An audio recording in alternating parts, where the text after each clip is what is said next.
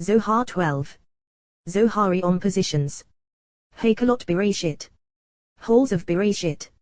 Rabbi Shimon said, we have learned that when the Blessed Holy One created the world, he engraved engravings of the mystery of faith within radiances in supernal mysteries. He engraved above, he engraved below, all in one mystery. He fashioned the lower world on the pattern of the upper world existing correspondingly to one another that all would be one in a single union. Accordingly, the Blessed Holy One engraved engravings of letters, above and below, and through them he created worlds. In the same way that the Blessed Holy One formed the world, so too did he create Adam. He opened, saying, but they, like Adam, have violated the covenant. Hosea the Blessed Holy One adorned him with supernal crowns and created him with 6 aspects of the world, to be entirely perfect. All creatures were overcome by fear and trembling before him, for when Adam was created, he was created in the supernal image, and when they gazed upon that image, they were seized by fear and trembling. Afterward, the Blessed Holy One placed him in the Garden of Eden to revel there in transcendent delights. Supernal angels surrounded him and tended to him, divulging to him mysteries of their Lord. When the Blessed Holy One brought him to the Garden of Eden, from there would he gaze and contemplate all supernal mysteries and all wisdom, so as to know and contemplate his Lord's glory. There are 7 halls abodes above, which are mystery of supernal faith, and there are 7 halls below matching them, one corresponding to the other. These 7 abodes of the halls below are the semblance of above. They are 6 corresponding to the supernal pattern, one is concealed and hidden above. All of these abide in supernal mystery, for all these halls contain the semblance of above and the semblance of below, to be comprised in the image of the mystery above and in the image of the mystery below. Within them was Adam's abode. After he was banished from the Garden of Eden, the Blessed Holy One arrayed them for the souls of the righteous, to delight in them as is fitting, from the supernal radiant glory. Every single one is arrayed on the pattern above and the pattern below, as we have established. First hall. A sight arrayed below to be as above.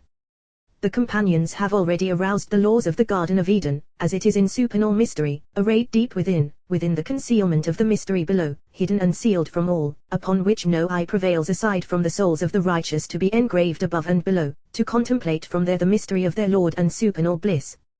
These are the righteous, who did not exchange the glory of their Lord for another deity. It is written, a woman of strength is her husband's crown, mystery of faith, that a person cleave to his Lord and fear him constantly, not straying to the right or left. We have already established that a person must not pursue another deity, called women of whoredom. Accordingly it is written, to protect you from a strange woman, from a foreign woman whose talk is smooth. This hall abides in the image of supernal mystery. For when the souls of the righteous depart this world, they enter within these halls in the Garden of Eden below. There, every single one enters for as long as the soul is required to dwell within. In every single hall there are images corresponding above and images corresponding below. There the soul is clothed in garments resembling this world, delighting there as long as she requires, until the time arrives to ascend to a loftier sight, as is appropriate. From within that instrument in which she is clothed, she beholds sublime images contemplating the glory of her Lord. In this hall are supernal lights upon which to gaze. The souls of the converts who converted are there. They ascend there to gaze upon the supernal glory, and there they are clothed in a garment of light that shines and does not shine. The hall is surrounded by a precious stone and gold. There lies an opening descending to the entrance of hell. From there they gaze upon all the wicked of the other nations who did not enter the sacred sealed covenant, and who were banished by the angels of destruction, who torment them with flaming fire. They behold and rejoice that they converted. 3 times a day, they scintillate from the supernal radiance, delighting there. Above them is Onkelos the proselyte, as well as the other converts who converted. It is the same above, when their souls are worthy of ascending there to be adorned. Second hall. This hall lies within the first hall. This opening is adjacent to the cave of the patriarchs, and this hall shines more than the first. Here, all manner of precious stones surround. Within this hall is a single light comprising every color, shining from above to below. In this hall abide those who suffered afflictions and illnesses in this world in order to be refined, who acknowledged and praised their Lord every day, never withholding prayer from their mouth. Within this hall abide all those who sanctified the name of their Lord every day with all their strength, and responded, Amen, may his great name be blessed with all their might. These abide deep within this hall, the light comprising all colors illuminating them. From that radiance they are sustained, and they behold other lights that fuse and do not fuse in their midst. Above them is the Messiah, who enters and stands among them, comforting them. He ventures forth from that hall and enters the third hall. There are all the gravely ill and pained, and all the tender school children who did not complete their days, as well as all those who were saddened by the destruction of the sanctuary and shed tears. All of them abide in that hall, and he comforts them. He ventures forth from this hall and enters the fourth hall. There are all the mourners of Zion and Jerusalem, and all those slain by the other nations. He begins to weep, whereupon all the princes of the seed of David embrace him and comfort him. He begins weeping a second time, until a voice resounds, and he clings to that voice and ascends above, where he lingers until the new moon. When he descends, countless lights and lustres descend with him, illuminating all the halls, as well as healing and light to all the ill and pained who suffered with the Messiah. Then he dons a royal robe. All those slain by the other nations are engraved and inscribed in that royal robe. That royal robe ascends above and is engraved there within the supernal purple robe of the King. In the future the Blessed Holy One will don that purple robe to judge the nations, as is written, he will execute judgment upon the nations filled with bodies. Eventually he, the Messiah, reappears and comforts them, lights and delights descending with him in which to revel, countless angels and chariots with him, each one bearing a garment with which to clothe all the souls of the slain. There they delight all the while he ascends and descends. Within this hall, abiding deep within a lofty level, are the 10 ordained nobles, Rabbi Akiva and his companions. All of them rise ascendantly within the speculum above, illumining with the supernal radiant glory. Of them is written, no eye has seen, O God, but you, what you will do for one who awaits you. In the fifth hall abide all the perfectly penitent, who returned from their sins and regretted them, whose souls departed in purity, as well as all the 7 masters of penitence, and all those who sanctified the name of their Lord, accepting death upon themselves. At the portal of this opening stands Manus, King of Judah, for the Blessed Holy One accepted him in perfect penitence and dug an opening to receive him. Within this hall abide all the potently penitent whose soul departed at the moment they were aggrieved about their deeds. These revel in the supernal delight every single day. 3 times a day, radiance infuses the hall in which everyone delights, as is fitting. Each is scorched by the light of his fellow's canopy, whether above or below. This hall is situated above those below. Even the completely righteous cannot enter this hall to stand within it. Is the highest rung of all, notwithstanding the rung of the pious, which is the highest rung of all. 6th hall. This hall is the hall of the pious. This hall is the most eminent of all, and this is the hall situated above all. The hall of the right none can stand within, aside from the holy pious ones and all those who love their Lord with abounding love. At the opening of this hall stand all those who enact the unification of their Lord every day. These enter this hall, poised to ascend first. Above this opening is Abraham, the right hand of the Blessed Holy One. At another opening stands Isaac, who was bound upon the altar, a perfect offering before the Blessed Holy One. At another opening, within, stands Jacob, the consummate, and the 12 tribes surrounding him, Shekinah upon their heads. When Israel are in distress, the 3 patriarchs arouse, rousing Shekinah to protect them. Then she ascends and is crowned above and protects Israel. Just as there are halls below in the Garden of Eden, so too above halls are arrayed which are mystery of faith. All these halls are linked together and crowned with a single hall, the 7th hall, which is hidden and concealed from all the other halls.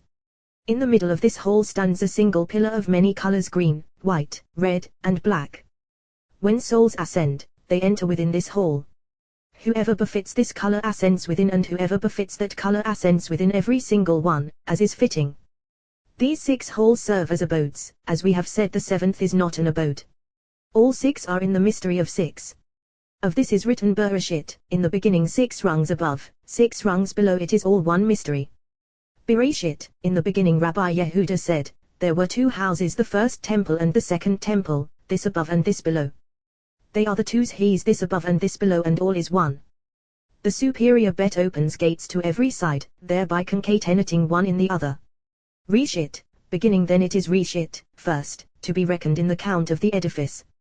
Rabbi Yitzhak said in the name of Rabbi Elazar, Bereshit, in the beginning totality, the image in which all images are comprised, mystery of the verse, the appearance of the semblance of the glory of Yehovah, Ezekiel, the mirror in which 6 others appear, and this is Bereshit Barashit, created 6. When 6 colors enter within this mirror, she primes herself to display them and fashion through them the artistry of the world.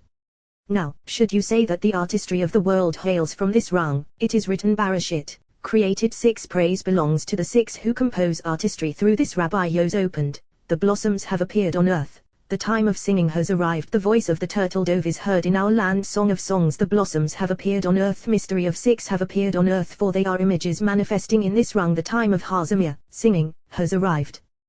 Then it praises and exalts, as is said, so that glory may sing to you and not be silent. So it is called Mizmor, song, as we have learned concerning what is written. Mizmor la David, a song of David, for Shekinah settled upon him first.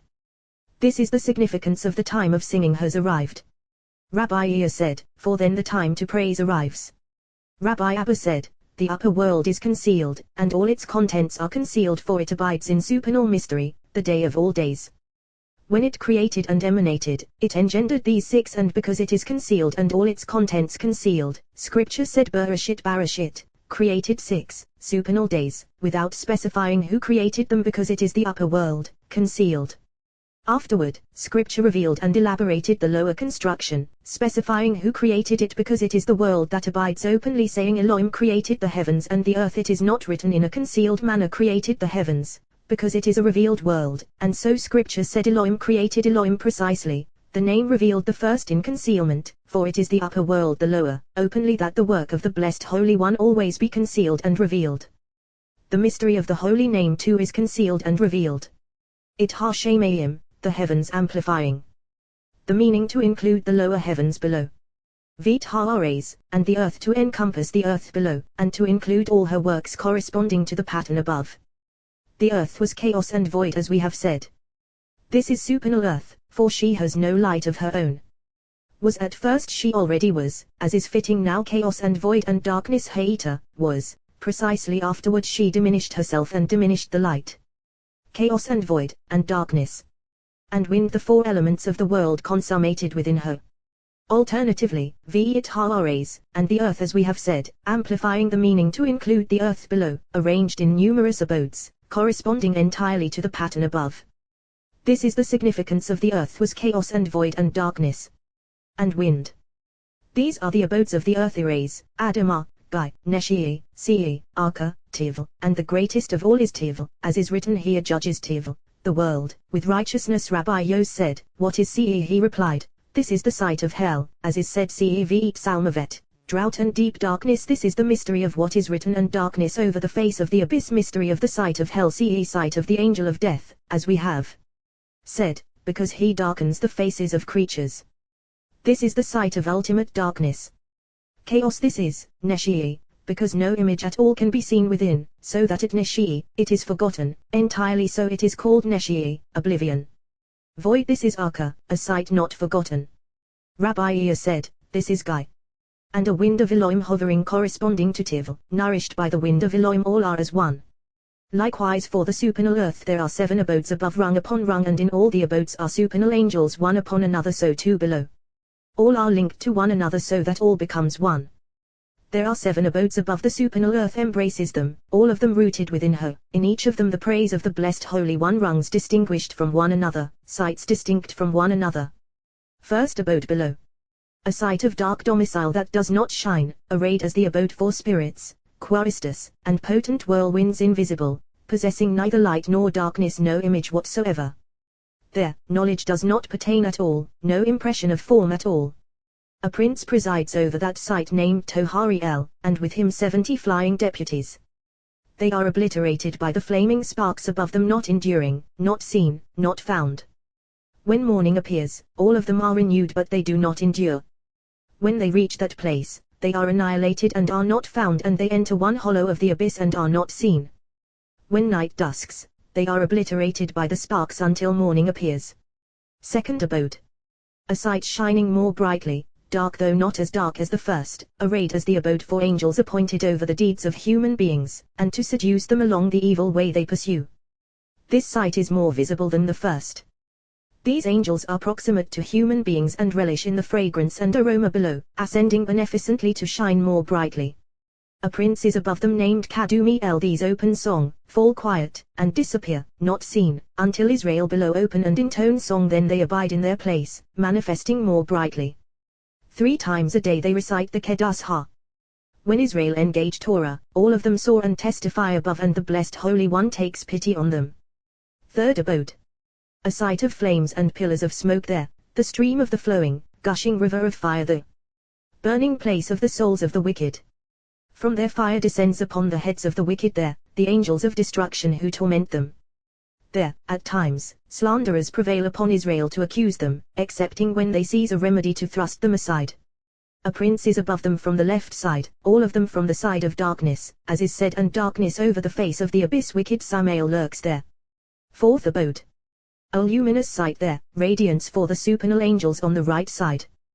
They open song and conclude, not vanishing like the former, who open song and are burned, passing through the flaming fire, returning renewed as before. These abide in their place and do not pass away. These are angels of compassion, who never change. Of them is written, he makes his angels spirits. These perform their missions in the world unseen by human beings, except in a vision, or in a different mode, through great awareness. An angel is appointed over them named Padel within, keys of compassion open to those who return to their Lord, and they open gates to usher in their prayers and supplications. Fifth abode. An abode shining more luminously than all the preceding.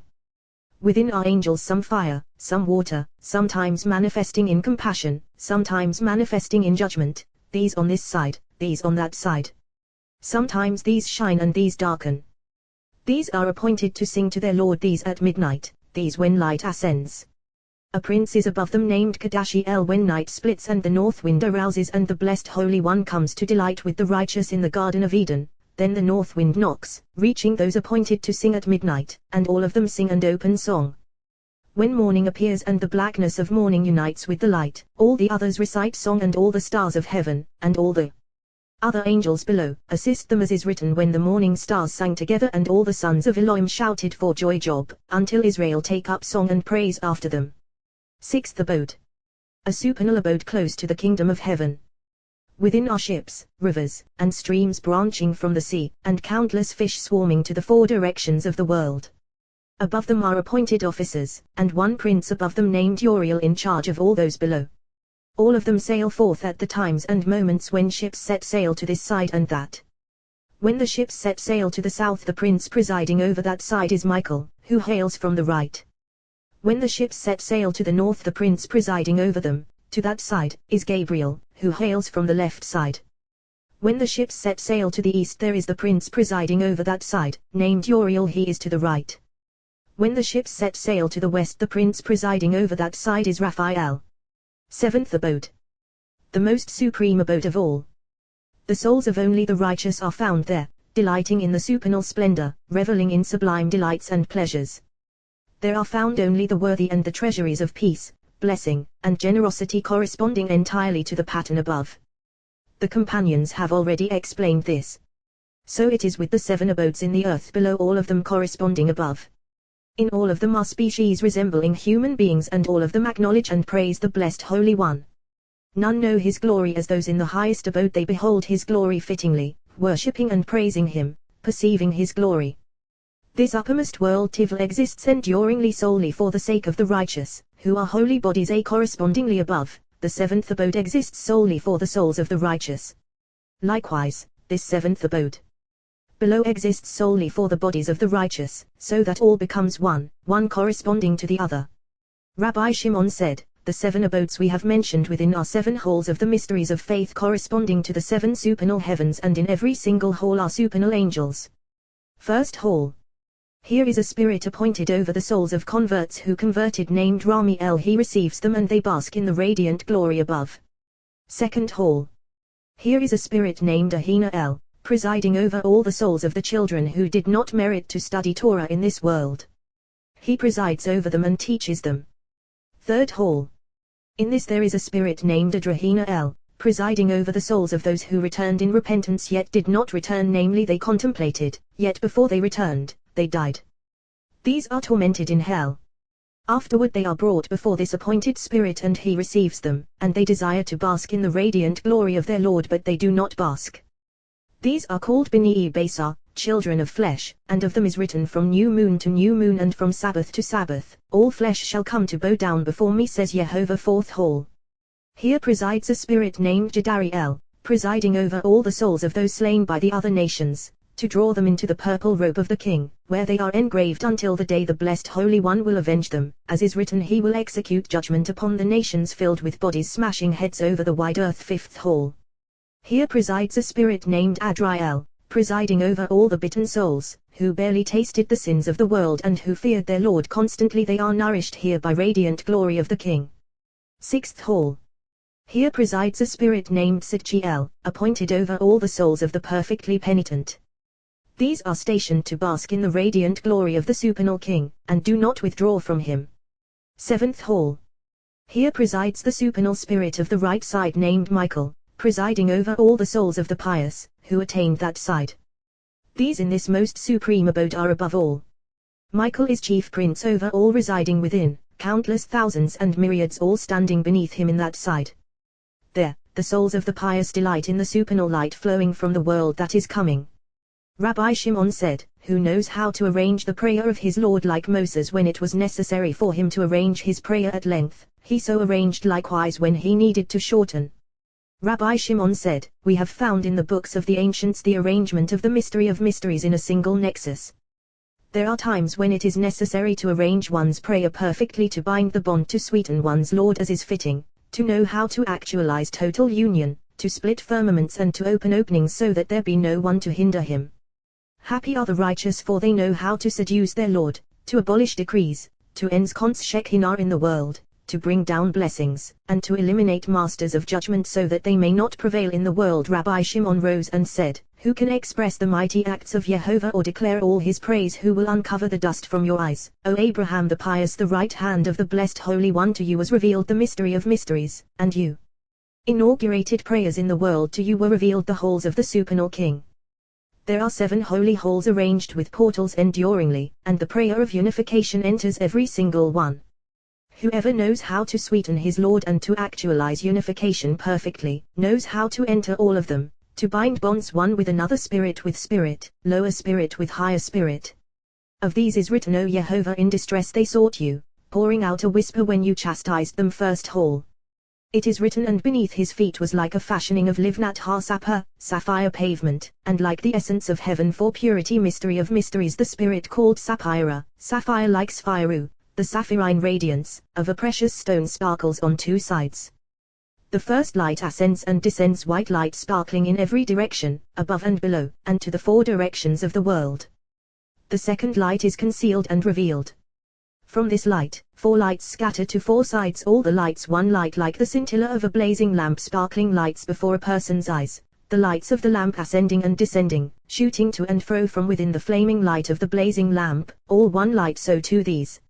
All these lights sparkle with a reddish hue like the appearance of polished bronze, as is said, sparkling like the gleam of burnished bronze. Ezekiel. This is on the right. On the left, there is a spirit called Livnat, pavement. It merges with the first spirit, fusing together. Its light is red and white as one, because it derives from the previous lights. As this one's lights proceed, they converge with the previous lights and are comprised within, becoming one. Only the previous lights are visible, the latter are not revealed, not known that they entered within them, concealing themselves within, as is said, and it was not known that they had entered into them. This is spirit within spirit becoming one, lights within lights becoming one. Here are the 2 lower firmaments of the firmaments called heavens of the heavens. From these 2 sparkling spirits, the holy Ophanim, wheels, were created, their nature equivalent to the living beings, as is written, the appearance of the wheels and their design. Ezekiel. And this is the significance of the verse, the image of the living beings, their appearance, was like burning coals of fire, something with the appearance of torches. It moved about among the living beings. What does it signify? The Holy Spirit, the sight from which they sprang, illumining them, as is written, and there was brightness to the fire, and out of the fire flashed forth lightning. When spirit fuses with spirit, there flashes forth from them the radiance of one living being, poised above 4 Ophanim, wheels. It has the image of a lion, and rules over myriads of other wheels. It has the wings of an eagle. This one is empowered over all those wheels. Each one of those 4 moves in 4 galgalim, spheres in every single sphere, 3 supports, 12 supports in 4 spheres. This spirit rules over all, from here they emerge. This spirit sustains all, from it they are nourished. Each of these 4 Ophanim, wheels, has 4 faces, and all these faces gaze toward the 4 sides of the living being standing above them. When these 4 beneath the living being move, they interlock, linking with one another, as is said the loops opposite one another combining together, one with another. When the spheres move, a sweet voice is heard among all the hosts below, according to their kind. Beneath this hall, hosts spread out to countless directions of the firmaments below, until they reach the planet Saturn. All of them gaze toward this hall, from there they are nourished. All those in this hall gaze toward that spirit, as is written, wherever the spirit would go, they went, not turning as they went. Ezekiel. This is the hall called Hall of Livnat Ha-Sapphire, sapphire pavement. The light of this spirit, which comprises a second spirit, ascends and descends, never resting, like sunlight in water. None can fathom it, save the aspiration of the righteous person in the prayer which enters that hall, ascending to bind bonds perfectly at the origin of this spirit, as is fitting. Then the light wraps itself within, delighting ascending with it, to be linked in the nexus of the second hall, so that the comprising spirit might be encompassed within another higher spirit above.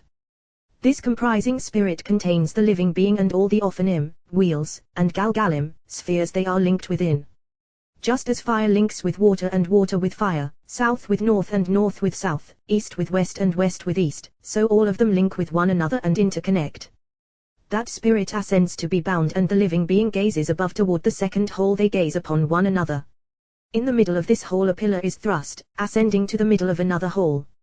It is hollow and is set from below above, so that spirit might fuse with spirit and so on to the highest of all, so that they might all be one spirit, as is said there is one spirit for all second hall. It is written, and like the essence of heaven for purity, here is the unchanging spirit called Zohar, radiance always abiding in whiteness, its colors not mingling with another essence that never changes. This one is not sufficiently revealed to sparkle like the other. This one manifests with difficulty like the concealment of the eye, which as it rolls radiates and sparkles in its revolution, so too with this one. For when that first spirit ascends, it rolls revolutions and reveals it, and is bound to it like the nexus of the white of the eye with another color, yet more rarefied, found above it. This spirit revolves through the spirit below. The light below spins around revolving this light, and it is illuminated. It is not able to shine until the lower grasps it, linking with it. Then it shines, embracing the comprising light below, though it does not change at all, merely being revealed through its revolution. When this light revolves, another light is propelled on the left side, revolving and spinning around with it. This is the mystery of what is written: the curves of your thighs like ornaments, the work of a craftsman's hands. Song of Songs. Happy is one who knows how to revolve lights. The other spirit merges with it and spins about, radiating around blue and white. This white joins with that white, and the blue joins with the red of the lower light of the left side. They coalesce, becoming one, and are called Etzem Ha-Shemayim, the essence of heaven. All that is below, as well as the lower hall, are all comprised here, and because everything is included here it is called the essence of heaven. From the fusion of these lights the 6-winged seraphim were created, as is said seraphim were standing above him, each one had 6 wings, all of them with 6, because they all hail from the essence of heaven. It is they who burn those who show no concern for the glory of their Lord. The mystery: he who makes worldly use of the crown shall perish. Whoever studies scripture and the 6 orders of the Mishnah, this is the one who knows how to order and bind the unification of his Lord, as is fitting. It is they who sanctify the name of their Lord continually every day. As the lights revolve, there flashes forth from them the radiance of one living being, poised and presiding above 4 beings ruling over the aforementioned seraphim, for they contain them within. When these move, lower seraphim, the snakes that emerged from that fiery serpent that inflicted death upon the whole world, are subdued. These beings have the faces of eagles. They gaze toward that living being, the supernal eagle above them, as is said the way of an eagle in heaven. This spirit rules over all. The living being poised over all gazes above, and all of them toward it. When all of them move, countless hosts tremble, some of them shine, while others are smashed asunder by their presence, and they burn them in fire, returning renewed as before. All of them enter beneath the living being, concealing themselves beneath its wings, to be comprised above. These 4 beings ascend when the spirit illuminates the living being. Every single one has 4 Galgalim, spheres. 1 sphere faces the east, 3 supports bearing it, facing the center. 1 sphere faces the west, 3 supports bearing it, facing the center. 1 sphere faces the south, 3 supports bearing it, facing the center. 1 sphere faces the north, 3 supports bearing it, facing the center. All 12 supports are propelled from the center, and the center opens and closes. As each sphere moves, a voice is heard throughout all the firmaments. These four beings all link together and the wheels below enter within these beings, incorporating with one another. This spirit, which merges with those spirits, flames ascending to be united above, poised to be fused and linked by the aspiration of the righteous person in the prayer he utters. For as it ascends and enters that hall, it raises all and they are all raised with it, combining together, until they are comprised within that spirit. That spirit is propelled by the desire of the nexus of unity of prayer, unifying all, until they all reach the third hall, fused together, like the former fire with water and water with fire, air with dust and dust with air, east with west and west with east, north with south and south with north. So all are linked together, united with each other, and intertwined with one another, and similarly with countless hosts and camps descending below, mingling with the lower realms extending to the planet Jupiter, where numerous deputies are appointed over the world. When this spirit comprises all and all are comprised within, it ascends and is embraced and enters within the third hall, so that it merges with the spirit there, within the pillar standing in the center. Then all is perfected up to this point, as is fitting. All is one spirit, composed of all and perfect in all, as is said, there is one spirit for all. Here pertains kneeling to cleave to one's Lord. Third hall. This hall is the hall of the spirit called Noga, brilliance. This spirit is purest of all, no color seen within, neither white, nor green, nor black, nor red. Accordingly, it is called Zohar, purity, purest and clearest of all those below. Even though it is purest of all, it does not manifest until those below revolve and appear within it, entering within. Once they enter within, it manifests its light, though not with the color of any one of them. When this spirit is consummated by all those below, it emits a light consisting of 3 lights. 2 lights ascend and descend, sparkling. Within that sparkling, 22 lights are visible, different from one another, all of them one light. They enter within the one light, that light absorbs them. It shines only when the lights below ascend and the aspiration of prayer propels them all. Then that light radiates forth from within the spirit, illumining, generating these 2 sparkling lights, manifesting 22, like the number of letters of Torah. Afterward they return and are assimilated within that light. All the lower lights are comprised in these lights, and all of them in this light. This light is comprised within the spirit, and the spirit abides in this third hall, though only abiding to settle within the fourth hall, into which it yearns to ascend. When the lights emanating from the spirit sparkle, all the gleaming lights join together. The instant they emerge from the one light thrusting to shine, a great and holy living being flashes forth from them, its image like the appearance of all the other living beings, the image of a lion and the image of an eagle combined as one, from which is fashioned a single form. Beneath this living being are 4 supernal ophanim, wheels, like the appearance of topaz, embroidered with the totality of all colors, 600,000 myriads all within them, and each of the 4 wheels has 8 wings. They all flash forth from within the radiance of the living being presiding over them. When the light sparkles, it generates these hosts.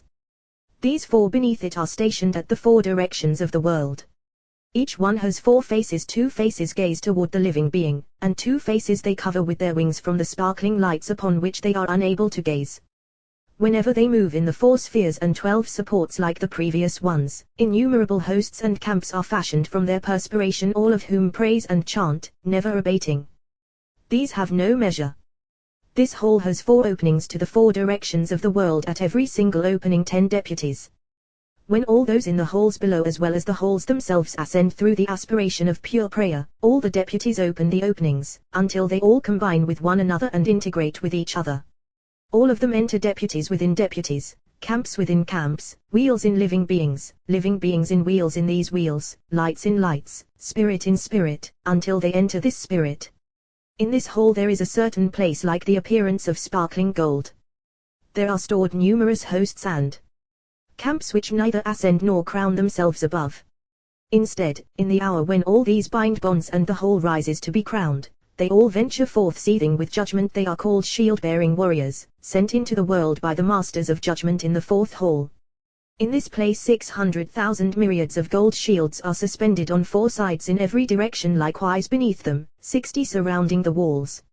All these shields wage battles outside with swords and spears with all the emissaries of judgment in the world, until they reach, rung by rung, the planet Mars. Then the whole ascends and is crowned with the spirit and all those hosts, but this place remains in its sight. This place is called Taharatsim, the chamber of the runners' kings, these emissaries run to accomplish judgment and retribution in all the corners of the world. As prayer ascends, it raises all these lights and camps, clustering clusters, and they are all comprised as one until spirit is joined to spirit, becoming one, and they enter within the pillar to be incorporated within the spirit of the fourth hall. Happy is the share of one who knows the mystery of his Lord, raising his banner in the appropriate place. Everything is interdependent, this requiring that, to be perfected by each other and illuminated by one another, until everything ascends to the sight, requiring perfection at first from below, subsequently from above. Then perfection on all sides, and all is consummate as is fitting. Whoever knows these mysteries and actualizes perfection cleaves to his Lord and abolishes all harsh decrees. He adorns his master and draws down blessings upon the world. This is the person who is called pillar of the world. His prayer does not return unfulfilled. His share is in the world that is coming. He is reckoned among the scions of faith. All these halls, all these living beings, all these hosts, all these lights and all these spirits all need one another in order to be perfected from below, and subsequently to be perfected from above. These halls cleave to one another. All of them cleave to one another like the colors of the eye. All that is within them like the vision visible in concealment when the eye rolls and the sparkling radiance appears. As for that which is not seen in the rolling, it is the spirit ruling over all. Hence, they depend on one another, rungs upon rungs, levels upon levels, until everything is crowned as is fitting. Were it not for all the colors of the eye that can be seen, the radiant colors would not be visible when the eye is closed and rolls around. And were it not for those colors, the concealed one ruling over them could not be apprehended. Thus, all is interdependent, interlinked. When all is comprised as one in the third hall, and the aspiration of prayer ascends to be adorned in the fourth hall, then all is one desire, one bond. Here pertains prostration to gain the favor of one's Lord. Fourth hall. This hall is different from all the others. This one has 4 halls, one within the other, all of them one hall. Here is the spirit called Zekhat, merit. In this place the merit of all the world's inhabitants is pondered. This spirit absorbs all. From it emanate 70 lights, all sparkling, all in a circle, not ramifying like the others, but adjoining one another, illuminating each other and embracing one another. All the merits of the world stand before these lights. From all of them proceed 2 lights of equal stature stationed before them always.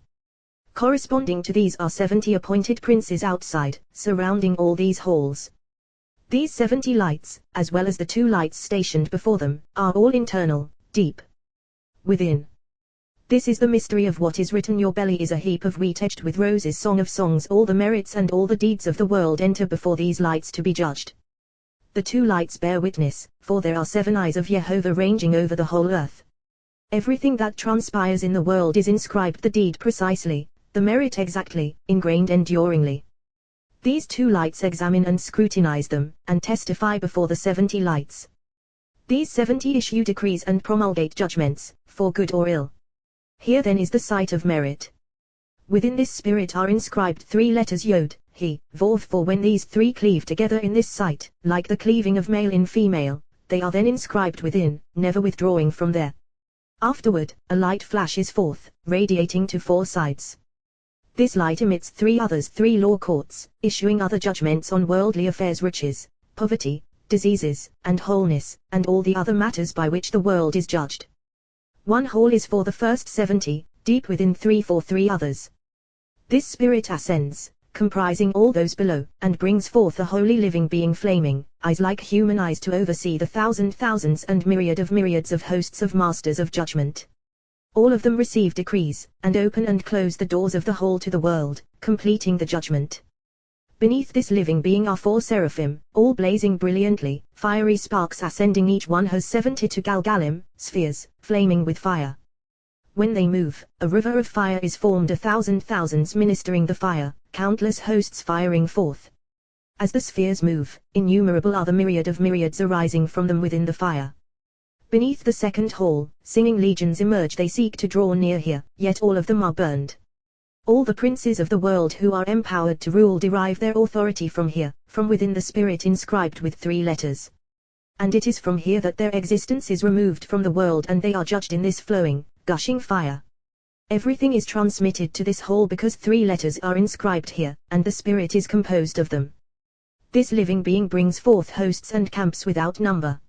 All the judgments of the world, for good or ill, issue from this hole except for 3 children, life, and sustenance, because authority was not granted to this sight, for this matter depends on the supernal river from which all lights stream. In the middle of this hole, a place is arrayed to receive the spirit above. Within this spirit it ascends thereby. This hole has 12 openings. In every single opening are all the officers and deputies who proclaim, to make known below all the judgments destined to descend below. As is said, he called out loudly, saying, hew down the tree. Daniel. From these heralds all the masters of wings receive the word, in turn conveying the matter to the firmament of the sun. From there, as the sun comes out, the word soars forth and flies through the world, reaching the serpent of heaven, which is in the middle of the heavens, where the stars of heaven are congealed. The officers beneath the sun and those appointed over the serpent hear the word and seize it.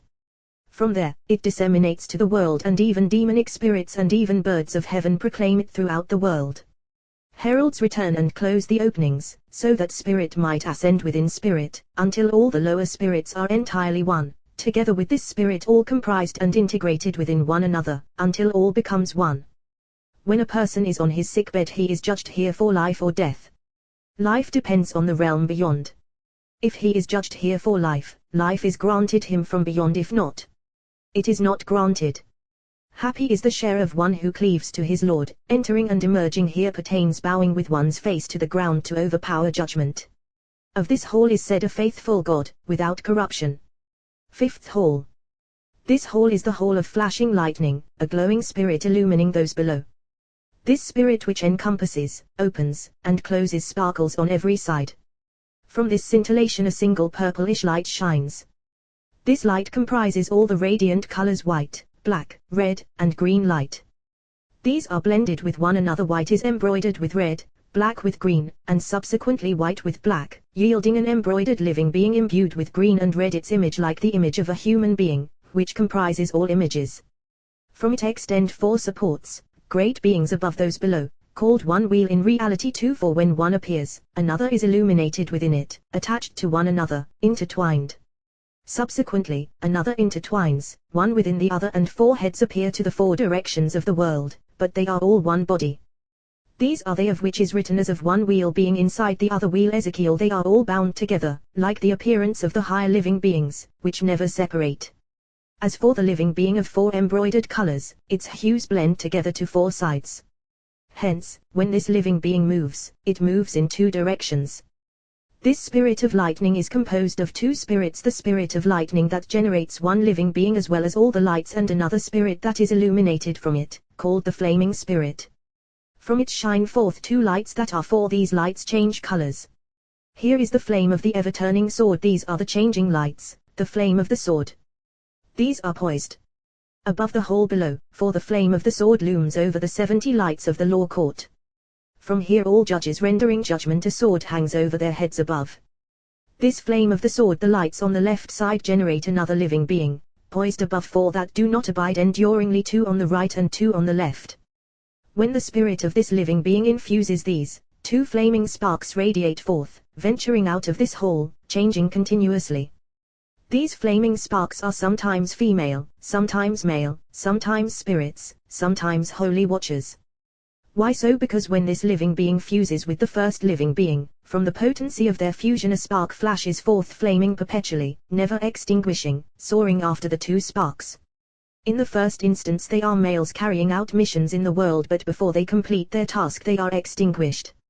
Whereupon the spark strikes them, illuminating them, and they are renewed as before, becoming females, ranging and roaming, but before they complete their task they too are extinguished. This spark strikes them, illuminating them, and they are restored as before, for that spark is composed of the 4 colors. Consequently they modulate through all these aspects. This spirit is fused with another spirit, as we have said, and 2 can be seen as one, unlike the others preceding, for when they fuse together only one is visible. Here, 2 can be seen, abiding in love, comprising all those below. And even though they are 2, they are one when spirit spreads within spirit, manifesting in love.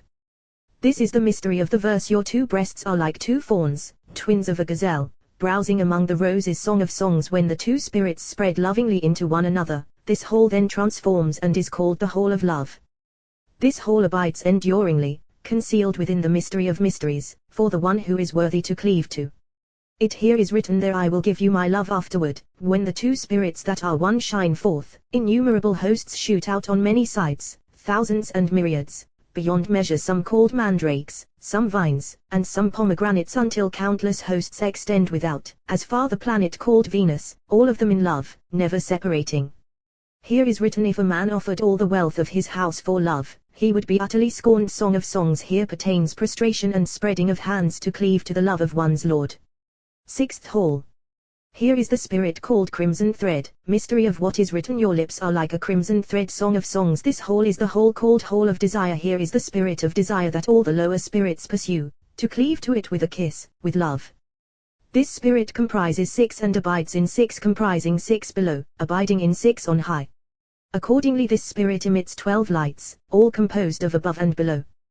These 12 lights delight to ascend above and to receive all those below. This whole Ratson is the desire of all. Whoever ties clusters and raises them here attains goodwill from Jehovah in love. Within this hall, Moses was gathered in love, for he kissed kisses of love. This is the hall of Moses. This spirit is a spirit of love, a spirit of union, emanating love to all sides. These 12 lights ascend and flash. From their scintillation, 4 holy living beings radiate forth, beloved of love. These are called great living beings, joining with the smaller beings that are contained within them, as is written, living beings, small with great, these embrace one another on 4 sides, just like a nut that is composed of 4 sections. Accordingly this hall is called the nut garden, as is written, I descended to the nut garden. Song of Songs. What is meant by to the nut garden? I descended for the sake of the nut garden, the hall of love, so that male and female might unite. These 4 divide into 12, 3 on each side. All those below are comprised within them. Within abide spirits in spirits, lights in lights, all of them one in another, until they become one. Then this spirit that is composed of all ascends, to be crowned with the spirit above, the one called heaven, and summons him to unite together. As soon as all below are bound together with it, the spirit says, oh that he would kiss me with the kisses of his mouth. Song of Songs. Then joy abounds to bind spirit with spirit, to be perfected by one another, then perfection, in a single convergence. When this spirit is joined with him and they consummate one another and illuminate one another with total perfection, as is fitting through the aspiration of the righteous person's prayer, elevating all fittingly to this sight to join one another in love, then all the halls and all the spirits comprised herein, every single one of the spirits and halls comprised in the totality of heaven, takes the hall and spirit befitting it, to be joined with it and consummated by it, as is fitting, because the 6th spirit called desire raises them toward them in this unification. They are joined as follows: heaven, a holy spirit above, takes this whole, this spirit called desire, to kiss one another, unite with one another, and be consummated by one another. This is the mystery. Jacob kissed Rachel. Abraham, the right hand on high, takes the whole of love we have mentioned, the spirit called love, to be bound together, to unite with one another, becoming one. Your mnemonic: now I know what a beautiful woman you are, and a woman's beauty consists of the breasts. Isaac, the left hand, takes the whole of the law court, from where all judgments arouse, the spirit called merit, to unite with one another, to perfect one another, becoming entirely one fittingly. The other prophets take the 2 halls below, the 2 spirits' brilliance and radiance, in the mystery of what is written, the curves of your thighs. Song of Songs. To be bound with one another and perfected by one another, becoming one. Joseph the righteous, pillar of the world, takes the whole of sapphire, the spirit called sapphire pavement. And even though it is written, and beneath his feet was like a fashioning of sapphire pavement, out of respect for the king, assuredly it is so later, this pillar takes more mystery of mysteries in the sight of the 7th hall. Thus far the rungs are joined, uniting with one another to be consummated by one another, so all will be one, everything as is fitting. Then Jehovah is Elohim. Kings happy in this world and in the world that is coming is the share of one who knows how to bind them, to cleave to his Lord. Here pertains kneeling, prostration, bowing, spreading of palms, and falling on the face to draw down the favor of the Supreme Spirit, the soul of all souls, suspended above, beyond, unto infinity, from which radiance and blessings stream, to perfect all from above as is fitting, so that all might be in perfection from below and from above, all faces resplendent on every side, fittingly. Then all decrees of judgment are abolished and every desire fulfilled above and below. Of this is written, he said to me, you are my servant, Israel, in whom I glory, and similarly happy the people who has it so, happy the people whose God is Jehovah. 7th hall. This whole contains no actual image, all is in concealment.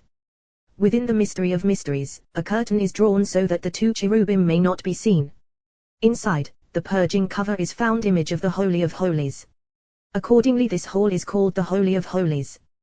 This Holy of Holies is the place arrayed for the Supreme Soul, totality of all, the world that is coming vis-a-vis this world. When all the spirits are joined together consummated by one another, as is fitting, then the Supreme Spirit, the soul of all, arouses beyond, to the concealed of all concealed, to be stimulated on behalf of all, to illuminate them from above to below, to perfect them and kindle lamps. When all is in perfection through the radiance of all, and the transcendent radiance descends, then this seventh hall is a hall concealed in the concealment of all, to receive the Holy of Holies, the descending radiance, to be filled from there like a female impregnated and filled by a male filled solely from this hall, which is arrayed to receive the supernal radiance. This is the mystery. The seventh hall is the site of the union of coupling, that seventh might be joined with seventh, that all might become a single perfection, as is fitting. Happy is the share of one who knows how to bind this unification. Beloved above, beloved below, the blessed Holy One decrees and he abolishes. Could one possibly conceive that he contests his Lord? Not so. It is simply because when he binds bonds and knows how to actualize unification, and all faces are resplendent, and utter perfection prevails, and everything is blessed, as is fitting, all judgments are removed and abolished, and judgment is not to be found in the world. Happy is his share in this world and in the world that is coming. This is he below, of whom is written, the righteous one is the foundation of the world, sustaining pillar of the world. Every day a herald proclaims concerning him, you will rejoice in Jehovah, and glory in the Holy One of Israel. Similarly, sacrifice smoke ascends, and all are provided for, as is fitting, priests with devotion and Levites with fragrance of song. One is comprised in the other, and whole enters whole, and spirit spirit, until they are joined in their place, fittingly limb with limb, consummating one another, uniting with each other, finally becoming one, illuminating one another.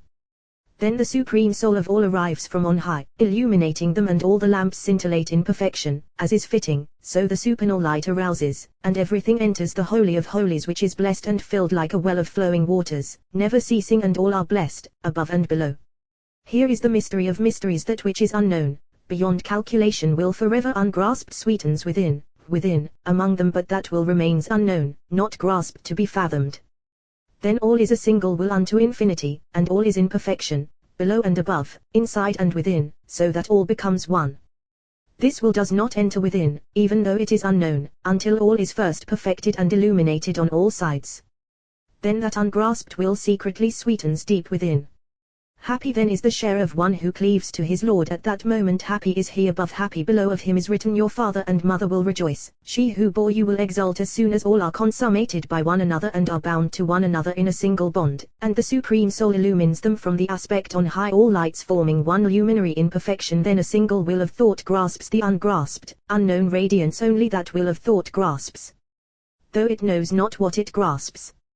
But that will of thought is illuminated and sweetened, and all is filled and all is perfected, and everything is illuminated and fragrantly tempered, as is fitting. Of this is written, happy the people who has it so. Whoever is privileged to cleave to his Lord in this way inherits all worlds. He is beloved above, beloved below. His prayer does not return unfulfilled. He takes liberties before his Lord like a son before his father, who fulfills his desire and every need. His awe prevails upon all creatures. He decrees and the blessed Holy One fulfills. About him is written, you will decree and it will be fulfilled for you, light will shine upon your ways. Job. Hakelot Pekudia. Halls of Pekudia. Rabbi Shimon said, we have already learned concerning those halls that they abide in waiting to sequence the arrangement of the praise of the blessed Holy One, whether the arrangement that is actualized through word or the arrangement that is actualized through aspiration.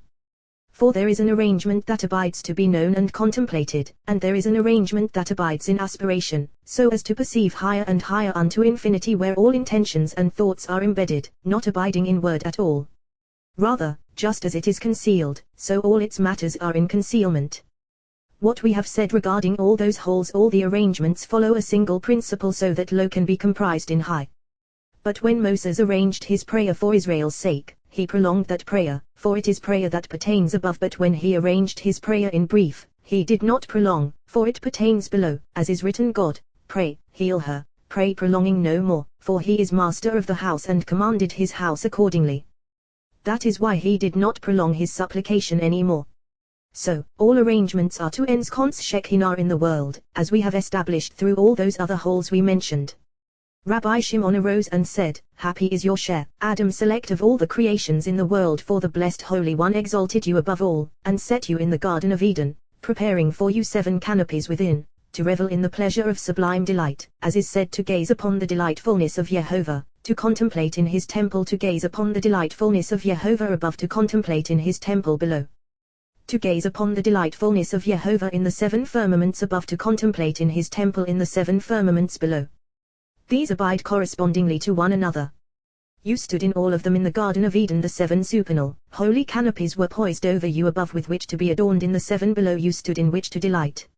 Your Lord perfected you with all of them, to be entirely consummate, until your legs went astray after wicked counsel, and you were banished from the Garden of Eden, inflicting death upon yourself and the entire world, because you abandoned the bliss of above and below, and were drawn after impure desires called poison of asps, after which the body is drawn, not the soul, as is said, the pitiless poison of asps, and it is written, their grapes are grapes of poison, until Abraham the pious appeared, and began to repair the world, and entered within holy faith, restoring above and below, within the upper and lower firmaments.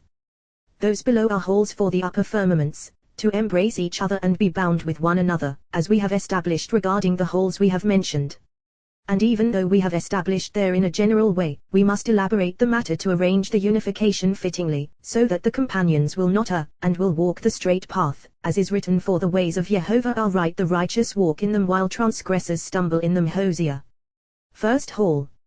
Beginning within faith, inauguration to the mystery of faith, and within the visionary levels of faith. Through this, true prophets would see the speculum that does not shine. And because this is the beginning of faith, it is written, beginning Jehovah spoke through Hosea. Hosea he saw through this rung, beginning of all rungs ascending above, end of all rungs descending below. Because Hosea saw from within this beginning end of all rungs, he was required to take the women of whoredom, because Israel went astray and were lured from there below, to the site called women of whoredom, because they forsook and did not cleave to this women of valor. From there he beheld all the holes on the side of impurity, containing holes of defilement, all of them defiling whoever clings to them. So it is written, take yourself a wife of whoredom. Hosea now, does this befit a faithful prophet? It was only because it is forbidden for a person to enter those holes, so that he will not be lured after them, just as Noah was, as is written, he drank of the wine and became drunk, and exposed himself. Hosea was terrified of gazing upon those holes through which Israel were defiled and to which they clung, until he said to him, take yourself a wife of whoredom and children of whoredom. It is written, so he went and took Gomer daughter of Diblaim. Hosea to know to what they clung and by what they were defiled, forsaking the mystery of faith for the sake of alien God. So, he beheld from within this hole, beginning of all rungs. This hole is the beginning of all, to ascend through levels. This hole is an abode poised in radiance, to be adorned with its degrees, with those levels, as is written, they saw the God of Israel. In this hole is a ministering prince named Tohariel, he presides over the opening of the hole. For all the souls that ascend, this prince stands by that side, many other deputies with him, all of them flaming fire, fiery scepters in hand, all of them masters of eyes. This prince is stationed in this side. If the soul is worthy of entering, she enters. This prince opens the opening and she is admitted. If she is not worthy, another prince stationed in the other side lies in waiting, countless thousands and myriads of wardens of judgment with him. The other holy prince thrusts her away, while this other one in the side of impurity seizes her, and ushers her into the impure halls. All the wardens of judgment clutch her until they bring her down to hell, where she is judged for 12 months. Array of the other side, a law court to judge the wicked. Correspondingly, the holy prince presiding over the opening all the prayers that pierce atmospheres and firmaments to enter before the king. If the prayer of a congregation, he opens the opening and allows the prayer to enter, so that all the world's prayers become a crown upon the head of righteous one, as has been established. If the prayer of an individual, it ascends until it reaches the opening of this hall where the prince is stationed. If the prayer is deemed worthy of entering before the holy king, he immediately opens the opening and ushers it in. If not deemed worthy, he thrusts it away and it descends and drifts throughout the world, coming to rest in the lowest firmament of those firmaments below which conduct the world. In that firmament presides a prince named Sahadiel, ordained over this expanse. He takes all these rejected prayers, called blemished prayers, and he stores them away until that person is judged. If he returns to his Lord fittingly, and prays another pure prayer when that prayer ascends, this Prince Sahadiel takes the blemished prayer and raises it above until it meets up with the pure prayer and they commingle as one, entering before the king. Sometimes when the prayer is rejected, for the person is drawn after the other side and is defiled by that side, the prince in the impure other side takes it. Then the impure other side arises, ascends, and recounts that person's sins before the blessed Holy One and accuses him above.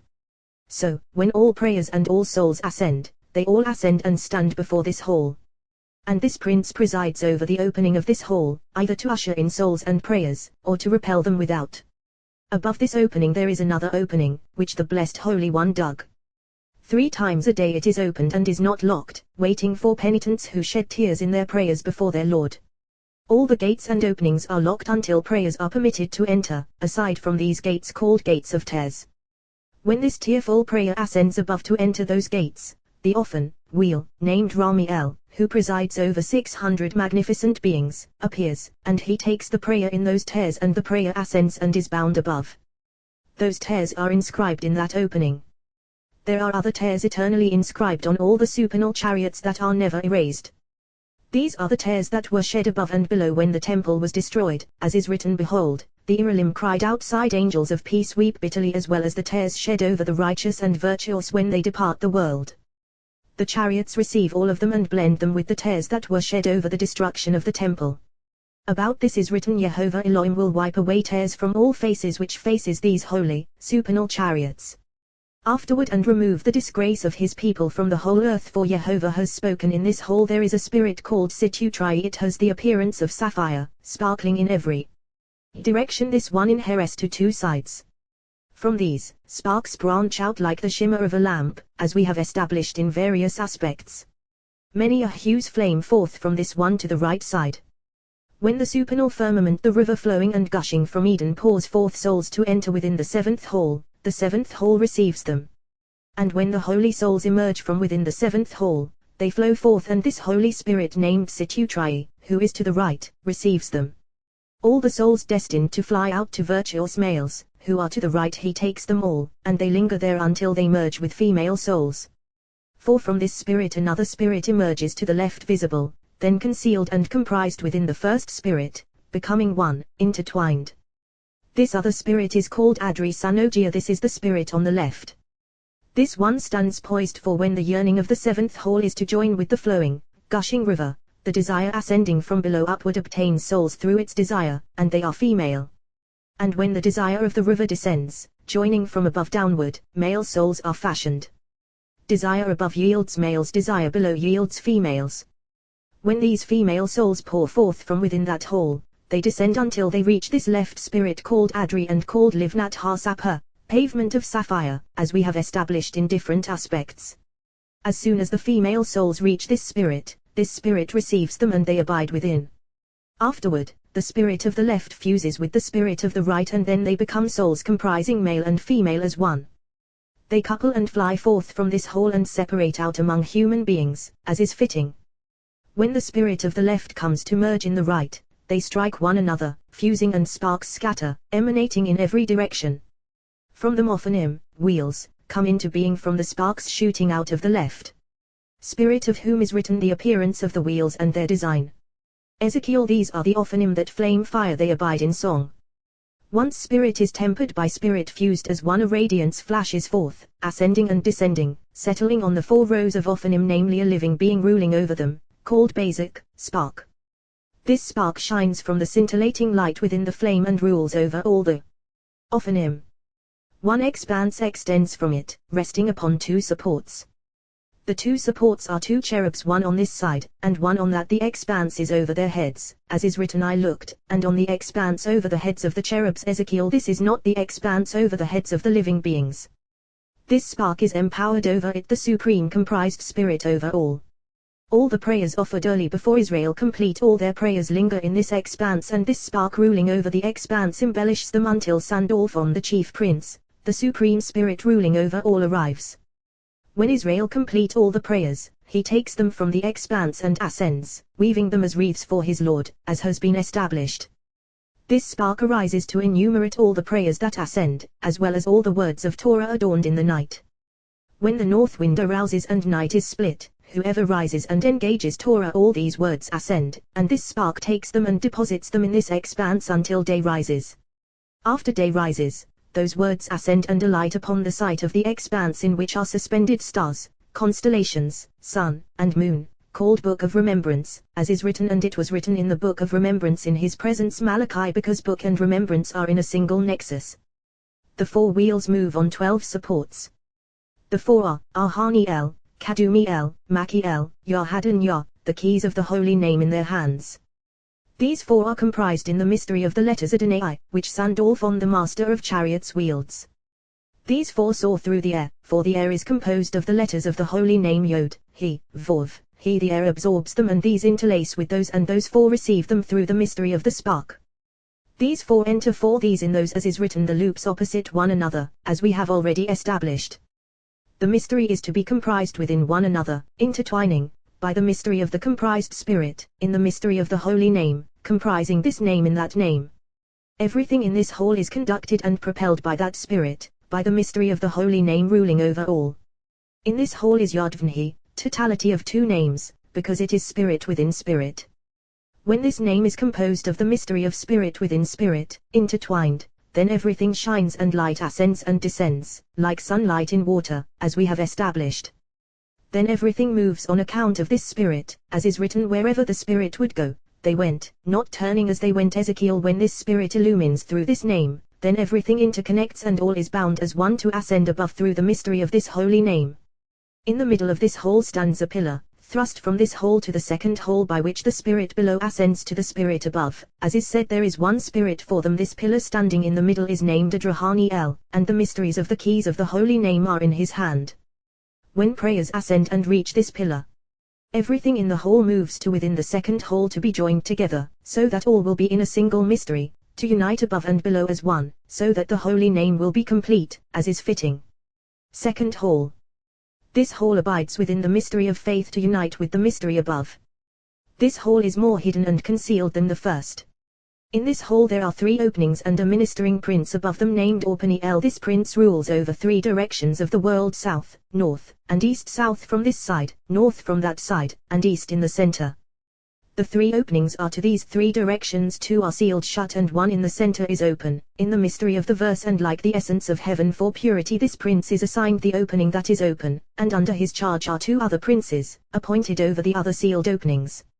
All the souls of those put to death by the court or those slain by the other nations are entrusted to their charge. The prince presiding over them engraves their images in his garments, which are blazing fire, and ascends above, displaying them to his lord. Then he takes those slain by the other nations and engraves them in his purple robe.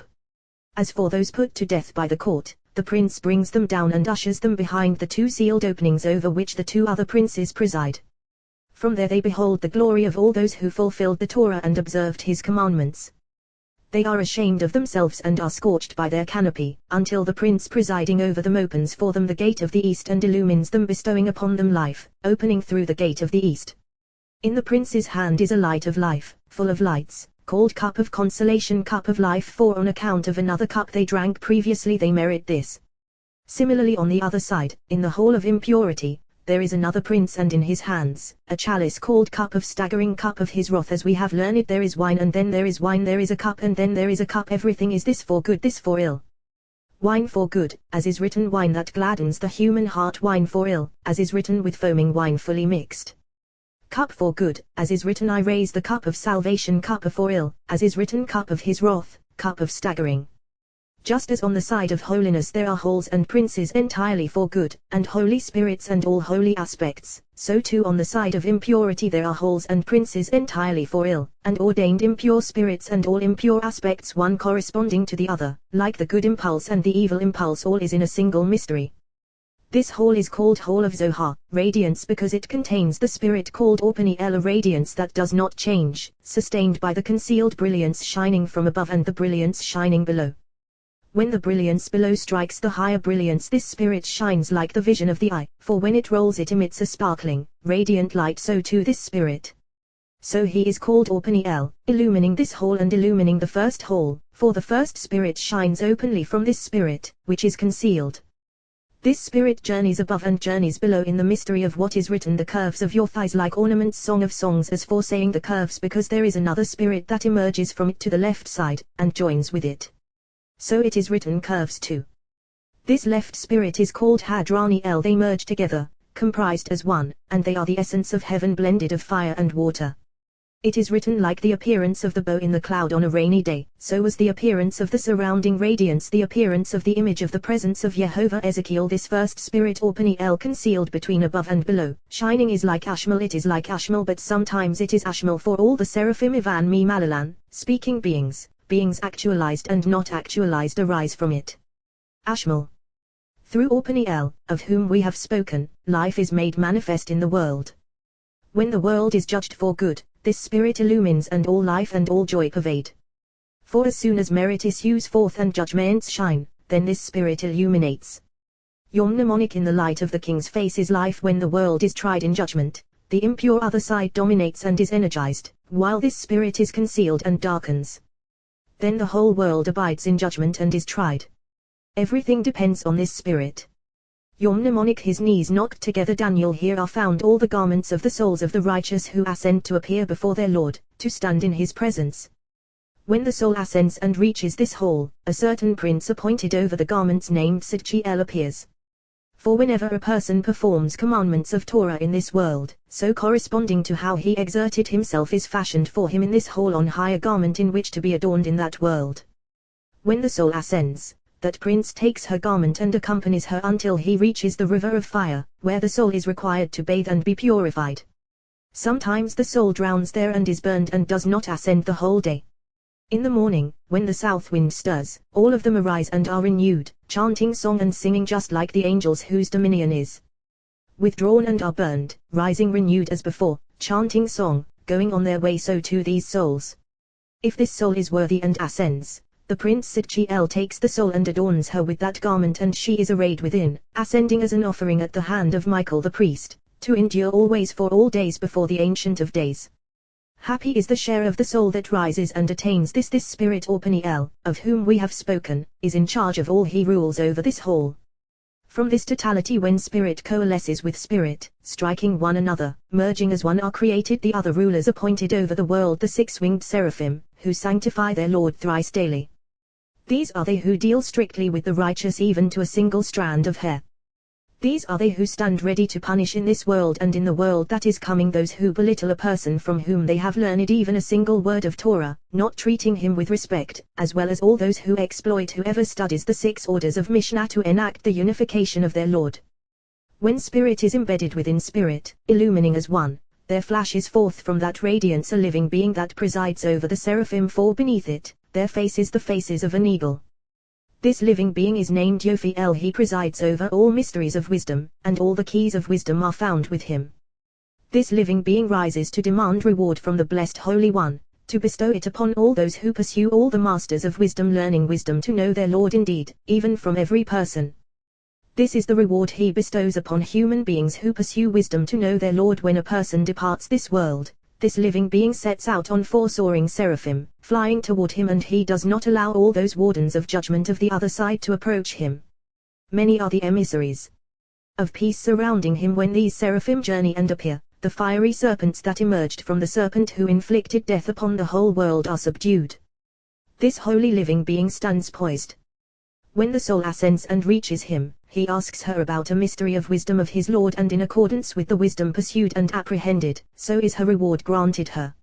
If one was able to apprehend yet did not apprehend, she is thrust aside and does not enter, and she remains beneath that hole in shame. When the seraphim beneath the living being raise their wings, then all of them beat their wings and burn her, and she is burned and not burned, abiding and not abiding. So is she judged the whole day, illumining, not illumining, even though she possesses good deeds. For there is no reward in that world like the reward of those who delve into wisdom, contemplating the glory of their Lord, and there is no limit to the reward of those who know wisdom, perceiving the glory of their Lord.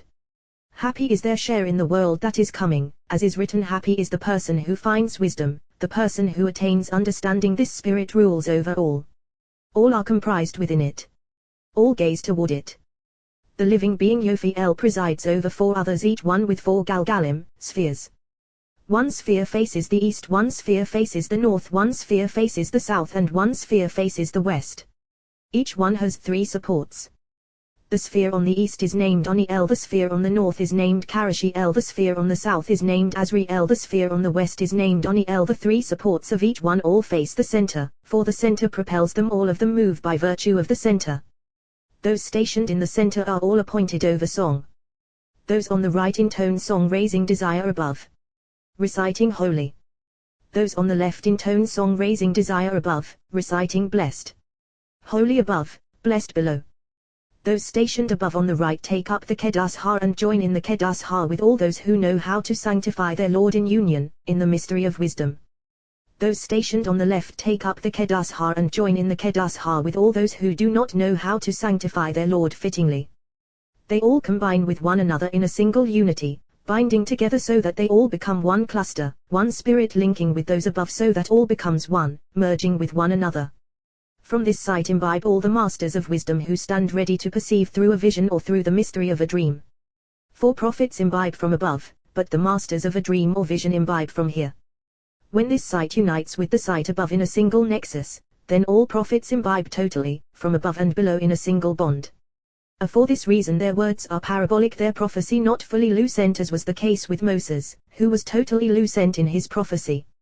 For when the radiance streamed from the sight from which all lights spring and reached his rung, so did he imbibe his prophecy, illumining which was not so for all the other prophets. As for masters of a dream and masters of vision, all of them imbibe from this sight below, not connected above through another rung beneath, external. Just as with the rung of the prophets above, the prophets beholding solely through another rung below, so too with these the rung of their imbibing is above, through this lower rung, though revealed to them only through another rung without, beneath. Because the matter emanates from this hall and extends to the prince presiding over the gate of this hall, and from there to the prince beneath him, and so on to all of them, for there are many who convey the word mingling with it, so, by the time it reaches the human being there are many who mingle with it, and consequently the matter is not fully lucent. When these 4 spheres connect with the 4 in the center, they are all called precious, and they are the masters of vision. Accordingly, the living being that we have mentioned rules over them, and accordingly Daniel was called precious man, as is written, for you are precious Daniel. It is all a mystery, as is fitting. Happy are they who know the mysteries of their Lord, to walk the path of truth in this world and in the world that is coming. 3rd hall. This hall is a hall that abides in supernal radiance more than all the preceding. 4 openings are found in this hall, 1 to the south, 1 to the east, 1 to the north, and 1 to the west. In every single opening there is 1 prince, for a prince presides over every opening. 1st opening. This is the opening in which is stationed a prince named Machiel. He presides over all the decrees issuing from the court of the king by which the world is judged, for he is appointed to oversee these decrees. 2 scribes are under his charge, 1 on the right, and 1 on the left. To this one is granted to amend the configuration of the decrees before they go out of this gate and are submitted to the prince in the 1st hall, for once they are submitted to that 1st prince, they issue forth from there, and it is not permitted to return them.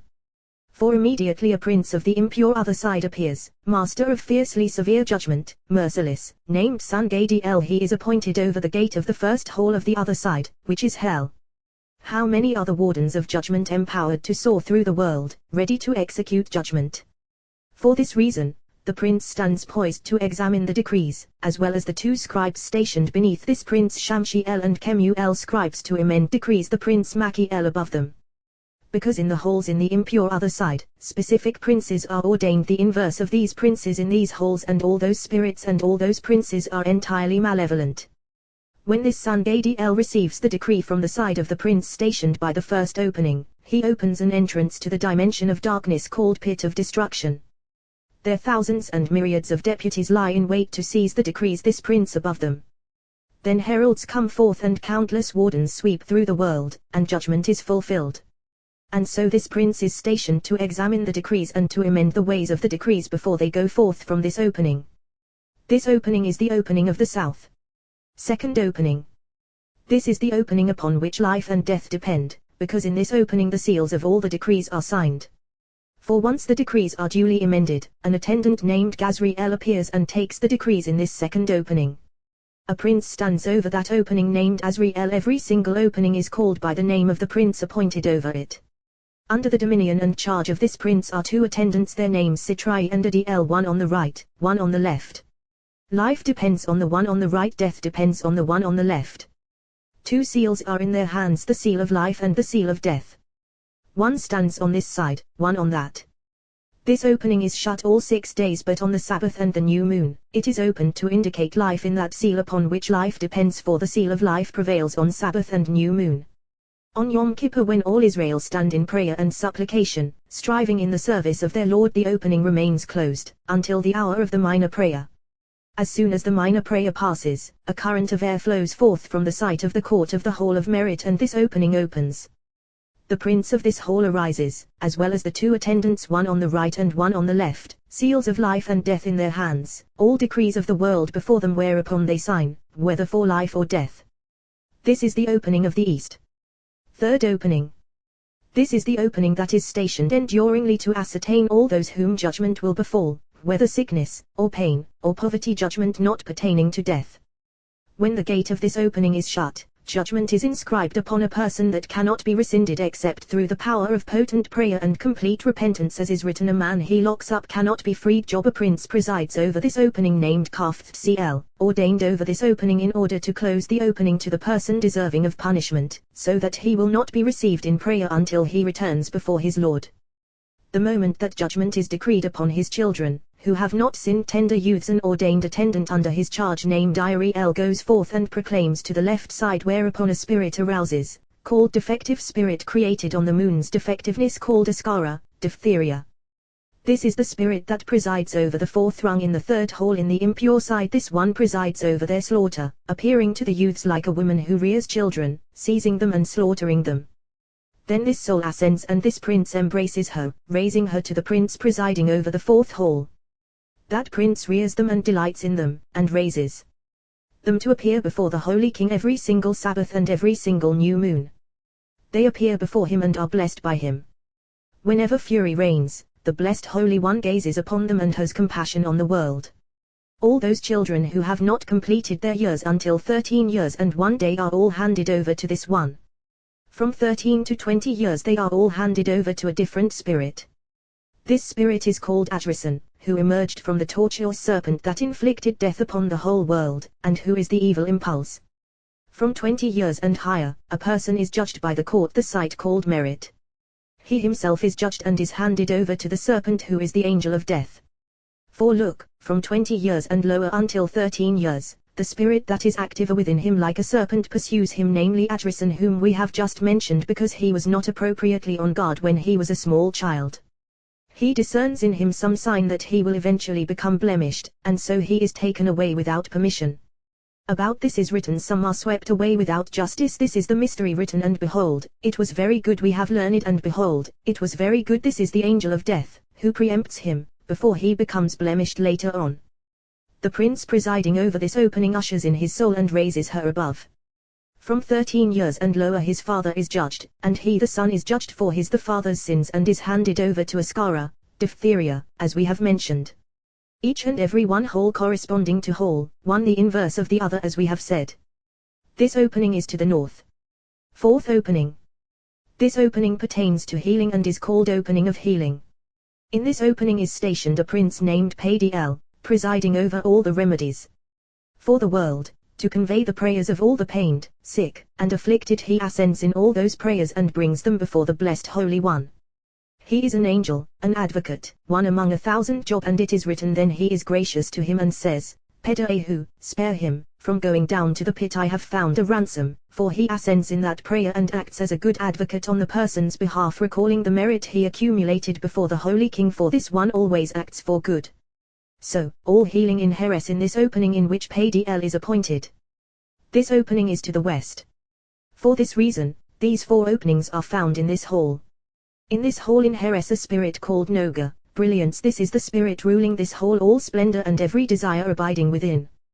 This is who confirms all those who have a share in the world that is coming, adorning those souls with radiant glory, so that all the spirits in the other halls will recognize that he is a scion of the world that is coming, and he will pass through all of them with no one hindering him. This spirit is the purest and clearest of those below, named Zohar. Some of the holy anointing oil flowing from the world that is coming streams upon him. From that oil he was created and sprang.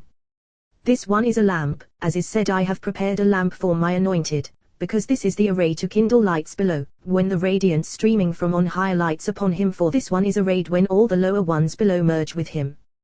When this spirit is arrayed with all those below, illumining, he emits a single light named a Hadl, comprised within this spirit. This one is situated beneath this spirit to anoint all the souls that ascend, that have a share in the world that is coming and are entitled to ascend above. For when the soul ascends and enters those lower halls, she is inscribed with the 22 letters of Torah. When the soul is worthy and stands before the spirit, this Prince Hadl anoints them and they ascend and enter the river of fire. They ascend and are offered as an offering. This light is composed of 3 lights, because the anointing oil blends 3 colors. When this light sparkles, 22 lights scintillate from it corresponding to the 22 letters impressed upon that soul. All these 22 lights are ordained attendants standing with him. They are all called by the name of this light above them, all included within him. This light together with all those lights merges with this spirit, and this spirit encompasses him, gazing to settle in the 4th hall. When this spirit comprises all of them, this light together with all the lights, and they thrust to shine, a holy living being shoots forth from them, composed of 2 semblances, a lion and an eagle, but one form, called Ahil. When the radiance of this supreme spirit impacts this holy living being, 4 often wheels composed of all colors shoot forth from its scintillation. They are Hadaril, Yahadaril, Ahadoriah, Asimon. Each of these has 8 wings. These are appointed over all the celestial legions of warriors, for there can never be a war in the world or an uprooting of a kingdom from its realm unless all the celestial legions and the stars of the other firmaments manifest wars and conflicts with one another. These 4 often preside over them to the 4 directions of the world. When these 4 sally forth to manifest wars from the mystery of the hall above the court called Merit, they exude innumerable legions and camps from their perspiration, all of them stationed beneath these often. Some of them preside over songs, some of them are emissaries to the world corresponding to the emissaries of the side of impurity who venture out from its 3rd hall, malevolently harassing the world. These exist correspondingly so that they will not prevail over those who engage in Torah, as is said, for he will command his angels to guard you in all your ways, and it is written on their palms, they will lift you up, lest you strike your foot against a stone a stone one strikes against, a rock one stumbles over. This is called a stone one strikes against, a rock one stumbles over, and this is called a tested stone, precious cornerstone, rock of Israel. Contrasting entirely with one another. From the mystery of the 3rd hall of the other side issue 2 spirits called wrath and rage, and from these 2 emerge all the emissaries who roam to lure human beings from the way of truth. These are they who rise and happen upon the person who is embarking on a commandment. So these often rise correspondingly, in order to protect the person from harm. Of these 2 spirits was Moses afraid when he descended the mountain, as is written, for I was in dread of the wrath and rage. In the middle of this hall there is another domain situated high above, with 4 openings to the 4 directions of the world and 10 deputies for every single opening. 1 prince is above them, comprised within the light called a Hadl. This is the significance of one wheel being inside the other wheel, Ezekiel intertwined. These 40 convey the judgment from the merit place, striking the soul that sinned, requiring to be lashed. They manifest to those souls in flames of fire, and they soar out of this hole and lash the soul, which remains rebuked outside all the days decreed upon her. These 40 arise and rebuke and shun all those who uttered an unseemly word from their mouths, befooling their mouths thereby. These shun them, and for 40 days they abide their prayer unheard, not passing through the curtain, remaining rebuked outside. Similarly for all those who transgressed such sins that require rebuke, 10 heralds come forth every day and proclaim throughout all the firmaments and among all the hosts and camps, be careful of so and so, who is rebuked for such and such a sin, until he returns to his Lord. May the compassionate one save us when he repents of that sin. These 40 assemble and release him, whereupon they proclaim about him, so and so's rebuke is released, henceforth his prayer enters. Until he repents, he is rebuked above and below, his Lord's protection withdrawn from him. Even at night, his soul is rebuked, all the portals of heaven sealed shut to her, she does not ascend and is thrust aside. When this often that presides over these 40 moves, it reaches the place called Taharatsim, the chamber of the runners' kings. When it enters, the 40 appointed over the 4 openings enter with it, and all the shields of gold ascend. These are the angels called Ashmalim, shields, swords, and spears, who run to protect Israel from the other nations, and to wage war on them and wreak vengeance upon them without delay. For this reason it is called the chamber of runners, the place where the runners run, hastening to battle and wreak vengeance, countering the other runners who run to inflict harm, to impair fortunes and dominate them. This is the mystery of the runners went out in haste, Esther, runners from this side, runners from that side. Accordingly, Yom mnemonic, the city of Shushan rejoices and is glad, or alternatively, is dumbfounded if these from here proceed. The city of Shushan rejoices if those from other side proceed. The city of Shushan is dumbfounded. We have already established everything exists in parallel, this side corresponding to that side. Accordingly, these protect all. When these ascend with those, a current of air from above flows forth, and all of them become one shield. Yom mnemonic, I am your shield. 12 Galgalim, spheres, circle within this whole, empowered by color seraphim white and red, compassion and judgment. These are stationed to constantly watch over all the tormented, whom the other nations pester and oppress. They are called Alonot, windows, as is written, gazing through the windows. Song of Songs. These are stationed to look upon all those who offer their prayers hastening to the synagogue, counted among the first 10. Then they ascend and record them on high, for these are called by them companions, as is written, companions, listen for your voice, let me hear. Song of Songs. Happy are the righteous who know how to arrange their prayer fittingly, for when this prayer begins to ascend, these ascend within this prayer, piercing all firmaments and entering all halls until the gate of the highest opening, whereupon that prayer enters before the king to be adorned, as has been explained.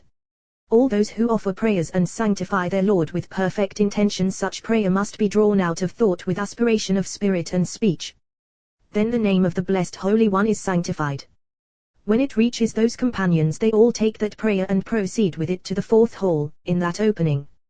These praise while they offer prayers, sanctifying at that time. These are they who are appointed by day, along with Israel, to be companions with them, not by night, like the others who recite song by night.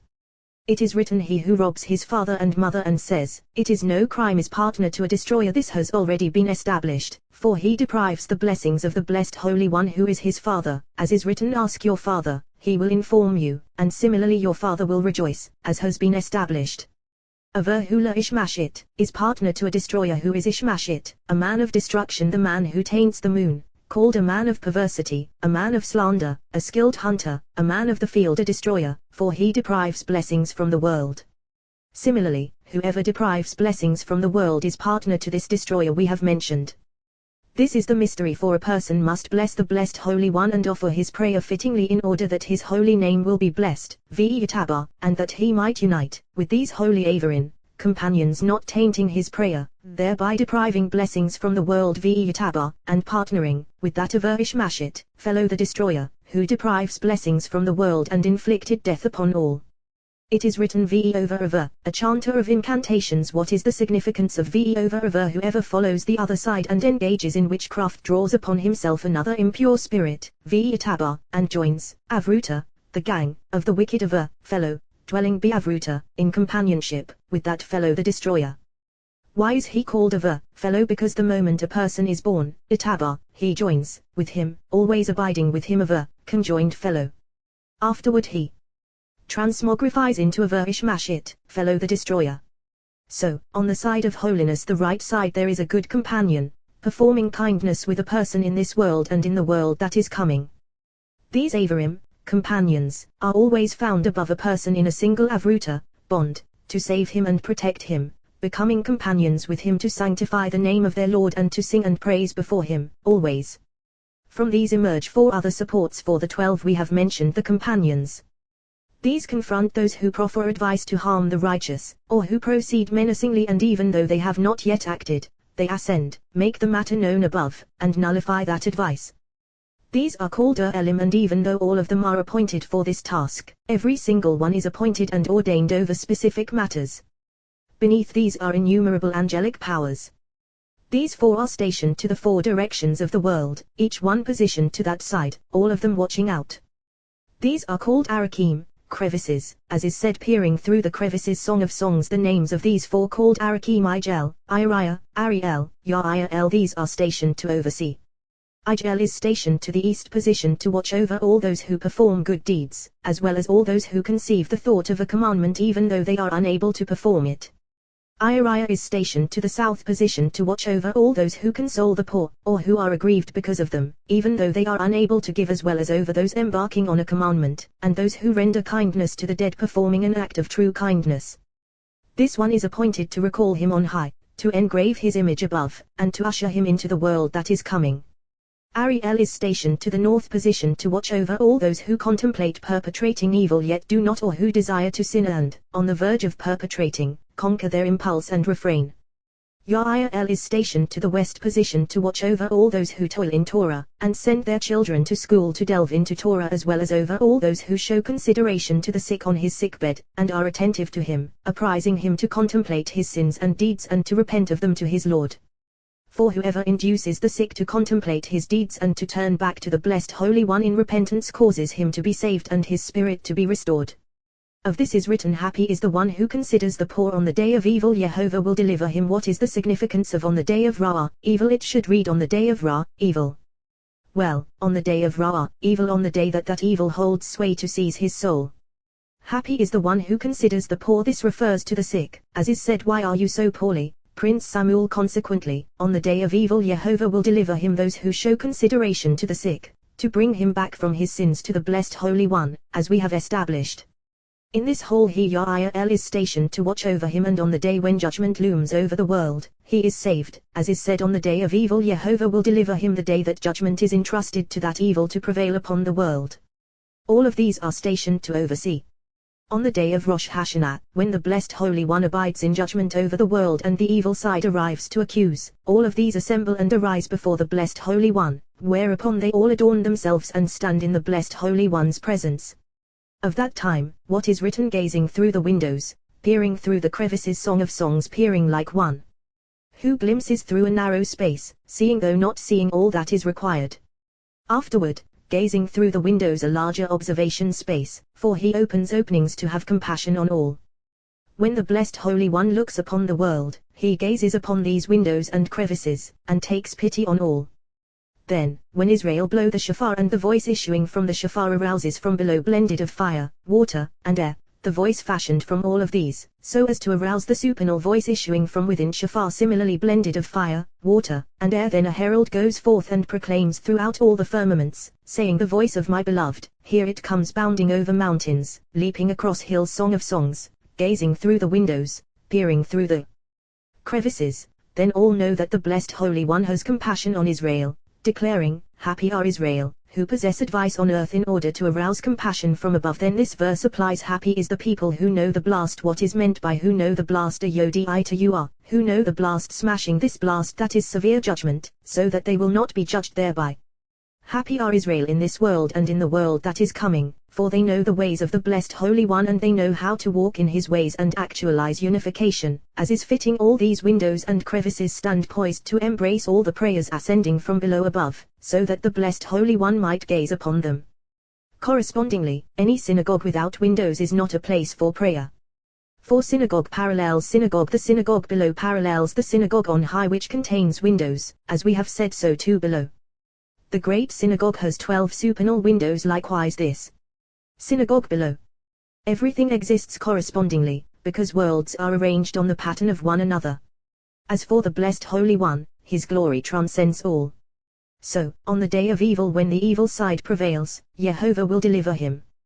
Correspondingly, this Prince Yael stands poised above all those who take pity on the poor, as is said, happy is the one who considers the poor. So, everything abides in this hall, and this hall merges with another fourth hall, where are decrees and judgments for all. Accordingly, happy is the share of one who knows the treasures of his Lord, to unify him and sanctify his name, always meriting this world and the world that is coming. Fourth hall. This is the hall through which the blessed Holy One manifests his dominion on earth. This is the hall that exists to guard the ways of Torah. This hall is called merit, the hall in which all the cases of the world are judged, all merits, all sins, all punishments, and all rewards for those who observe the commandments of Torah. This hall of merit is different from all the other halls. Contained within this hall are 4 halls, all of them different from one another, all one hall. In this hall there is a spirit called Zekhut. This hall is named Zekhuta, merit, after him, and this is El. All the cases of the world are judged here. This is the mystery of what is written, El, God, rages every day. The four holes that are in this hole, one within the other, are all interconnected. They are all one hole, called merit. These four holes have four openings. A prince is outside named Songzanya, stationed by the first upper opening of the hole. Corresponding to this name, there is another prince on the other side of the left who receives judgments, arousing in his hole to administer judgment in the world. Because he receives from him, he is named Songzanya. After him he presides over children's diphtheria. When this supernal prince Songzanya receives the judgment, he proclaims to the deputies presiding over the 12 openings. They are the heralds who proclaim all the judgments rendered in the hall of merit. This spirit, called Zekhatel as we have mentioned, absorbs all. Everything is comprised within him. From him emanate 70 sparkling lights, all arranged in a circle so as to see one another and not be concealed from one another. All merits, all punishments, and all cases stand before all these lights. From them radiate 2 lights, stationed before them always. These lie deep within, in the center of the hole. Mystery of the hole. Your navel is the basin of the moon. May it never lack blended wine. Song of Songs. Corresponding to these are 72 other lights from the right side, and 72 other lights from the left side. The former are internal. Before these lights all merits enter. From these innermost lights all cases of the world proceed. So we find that all the lights emanating from this supernal spirit total 216 lights, all of them contained in this spirit. The 2 lights stationed before the 70 always bear witness and record verdicts of acquittal or guilt. These 70 issue decrees and promulgate judgments, whether for good or ill. Here abides this spirit Zekhatel, whom we have mentioned. 3 letters are inscribed within him, cleaving from above Yod, He, Vov. We have already established that when these letters cleave to this site with the cleaving of male in female, then these letters are impressed within this spirit.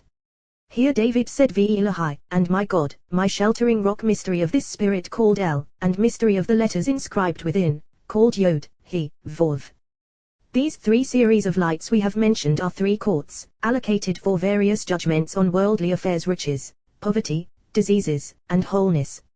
For the 4 holes are arrayed for all these various affairs, 2 holes for these 2 other series of lights, 1 hole for all the masters of eyes who keep accounts of all the world's deeds, and 1 hole for other scribes beneath the former interior ones.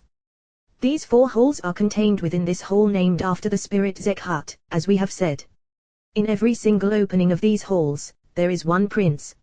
In the first opening there is a prince named Gazriel, ordained to reveal the judgments that have been rendered and decreed to the first prince stationed by the first opening of all, named Songzanya, from whom the other prince presiding over the whole of the other side and presiding over children's diphtheria, as we have mentioned, receives.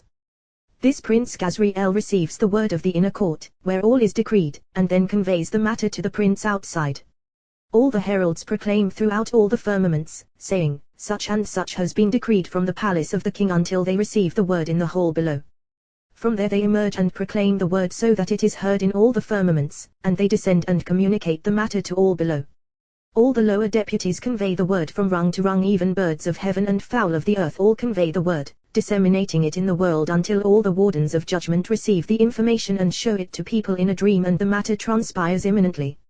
Sometimes, the information is required by the kings of the earth who are ordained to sustain and lead the people, so that the word is conveyed to the firmament of the sun below, where it remains until the ordained attendants empowered over the sun take the word and convey it to the supreme princes of the other side, and they convey the information to the kings of the earth, who are on their side. When there were prophets among Israel, they would receive their prophecy from 2 supernal pillars upon which Torah rests.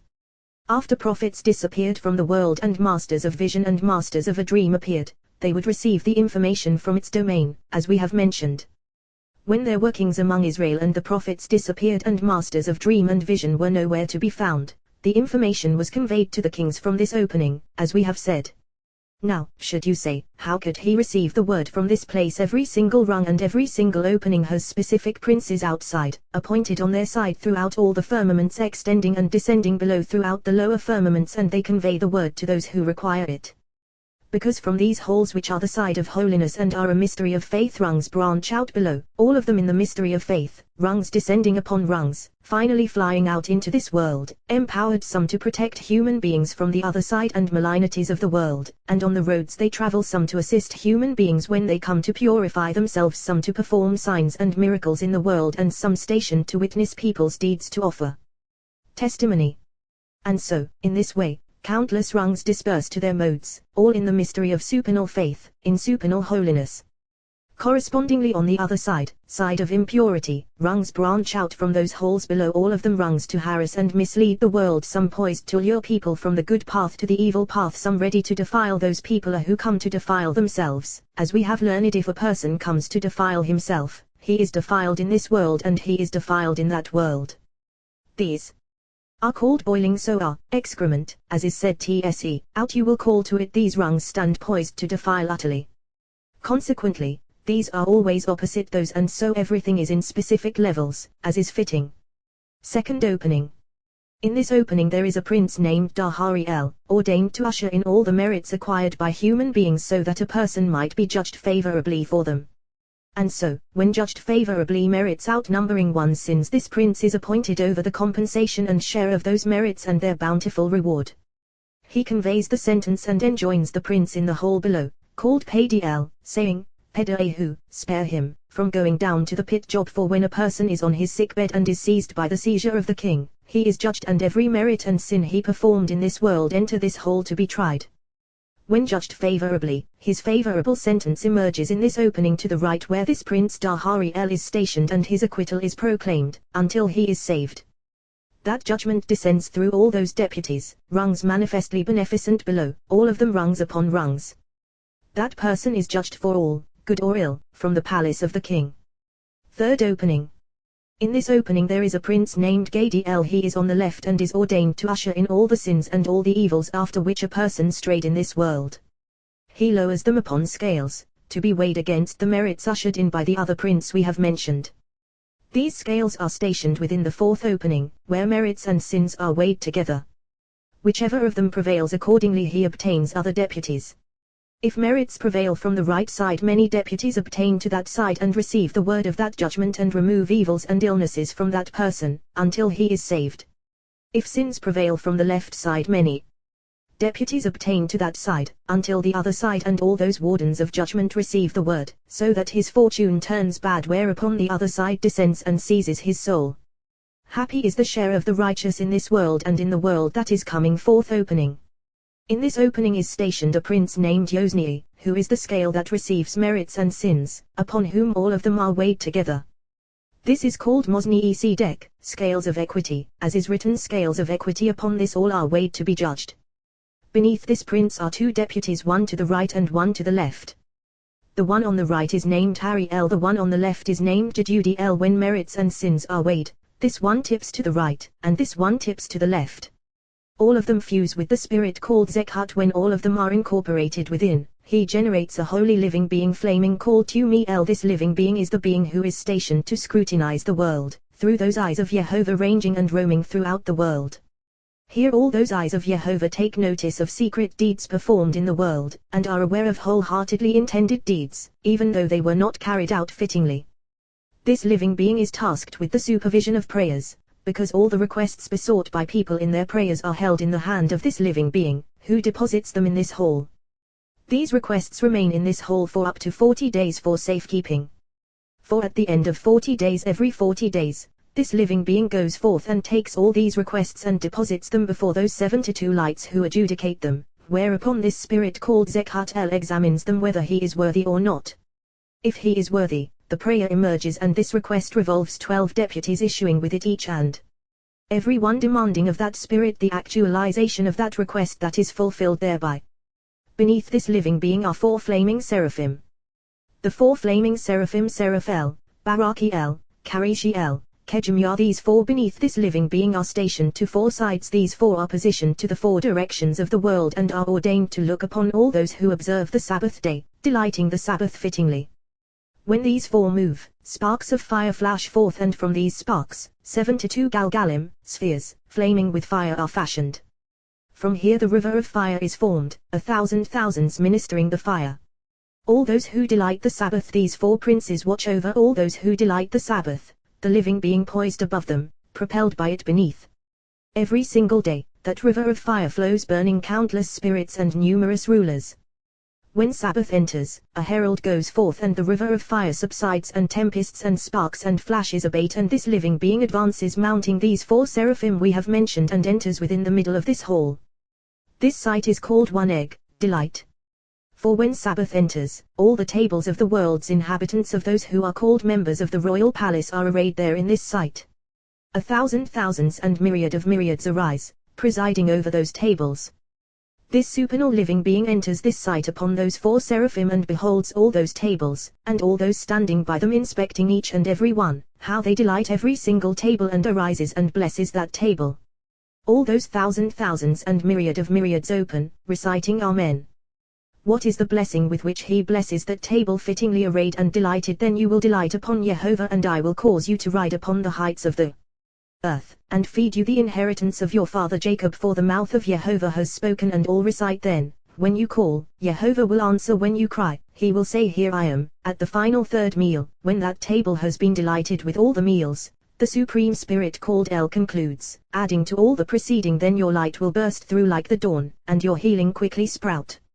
Your vindicator will march before you, the glory of Jehovah will be your rear guard. All those 70 other lights open on all sides, saying, Behold, surely so will the man who reveres Jehovah be blessed. When a person's table is not found in that sight delightfully arranged as is fitting, this living being and those 4 beneath it, as well as those 1,000 thousands and myriad of myriads, all thrust him aside to the other side, and all the various wardens of judgment seize him and usher him into that sight which is the inverse of this, called nega, plague. When they usher him in there, they all open, saying, He loved cursing, may it come upon him; he did not want blessing, may it be far from him; may the creditor seize all that he has, and may strangers plunder his wealth. May no one extend to him kindness, may the compassionate one save us, because this constitutes the delight of the blessed Holy One and faith. All these Sabbath, holiday, and festival tables of delight are the joy of the blessed Holy One. Consequently, all those who celebrate the delight of Sabbath, holidays, and festivals, these 4 positioned beneath this living being, station themselves in front of that river of fire, and do not allow all those who celebrate their delights to be burned. Beneath these 4 are other deputies stationed without, manifestly from the side of this hall, all of them heralds outside, and they proclaim all the judgments and all the decrees issued in this hall. Everything is judged here except for 3 matters: children, life, and sustenance, because authority was not granted here in this hall called merit. These 3 do not pertain here, for they depend on Mazala, flux of destiny, on the flowing, gushing river where life from above depends, where sustenance depends, where children depend. All derive from their flowing and extending below. Accordingly, everything depends on this hall, except for these 3.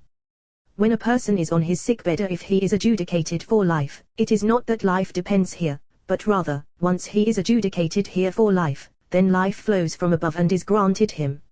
If not, it is not granted.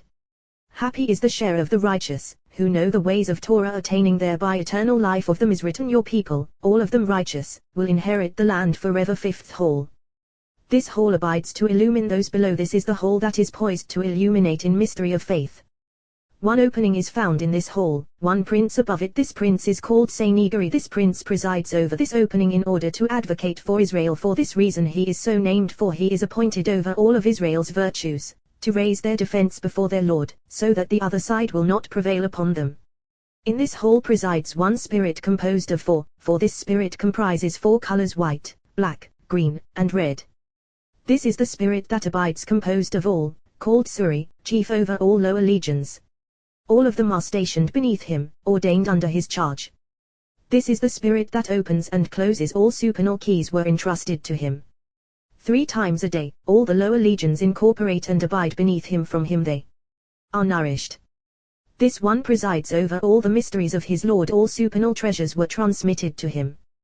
This spirit is called love. Accordingly this hall is called the hall of love, for here is concealed every mystery of mysteries for one who is worthy of cleaving to it.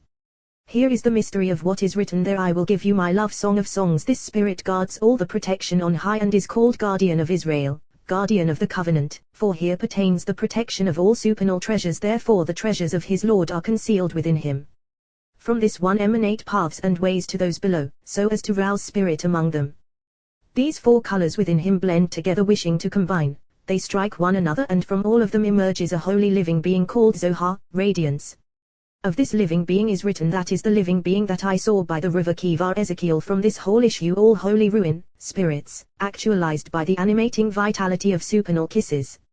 For from those kisses, air of spirit flows forth for the vitality of nafsha, soul, for all those nishmatin, soul breaths, bestowed in human beings, mystery of what is written. But on everything emanating from Jehovah's mouth does the human live, for in this whole, since the day the world was created, await all the soul breaths and all the bodies destined to descend to human beings.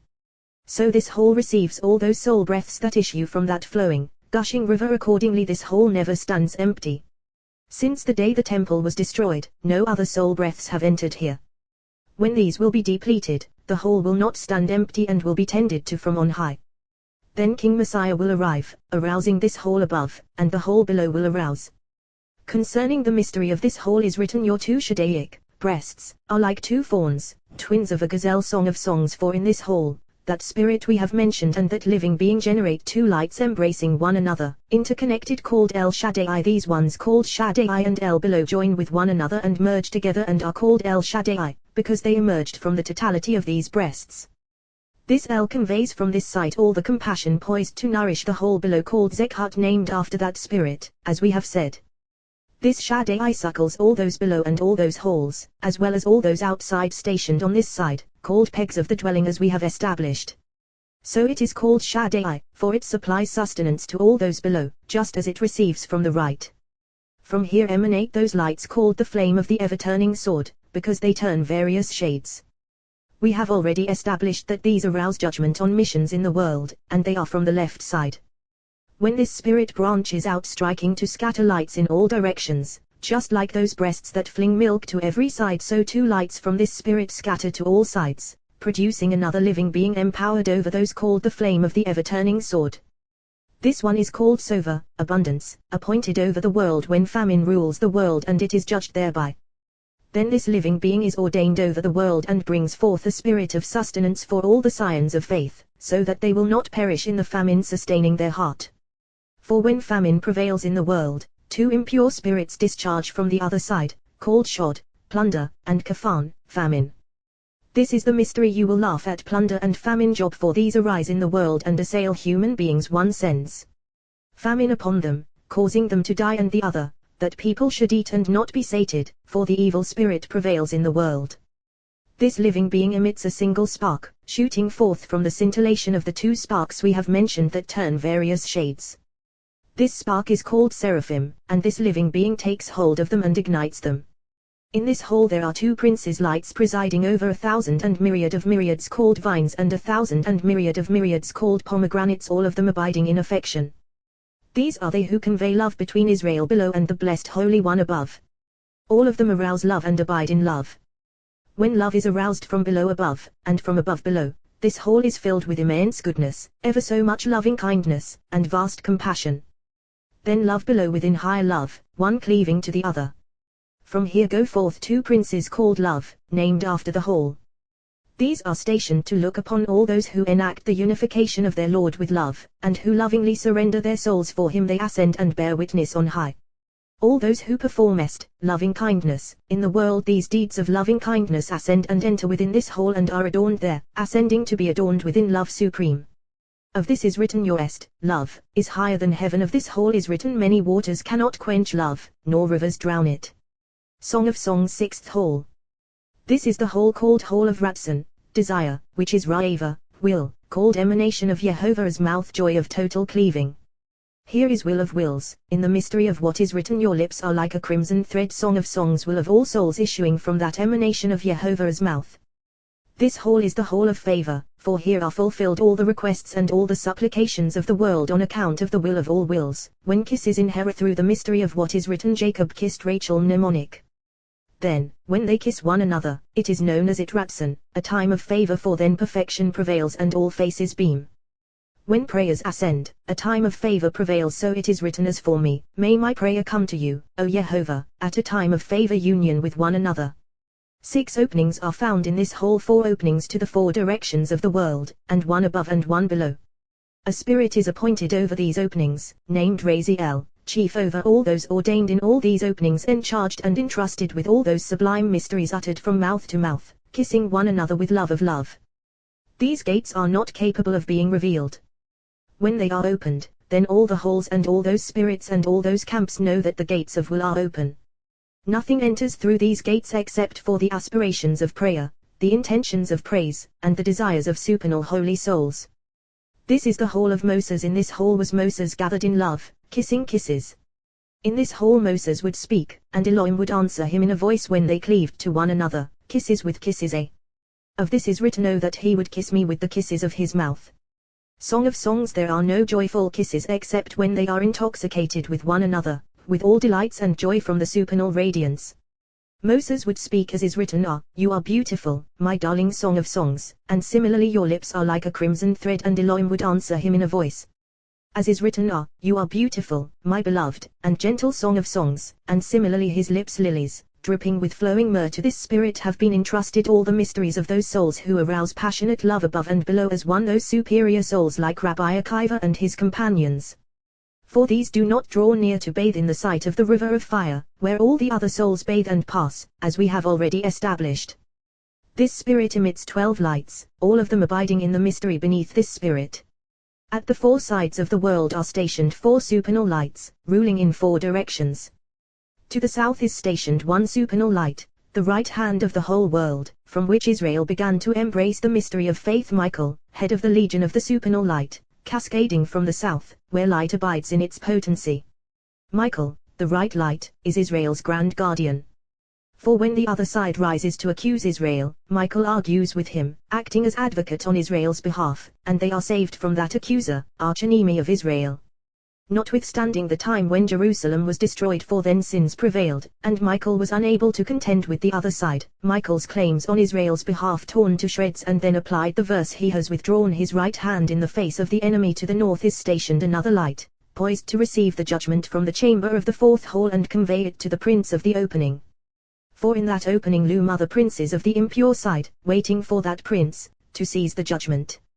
Sometimes this light to the north administers the judgment, and it is not entrusted to the other side, for all judgments administered by him contain healing. The blessed Holy One renders kindness, in those cases. This light to the north is Gabriel. Wherever he strikes, loving kindness, prevails, for Gabriel comprises 2 modes, composed of both, so he contains the blow and the healing. On this side inheres the mystery of what is written, just as a man chastises his son, Jehovah your God chastises you, chastenings of love, composed of this side and that. To the east is stationed another light appointed over all matters of healing, to usher in before his Lord all those forsaken on their sickbed, and to bring forward the times and ends of those illnesses that have completed their faithful mission. Every single day, he circumnavigates the world to accomplish healing at the command of his Lord. This light is named Raphael, even though we have already established him to a different side. This one embraces this side and that side, the side of Michael and the side of Gabriel. This one is empowered in the hour when a person is adjudicated for life in the 4th hall, whereupon he hastens healing. This healing manifests with duress, for it hails from 2 aspects. The duress derives from the left side, and the healing from the right side. So, when healing reaches the ill, it reaches him with great duress. Thus he is from the west, and even though we said that Raphael is in the east, and they have established him to the west, healing and life derive solely from the east, because from there they stream below. On this side is one light named Nuriel, he is Uriel, composed of all of them, functioning as agent of all. He possesses 3 aspects in essence too, for each of these encompasses its companion. For these 4 lower elements derive from the 4 elements of the world, transcending all. And because all of them interlink, the verse alluded, saying, I descended to the nut garden, Song of Songs, as we have established. The 12 lights are sustained by the spirit we mentioned, that spirit above them in perfection. These 4 supernal lights have 8 others beneath them, becoming a whole, all of them a single consummation. When they all branch out, they are 3 to each side. These 4 supports are poised to raise and unite this whole above, in the site called heaven, joining kisses together as one. Beneath these are countless rungs upon rungs, all of them emanating from them from these lower elements, some from the aspect of water, some from the aspect of fire, some from the aspect of air, some from the aspect of dust. In a similar vein we have learned 4 entered an orchard, and all of them were selected to this realm, to these 4 elements. Each one was bound to his domain, one to the aspect of fire, one to the aspect of water, one to the aspect of air, one to the aspect of dust. All of them succumbed to their element, just as they entered aside from the perfectly pious one, who proceeded to the right side and cleaved to the right, ascending on high. When he reached the site called the Hall of Love, he cleaved to it passionately. He said, "This hall must be conjoined with the hall above, with great love." Then he was perfected in the mystery of faith and ascended and consummated lesser love with great love, as is fitting. So, he died with love, and his soul departed with this verse: "You shall love." Happy is his share as for all the others. Each of them descended below and was punished in that element that cascades below. Elisha descended below, into the left side, which is fire, descending within, not ascending, and encountered that other side, called El-Er. Another god Teshuvah was denied him and he was banished, because he cleaved to it. So he is called another, as we have established. Ben-Azai descended into the element of dust, and before he reached the burnt dust, which extends to the other side, he succumbed to that dust and died. Of this is written, "Precious in the eyes of Jehovah is the death of his faithful ones." Ben-Zimah descended into the element of Ruah, and encountered another Ruah, spirit, extending to the side of impurity. And because another spirit passed by him, Nifga, he went mad. What is Nifga? The impure spirit called Pegara, evil disaster kings, and so, Nifga, he went mad. Pega, he came upon him and he did not stabilize. None of them escaped punishment. Concerning this, Solomon said, "There is futility befalling earth. There are righteous people treated according to the conduct of the wicked, for these descended among those rungs and were punished because Rabbi Akiva ascended on high, as is fitting. He entered in peace and emerged in peace." David posed a question, not clarified explicitly, as is written, "Mimatim, from men, by your hand, O Jehovah, Mimatim, from men, from those fleeting of portion in life." He was bewildered how these were slain among the slain of the world, righteous innocents, who never sinned, such that they should be punished. Mimatim, of them that die, by your hand, O Jehovah, Mimatim, of them that die, Mield, from those fleeting of portion in life. Here are two modes: by your hand, O Jehovah, and Eld, fleeting. By your hand, O Jehovah, the blessed Holy One, for the soul is gathered to him of them that die. Mield, the other side, ruling over the body, as is written, "I will never see a human again among the inhabitants of Adel, the world." The souls of these for consummation of the Holy Spirit, that there be 10 spirits from below, as is fitting, as for their bodies surrendered to the wicked kingdom. Each one takes its share in accordance with the mystery of the sacrifices. When the beginning of the head of faith initiated, within thought a spark of impenetrable darkness struck, ascending within thought, firing scintillating sparks, hurling in 320 directions, clarifying refuse from within thought, refined. So too, following the same paradigm, it ascended in thought. Just as refuse was refined within, so too these were clarified, through whom was consummated the one in need. Surely it ascended in thought, thus all was as it needed to be: joy on this side, sadness on that. It is written, "So I praised enjoyment, for the only good a person can have under the sun is to eat and drink and be merry, for this can accompany him, in his toil, through the days of life that God has granted him under the sun." So I praised enjoyment. Does King Solomon really praise this? Rather, so I praised enjoyment, joy of the Holy King, when he rules on Sabbaths and holidays.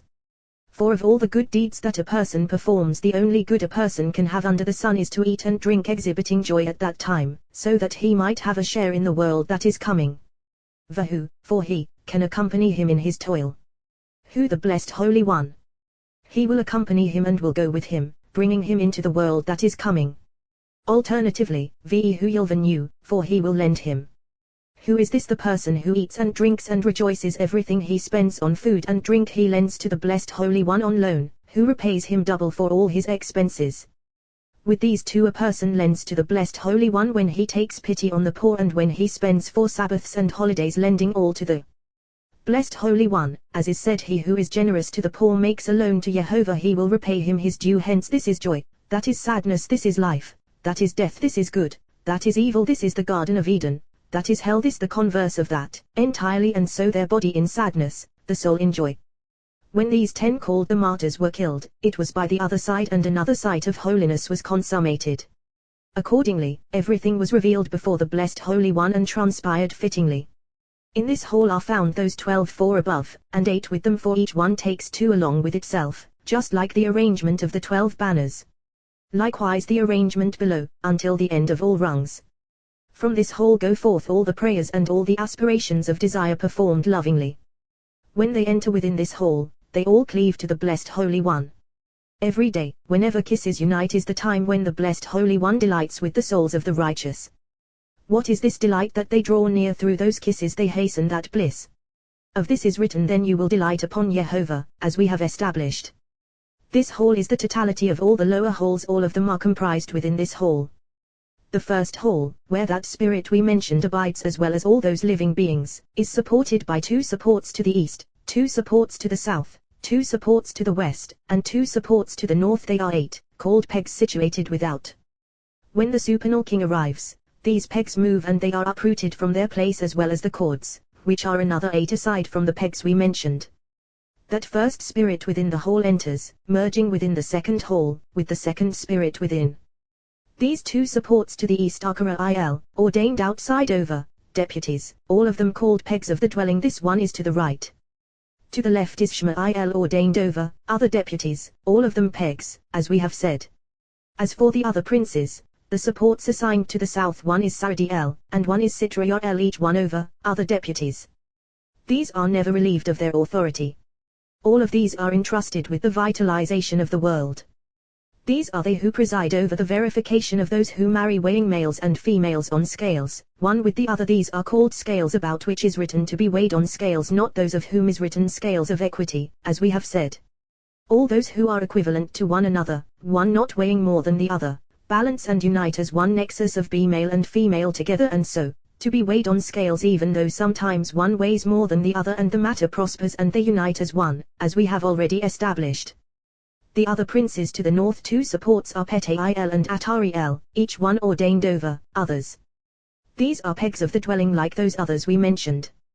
Those princes 2 other supports to the west are Pedati-el and Tumya-el, each one ordained over, other deputies, all of them pegs of the dwelling as we have noted. These are they who shed tears over all those who divorce their first wife, because those 7 blessings transmitted to her have departed and were not fulfilled because she has been divorced, and husband and wife did not cleave as one. So, they all shed tears, thinking that divorce indicates the departure of those 7 blessings. From another place. Then, at that hour, a voice resounds, saying, "Where is your mother's bill of divorce by which I sent her away?" The second whole we mentioned, comprising the first whole, uniting with it, and all those living beings. It also has 8 supports like the first, all of them ordained, every single one, over, other deputies like those previous ones we noted. 2 supports to the east, 2 supports to the south, 2 supports to the north, and 2 supports to the west. The 2 supports to the east are Yahweh Daniel and Jehoiah, other deputies for each one, all of them pegs. The 2 supports to the south are Ahariel and Barahiel, each one over, like the preceding. These are assigned the birthing stool, and are called accordingly, and they take women's groans and set them before this hall.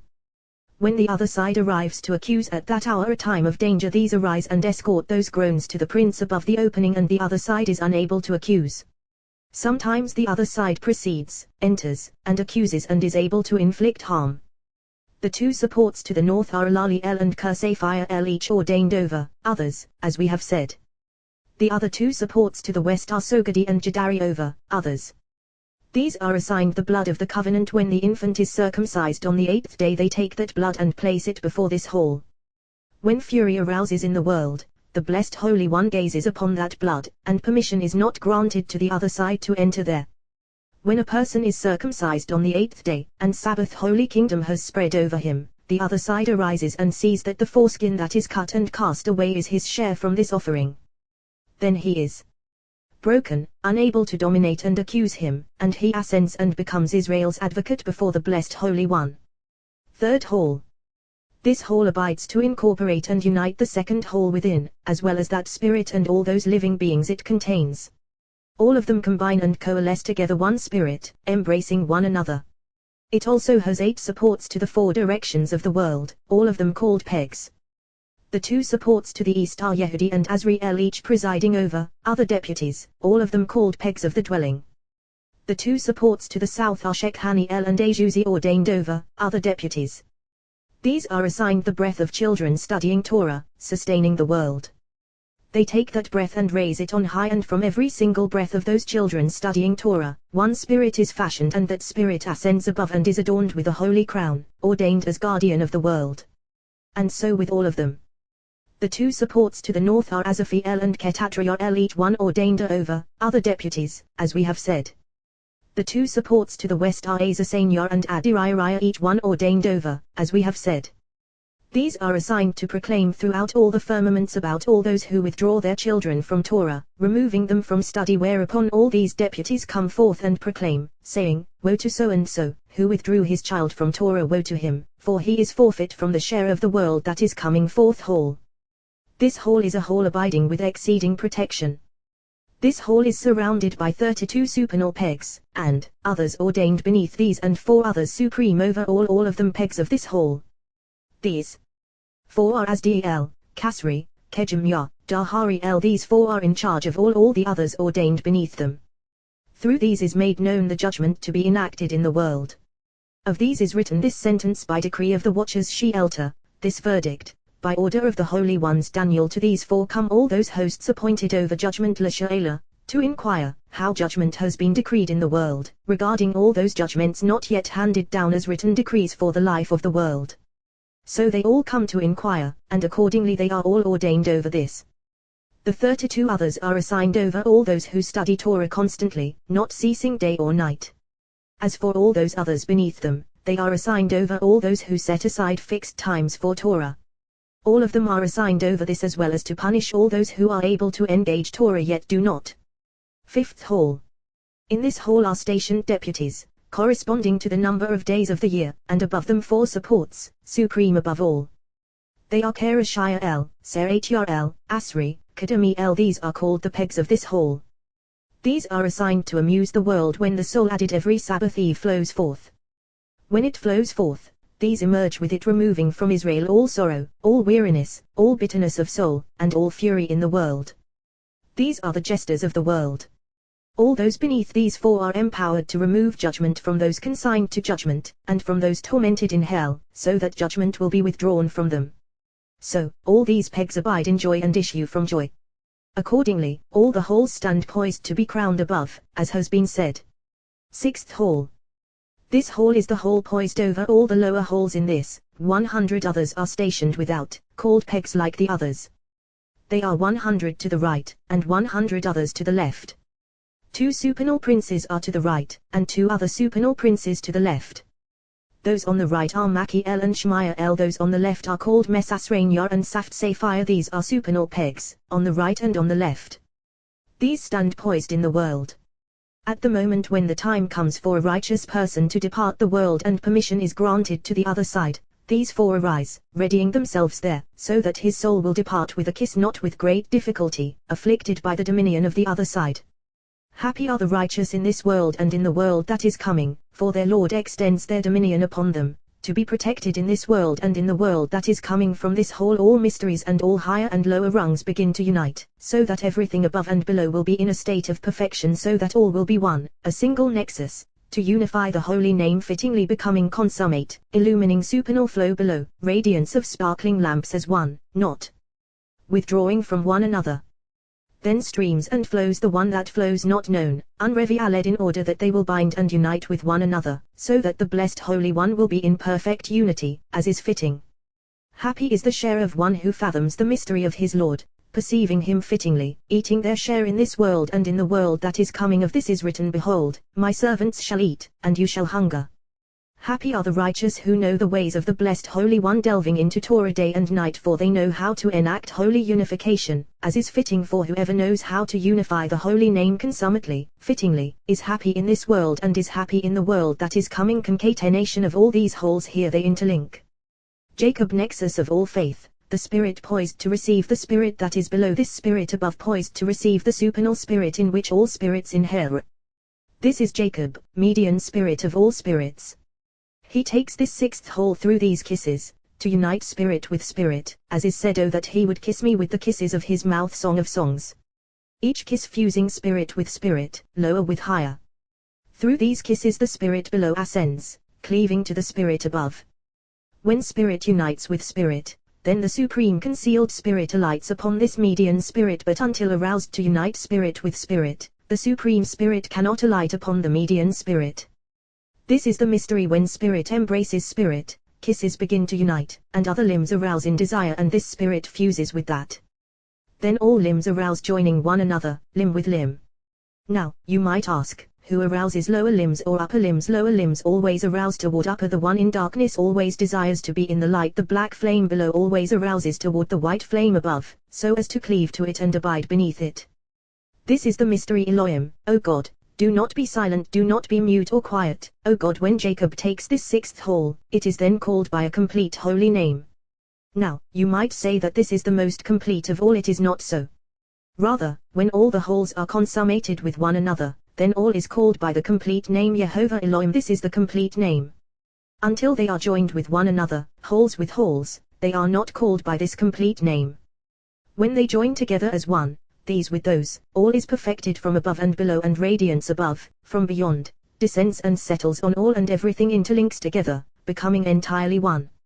Mystery of the matter. Jacob took 4 wives and incorporated them within, even though we have established this matter through another mystery that he is poised between 2 worlds. Mystery of all. When Jacob takes this hole, which is the 6th, he takes and incorporates within all those 4 wives 4 angels, and all of them cleave to this hole. These are the 4 river heads, as is written, a river issues from Eden to water the garden, and from there it divides and becomes 4 river heads. These 4 heads are the 4 wives. Jacob took them, as we have said, as he was required, and he takes this hole. Then this hole is called Yehovah, and Yehovah when it is favorable, as is said, and Yehovah was going before them by day in a pillar of cloud, to guide them on the way. And Yehovah said, Shall I hide from Abraham what I am about to do? When Isaac unites with the whole of the law court called merit, then all is called Yehovah, and Yehovah to punish the wicked, as is said, and Yehovah reigned on Sodom. All is in one mystery, as is fitting. When Jacob takes this hole, then all is called Ratzon Shalem, consummate desire. Yom mnemonic. When the turn came for Esther, and this is it, Ratzon, a time of favor. From here on, holes begin connecting with one another, concatenating. And even though we have learned southeast, it is all one. Here pertains spirit with spirit, a single cleaving. From here Abraham, the right hand called great love, as we have said, begins, and takes the hole called love, as mentioned. And because Abraham takes this hole called love, then Shadaim, breasts, become firm. Ezekiel filled with all goodness to satiate and nourish all from here. When these Shadaim, breasts, become firm and are filled from within love supreme, then this hole is called El Shaddai, as we have noted. With this the whole world was sustained when it was created, for when the world was created, it could not abide enduringly and was unstable until this hole taken by Abraham was revealed. When Abraham was revealed in this hole, then he said to the world, Die, enough sufficient for the world to be nourished and endure. For this reason it is called El Shaddai, El, God, containing Die, enough, for all, from which to be nourished and suckle. In the time to come, the blessed Holy One is destined to fill this hole and embellish it, as is written, that you will suck and be satisfied from her comforting breasts, that you will drink deeply and delight from the abundance of her glory, her comforting breasts and the abundance of her glory, all in this hole. Then, at that time, this verse will apply, who uttered to Abraham, Sarah will suckle children, for suckling depends on Abraham. Isaac, who is the left of the blessed Holy One, the sight from which all judgments in the world arouse, the left arm, beginning of all judgments, where all judgments stir, takes and embraces that hole called merit, to join judgment with judgment, so that all becomes a single nexus, for this is upper judgment, impressions of judgments inhering within. Here is inscribed the holy name called Elohim, God. For there is Elohim, living God, which is above, beyond, utterly concealed, and then there is Elohim that is higher court, and Elohim that is lower court. This is the significance of what is written. Yes, there are Elohim Shufatim, God's judging, on earth, upper Elohim comprising those below, and all is one. In this hole Isaac arouses, and all the 72 lights under his aegis, from which are decreed all the judgments in the world below, as is written this sentence by decree of Iron, the watchers. Daniel. Why are they called Iron? Well, because all of them are rooted in this Iyah, city of Yehovah of hosts, city of our God. Each of the holes above is called Iyah, city, as is said, Iyah v'Ikdish, holy watcher Daniel, and these are known as Iron, watchers, for they are found deep within the hole and are sustained by Iyah, the city. Accordingly they are called Iron. This hole merges with Isaac, but all is in the hole of Abraham, for right encompasses left. Each blends with its fellow, and we have already established that when Abraham bound Isaac, it was in order to incorporate judgment within, so that there should be left included in right, right ruling over left. That is why the Blessed Holy One commanded Abraham to offer his son to judgment and to overpower it, not Isaac, but Abraham. So, in consequence, this one in judgment, that one in love, and all is one, this blending with that. Likewise are lower wholes merged with higher. When Isaac takes this whole, then all is favorable judgment by merit. So a person rendering judgment must adjudicate judgment by merit, for it is a supernal mystery, perfection of judgment. For there is no perfection of judgment except by merit. This without that is not perfection. Judgment by merit constitutes perfection of faith, as above. On the day of Rosh Hashanah, when judgment arouses in the world, Israel below must stimulate compassion from within the shofar corresponding to the supernal mystery, as we have already established. We must join judgment toward merit, for when judgment abides with merit, all is in a single bond above and below in perfection. Then, evil's mouth is stopped, job, for it is not permitted to accuse and denounce in the world. Then, all is in a single unity, fittingly. Judgment without merit is not judgment. This is the mystery. Israel possesses judgment by merit, whereas other nations do not possess judgment by merit. For this reason, it is forbidden us to try our cases in the judiciaries of the other nations, for they do not have a share in the side of our faith, as is written, He has not done so for any other nation, and the laws they know not from the side of Israel. Whoever renders judgment and does not incorporate merit within, sins, for he diminishes mystery of faith and leads himself astray to that side possessing judgment without merit. When the Sanhedrin below stand in session to adjudicate capital cases, they are required to open with merit, so as to combine merit with judgment. Furthermore, they are called from the place of merit, and so their endeavor is to open with merit. They begin with merit from the youngest member, and afterward judgment is completed from the most eminent member, so that merit will be contained in judgment, this above, that below. Judgment by merit constitutes perfection of judgment. This without that does not constitute perfection. Hence, Isaac and Rebekah are as one, this one judgment, that one merit, attaining perfection as one. Happy is the share of Israel, for the Blessed Holy One gave them a perfect Torah to walk in the way of truth, as above. They do not render judgment except by merit, examining merit first, to be combined with one another. The Sanhedrin ponder merit in judgment to incorporate all as one, so that the other side will not reign, for when merit is not found, the other side called guilt looms and joins with judgment and is empowered. This is judgment by guilt. So on the day of Rosh Hashanah, we must join merit with judgment, so that guilt will not prevail. Accordingly, merit and judgment must be one, constituting perfection. For when the other side reigns, there is no perfection but rather accusation, just as he himself is accusation, the 4 death penalties. When the side of holiness, that is merit, reigns, all is perfect peace and truth, love and compassion. When the other side joins with judgment, which reigns accusingly through the 4 death penalties of the court, stoning, burning, beheading, and strangulation, all is dominion of evil accusation. Stoning, for it is a stone one strikes against; burning, for it is a rock one stumbles over; hard fire; beheading, sword; devouring flesh. Precisely, dominating flesh, and this is end of all flesh; strangulation, for it is God's curse, the one presiding over strangulation and crucifixion, and we have already established that it is in order that the flesh alone will remain, and that God's curse has dominion over the flesh, dark bile. Hence one for good, the other for ill. Israel, who possess mystery of faith, must be on guard so that the side of faith prevails and not give scope to the other side to rule. Happy are they in this world and in the world that is coming. Of them is written, Your people, all of them righteous, will inherit the land forever. The prophets' supernal sides, 2 thighs supporting holy Torah, take the whole, in which inherit 2 spirits, Noga, brilliance, and Zohar, radiance, 2 thighs below supporting holes above, called oral Torah. Just as there are supports for Torah, that is written Torah, so there are supports sustaining Torah, that is oral Torah, merging with one another. When these 2 supports below join with those above, the prophetic mode is inscribed within them. What is this vision resembling prophecy? All the masters of vision imbibe from here. Above prophecy, here vision. So, one is patterned on the other. When they join together, the holy name called Sivaot, hosts, reigns over this site, for all the holy hosts are found here, and all of them are called from the prophetic aspect. Vision and dream derive from the prophetic mode. Even though we have said that this name inheres within the insignia of the Holy Covenant, because all hosts emerge from this sign, nevertheless, the thighs which are positioned outside we designate by this name. These are the ones called Baratat, externals, for Barata is external to Mishnah, our Mishnah is internal to Barata, and they are called thighs, outer chambers, corresponding to the supernal pattern. Mishnah is mystery abiding within, from where the essence of all is learned accordingly, the Tanaim. This is the mystery I would guide you, I would bring you to the house of my mother, she would teach me song of songs, to the house of my mother, chamber of the Holy of Holies, she would teach me mystery of our Mishnah. For when the flowing, gushing river enters the chamber of the Holy of Holies, then it is written she would teach me.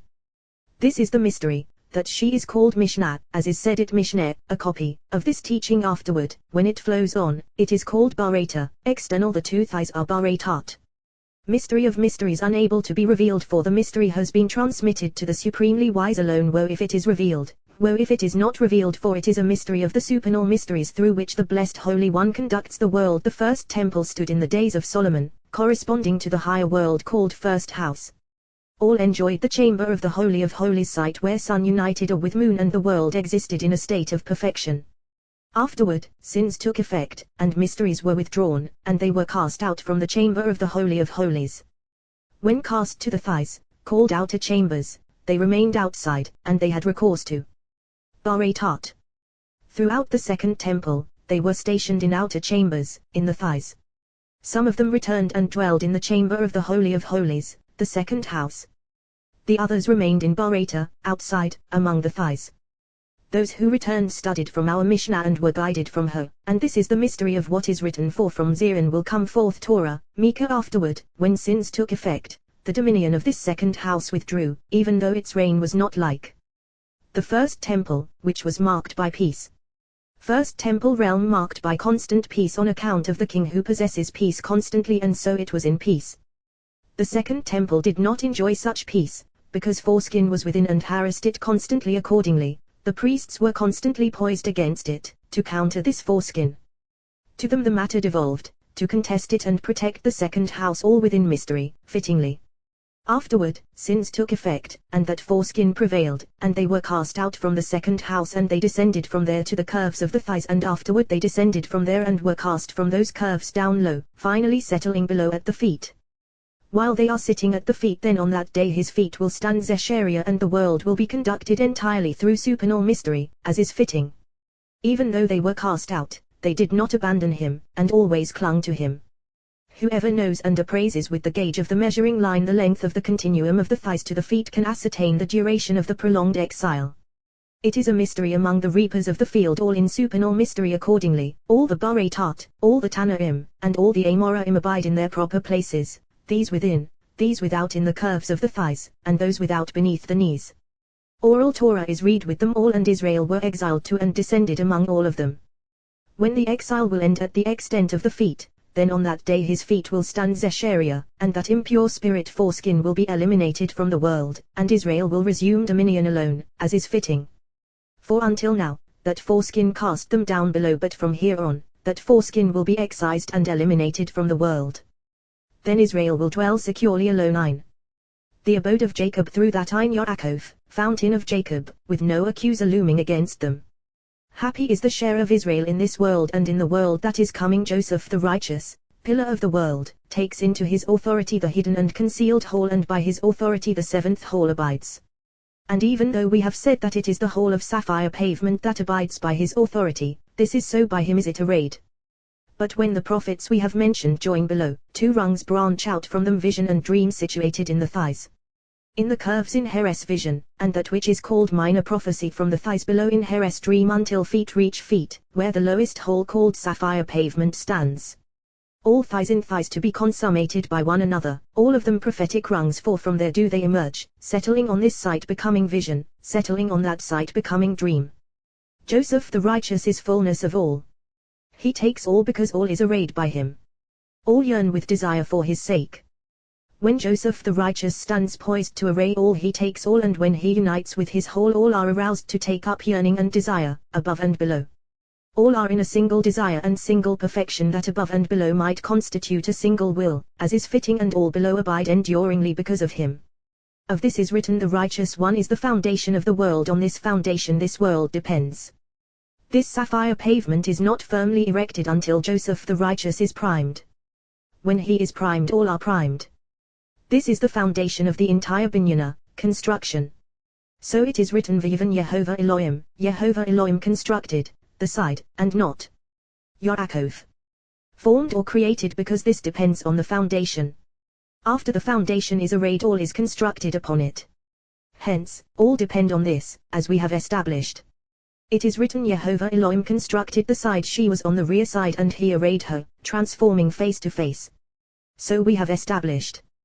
But even he contemplated, raising her to that rung in which the higher world abides, that one might resemble the other.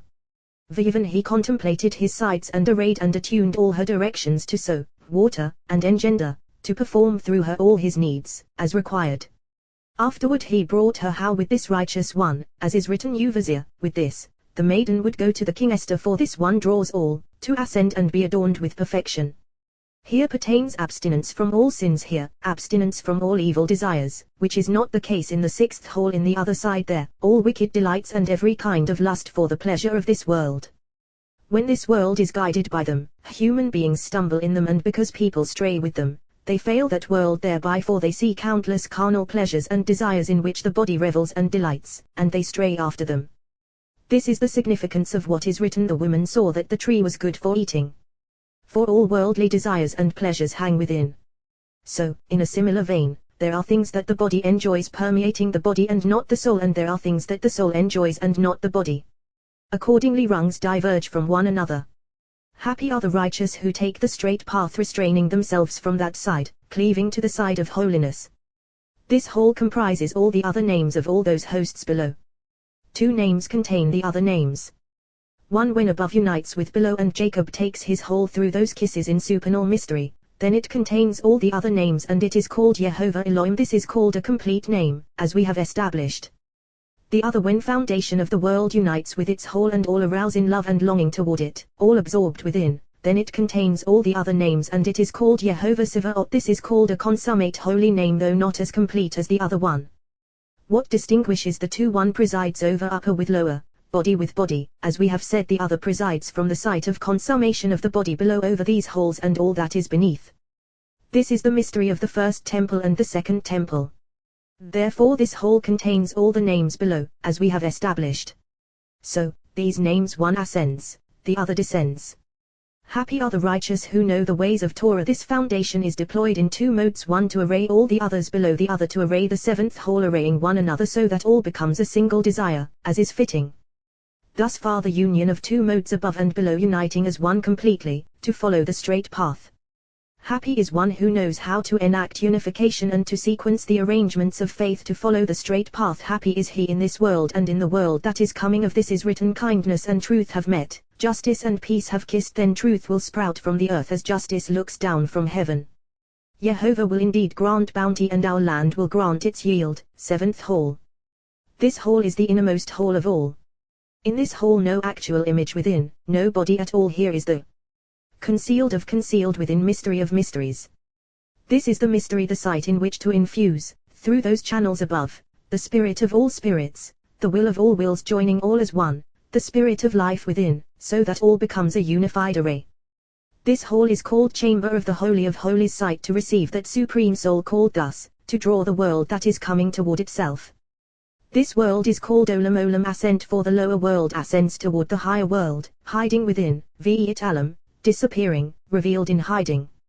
Olam, for it ascends with all those are close to it, hiding within supernal concealment. Olam Ilah, higher world, ascends and is hidden in supernal will, within the secrecy of all secrecy, not known at all, unrevi aled, unknown to anyone. A drawn curtain is spread, shielding, within the secrecy of the concealed. The purging cover is spread within supernal radiances, sealing the concealment of this hidden secrecy.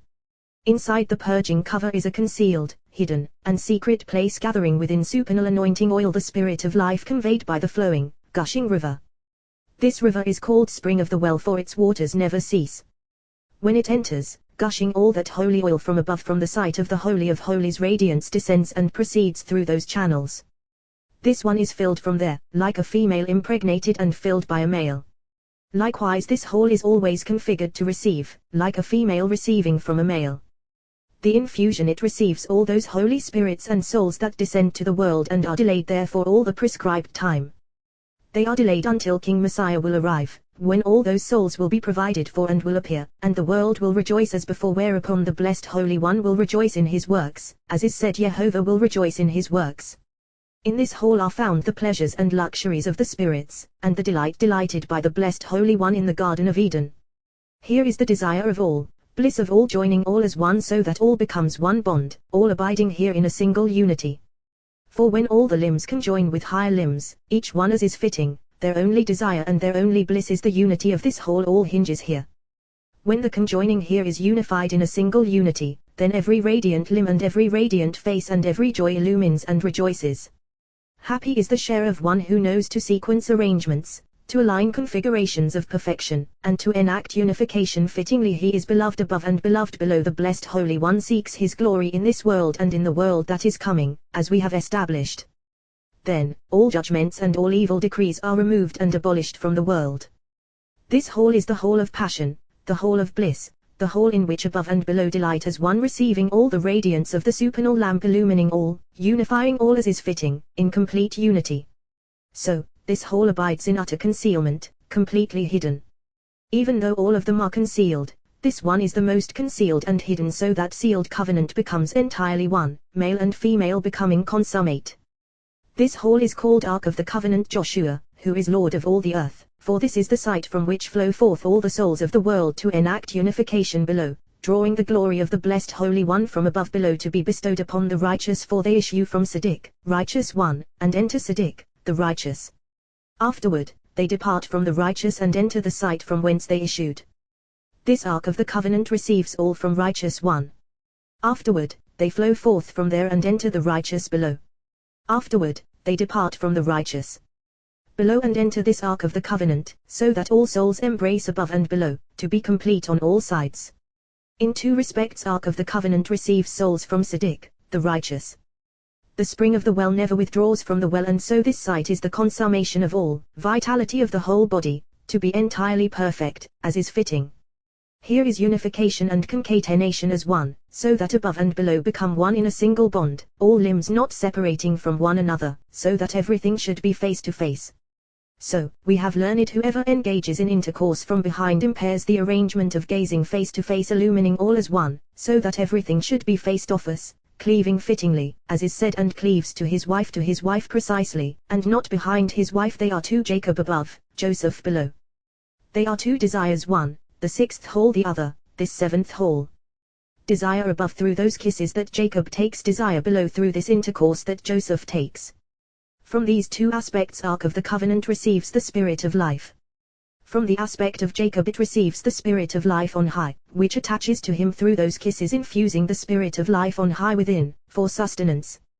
From the aspect of Joseph, who is below, at the consummation of the body, it receives in this whole spirits and souls to pour forth below into this world. These two aspects branch into two modes. The aspect of Jacob expands, bestowing potent flow to those breasts that are filled from the spirit of life, suckling those holy angels who live and endure forever, abiding enduringly thereby. The aspect of Joseph enters with desire, bestowing potency within, fashioning souls and spirits to descend below, to sustain the world's inhabitants. So, these two aspects abide, one above, the other below, one to nourish above, the other to sustain below, each one as is fitting, and so all is one, a single mystery. Even so, Joseph nourishes the entire body and waters it, for this spirit of life generated through Jacob's cleaving descends below, and this Ark of the Covenant cleaves to it with supernal delight, and that spirit of life descends below through Joseph's cleaving. When everything unites as one, those breasts are filled to suckle all, and consequently all is one. Happy is the share of one who knows to bind bonds, actualizing unification with aspiration of the heart, as is fitting, in order to conjoin limb with limb, spirit with spirit, all in one entirety, so that all becomes one, fittingly when these holy spirits and all those chariots unite as one in this whole, manifesting in a single concatenation, then this highest spirit of all a single point is concealed within them, unrevealed, becoming an utterly concealed spirit, corresponding to the pattern above. Yom mnemonic, the nut unification through the concatenation of all, as we have said, interconnecting, so that all becomes complete in perfection, male and female as one. We have already established that sacrifice follows this pattern, ascending to effect unification, each one provided for as is fitting from the rising smoke. Through the priest who is the right with the nexus of unity of devotion, and through the Levites with song, one fuses with the other, whole with whole, spirit with spirit, until limb conjoins with limb in their place, so that all merges as one, fittingly. We have already established that when all is perfected as one, upper limbs in lower, the supreme soul of all arouses, suffusing all, illumining all, and all are blessed, above and below. That which is unknown, beyond calculation, will forever ungrasped. Then all ascends unto infinity, and all is bound in a single concatenation, and that will secretly sweetens deep within. Radiance of supreme soul ascends deep within, illumining all. Within this radiance enters concealment of thought, containing all. Deeper within, in will of thought, it shines and is sweetened, grasping, not grasping. This will of thought ascends to grasp, and when it ascends, radiance below grasps. So, everything must concatenate and be filled and blessed entirely as one, fittingly. Then they interlink with one another, as we have said, wholes with wholes, lower with higher, mystery of male and female as one supreme radiance, with a radiance yet more hidden and concealed within, and that which is concealed comprising that which is even more concealed, until all is embedded fittingly in a single unity.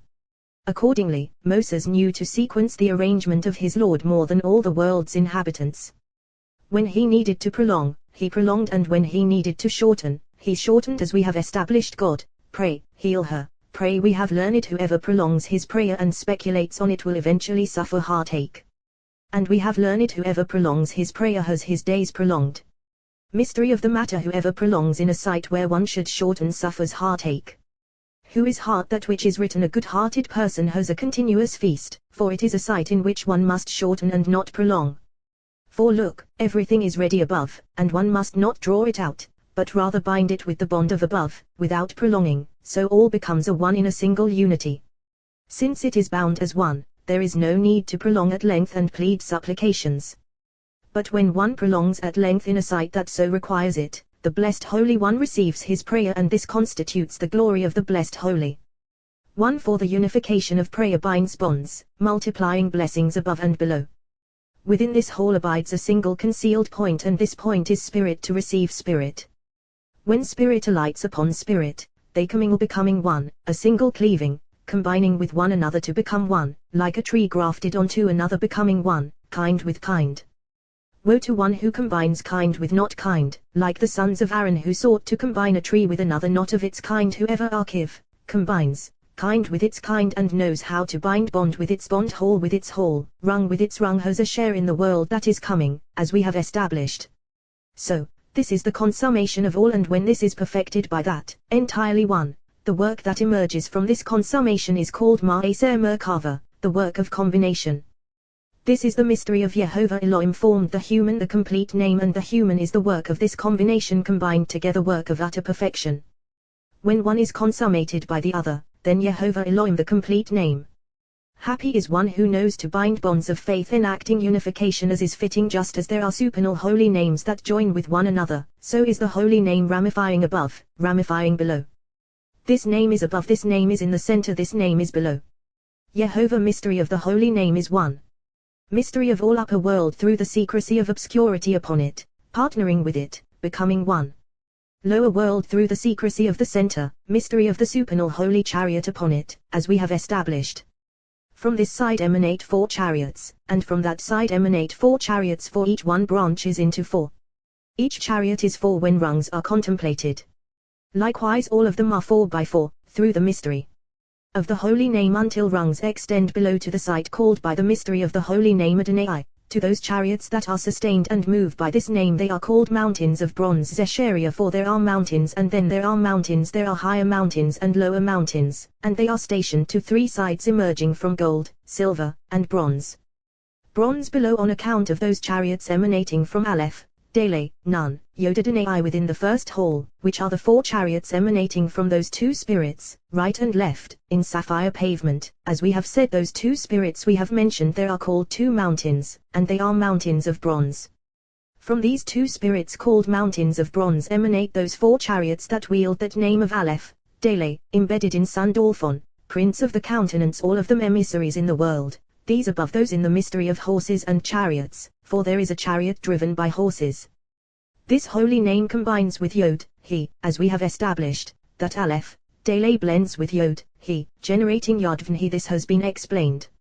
Elohim does not combine with another name, because there is Elohim Ayim, living God, and from this it expands into numerous facets, not gathering in, but expanding.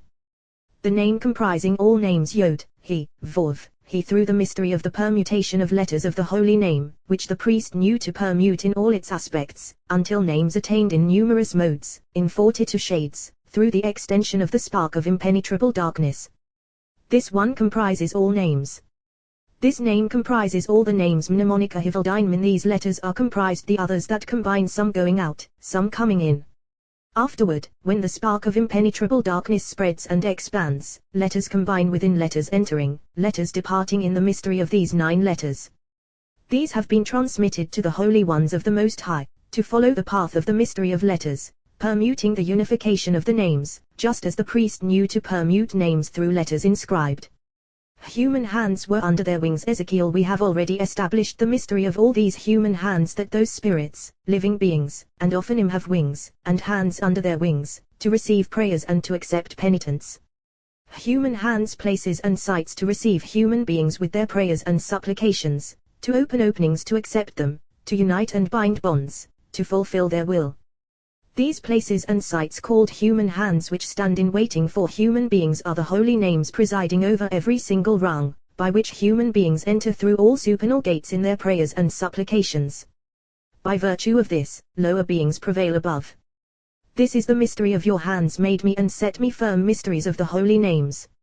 Jehovah said to Moses, stretch out your hand over the heavens. How could he raise his hand over the heavens? Rather, neteh, stretch lower, as is said, yet he bent the heavens and came down, flow, from above below.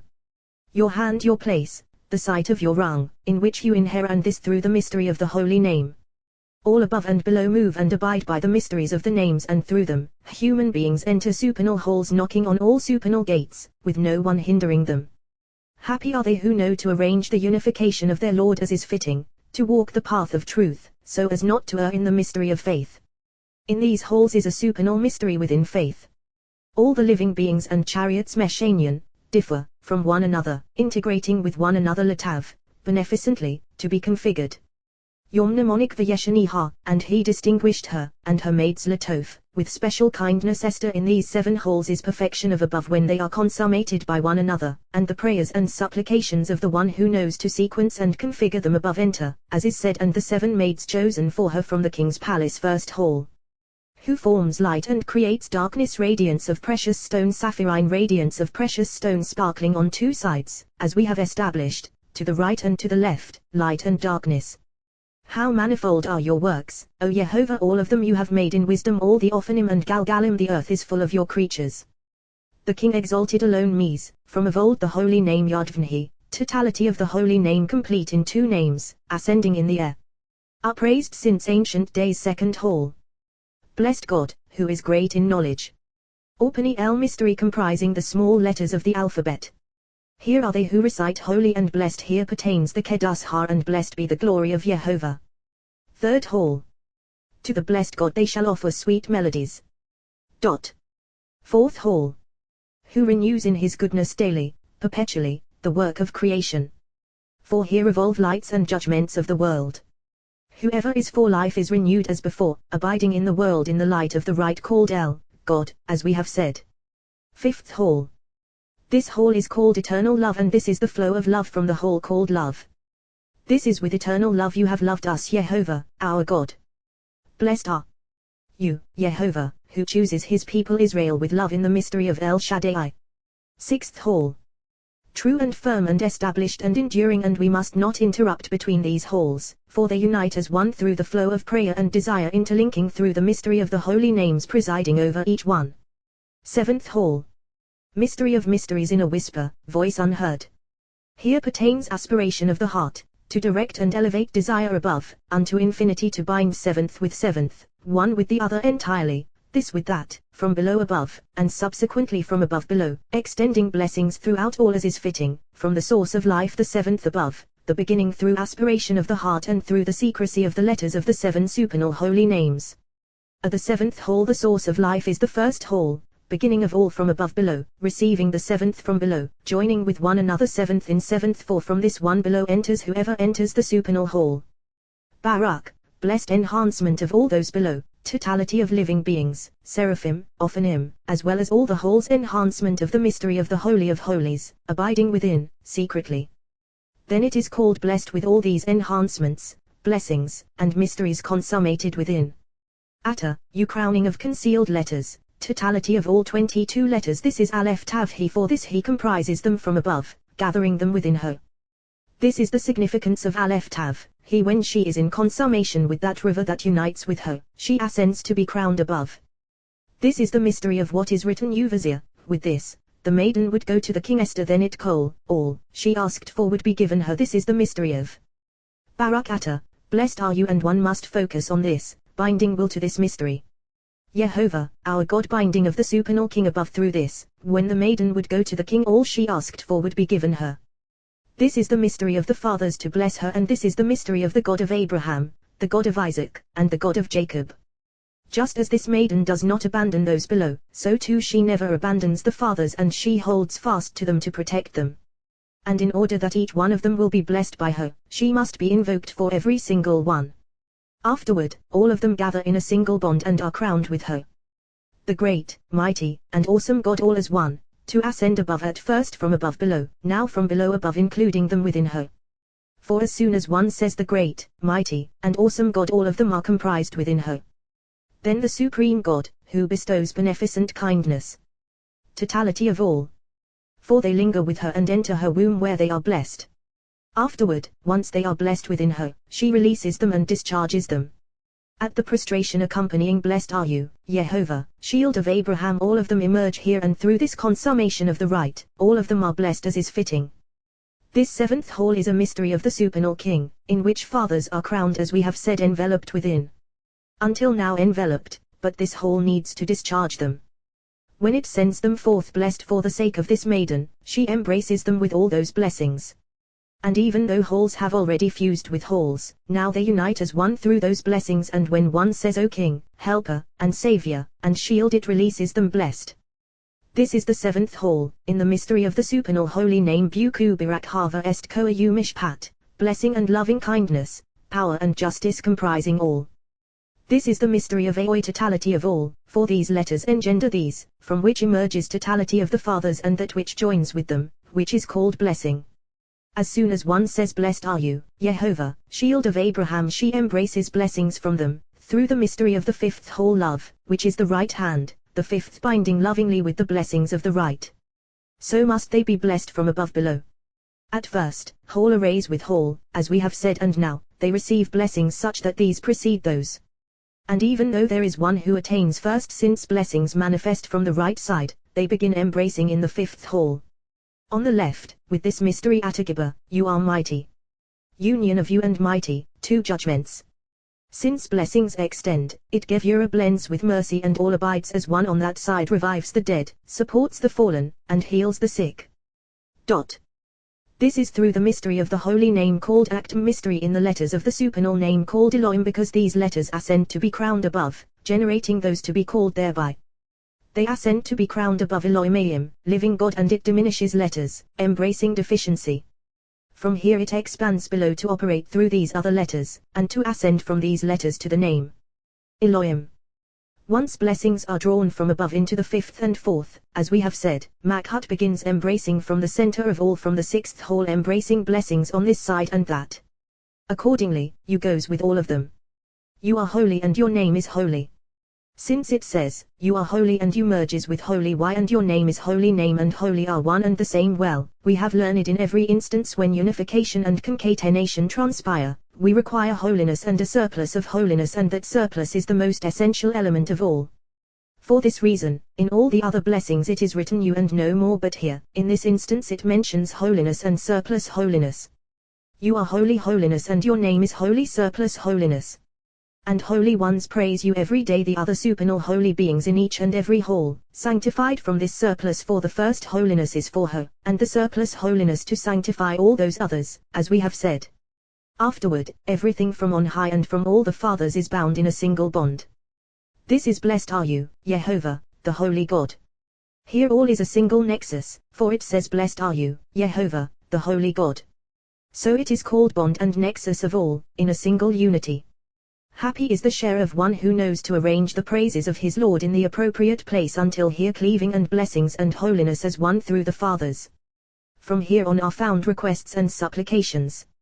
A person should begin by requesting his affairs, to comprehend matters of his Lord, in order to display his desire for him, and not disengage from him. For a person must participate in the holiness of his Lord, in which the supernal holy name is crowned, the name of blessings and sanctifications Kuzu, mystery of the holy name Yehovah, sacred in sanctity. These other letters emerge from it Yehovah, the union of these other letters like the union of male and female. These abide in the mystery of female in male, for he deploys his female in front of him. When these supernal holy letters mystery of holiness generate these other letters, they are called Tal, dew of heaven mystery of the sum of letters, for here below all entities are susceptible to calculation, and there is no calculation save for the moon. So, a person must be linked with the nexus of the holiness of his Lord and not disengage from him. And when he makes requests, the beginning of requests is to display that his desire is toward him. From here on, he may disengage little by little and make his requests concerning whatever he needs to ask. All his requests should be after he arranges this sequence that we have mentioned. Likewise, all his requests should be supplicatory and petitionary before his Lord, not vindicating himself. Happy is the share of one who knows to sequence this arrangement, to follow the straight path, as is fitting, just as fire links with water and water with fire, south with north and north with south, east with west and west with east, so too everything concatenates as one and unification is consummated, one with another. All those who know how to arrange their prayers fittingly are concatenated within, drawn near to be included within them. He makes a request and it is granted. Happy is his share in this world and in the world that is coming after concluding requests, body complete in all aspects with a joyful heart. Having implored and concluded requests, he resumes drawing blessings and joy below the third hall, conveying below. Be favorable, Yehovah, our God, toward your people Israel. This pertains to the Ma'amado, stands the supports of the body beginning beneath the body 2 thighs, extending to the knees. These are the mystery of the Ma'amado, standing men, presiding over the sacrifice. Here pertains the mystery of the beginning of the 2 thighs, from above to the knees, nexus of prophets, and visions, through the mystery of the letters of the holy name called Sha. Mystery of the name called Sivaot, this ascending, that descending, this prophets, that visions. Here pertains the sublime mystery of the Barate heart that we have mentioned, and when a person reaches the knees, he kneels. Blessed are you, Yehovah, who restores his Shekinah to Zion. Here Barate heart return to Mishnah, and they are blessed as one. Second, a hole below, in which souls are entrusted, ascending to appear in dream apparition. We thankfully acknowledge bending knees, to give thanks for souls, as we say, for our souls that are entrusted to you, like one taking leave of his master, until one reaches the beneficent one is your name, and to you it is fitting to give praise. This is within the mystery of the holy name called B'Mmun, that which is called El Elohim, as it is in supernal mystery El Elohim Yehovah. He knows Joshua totality of these other letters emerging from them. Here is a single mystery, for all thighs from knees beneath pertain to mystery of the dream, mystery of that realm in which souls enter. We must draw down flow through these blessings, so as to find tranquility in this world and in the world that is coming. Lowest whole consummation below. Here pertains peace, peace above, peace below, peace in all dimensions, peace in the family above, peace in the family below. This is the family below, the lowest whole, in a single bond with the family above, streaming from here to all those below outside. This mystery combines and all is consummated as one, above and below in a single radiance, fulfilling the complete name, this name that is complete with all those holes, with all those supernal lights, so all becomes one. Grant peace, goodness, and blessing. When a person takes leave from this hall to venture out, he should comport himself as one who is going forth from the fellowship of the king and from within his palace, humbling himself before him.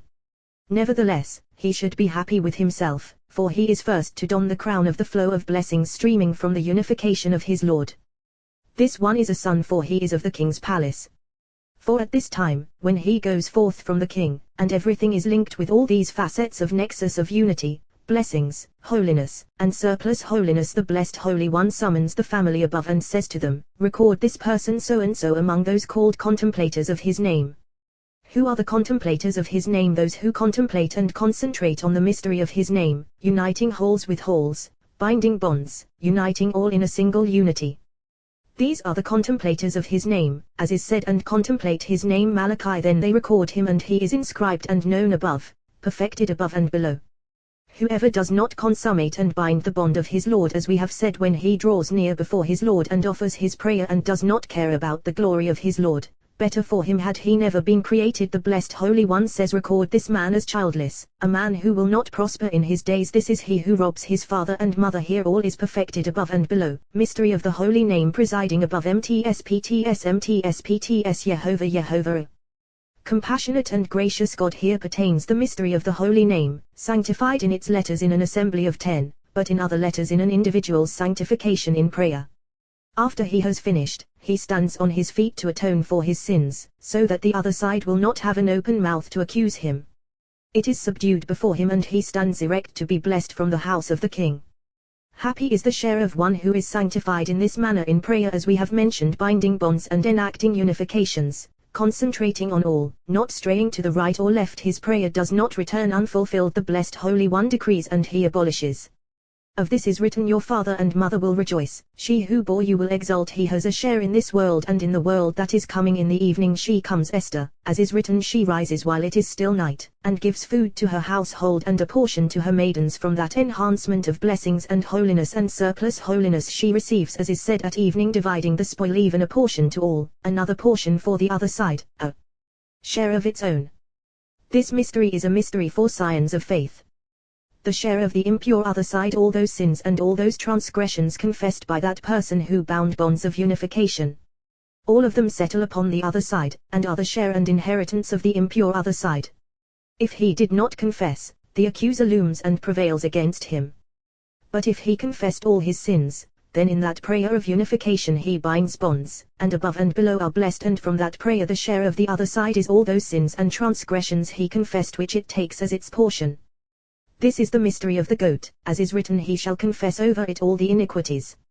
And it is written, the goat will bear upon itself all their iniquities, its share, its portion, its inheritance. Should that person revert to the stench of his sins, woe to him, for he takes them all back from that side, against its will. And because he takes them back from that side against its will, it assails him and turns into an accuser against him, denouncing him. But when he confesses them, that other side takes them its allotted share. This mystery pertains likewise to sacrifice, for one must confess all of one's sins and transgressions over the sacrifice, granting a share to the one who needs. The entire sacrifice is for this side share of the holy, aspiration of the holy. To that side that share of those sins and transgressions imparted in confession upon the flesh of the sacrifice, as is written, if your enemy is hungry, give him bread to eat. If he is thirsty, give him water to drink. For you are heaping burning coals on his head, and Yehovah will reward you. Your mnemonic: let the king and Haman come to the feast. Esther, happy is he who knows his path to walk the path of truth. Whoever does not know how to arrange the praise of his Lord, better for him had he never been created. For prayer that effects perfect peace above must come from within thought, desire of the heart, voice, and word of lips to accomplish perfection, concatenation, and unification on high, corresponding to the supernal pattern. Just as perfection flows forth from above below, so is required from below above, to bind the bond fittingly. Mystery for the companions, that they might walk the straight path: thought, desire, voice, and word. These four bind bonds. Once joints are conjoined, entirely as one, they all become a single chariot, that Shekinah might alight upon them, becoming four supports with which to be adorned, Shekinah resting upon them through all those supernal bonds. Thought engenders desire, desire engenders voice, desire issuing from within thought engenders voice. Audible voice ascends to bind bonds from below above, lower halls with higher voice, which bind bonds and draws blessings from above below in a whisper, supports these four: thought, desire, voice, and word support at culmination of the bond, sight in which all is concatenated as one within. Happy is the person who binds the bonds of his Lord, empowering supports as is fitting, focusing on all these matters we have mentioned. Happy is he in this world, and happy is he in the world that is coming. It is written, when Solomon finished offering to Yehovah all this prayer and supplication, he rose from before the altar of Yehovah, from kneeling on his knees, his palms spread out toward heaven. King Solomon offered prayer and prolonged it in order to draw down blessings from above below. For at that hour when the house below was arrayed, the house above was arrayed, and he offered prayer and prolonged it, configuring his prayer to array above, to array below. Even so, the prayer he offered was kneeling on his knees. Why kneeling on his knees? Well, it is a mystery for the companions, who follow the straight path. Why kneeling on his knees? Because it is written, hear you, O heaven, your dwelling place kings, where all blessings from above are embedded, where all abides, so that all blessings would be manifest there. Why? For when the male receives blessings, the female is blessed from him, as we have established. So Solomon desired to array the male, that site would be blessed, for as soon as that site is blessed with all blessings, the female is blessed from him below. Accordingly, hear you, O heaven, and hear, O heaven, so to actualize embedding in that site alone, he spread thighs arraying the body. The difference between the dwelling constructed by Moses and this house constructed by Solomon. We have already established that the entire configuration of the first temple pertains to heaven, mystery of supernal array. Of this is written, from kneeling on his knees, his palms spread out toward heaven kings. For all its affairs were in heaven, in the site where he ensconced the embedding of all. Spread out toward heaven. Why spread out? Well, to manifest opening of blessings entirely, as is said, you open your hand and satisfy the desire of every living thing. Furthermore, to manifest the mystery of holy rungs, level upon level, that all will be blessed as one from the source of all. Similarly it is written, when Moses would raise his hand, Israel prevailed, as we have established. Kneeling, this mystery corresponds to the enhancement of the mystery of heaven, where all blessings inhere, and the one who settles upon it, enhancement of supernal mystery. Prostration, head, body, and all limbs, all for the higher world, corresponding to all the will of thought concealed there. Now, you might say, it is written, I will prostrate at Hakel Kodsheka, your holy sanctuary. Certainly so, for it is a higher world, Hakel HaKodesh, chamber of the holy, and that which is below is a chamber for the one above. For there is an inner hall and then there is a hall below, and accordingly, prostration is directed above, with the head and the entire body, as we have mentioned. All is in supernal mystery, fittingly. Bowing with one's face for the lowest rung, receiving within all images and concealed faces, for this is falling on the face and bowing one's face below. So, everything is in supernal mystery, all rungs known by those who follow the straight path to cleave to their Lord. Whoever knows to sequence the arrangement of his Lord, happy is his share in this world and in the world that is coming. One who offers prayer should first arrange the praise of his Lord so as to honor his Lord, as is fitting. As for all those praises he arranges, countless are the masters of praises who praise and sing to their Lord, all of them joining with him, and he ascends through all those praises he arranges. Afterward, let him arrange prayer, to ascend on high, to crown and draw assembly of Israel between north and south, that she might suckle from these two sides, two desires cleaving to her. This is the mystery, his left hand beneath my head, his right embracing me. Song of Songs, joining redemption to prayer. We and the companions have already established this. Aspiration of prayer must ascend, binding it above unto infinity. For there is no word that does not require total intention, word and desire, as is fitting, so that all becomes one. So, all words of Torah must comprise word and desire as one word, the correct word and desire above. All is in mystery revealed and secret.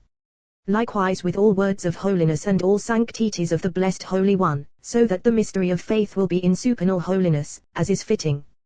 Happy are the righteous in this world and in the world that is coming. The blessed Holy One will one day bless the righteous who fulfill his will with blessings from above, as is said, for you bless the righteous, O Yehovah, crowning him with favor like a shield, until here are completed the holes on the side of holiness. Happy is the share of one who is careful and knows to unite the name of his Lord, as is fitting. Happy is he in this world and in the world that is coming. Rabbi Shimon opened, but they, like Adam, have violated the covenant. There they have been false to me. Hosea, who will uncover the dust from your eyes, O Adam, for the blessed Holy One commanded you a single commandment, yet you were unable to fulfill it, because you were seduced by the wicked words with which the evil serpent led you astray, as is written, now the serpent was slyer, that is why you were lured after him and inflicted death upon yourself and upon all the offspring that issued from you. Whoever is lured after him and descends toward him is lost in a single instant. David's being was thrust in the font of flowing waters. When he was banished to another land and tormented in accordance with his distress, so was he banished from the Holy Land. Even though he descended from his rungs to the lowest rung, he remained steadfast and did not enter the other side, and was on guard against it. What is written indeed, as Jehovah lives and as you live, there is but a step between me and death. Samuel, for he descended from his rungs until he was that close. Happy is the share of one who is on guard against that evil side and all the rungs of that side lurking in the world, for the evil impulse has many facets and rungs. Writhing snake, Satan, angel of a death, evil impulse. It has already been established that even though it is called by these names, it has 7 names: evil, impure, Satan, enemy, stumbling stone, uncircumcised, hidden one. These are 7 names corresponding to the 7 rungs of the holes, all of them the side of impurity, as we have said, corresponding to these 7 names by which hell is called, the site where the wicked of the world are judged, pit, destruction, Duma, miry clay, Sheol, shadow of death, netherworld. All of these are rungs corresponding to one another. We have already established that just as there are rungs and holes on the side of holiness, so too on the side of impurity, all of them lurking and empowered in the world. On the impure left side are 7 holes corresponding to the 7 names by which the evil impulse is called, and corresponding to the 7 names by which hell is called, all of them poised for seduction and evil judgment, to defile human beings, those who cleave to them, not guarding their ways in this world. One who comes to purify himself in this world in the side of purity is purified in that site called mystery of faith. For there are countless rungs and innumerable princes, all poised to draw a person close to the worship of the blessed Holy One and purify him. But one who comes to defile himself is defiled in this other side which is impure, for there are countless rungs and innumerable princes, all poised to defile human beings who approach them, coming to be drawn after that evil side. It is written, what man alive will not see death, will save his life from the grip of Sheol. What man created in the world will not see death, he after whom the whole world is drawn. For at the time when a person comes to render account before his Lord, before he departs from this world, he sees him, as we have established. These 7 halls, which are the 7 abodes of hell, are called 12 months. For just as the side of faith has 12 months holy rungs, so too this other side has 12 months, in which the wicked are punished and their souls judged. Happy is the share of the righteous who restrain their feet from them not approaching their gates, so as to be saved from them in that world. First hall. Beginning of the side of the evil impulse. This first hall is called pit, entirely empty. Whoever approaches to enter within has no one to hold on to him. Rather, they seize him so that he will fall, unable to rise. It has no beneficent support. In this hall presides a prince named Duma, presiding above and below. This is who seizes the soul when it is thrust out of the holy hall by that prince Tohariel, and who stands by that portal of the holy side. Accordingly Duma is stationed to seize the soul, countless wardens of judgment with him. Beneath this prince is stationed another prince, thousands and myriads beneath him, called Fatoti, poised Lafata, to tempt human beings, looming, alluring one to gaze and glimpse upon all manner of adultery and fornication. As for all those with him, they all rise toward him a person and go before him, compelling him to divert his eyes to look upon what he must not. This one is called Sarserim, wicked Sarshura, agent, for all those evils. This one stands ready over the grave when that body is judged, and he smashes its eyes, for he acquired them when it was in this world, they belong to him. The soul is judged in this place until she enters this site called pit, containing innumerable snakes and scorpions, all of which sting that soul, seizing her and punishing her. Deeper within is another impure spirit, exalted over all, presiding over this entire hall. All move on its account. This one is called Gamjima, red as a rose, constantly poised to inflict harm. For when a person's prayer is rejected, that person not deserving this spirit arises and ascends and collaborates with the ultimate impure spirit of all, accusing above, recalling the person's sins before the blessed Holy One. Yom Mnemonic and Satan Gam, also, came among them. Job it is not written and Satan came, but rather Gam, also. From this evil spirit derive numerous other wardens, appointed to seize an evil word or a filthy word that a person utters from his mouth, after which he utters holy words. Woe to them, woe to their lives. These are the people who empower these other wardens to taint the holy site.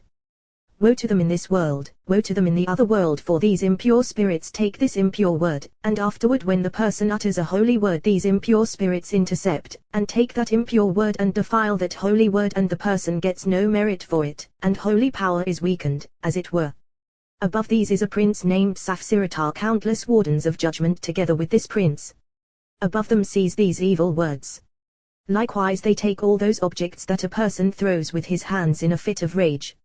For then this prince Safsiratar seizes that object and ascends and says, "This is the offering of so-and-so that he has offered to our side." For every facet of calm hails from the right side, the side of faith, whereas every facet of rage hails from the evil other side, the side of impurity. Therefore, one who casts something from his hands in rage, all these seize this object that was thrown and raise it on high, and it is offered to that side, and they say, "This is the offering of so-and-so." A herald proclaims throughout all the firmaments, "Woe to so-and-so, who strayed after a foreign god and worshipped another god." The herald proclaims a second time, saying, "Woe to them for wandering from me." Hosea, happy is the person who is on guard against its ways, not straying to the right or left, not falling within a deep pit from which he cannot climb out. Second hole. This hole is darker than the first hole. This one is called destruction, corresponding to the name impure, for the first hole is called pit, corresponding to the name Satan, and this one is called destruction, corresponding to the name impure. In this hole are found 3 openings on 3 sides. First opening. Stationed within is a prince named Asteria, and many thousands and myriads of deputies beneath him, presiding over all those who corrupt their ways by spilling seed on the ground, or who eject seed unnaturally, or all those who fornicate with their hands. These are they who do not see the face of Shekinah at all. Rather, at that time, this prince on the side of impurity that we have mentioned goes forth, and all those thousands and myriads, all of whom swarm around that man and defile him in this world. Afterward, when his soul departs from this world, this prince and all those with him defile him. And they seize him, and she, the soul, is defiled by them, and they usher her within to be punished among them. These are called boiling seminal emission, for all impure powers of fury preside over this one, because all of them loom and hover over a man when he excites himself, getting him hot for this lust. Then they seize that lust and that seed spilled on the ground, and they are energized by it, and they take it and raise it on high, causing this covenant to be enslaved to the side of impurity. A second opening. Stationed within is another prince named Tashaphat, ordained over all those who corrupt their ways, not by spilling seed on the ground, but by discharging seed in animals, or in those forbidden sexual relations gravely prohibited by Torah. For this prince and the many thousands and myriads with him all arise to defile him, as has been said concerning the others. All those put to death by the court or punished for these sins are plucked from these impure realms and have no share in them, nor in this cup called cup of staggering, for all those who did not drink that cup of the court to be spared this cup of staggering afterward, when he departs this world. This prince and all those with him seize him, and this is the bitter day they saturate the soul with countless punishments differing from one another. In this hole abides one spirit, these princes beneath him, and this is Neat Siriel. From this spirit 3 bitter drops ooze that drip into this cup. One is called Atsats, one is called March Harmavit, and one is called Kubberat. All of them gather in that cup. Subsequently, 3 drops pour from this cup to that sword that slays human beings, as has been established.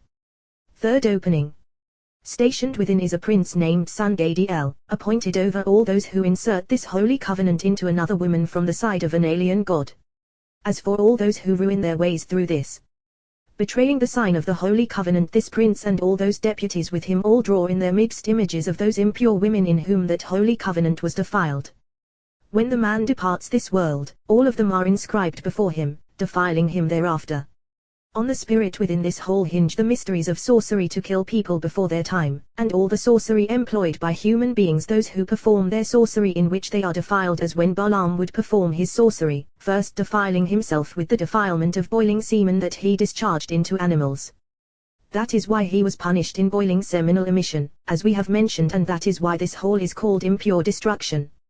In this hole there is another spirit, ordained beneath the spirit above, called Saratya, and countless thousands and myriads beneath him. All of them arise when a dream issues from within the holy side. The word issues forth, and this spirit and all those wardens with him venture out and converge on that word, descending upon it and mingling within, in order to impair it, and they divulge to the person other words, false material. So is the way of the deceiver. Were he not to convey a truthful matter, he would not be able to configure his deceptions likewise with these. Afterward, all those beneath, lacking stable existence, branch out below, and they divulge matters in the world to numerous sides. All of these are below, occupying rungs that separate out to various species, to numerous sides. From the side of this whole venture 2 spirits transmogrifying, sometimes male, sometimes female. These range and roam through the world and titillate human beings, appearing to them as beautiful women in the apparition of a dream, seizing lust. These are called lower spirits below, issuing from within a flame. For when these spirits above that are within this hole set out, 2 flames of fire shoot forth, and these soar through the world and transform into these 2 spirits, as we have mentioned, all on this side. Happy are the righteous who restrain themselves from these types and are on guard against them. Of this is written to protect you from a strange woman, from an alien woman whose talk is smooth. Third hole. This hole is a hole that is gloomy and dark, containing no light whatsoever, gloomier than the preceding. This is the one called Duma, corresponding to the name called enemy. In this hall are found 4 openings, one to this side, one to that side, and so on to 4 sides. A prince presides over this first opening, and this prince is sustained by the potency of the world's rage. When judgment looms over the world, the prince located in this opening takes up weapons and stores them at the gates of the synagogue.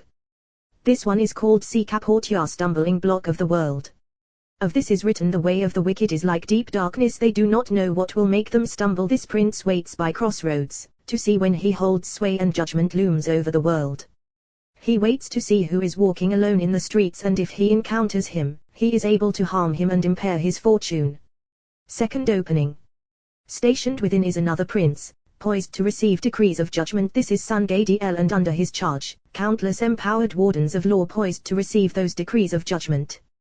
This one presides over this opening, and when he receives the decree of judgment, he descends below to those dark openings beneath, to the one called destruction, and to another called pit, which are below, where are thousands and myriads empowered to soar through the world to execute judgment, and the judgment in the decree is fulfilled. Third opening. Here is another prince named Anagryon, presiding over all illness, pain, trembling fever, and fire in the bones. For countless, innumerable thousands and myriads issue from him, ordained with him over all illness and pain, as has been said. Fourth opening. Here inheres a spirit created on the moon's defectiveness, called Askara, diphtheria, presiding over the killing of children. This one manifests to them as the woman of the child. She suckles them, seizes them, and slaughters them. In the middle of this hall abides a spirit called Atrasan, ordained over all those who die between the ages of 13 and 20. He is their slayer, as we have established. This one is in partnership with that serpent, as we have mentioned, arising with him, following him. Accordingly the angel of death is called very good, as is written, and behold it was very good, as we have already established. From here 2 spirits disperse and depart, wrath and rage, appointed over all those who hear rebuke from one who toils in Torah but do not trust him and are jealous of him, similarly, over all those who mock words of Torah or words of the rabbis. From wrath and rage issue countless thousands and innumerable myriads, and all of them sally forth, hovering over those people engaging in Torah, or engaging in matters of commandment, or embarking on a commandment, so that they will be saddened and find no delight therefrom. Of these 2 was Moses afraid when Israel sinned, and he was descending from the mountain, as is written, for I was in dread of the wrath and rage. Beneath these is a spirit presiding over all those masters of evil tongue. When these of evil tongue rouse, or when even a single person rouses to gossip, then this impure spirit above called Saksika stirs. He hovers over that arousal of evil tongue and delights upon it. He enters above, and through that speech inflicts death, sword, and slaughter. A woe to those who arouse this side, not guarding their mouths and tongues, not careful about this, unaware that another arousal depends on its arousal. When this arousal of evil tongue stirs below, then this writhing snake, elusive snake, raises its scales, establishes them ascendantly, and rouses from its head to its feet. When its scales ascend and arouse, the entire body arouses. Its scales are all the wardens of judgment without. All of them stir and delight in that evil word, rousing toward it. Afterward, the entire evil body arouses from its head to its feet. In all these halls we have mentioned, all those scales in that coat descend below, and that coat itself sheds and descends below, while the body ascends and arouses, becoming a slanderer above. Even though there is a fixed time for all the serpents of the world to shed their skin, they shed only when gossip abounds in the world, whereupon the evil serpent above arouses and sheds its skin and scales. This ascends and that descends. This shedding of scales and skin is most difficult of all. Why so? Because he separates from his mate, for were all to be in a single convergence, worlds could not endure them. All is on account of the arousal of evil tongue below. When serpents below shed that skin, each one emits a sound, stirring innumerable serpents abiding in that site called pit, where countless snakes are found, all of them slandering to arouse the great serpent, who ascends and slanders on high, all on account of evil tongue, when its arousal prevails below. Correspondingly, whoever engages in Torah, innumerable are the ones called Lashon HaKodesh, holy tongue, who join together and stimulate arousal to that site called Lashon HaKodesh, tongue of holiness, tongue from that holiness above, countless holy powers arousing on all sides. Happy is the share of the righteous, for they cause the arousal of holy powers above and below, holiness above and holiness below. Of this is written, sanctify yourselves and be holy. Sanctify yourselves, first waters, upper waters, and be holy, lower waters, called final waters. Food in the middle between first waters and final waters. So, food does not inhere in final waters, but rather in first waters. First waters from on high, from where food derives, not in final waters. The mystery has been bequeathed to the holy ones of the Most High. Happy is their share in this world and in the world that is coming forth whole. This whole is called over, guilt, and this is miry clay, corresponding to the other name called stumbling stone. All is one. Over, guilt, because there abides all the guilt of the world. Ovin, sins, tipping the balance. In this whole are found all the sins of the inhabitants of the world. For when people sin, all the wardens of judgment take those sins and deposit them in this hole. As for all the merits of the world, all the holy angels take them and place them in the fourth hole called merit. Merits are stored in the hole called merit, and sins are stored in the other hole called guilt, and they are weighed together one against the other. God has set after either merits or sins tip the balance to one side or another, so is the outcome. So, on the day of Rosh Hashanah, when these two sides join, merit and guilt, life and death, if merits tip the balance to the side called merit, the person is inscribed in that side called life. For these two sides stand poised on that day, one on this side, and one on that side. If the person is worthy and merits prevail, that person is inscribed for life, for this holy side embraces him, saying, "This one is mine, he belonged to me," and it is inscribed that he belongs to him. If sins prevail, this other side called guilt and death embraces him, saying, "This one is mine, he belonged to me," then it is inscribed that he belongs to him. This is as we have learned. On this day a person is inscribed for either life or death. If he is inscribed for this side, he is established in the side of holiness, cleaving within. If he is inscribed for the other side, he is established in the side of impurity and cleaves to it. This is for either life or death, drawn to this side, or that side. As long as he abides in this side of holiness, all sanctity and all purity cleave to him. When he calls out, the Blessed Holy One answers and hears him. Of him is written, "When he calls me, I answer him, I am with him in distress. I deliver him and grant him honor. With length of days I shall sate him, and show him my salvation." As long as he abides in the other side of impurity, all defilement, all sins, and all evils cleave to him. When he calls out, no one hears him, he is far from the Blessed Holy One. Of him is written, "Far from the wicked is salvation," and it is written, "Even if you make many prayers, I will not listen." This whole is the realm of all those called other gods, for they are manifest here, as well as all those who seduce human beings with the pleasures of this world, to whore and revel in the lascivious delights of the world, alluring them after the delights and debaucheries of this world, as we have said. Here a potent ruling spirit is manifest, above all, also called El, God, corresponding to the other one in the side of holiness. This one is El Nekah, alien God, and this is who seduces a person who is engaged in Torah, or who is found in the house of study. He seduces him and concocts numerous fantasies, saying, "What are you doing?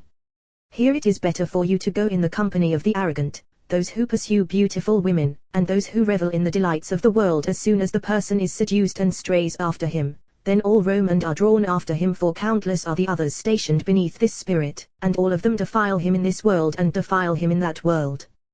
These are called boiling Zohar, excrement, as is written, "Tse, out you will call to it." These are rungs constantly poised to defile, as explained. In the middle of this hole is another spirit called Nega, plague, from which emerges another spirit called Negazara, scaly plague, poised to defile all those masters of evil tongue, more so than all they have already defiled him. This supreme Nega is appointed over all tables. For when Sabbath enters and they have not been arranged with Inuga, delight, as is fitting, and they scorn Sabbath delight, this Nega requires those tables not arrayed with Sabbath delights, as we have said. And when this one acquires those tables, all those wardens of judgment who are standing by open, saying, "He loved cursing, may it come upon him. He did not want blessing, may it be far from him. May he be clothed in a curse like a garment. May the creditor seize all that he has. May no one extend to him kindness." We have already established that on Sabbath Eve, when tables are granted to the evil side, that evil side is invigorated and that person is handed over to that side.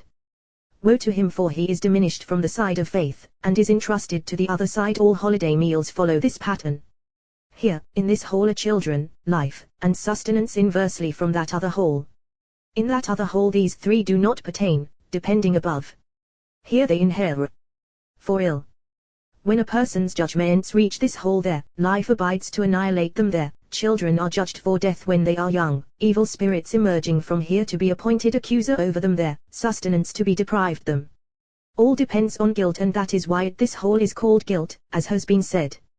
From here issues an impure spirit called Araya, and countless thousands and myriads with him, all of them called Ora-Yom, day cursers. As is said, let the day cursers damn it Job. This spirit and all those with him stand by to seize that word with which a person curses himself in rage, stirring this serpent called Leviathan, the writhing snake, to bring and arouse curses. As is said, those skilled to stir Leviathan Job, these preside during moments and hours of each day, and seize all those words of those who curse themselves in rage or curse themselves in oath. All of them take that word and with it arouse Leviathan in order to activate him. So, Job cursed himself in his sorrow, as is written, and cursed his day Job at first, and afterward let the day cursers damn it. May the compassionate one save us from the evil side and from its power. Fifth hole. This hole is the hole called Sheol, corresponding to the one called uncircumcised, and we have established that this is the mystery of the foreskin. In this hole there is one opening and one prince above it, always denouncing, inciting accusation against the world constantly. This is Ava, enmity, because this spirit is so named, and so this hole is called Ava. Yom mnemonic: I will put enmity between you and the woman. In this hole presides a spirit that rules over all, called Shod Vasheva, rack and ruin, who shod, pillages, in high mountains among cliffs and crags. For from this hole suckle all bandits and marauders lurking in ruins. From here issue all slayers by sword and spear, following the flame of the ever-turning sword to annihilate all. When famine prevails upon the world, this spirit called Shod, plunder, looms, and another spirit with him called Kafan, famine, and these roam through the world, manifesting against human beings. This is the significance of what is written: you will laugh at plunder and famine Job. These level accusation against human beings, and pillage all. As for the one called plunder, once he has roamed among high mountains pillaging, destroying, and annihilating all, he then returns and pillages human beings, and they die from the weakness he imposes. As for the other, people eat but they are not sated, because he has dominion in the world. At that time, whoever performs kindness with people, giving them food and drink, is worthy of driving these two spirits away, so that they will not prevail in the world. But when Israel do not perform kindness with people, and the other nations arouse kindness in the world, then these two spirits are tempered for them and are empowered over Israel, for then that other side is strengthened and Israel are subdued. But when Israel perform kindness, that other side is subdued and the side of holiness is strengthened. If not, those two spirits are tempered. One is sweetened for the other nations and suckles them, and the other turns to subdue Israel. Then blessings flow from above, from the right side to the left, and all those stationed to that side imbibe. As is written, they made me guardian of the vineyard. Song of Songs. The other nations my own vineyard. I did not guard Israel, for other nations draw down bounty within, through the acts of kindness they perform, whereas Israel distance it from themselves, because they do not engage in those acts of kindness. Beneath these are found all those called foreskin, clippings of foreskin, branches of foreskin, and above them a prince called Chizadinaiah, presiding over all those who do not keep the years of foreskin of trees, and over all those who delay the sign of the covenant for their sons. That is why the serpent sought to slay Moses' son, until Zipporah circumcised him, as is written, Zipporah took a flint and cut off her son's foreskin. This spirit is empowered when a person perverts his way, not caring about the honor of his Lord, to guard the sign of the Holy Covenant, and ushers him into hell, to that site called Sheol and Abaddon, where he is judged, as we have established. Here in this hole, deep within the middle, is a spirit who waits and lurks by paths and trails to spy all those who violate the words of Torah, to inject hostility between below and above, for this entire hole is enmity. This one, as well as all the others, all stand poised to manifest lustrous countenances to human beings, to seduce them so that they will stray from the path of truth, alluring them toward them. Afterward, they slay them and they die in two worlds, as is written, but in the end she is as bitter as wormwood, sharp as a two-edged sword. This spirit is called Aphra Epher, Ash Aphrodachitma, ash of ashen cinders, that never generates offspring and fruit, for this is Aphrodachitma, dust of ashes. And even though it is called dust, it is not holy dust that generates fruit called dust of gold Job, but rather, as is said, from the dust of the burning of Hatat, the purification offering. This is the dust of the burning of Haratat. This mnemonic proceeds by two modes: one, for it is included in this Atat, mystery of that potent serpent, and another, for when a person performs Atat, a sin, he empowers this dust to gain dominion in the world. This spirit is included in the bitter curse conveying waters. Accordingly, the woman who strayed from her husband, perpetrating the deed of the woman of whoredom, must be made to drink water mixed with dust, which is from the floor of the dwelling. This dust is from that realm called floor of that dwelling. This dust hails from that floor. That is why the priest must make this woman drink in this manner. All is in supernal illusion. Happy is the share of Israel, for the blessed Holy One purifies them with supernal pure waters, as is written, I will sprinkle pure water upon you, and you will be pure. Ezekiel. Pure waters. We have already explained the difference between first waters and final waters, and even though we have already established this, first waters are mitzvah, a meritorious act, and are called accordingly. Final waters are over, an obligation, and are called accordingly. We have established regarding the two sides, this side of holiness is called mitzvah and this other side is called over, sin, and so it takes a share in that water. Of this is written, I will sprinkle pure water upon you, and you will be pure. Sixth hall. This hall stands supreme above all the other lower halls. There are 4 openings to this hall, one called death, one called evil, one called shadow of death, and one called darkness. These 4 openings are constantly poised to inflict harm. These are a single totality. Just as in the holy side in the mystery of faith there are 4 directions, interconnected, all of them holy, so too here. And when these connect you metabron, and conjoin, together as one in this hall, it is called beitava, a conjoined house, as is said than a contentious. Women uvitava, in a shared house this hall is always poised to inflict harm. Of this hall is written, excessive are kisses of an enemy, for here abide all those wicked kisses and evil desires, and all the carnal delights of this world, those delights by which a person is banished from this world and the world that is coming. Of this is written, for the lips of a strange woman drip a honey, her palate is smoother than oil. In this hall a spirit abides, ordained over all those below, totality of all the other spirits. This hall is adorned with the most exquisite ornaments of all the halls. In this hall the feet of fools are trapped.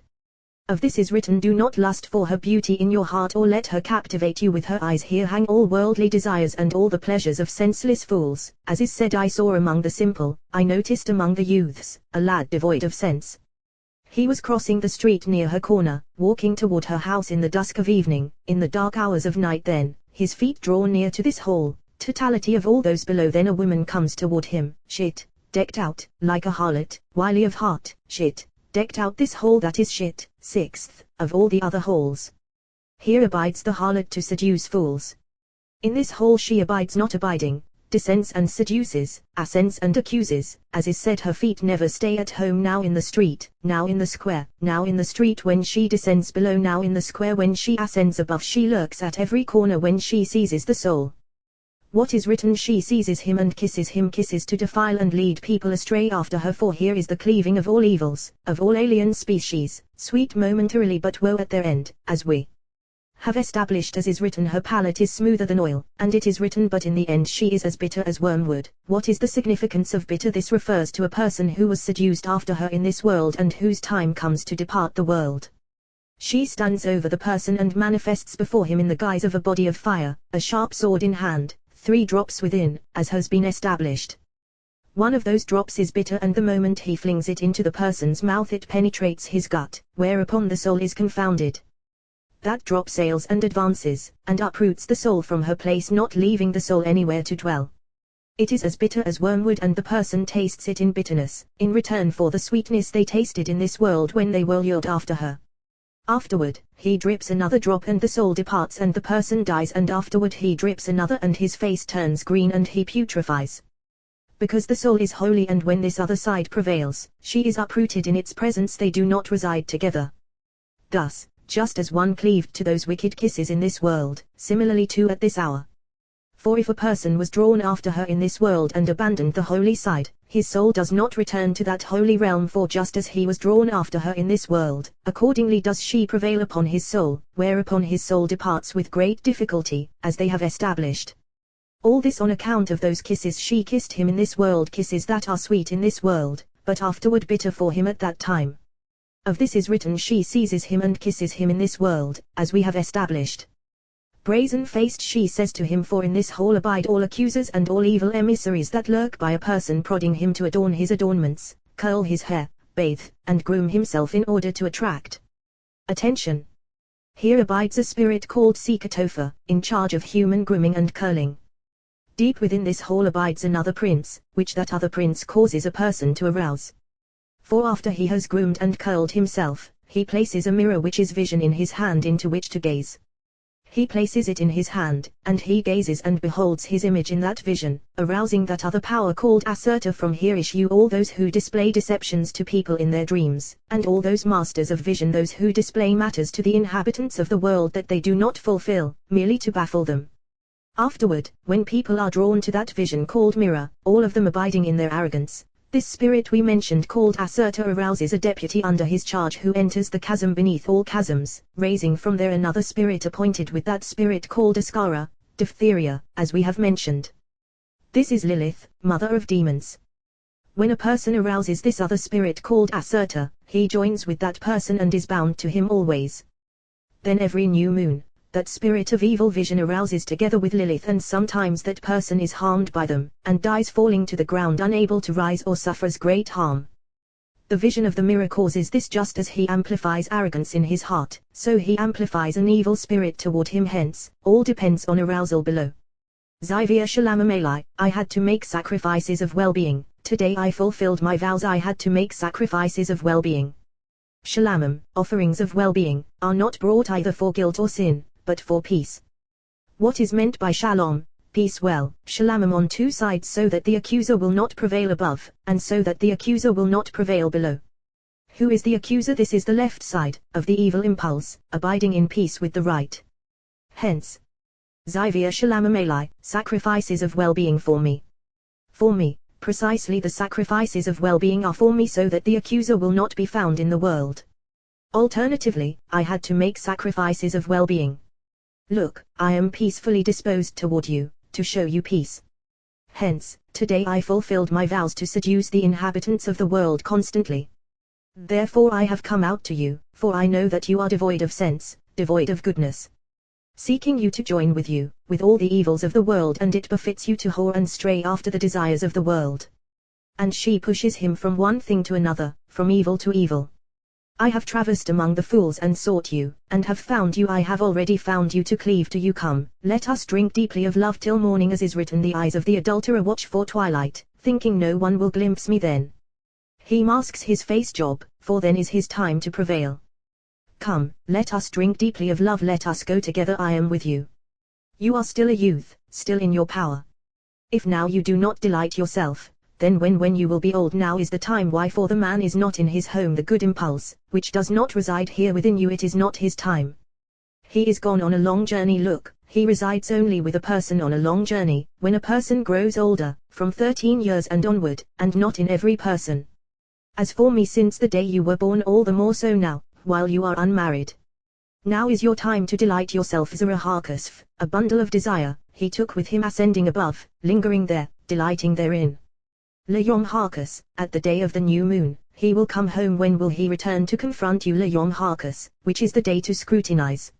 In judgment, as is written, Beakus, at the covering, for our festival day, when a person needs to delight in the world and enjoy it, he distances himself from him, but when he abides in judgment, he approaches to render judgment with him. Of this is written, she sways him with her eloquence, turns him aside with her smooth talk. Thoughtlessly he follows her, like an ox going to the slaughter, like a fool to the stocks for punishment, until the arrow pierces his liver. Happy are the righteous who know to walk holy paths, not straying to the right or left. Happy are they in this world and in the world that is coming. Seventh Hall. This is the hall of dregs of wine, intoxicating, as is said, he drank of the wine and became drunk. The squeezing of all those grapes, entirely evil, is here, and this is the significance of foaming wine. Dregs of wine, no one drinks from it without inflicting death upon himself. This is what Eve gave her husband to taste, ushering him into this hall. As we have learned, she squeezed grapes and offered them to him, inflicting death upon him and the whole world after him. In this hall abide all the impure souls that descend to those of this side, who cleave therein, as well as that spirit that descends to all those from this side. From here they issue.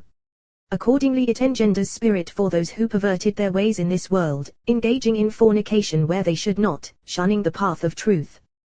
Then, just as he cleaved to that evil impulse in fornication, so an impure spirit issues from this hole to defile him, and the child is called Mamza, a bastard, for he hails from the side of Elzo, alien god.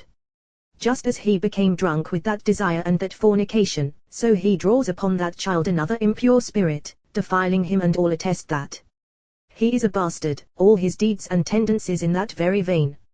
From this hole issues a spirit, appointed over those spirits, called Sphoni. hidden one Yom mnemonic soften ya safen ruah, restraining her is like restraining the wind he is ordained over this hall.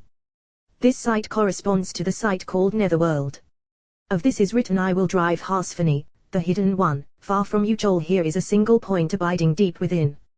From here sally forth all those other spirits that roam the world, gaining dominion in this world through all those actions bequeathed to the left side. From here shoot forth all those scintillating sparks that extinguish immediately flashing and extinguishing. From these issue other spirits that roam the world, emerging from the great abyss which is this hall, as is said your judgments, the great abyss these are the spirits not consigned to be embodied in material bodies seen and not seen, as has been said. Afterward, those spirits that roam the world arise to perform miracles for human beings, because these do not remain in such filth of defilement like the others. A spirit is appointed over them, called Nisira, for he at Nisa was sawn off, from those extremely impure sides. These fly through the air and inflict harm on their side in order to perform miracles for those on the side of holiness. From this sawn-off spirit called Nisira issue countless other species, ramifying according to their kinds, all of them functioning as emissaries in the world, every single one as is fitting, until they are appointed below as kings and officers they do not endure permanently like those others above. In this hall is the clinging of the side of impurity, and all impure desires that defile the world. This hall is poised to fire off at any moment, at any hour none can withstand it. From here radiates fire of potent wind below, to judge the wicked, as well as flaming wind fire and snow, called Saman, as is said it snows Bisaman. On Black Mountain in this hall are found 4 openings, opening outward in 4 directions, not grasping the side of holiness. Not attached, but rather through those openings luminous light can be seen. This is the site prepared, in every single opening, for the pious of other nations who did not harm Israel and dealt with them in truth. These abide in these openings on this side, reposing from that side. In the opening of this hall in the middle, outside there are 6 openings attached to this hall, all of them grasping it. Here are windows open to the side of the light of holiness, places prepared for the kings of other nations, those who did not afflict Israel and protected them constantly. These possess honor on account of Israel and delight in the deep darkness in which they reside from the light radiating from the side of holiness, as is said all the kings of nations were laid, every one, in honor, but if they caused anguish for Israel or oppressed them, many are they who seize them below and punish them thrice daily, with countless punishments differing from one another. Those kings who afflicted them, judged in that world with numerous punishments. Every single day they bear witness for Israel to their faith and they descend below where they are punished. Happy are Israel in this world and in the world that is coming. Thus concludes the 7 holes abodes of defilement, from the side of the serpent. Happy is the share of one who is saved from him and from his charms, so that he will not be bitten by him, injected with venom and die from all sides. Must one be on guard against him from above and from below. One who is saved from the head is not saved from the tail. When he raises the tail, he strikes and slays. Even so, does the snake bite without a whisper. As we have learned, he obtains authorization and plucks out the soul. Therefore a person must be careful not to sin before the blessed Holy One, so that the serpent will not be whispered to, and bite and slay. Peak Qdin. Commandments. T. He commandments of the Lord of the world. We have learned as is written, you shall observe all my commandments and do them if observing is required. Why doing? Furthermore, all the commandments of Torah are in 2 modes that are 1 remember and observe, Zachor, remember, for Dekhora, male, and Shema, observe, for female, all one totality. If observe pertains to female, why is it written you shall observe all my commandments? In fact, all is in this verse, Ushmatam, you shall observe Shema, observe Va'asitam, and do Zachor, remember, for all is a single mystery. Zekhirah, remembrance, constitutes doing for one who Adka, recalls, something below, arrays and actualizes that mystery above. The commandments of Torah are entirety of male and female, all a single mystery. The first commandment, the primary beginning of all the commandments, is to know the blessed Holy One in general. What is meant by in general? To know that there is a supreme power who is master of the universe, and created all worlds, heaven and earth and all their forces. This is the meaning of in general. The end of all in particular, to know him in particular. General and particular are beginning and end, mystery of male and female as one. Consequently, the human being in this world engages in general and particular. The human being in this world comprises general and particular. The restoration of this world is general and particular. So, the beginning of all is to know that there is a ruler and judge over the world, and that he is master of all worlds, and created the human being from dust, and blew into his nostrils the soul breath of life. This is the meaning of in general terms. When Israel left Egypt, they did not know the blessed Holy One. When Moses came to them, the first commandment that he taught them was as is written, and you shall know that I am Jehovah your God who takes you out. Were it not for this commandment, Israel would not have believed in all those miracles and mighty deeds that he performed for them in Egypt. As soon as they knew this commandment in general terms, miracles and mighty deeds were performed for them. At the end of 40 years, during which they engaged in all those commandments of Torah that Moses taught them, both those performed in the land and those performed outside the land, he then taught them in particular terms, as is written, know today and take to your heart today precisely, what they were not permitted beforehand, that Jehovah is Elohim in particular terms. Countless mysteries and secrets inhere in this statement. This and the one preceding are entirely a single matter, that in general, this in particular. Now, you might say, but look at what is written, the awe of Jehovah is the beginning of knowledge. This refers to in particular terms to know who awe of Jehovah is. And even though a person must be in awe of him before he knows, nevertheless here is written beginning of knowledge to know him, for this is the beginning of knowing him in particular terms. So, the first commandment is to know the blessed Holy One in general and in particular, beginning and end. This is the mystery of I am the first and I am the last. I am the first in general and I am the last in particular. All is a single totality, one mystery. Once one knows this in general, he should perfect all his limbs. What are they? The commandments, which are the limbs of the human being. Once perfected thus in general, he should know in particular terms total healing, knowing all the days of the year, which unite to bestow healing to all the limbs. Now, you might say, how do all the days of the year bestow healing to all the limbs? Certainly it is so, above and below the year and its days bestow healing to all the limbs above. When the limbs pour down blessings to the days of the year, healing and life loom above them on high, and they are filled with all. Who brings this about? The days of the year. Similarly below, when a person perfects his body through the commandments of Torah, you cannot find a single day that does not come to be blessed through him, and when they are blessed through him, life and healing loom above him on high. Who brings this about? Those days of the year. Just as the days of the year are blessed from on high from the mystery of the human being, so are they blessed from below from the mystery of the human being. Happy are Israel in this world through these commandments of Torah, for they are called human, as is written, you are human. Ezekiel, you are called human, but the other nations are not called human. And because Israel are called human, they must engage in the commandments of Torah, so that all will be one in the mystery of the human. When the blessed Holy One gave the Torah to Israel upon Mount Sinai, the first utterance was Enoch High. I am Enoch High engenders many mysteries. Here it pertains to the mystery of the first commandment to know him in general. For it is written, Enoch High, I am intimating that there is a God, a supreme power over the world. The first commandment, in general. In particular, for it is written, Jehovah your God particular. I am general, Jehovah your God particular, general and particular. The first commandment one must know beginning and end, as we have established. The second commandment to serve with all kinds of service in the temple, and outside the temple with all the rites called service with prayer, striving after the commandments of Torah, for all is called service like a servant striving after his master's needs. For Israel are called servants, as is written, for mine are the children of Israel as servants, they are my servants. Why are they servants? For it is written, whom I brought out of the land of Egypt. Accordingly, in the 10 utterances, after I am Jehovah your God, it is written, who brought you out of the land of Egypt to serve him like a servant serving his master, who redeemed him from death, redeeming him from all the evils of the world. By these two designations are Israel called by the blessed Holy One. They are called servants, as is written, they are my servants, and they are called banim, children, as is written, you are children of Jehovah your God. When a person knows the blessed Holy One in general terms, he is called servant, for he carries out his master's command, but he is not permitted to search among his treasures and the mysteries of his house. When a person knows the blessed Holy One in particular terms, he is called Ben, son, his beloved, like a son who searches among his treasures, among all the mysteries of his house. Even though he is called son, firstborn of the blessed Holy One, as is said, my son, my firstborn, is Israel, he must not remove himself from the category of servant, serving his father with all the rights that are the honor due his father. So is required by every person to be a son to his father, searching among his treasures, to know the mysteries of his house, striving after them, and to be a servant to his father. Mystery of the matter. There are 2 rungs above with which a person must be adorned. They are a mystery of faith, and they are one mystery of servant, the other mystery of son. This servant is called Lord of all the earth. Joshua the son, as we have established, my son, my firstborn, is Israel. All is a single mystery of faith.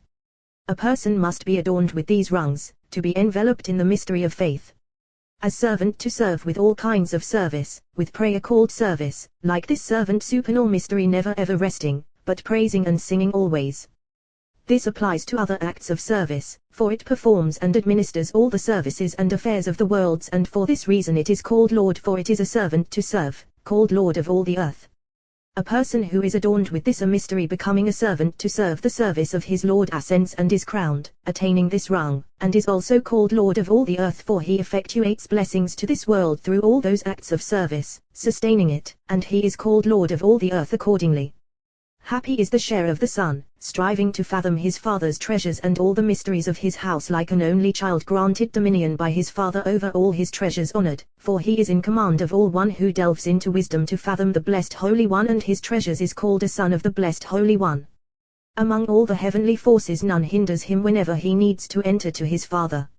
Happy is his share in all worlds accordingly, when he strives to fathom him in particular terms in the mystery of wisdom he is called son. In the service rendered by a person to the blessed Holy One, there is an act of service in which a person must incorporate both being servant and son, to be adorned by the blessed Holy One.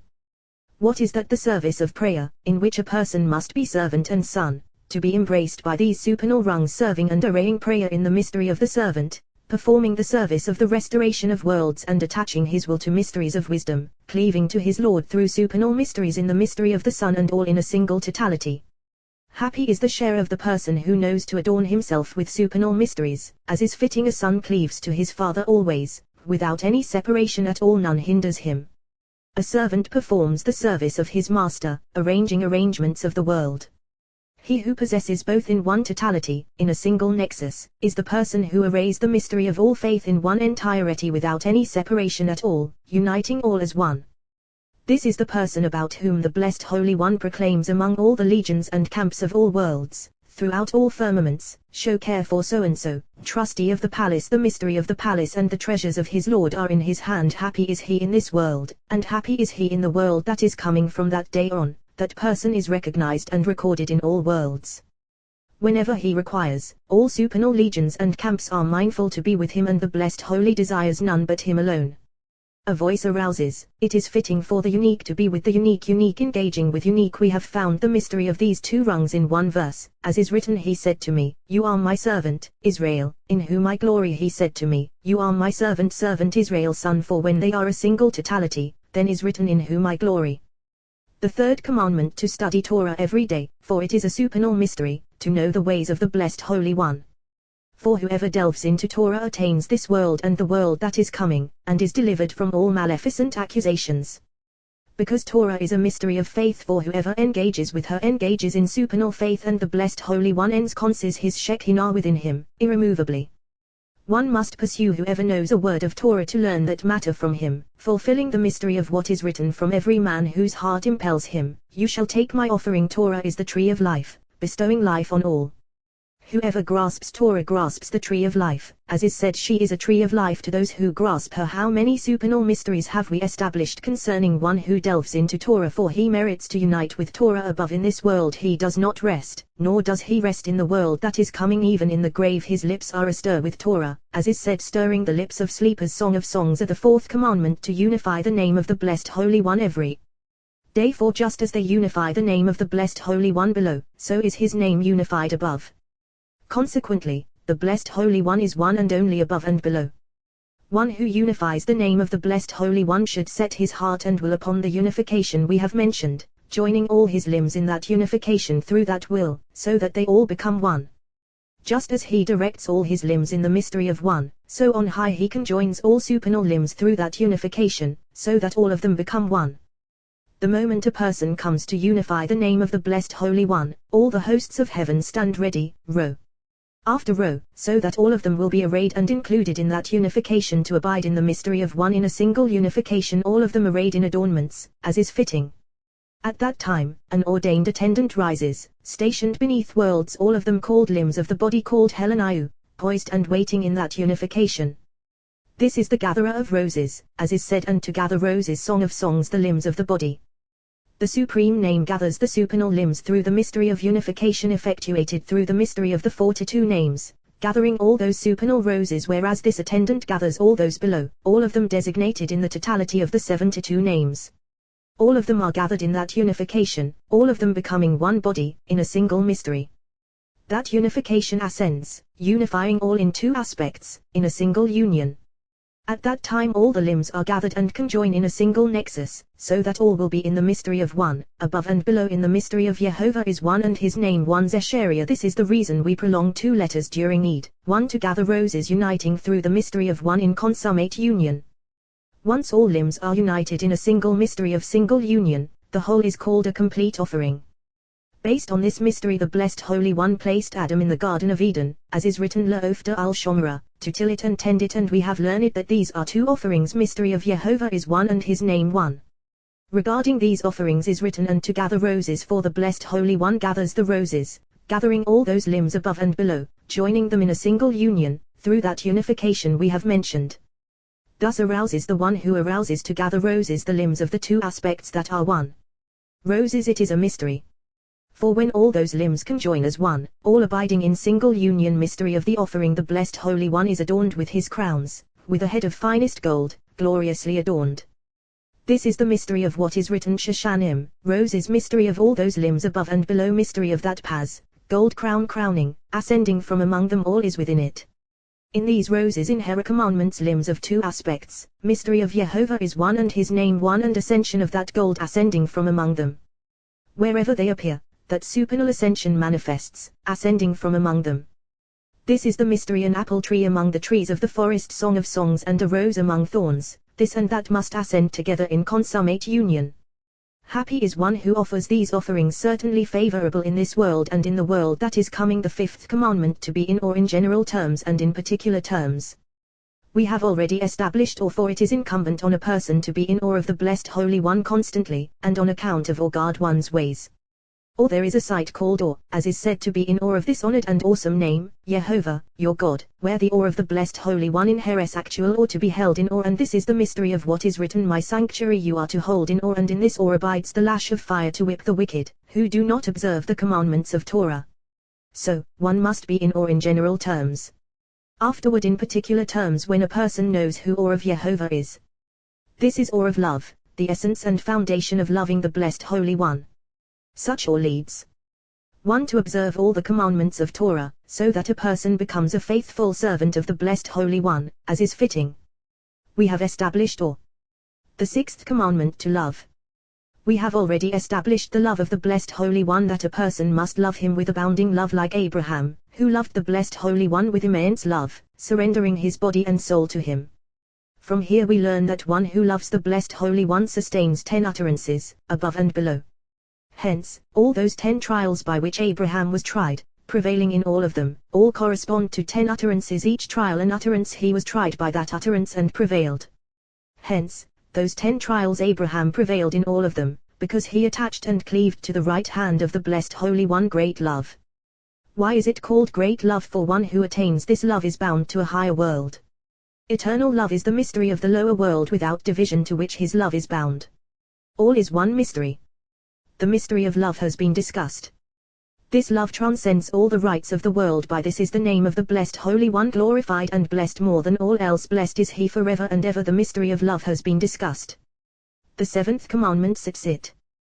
This is the commandment by virtue of which one remembers all the commandments of Torah, as is said, you will see it and remember all of Jehovah's commandments and do them, sign of the king, to remember and do. It is written, you shall make sits, a medallion, of gold. We have established the mystery of the medallion adorning the high priest sits, medallion, upon which eyes gaze, sign of higher world with which the high priest is adorned.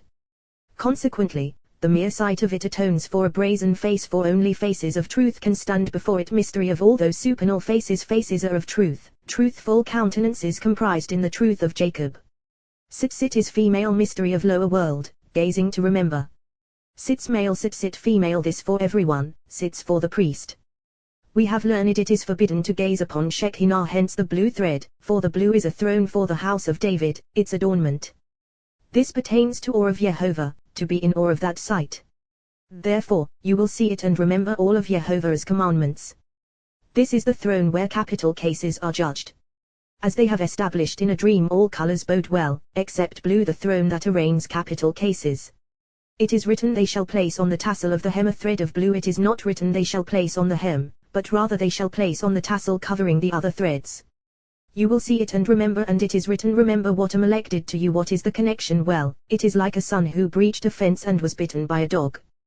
Whenever his father wished to rebuke his son, he would say, remember when the dog bit you. Similarly here, you will see it and remember, for this is the site where souls ascend to be judged.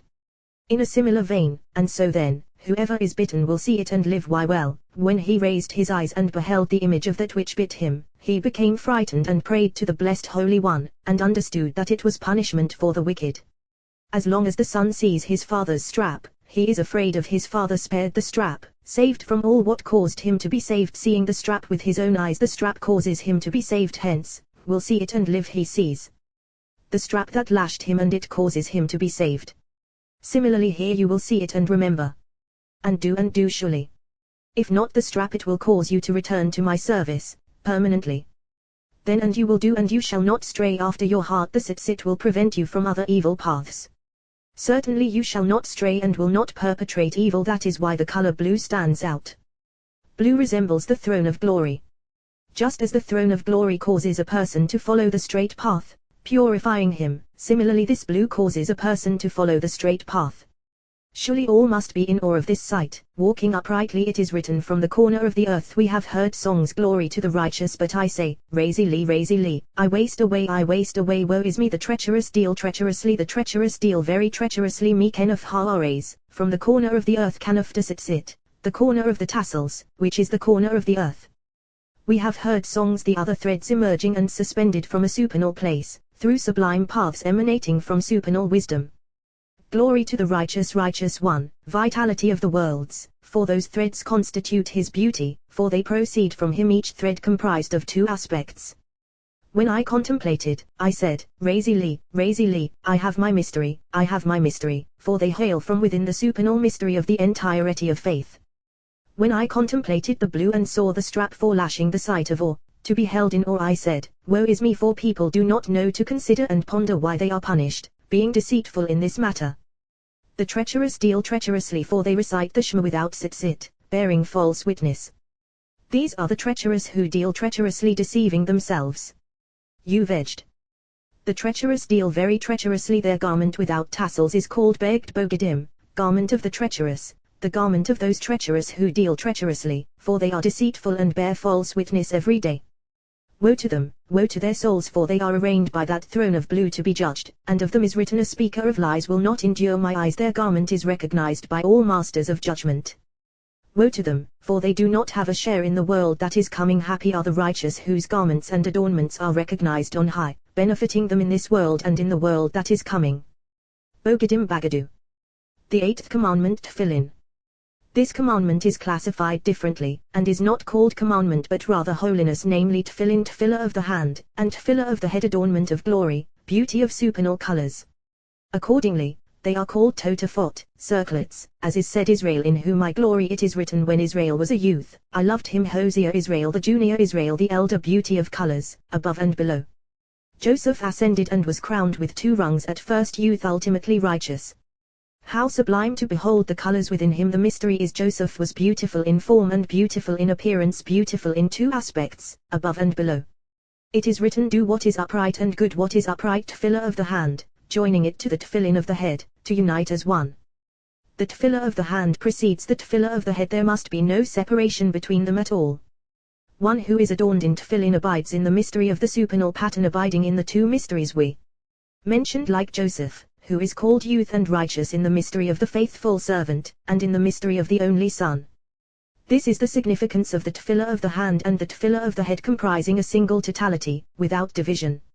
In the tefillin of the head, the four portions of the tefillin are in four compartments, and just as there are four portions in the tefillin of the head, so all of them are in the tefillin of the hand, though in a single compartment, for the tefillah of the hand has nothing at all of its own other than what it receives from above. The mystery is all the streams flow into the sea because she receives them. She is called tefillah, and she is made holy by their holiness. The entirety is called holiness. Then she is called consummate kingdom of heaven. As for the four portions, we have already established their mystery in numerous places. But, the first portion, hallow to me every firstborn, is a supernal mystery, comprising all four compartments. Through the mystery of the sublime radiance emanating from nothingness, all four are intimated here. Kdish, hallow supernal holiness, mystery of supernal okmata, wisdom, from where all is sanctified through the mystery of the supernal concealment, called Kodesh, holy. Li, to me Binah, understanding, mystery of the higher world, innermost palace. The mystery is for Li, mine, are the children of Israel as servants for Li, mine, is every firstborn, you shall be Li, for me, a treasure coal, every mystery of love, in all instances, whether above or below. Bikhor, firstborn son, as is written, my son, my firstborn, is Israel. This firstborn son comprises all aspects, all hues. Hence, the verse includes all four in the mystery of supernal wisdom. This is in general terms to know that all is comprised within, but in particular terms, this is the first portion which includes all the other portions. The second portion, it shall be when Jehovah brings you to the land. Binah, understanding, for the from Egypt is in this portion, which hailed from the aspect of Jubilee.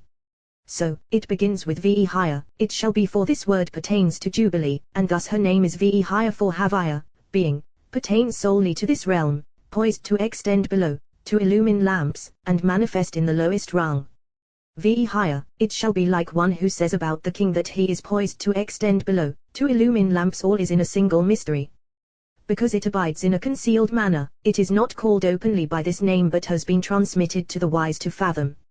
So, this matter is inscribed by this holy name. The third portion here, mystery of the right, called supreme love, enacting unification of all to four sides, the blessed Holy One configuring thereby the configuration of the entire world, expanding through all realms, even within lowest abysses. With this the blessed Holy One created the world when he enwrapped himself in a wrapping of radiance. This is what enacts unification. Accordingly, here is adjacent to it shall be. The daily unification is a unification to be fathomed, to deploy one's will. We have discussed this unification in numerous places. The daily unification is the unification of the verse first, Jehovah, our God, Jehovah, they are all one, hence he is designated one. But look, there are three names. How are they one even though we proclaim one? Why are they one? Well, through the vision of the Holy Spirit it becomes known in the vision of the eye to comprehend that these three are one. This is the mystery of the audible voice. Voice is singular, yet comprised of three aspects: fire, air, and water, all of them one in the mystery of voice, solely one. Similarly here, Jehovah, our God, Jehovah, they are one. Three colors that are one. This is the voice that a person produces, deploying his will in the unification of all, from infinity to the end of all, in this voice that he makes with these three that are one.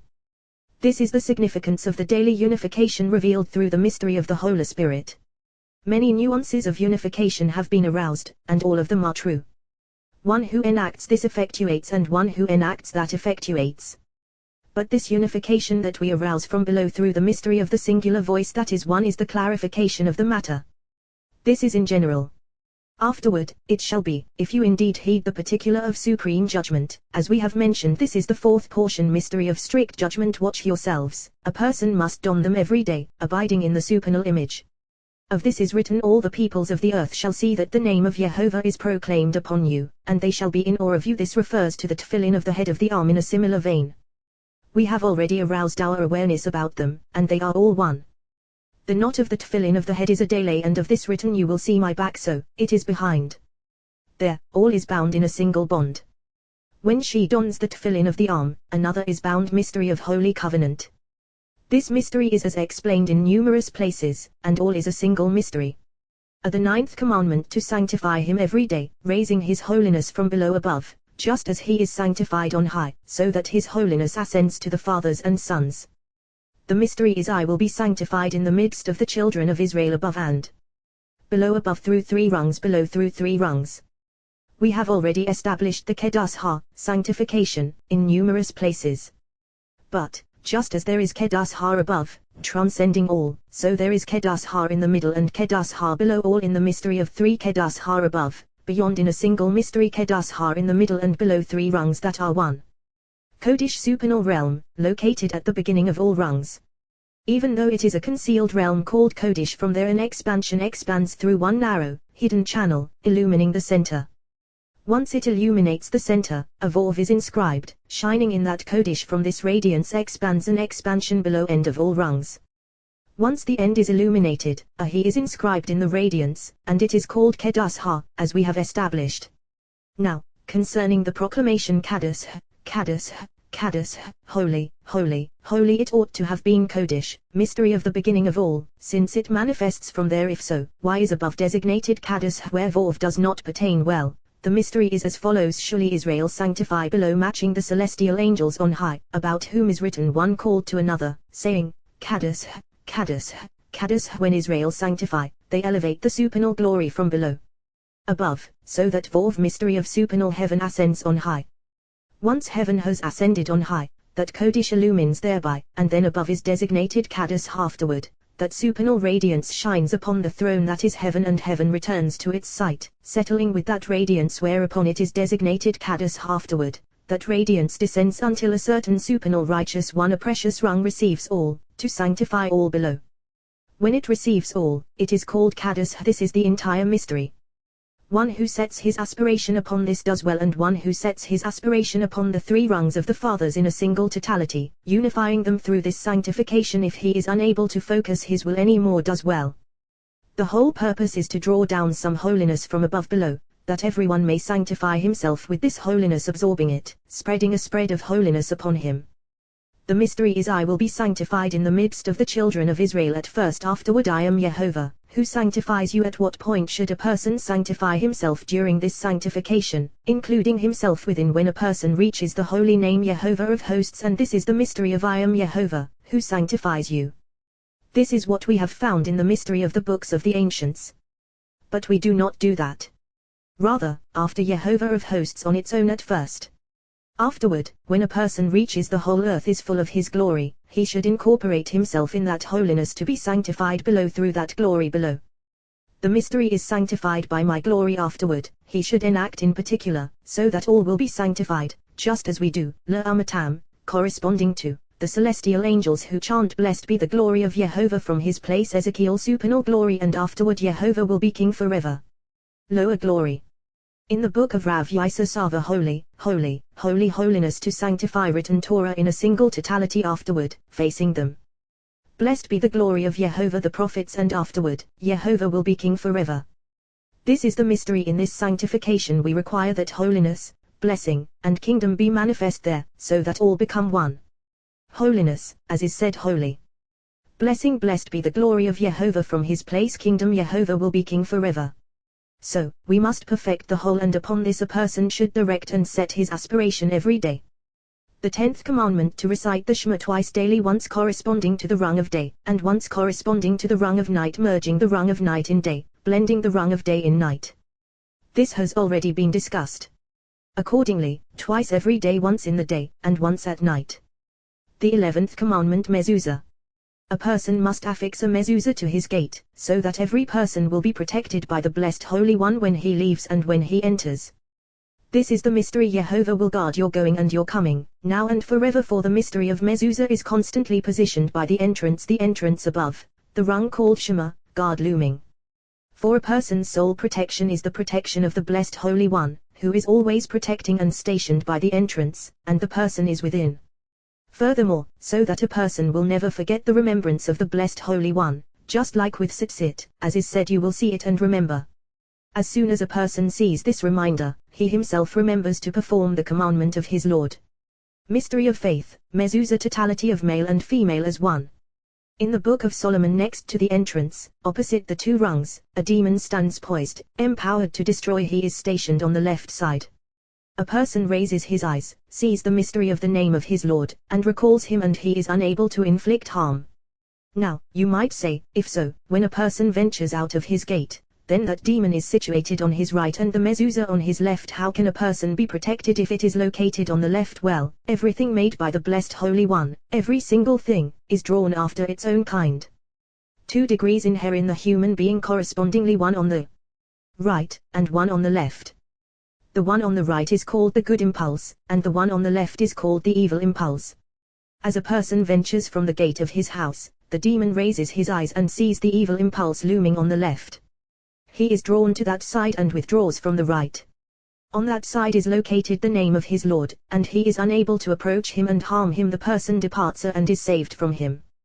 When he enters, the holy name is located on his right and he is unable to harass him.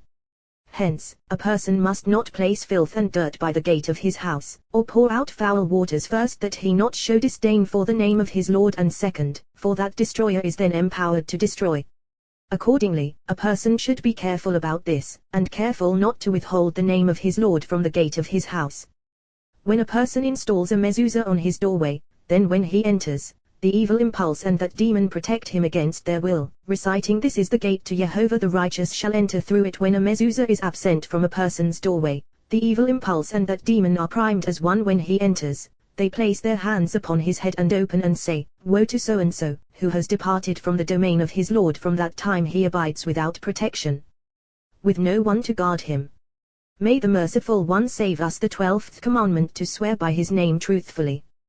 One who swears Shevua, an oath, includes himself in the Sheva, 7, supernal rungs by which the name of the Blessed Holy One is comprised.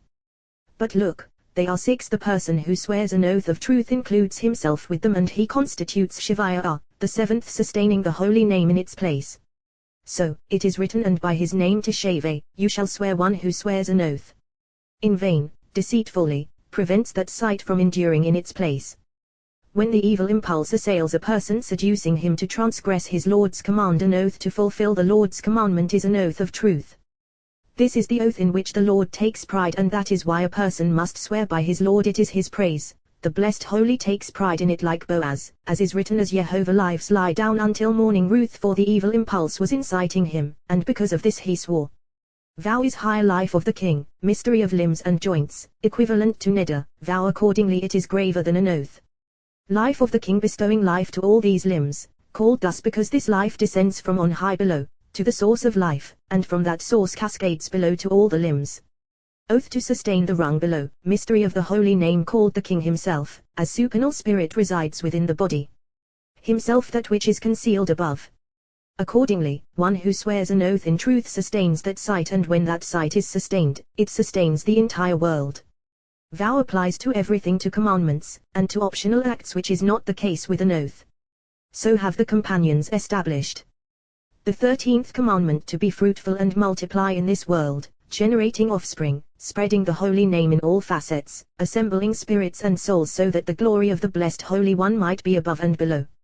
For whoever does not engage in being fruitful and multiplying diminishes the image of his Lord, which vanishes from this world and prevents Shekinah from dwelling in this world. Just as spirits and souls are added, so the radiant glory of the King is augmented to descend into this world, as is written, "In a multitude of people is the glory of a king, and in the lack of people is the ruin of a prince." Glory of a king, radiant glory of the King, augmented to descend into this world. The ruin of a prince, diminution of the image of the King, diminished from this world and likewise diminished above. For the radiance does not descend, and that person is considered as if he sheds blood, for he lessens the image below, resembling above, as is written, "For in the image of God he made the human being," and he diminishes the image of God below, and the form and image above. That is why a person must be fruitful and multiply to actualize the image of God, increasing the glory of Jehovah in all realms. The 14th commandment, to circumcise on the 8th day. Circumcision of the Holy Covenant is a supernal mystery, as is written, "The secret of Jehovah is for those in awe of him, to them he reveals his covenant, to whom? To those in awe of him, those dreading sin, for it is not seemly to reveal the mystery of the Holy Covenant other than to them." The mystery of the Holy Covenant has already been established and explained in numerous places. This mystery on the 8th day is an obligation upon the world for the entire holy people, as is written, "On the 8th day the flesh of his foreskin shall be circumcised." The 8th day, sign of the holy covenant, 8th of all rungs, and the circumcision of that covenant is to remove the foreskin from the covenant. For at that time when the holy people assemble to remove the foreskin from the covenant, the Blessed Holy One assembles his entire retinue, reveals himself, and casts aside that foreskin on high from the holy enduring covenant. For all the actions performed by Israel below stimulate an action on high, and at that time, foreskin is cast aside from the holy people above. A vessel with dust is prepared for that foreskin, to place it within in the mystery of what is written, "And the serpent's food shall be dust, dust shall you eat all the days of your life." Hence, one must not treat that sight with disdain, even though it is removed from this covenant. Once removed from this covenant, its place is dust, for after that serpent was removed from Adam's presence, the blessed Holy One established its abode in the dust, as is written, dust shall you eat all the days of your life. Since the blessed Holy One established and arrayed its abode in the dust when he removed it from Adam, so in precisely the same way, when the foreskin is removed, must we prepare dust for it as its abode. Every person must joyously bring his son as an offering to the blessed Holy One with a willing heart, inducting him beneath the wings of Shekinah, and he is reckoned by the blessed Holy One as a perfect offering, received favorably. This offering resembles the animal offering, this on the 8th day, and that on the 8th day, as is written, and from the 8th day onward it is acceptable. What makes it acceptable? One Sabbath has passed over it. As soon as one Sabbath has passed over it, it is acceptable, this as an offering, and that as an offering.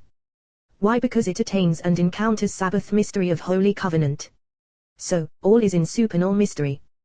The 15th commandment: a groom must delight with his wife for 1 year, as is written, he shall be exempt in his house for 1 year, those 12 months are hers, for year is bride, and there is no bride without 12 months, as is written, standing upon 12 oxen kings, since there is no arraying of the bride other than with 12. The groom must delight her and her house, her and her adornments, corresponding to the supernal pattern.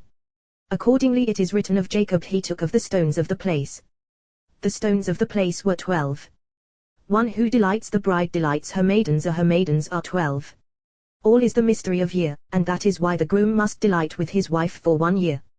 We have already established that this delight is not his, but hers, as is written, and delight his wife. It is not written, and be delighted with his wife, but rather, and delight, he delights the bride. Correspondingly, the bride's only joy is the entire body and her adornments. Who delights them? Righteous one. Therefore Nachi, exempt, shall he be in his house, Nachi, free, not toiling in worldly affairs, so that he will have desire to delight her. Totally free, free from excises, levies, and poll taxes, free from going out to the army to wage war, so that there should be joy above and below, arousing joy on high. Happy are the holy people, for their Lord delights in them. Happy are they in this world, and happy are they in the world that is coming. The 16th commandment: a person must walk in the ways of the blessed Holy One, as is written, and walk in his ways, to learn his ways, just as he is holy, likewise the human being, just as he is compassionate, likewise the human being, not straying from his ways to the right or left. So, it is written, in all your ways know him. In all your ways, in all the ways you act in this world, know him, the blessed Holy One, learning his ways, and act in accordance with them. Then he will make your ways smooth. A person must learn those ways and not deviate from them. When he actualizes all that he can accomplish in those ways, he inherits 2 worlds, this world and the world that is coming. The 17th commandment: to reprove one who sins, thereby showing him the great love he bears him, so that he himself will not be punished. Concerning the blessed Holy One it is written, for the one whom Jehovah loves he reproves. Since the blessed Holy One acts thus, reproving the one he loves, a person should learn from this way, and reprove his companion. How does the blessed Holy One reprove a person? He reproves him lovingly, secretly. If he receives, fine. If not, he reproves him among his intimates. If he receives, fine. If not, he reproves him openly, in the eyes of all. If he receives, fine. If not, he dismisses him and does not reprove him, leaving him to go and do as he pleases. At first, he admonishes him secretly, reproving him and prodding him without anyone knowing. This is between the 2 of them. If he receives, fine. If not, he admonishes him among his intimates. In the era of the high priest, the blessed Holy One would afflict one with illnesses until bedridden, and the intimate friends of the blessed Holy One would come and admonish him, that if he be guilty of some sin he should repent and scrutinize his deeds. If he receives, fine. If not, he reproves him openly through his wealth, his children, so that all whisper about him and visit him. If he receives, fine. If not, his Lord dismisses him to do as he wishes, and he never constrains him. Correspondingly, a person must reprove his companion at first secretly, then among his intimates, afterward openly. From then on leave him be and let him do as he pleases. So, it is written, Hokhia Tokhia, you shall surely reprove. Hokhia, you shall reprove secretly, without anyone knowing. Tokhia, indeed reprove among his friends and intimates your fellow openly. That is why the verse does not say at first Tokhia, but rather Hokhia. Furthermore, Hokhia Tokhia, if he is the kind of a person who will be ashamed, neither tell him nor reprove him, even secretly. Rather, speak in his presence as One who is discussing other matters and in the course of those matters mention one who has performed this sin, such and such is his punishment, so that he will realize by himself and forsake that sin. So, hoke here, you shall reprove, and if not, toke here, indeed reprove, and finally, your fellow openly. From then on do not raise sin upon him. Alternatively, do not raise sin upon him when a person reproves his companion and has occasion to reprove him openly. He must not raise in his presence the specific sin he did which is surely forbidden. Rather, he should speak in general terms, and not raise that sin over him openly, and not inscribe the sin upon him, for the Blessed Holy One cares for a person's honor, even the wicked. The 18th commandment: to bless the Blessed Holy One for everything one eats, drinks, and enjoys in this world. If one does not bless, he is called a robber of the Blessed Holy One, as is written, he who robs his father and mother, as the companions have established. For the blessings that a person blesses the Blessed Holy One are in order to draw life from the source of life to the holy name, pouring over it some supernal oil, so as to stream from there to the whole world. It is written, you shall eat and be satisfied and bless Jehovah your God. Through these words a person pours blessings from that supernal source, and all rungs and sources are blessed and filled to pour down upon all worlds, and they are all blessed as one. So, a person must set his intention in the mystery of blessings so that fathers and sons will be blessed, all as one. One who blesses the Blessed Holy One will himself be blessed and is first to receive his share of those blessings of the whole world below. Once the name of the Blessed Holy One is blessed, from there the first share descends and alights upon his head. As we have established, as is written in every place, that Azksa Ichmi, I make my name invoked, I will come to you and bless you. Azksa, as is said, Yizka, may he recall all your grain offerings. Once that blessing comes and alights upon his head, from there it disseminates throughout the entire world. When those blessings descend, they are enwreathed in the orchard of holy apples, and countless rungs empowered in the world encounter them, and descend with them, saying and proclaiming, this is the gift that so and so sent to the Blessed Holy One. From which site do they descend afterward? From a certain head of the righteous one. They ascend there, arousing others to descend from on high, and he is filled from above and below, as is written, blessings upon the head of the righteous one. As soon as that rung is filled, it pours down upon the bride, from where they stream and flow below. When those blessings ascend from below, there is not a single opening above, nor a prince on high who does not open all those openings, proclaiming and saying throughout all the firmaments, this is the gift of the king that so and so sent. This gift is consummate, as is fitting, which is that a blessing to which has been responded Amen. For every blessing to which has been responded Amen is consummate, fittingly. As soon as that blessing ascends, all the rungs on high are poised toward the light that does not shine, to illuminate her. All the more so if it is a blessing blessed by a congregation and crowned with holy crowns through the mystery of Amen. Amen is the mystery of the bonds of all unification and holiness, in the mystery of one's Lord, adorning that blessing with supernal crowns, as is fitting. The Blessed Holy One delights in those who bless him. His desire is for blessing from below. For that blessing ascends and illuminates the lamp that does not shine, invigorating her with potent power to ascend above. Of this mystery is written, for those who honor me I will honor Samuel. Those who bless the Blessed Holy One and those who spurn me will be disdained. Those who do not bless the Blessed Holy One, withholding blessing from their mouths. Mystery of mysteries, for those who fathom the wisdom of their Lord to understand the mystery of the blessings of the commandments of Torah, and all the pleasures and delights of this world, to shower blessings from above below, the blessings of prayer notwithstanding, which involve the configuration of the Lord from below above, and from above below. Non-prayer blessings ascend from below above until they reach the light that does not shine, potently arousing on high that light that does not shine through that blessing.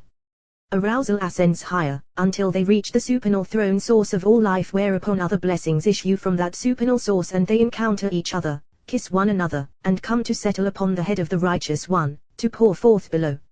As they descend, fathers and sons are blessed and all their lights.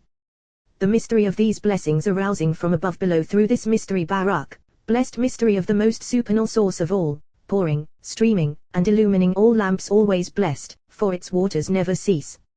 From their beginning, called the world that is coming, end of heaven, for that end is the uppermost end.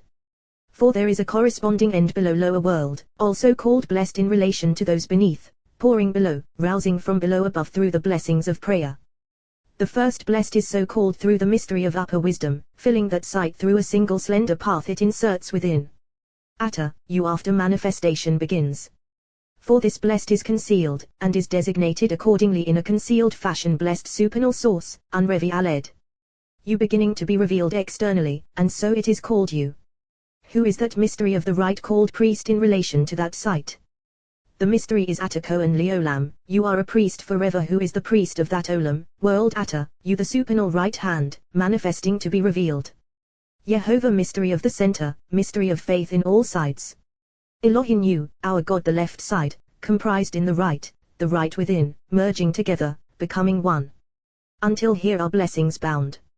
As soon as these are blessed, all below are blessed. After they are blessed, obtaining blessings for themselves, they return merged as one to that source, for they are unable to return to that source until they are blessed. Once they are blessed at first, they return and enter that sight, obtaining other additional blessings to pour forth below.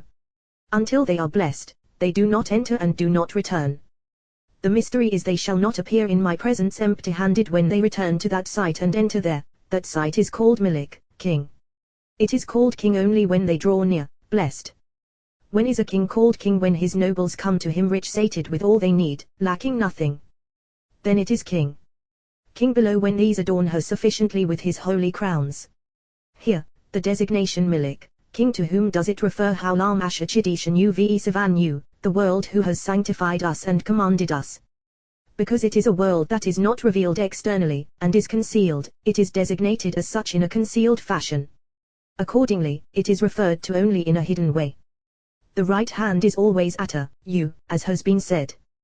That is why the priest bends down toward that sight, at the beginning and at the end. When the lower world is bound and joined to the right, it is called Barak, blessed, from below above. It is called blessed only on account of the mystery of the source to which it is conjoined, entering within, filling it, you mystery of that priest joining. So, during prayer a person bows at blessed, for it is a world subordinate to above. This is the difference between the blessed of prayer, and the blessed of other blessings. All is in supernal mystery to shower blessings upon all worlds. At the blessed of prayer, a person bows down with his knees, and he lowers his head at you, for you is called head, so, the priest receives at the head, it is always at the head. Hence, bowing at blessed, and lowering of the head at you. As for the priest, whenever you is recited during prayer, he lowers his head. As for the king, after he lowers, he does not rise again. Why the blessed Holy One said to the moon, go, diminish yourself, she has not risen again. So, the blessing a person blesses to the blessed Holy One arouses to pour down blessings from on high upon all worlds, as already explained. Happy are Israel in this world and in the world that is coming. It is written, for you are our father, though Abraham does not know us and Israel does not recognize us. You, Yehovah, are our father, our Redeemer, from of old is your name. We have learned in the time to come, they will say to Isaac. For left is embraced by right. But how do we know that the right is called Father, as is written, and he appointed him as a father and a priest based on Judges, even though higher up is called Father. Even the light that does not shine is called you when it cleaves to the right, as is said, you, Yehovah, are our Father, our Redeemer. The 19th commandment to build a sanctuary below corresponding to the temple above, as is said, Mark Han, Deus, of your throne, that you made, O Yehovah, for it is obligatory to build a synagogue below and offer prayer within every day, serving the blessed Holy One, for prayer is called service. The synagogue must be built with utmost beauty, and decorated with all manner of adornments, for the synagogue below corresponds to the synagogue above. The temple below corresponds to the temple above, one matching the other. All of the temple's adornments and all its rites, and all the vessels and ministers, correspond entirely to the pattern above. The dwelling fashioned by Moses in the desert corresponded entirely to the pattern above. The temple built by King Solomon was a house of tranquility modeled on the supernal pattern, with all those adornments to achieve celestial configuration, a house of tranquility and estate. The synagogue must have all manner of beautiful adornments, corresponding to the pattern above, to be a house of prayer, for configuring arrangements through prayer, as we have established. The synagogue must have windows, as is written, windows open Daniel, corresponding to the celestial pattern, of which is written, gazing through the windows, peering through the crevices. Song of Songs. Now, you might say, even in a field, to facilitate the ascent of spirit. Not so, for we require a house, and in a field there is none, that there should be a house below corresponding to the house above, to bring down celestial habitation to habitation below. Furthermore, for prayer and spirit must ascend and launch under constriction, in a straight path toward Jerusalem. Of this is written, from the straits I called to your confined and constricted places. Required through which to send forth that spirit, so that it will not deviate to the right or left. In a field, voice cannot be sent forth in this manner. In a similar fashion, the sound of the shofar is thrust out in a straight path from a confined space and advances and splits firmaments, rising ascendantly to arouse spirit on high. Now, you might say, but look at what is written. Isaac went out to meditate in the field. Isaac is an exception, for his situation was different, unlike the whole world. Moreover, this verse doesn't appear for this purpose, for undoubtedly he prayed in another field, as we have established. The 20th commandment, to be in awe of the sanctuary, for certainly the awe of the blessed Holy One dwells there. Celestial habitation descended, residing within. Because celestial habitation resides within, a person must be in awe of that sight, like one in awe of his Lord, knowing that there the King has come to reside, the King's habitation within. So, it is written, my sanctuary you are to hold in awe, and be the 21st commandment for the priest to arrange the lamps in the temple every day. We have already established the mystery of the lampstand, a mystery corresponding to the supernal pattern. For first, supernal radiance descends with the anointing oil upon the head of the priest. Afterward, he kindles and illumines all the lamps. As is written, like precious oil on the head, running down upon the beard of Aaron, descending al-Pimidatav, over the collar of his robes, and similarly for his God's anointing oil is upon him. That is why permission to arrange the lamps and kindle them twice every day, corresponding to the twice daily radiance of unification, was granted only to the priest. All was as required. By virtue of the priest, lamps shone entirely above and below, spreading delight, so that joy might pervade in all realms through the kindling of lamps. For there are two acts performed by the priest so that joy will pervade in all realms: kindling of lamps, and incense, as we have already established, as is written, oil and incense rejoice the heart. Of the 22nd commandment for the priest to bless the people every day with the raising of the fingers, and recite the blessing every day, so that blessings pervade above and below. 4 fingers abide in supernal mystery, 5 within, 5 of the right, and 5 of the left. The 5 of the right are more praiseworthy than those of the left, for the right is more praiseworthy than the left. Hence, during the blessing with which the priest blesses the people, he must raise right over left, and gaze benevolently. When the priest spreads his hands, Shekinah alights upon those fingers, for the blessed Holy One concurs with the priest in those blessings, and Israel are blessed from 2 sides, above and below. Above Shekinah resting upon those fingers, and below the priest who blesses. Actions performed below arouse entities on high. Accordingly, in the spreading of the fingers of the priest below, Shekinah arouses to come and dwell upon them. Likewise, there are many things in the world that arouse entities on high, for through arousal below, another power is aroused above, as we have established in numerous places. This is the significance of the Lilith, and this is the reason for the shofar. Many follow this pattern.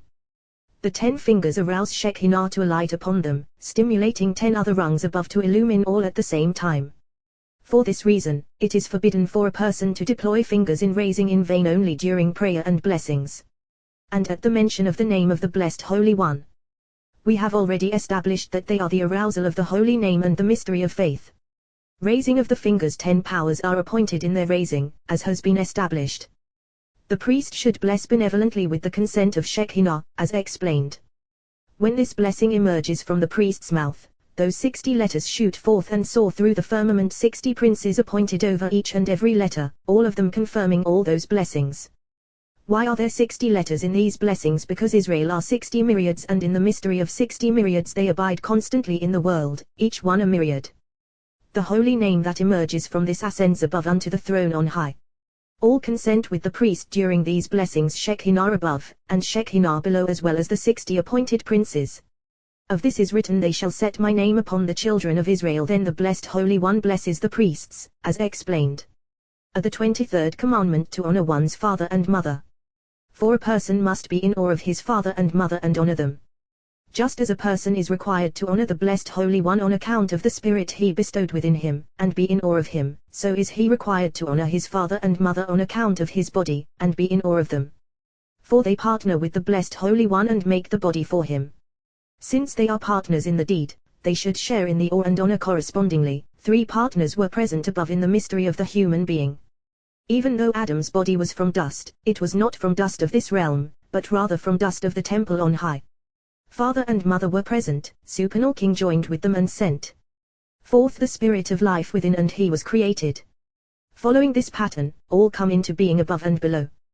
That is why a person must be in awe of the blessed Holy One, and in awe of his father and mother. In the secrets of Torah, Adam possessed nothing whatsoever of this world. A certain righteous one performed conjugally with his female, and from that conjugal union a body was fashioned, its radiance greater than all the angelic messengers on high. When that body was created, the supernal king sent forth 22 letters to that righteous one, joining with them, and he emerged into the world. As soon as he emerged, the sun and moon beheld him, and their lights were obstructed, for the apple of his feet darkened their light. Why? Because he derived from the work of the supernal sun and moon. As soon as he sinned, he darkened and became smaller and required a different body of skin and flesh, as is written, Jehovah Elohim made coats of skin for Adam and his wife, and he clothed them. There never was before nor was there after the like of the conjugal union performed by that righteous one with his female. For handiwork did not emerge for the refiner until Enoch appeared, whereupon the blessed Holy One took him from the earth. He clarified dross and slag from silver, likewise all the righteous on the earth. Afterward, that sight was restored, and spirits and souls were fashioned through their conjugal union, the body from below on earth. Hence, the human being comes to the world through the collaboration of above and below, and must be in awe of those partners and honor them, as explained. The 24th commandment, to remember the Sabbath day, as is said, remember the Sabbath day to hallow it. We have already established the mystery of Sabbath in many places, a day of rest for the remembrance of the world totality of Torah. One who observes the Sabbath is as though he observes the entire Torah. As already explained, the remembrance of Sabbath is by sanctifying it with all manner of sanctifications. One who remembers the king must bless him, and one who remembers the Sabbath must sanctify it. As already explained, Zohar, remember for Dekhora, male Shema, observe for female. This and that, without separation. Sabbath, mystery of all faith, spanning from the supernal head to the end of all rungs. Sabbath is the whole. There are 3 rungs, all of them called Sabbath: supernal Sabbath, Sabbath of day, Sabbath of night, entirely one. The whole is called Sabbath. When each one enjoys dominion, it draws its companions, inviting them along during its reign. When one comes to the world, all of them come and are summoned with it. When night comes, it invites along the Sabbath of day, inviting it within its palace, hiding together. As soon as this one arrives, supernal Sabbath flows upon it, all of them concealed in the palace of night. For this reason the feast of the night is as critical as that of the day. When day comes, it invites along these 2 others, upper rung and lower rung, one that illumines, and one that is illuminated. All together are called Sabbath, reigning on Sabbath day. These 3 rungs are the totality and mystery of all Torah, written Torah, prophets, and writings. One who observes the Sabbath observes the entire Torah. 2 pearls, one peg with them, within them extending between one and the other. The upper pearl has no hue, no manifest appearance. When this pearl begins to manifest, 7 engraved letters radiate, protruding, sparkling, splitting cracks and castles, each one illumining. These 7 letters are 2 names, inscribed in that pearl. On Sabbath day, they sparkle and shine and open openings, emerging forth empowered. They are HYHYHV. The letters sparkle, and in their scintillation they combine with each other, illumining one another. As they intercombine, they are illuminated by one another in 2 modes, a white mode, and a red mode. From these 2 modes, 2 other names are fashioned until the letters culminate in 7 names. Aleph emerges forth and sparkles, and combines with the letter Vav, and the 2 of them shine in 2 modes, 2 names, one called Jehovah, and one called El, shining as one. He emerges forth and sparkles, and combines with the letter He, and the 2 of them shine in 2 modes, 2 names, one called Jehovah, mystery of Elohim, and one called Elohim, shining as one. Yod combines with Yod, and they shine and sparkle together, combining with one another, the 2 of them shining engraved and inscribed as one. They raise their head glistening, scintillating. Branches ascend from this side and that side, 11 branches. These 2 radiant letters join with one another, Jehovah, Jehovah, MTSPTS, MTSPTS, in the mystery of the 13 qualities of compassion. When these 2 letters combine, embracing one another, they raise their head, radiating and gleaming over all through the 11 branches issuing to each side. The remaining He attains a certain name, joining with them Adonai. All these names protrude and sparkle, and emerge empowered on this day. When these attain dominion, the upper pearl emerges protruding and sparkling, yet in its scintillation no hue is seen within. As it emerges, it strikes those 7 names. One of those names Adonai, the 7th is crowned and enters the lower pearl, and another name settles in its place. Yod, the upper pearl surrounds it, and the spark sparkling in this name is crowned. After striking those names, 70 branches emanate from them in all directions. They all join together, forming a single chariot and throne for the upper pearl, and the king reigns with his crowns on the throne on this day, and all rejoice. When all rejoice, the king sits on the throne of judgment, ascending by the 70 branches of the throne, as we have said. Those 2 letters ascend and descend and shine, adorning 22 letters totality of Torah. They strike the first 2 letters in one instance amounting to 6 tribes, and in the second instance to 6 other tribes, the 12 tribes of supernal Israel. Again, these 2 letters ascend and descend, striking the 2 letters at the end of the 22 letters in one instance amounting to 5 rungs, and in the second instance to 5 rungs, the 10 utterances consummating 22 letters. 12 tribes in the first 2 letters, and 10 utterances in the 2 final letters, 22 letters, totality of Torah. The upper pearl inherits this mystery on Sabbath day. As for the lower pearl, when the upper pearl sits on the throne of 72, and the 22 letters shine, the lower pearl which was in darkness gazes upon that radiance by force of the potency of the letters with which it is inscribed, called Adonai. Then it illuminates, and that light ascends, and it receives all the 22 supernal letters, the pearl absorbing them within, radiating a sparkling radiance in 72 directions. As soon as this pearl scintillates and absorbs those letters within, the upper pearl is drawn toward them, so that pearl cleaves to pearl and all is one. This is the single mystery of the praise, as we have established.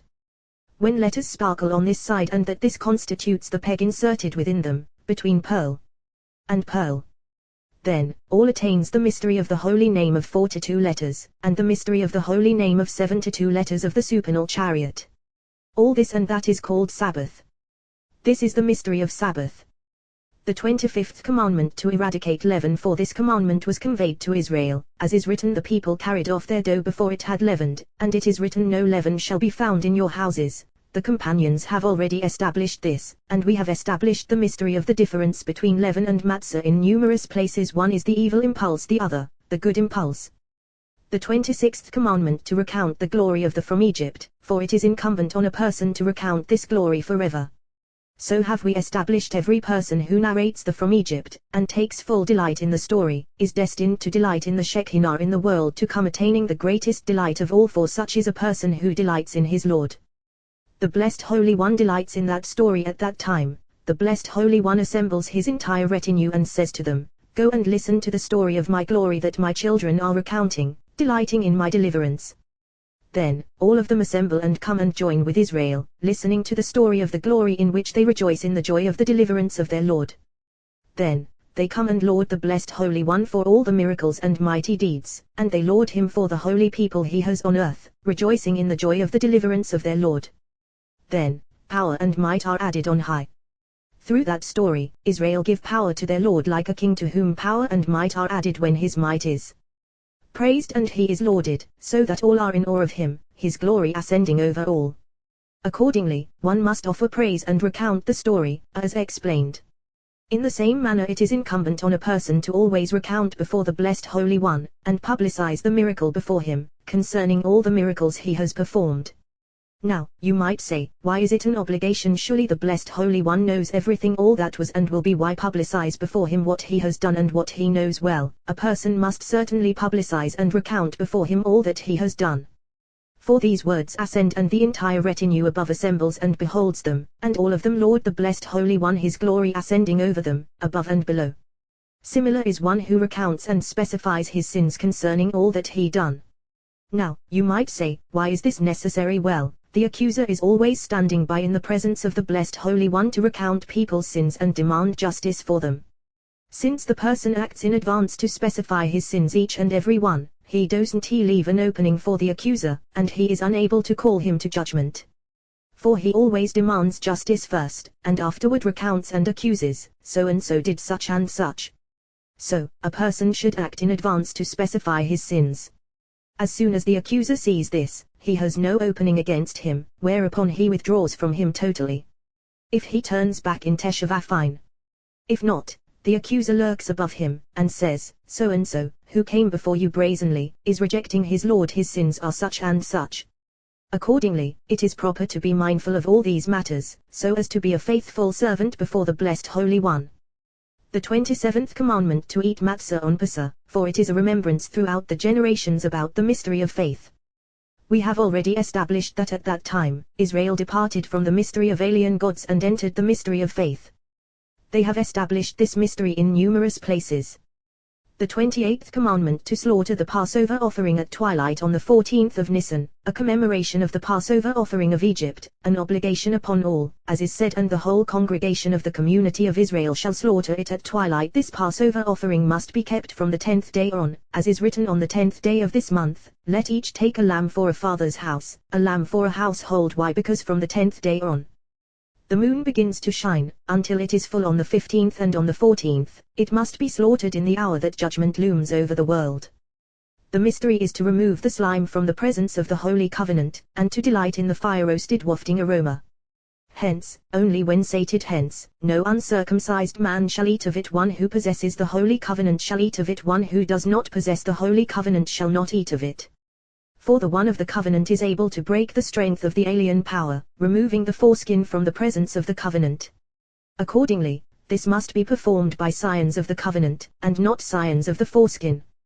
When the blessed Holy One came to Egypt, he saw the blood of the paschal lamb marked on the entrance, and the blood of the covenant, how they presided over the entrance, as is written, take a bundle of hyssop and dip it in the blood that is in the basin, and touch some of the blood that is in the basin to the lintel and to the two doorposts. Hyssop, we have already established that it eliminates maleficent spirits, removing every aspect of evil spirit through its arousal, as is written, purge me with hyssop so that I may be pure. At the ultimate redemption of Israel in the time to come, the blessed Holy One will bring the evil impulse and slaughter it. But now, at this redemption is written, and the whole congregation of the community of Israel shall slaughter it. A foreshadowing of the ultimate redemption in the time to come. On the two doorposts and on the lintel, on one, the mark of the letter Yod, and on another, the mark of the letter Yod, and on the other, the mark of the letter Yod, displaying the insignia of the Holy Covenant, the foreskin smashed by the presence of the blood of the covenant, marked all over, blood on blood. When the destroyer passed through, he saw the blood and rose from the house, as is said, and will not allow the destroyer. If the blessed Holy One himself slate, why is it written, and will not allow the destroyer, implying that the destroyer went and not the blessed Holy One? Well, undoubtedly the blessed Holy One slate, and the destroyer went to find a pretext to impugn Israel. As soon as he saw the smashing of the foreskin on two sides, he fled and withdrew from them. And because the blessed Holy One slate all those firstborn of that side, he established the firstborn of Israel to be redeemed, so that the other side will not find any pretext whatsoever to impugn them. In all ways the blessed Holy One protects them, as a father does his sons. The 29th commandment to eat this paschal lamb on matzot, unleavened bread, and bitter herbs, as is written, on matzot and bitter herbs they shall eat it. Matzot and bitter herbs, spelled matzot. What has one got to do with the other? Well, to demonstrate the exile of Shekinah with Israel in their bitterness, as is written, they embittered their lives with harsh labor. When one eats this paschal lamb, it is to demonstrate everything they did to them in Egypt during that exile and bondage. What is the significance of what is written, and no bone shall you break in it, to show it disdain, and to all the gods of the Egyptians, for the bones were cast into the street, and dogs came and dragged them from place to place. This was the most painful of all for them, for bones are the configuration of the body similar to another aspect, and Israel hurled them into the street contemptibly. That is why it is written, and no bone shall you break in it, you shall not break, but dogs came and broke them. Furthermore, the Egyptians came out afterward and saw the bones that the dogs had carried around from place to place, and they took them and crushed them into dust so that the dogs would not find them. This constituted the greatest annulment of idolatry from their side. Through this the blessed Holy One was exalted in glory, and all the alien powers subdued. When the nullification derives from their side, they are especially subdued. Hence, Israel were commanded, and no bone shall you break in it. The 30th commandment to offer the second Passover offering for those who were unable or were defiled by some kind of impurity. If the mystery of the Passover offering, the mystery of faith that Israel enter, prevails during Nisan, and then is the time for rejoicing, how can those who were unable or were defiled offer it in the second month? Its time has passed. Well, once assembly of Israel is crowned with her adornments in Nisan, she does not remove her crowns and adornments for 30 days. All those 30 days from the day Israel emerged from the Passover offering, the matronita sits with her adornments, all her hosts enjoy. One who desires to behold the matronita can behold. A herald proclaims, whoever was unable to behold the matronita, come and behold. Before her gates are locked. When does the herald proclaim? On the 14th of the second month, for 7 days hence, the gates are open. From then on, the gates are locked. So, the second Passover offering. The 31st commandment to count the counting of the Omer, as we have already established. The mystery is even though Israel were purified to offer the Passover sacrifice and they had emerged from impurity, they were not perfectly whole and pure. That is why there is no complete Halil during the days of Passover, for they were not yet fully restored. Like a woman emerging from impurity, as soon as she emerges, from then on, she shall count for herself. Similarly here, when Israel left Egypt, they emerged from impurity and offered the Passover offering, eating at their father's table. From then on, let them do account, drawing the wife to her husband, to unite as one. These 50 days are clean days, entering the mystery of the world that is coming, to receive Torah, drawing the wife to her husband. Because these days are days of world of the male, this count was entrusted only to men alone. Hence, this count is performed standing. Matters pertaining to lower world are performed seated, not standing. This is the mystery of standing prayer and seated prayer. As for these 50, they are 49, totality of the faces of Torah, for the 50th day is the actual mystery of Torah. These are 50 days in which are sabbatical and jubilee. Now, you might say, but they are 50, this is of no consequence, for one is hidden, the world relies upon it. On the 50th day, the hidden is revealed and concealed within, like a king who arrives at the house of his best man, appearing there. Similarly here, the 50th day we have established this mystery. The 32nd commandment to offer the Omer sacrifice. This sacrifice pertains entirely to the cleaving of above and below, Matronita and her children going together. Israel offer this Omer in their purity, and this sacrifice is from barley offered to inject love between the wife and her husband. The woman of whoredom distances herself from this examination, for she cannot endure being by her side. The woman of strength draws herself near to approach the high priest. Certainly she is pure, she will be cleared and sown with seed, and she adds strength and love to her husband. The woman of whoredom flees from the sanctuary, so as not to draw near. For were she to approach her when the woman of strength is examining herself, she would perish from the world. That is why she does not seek to approach the sanctuary, and flees from it, leaving Israel pure, with no other intermingling, with the mystery of faith. The mystery of this secret, two sisters.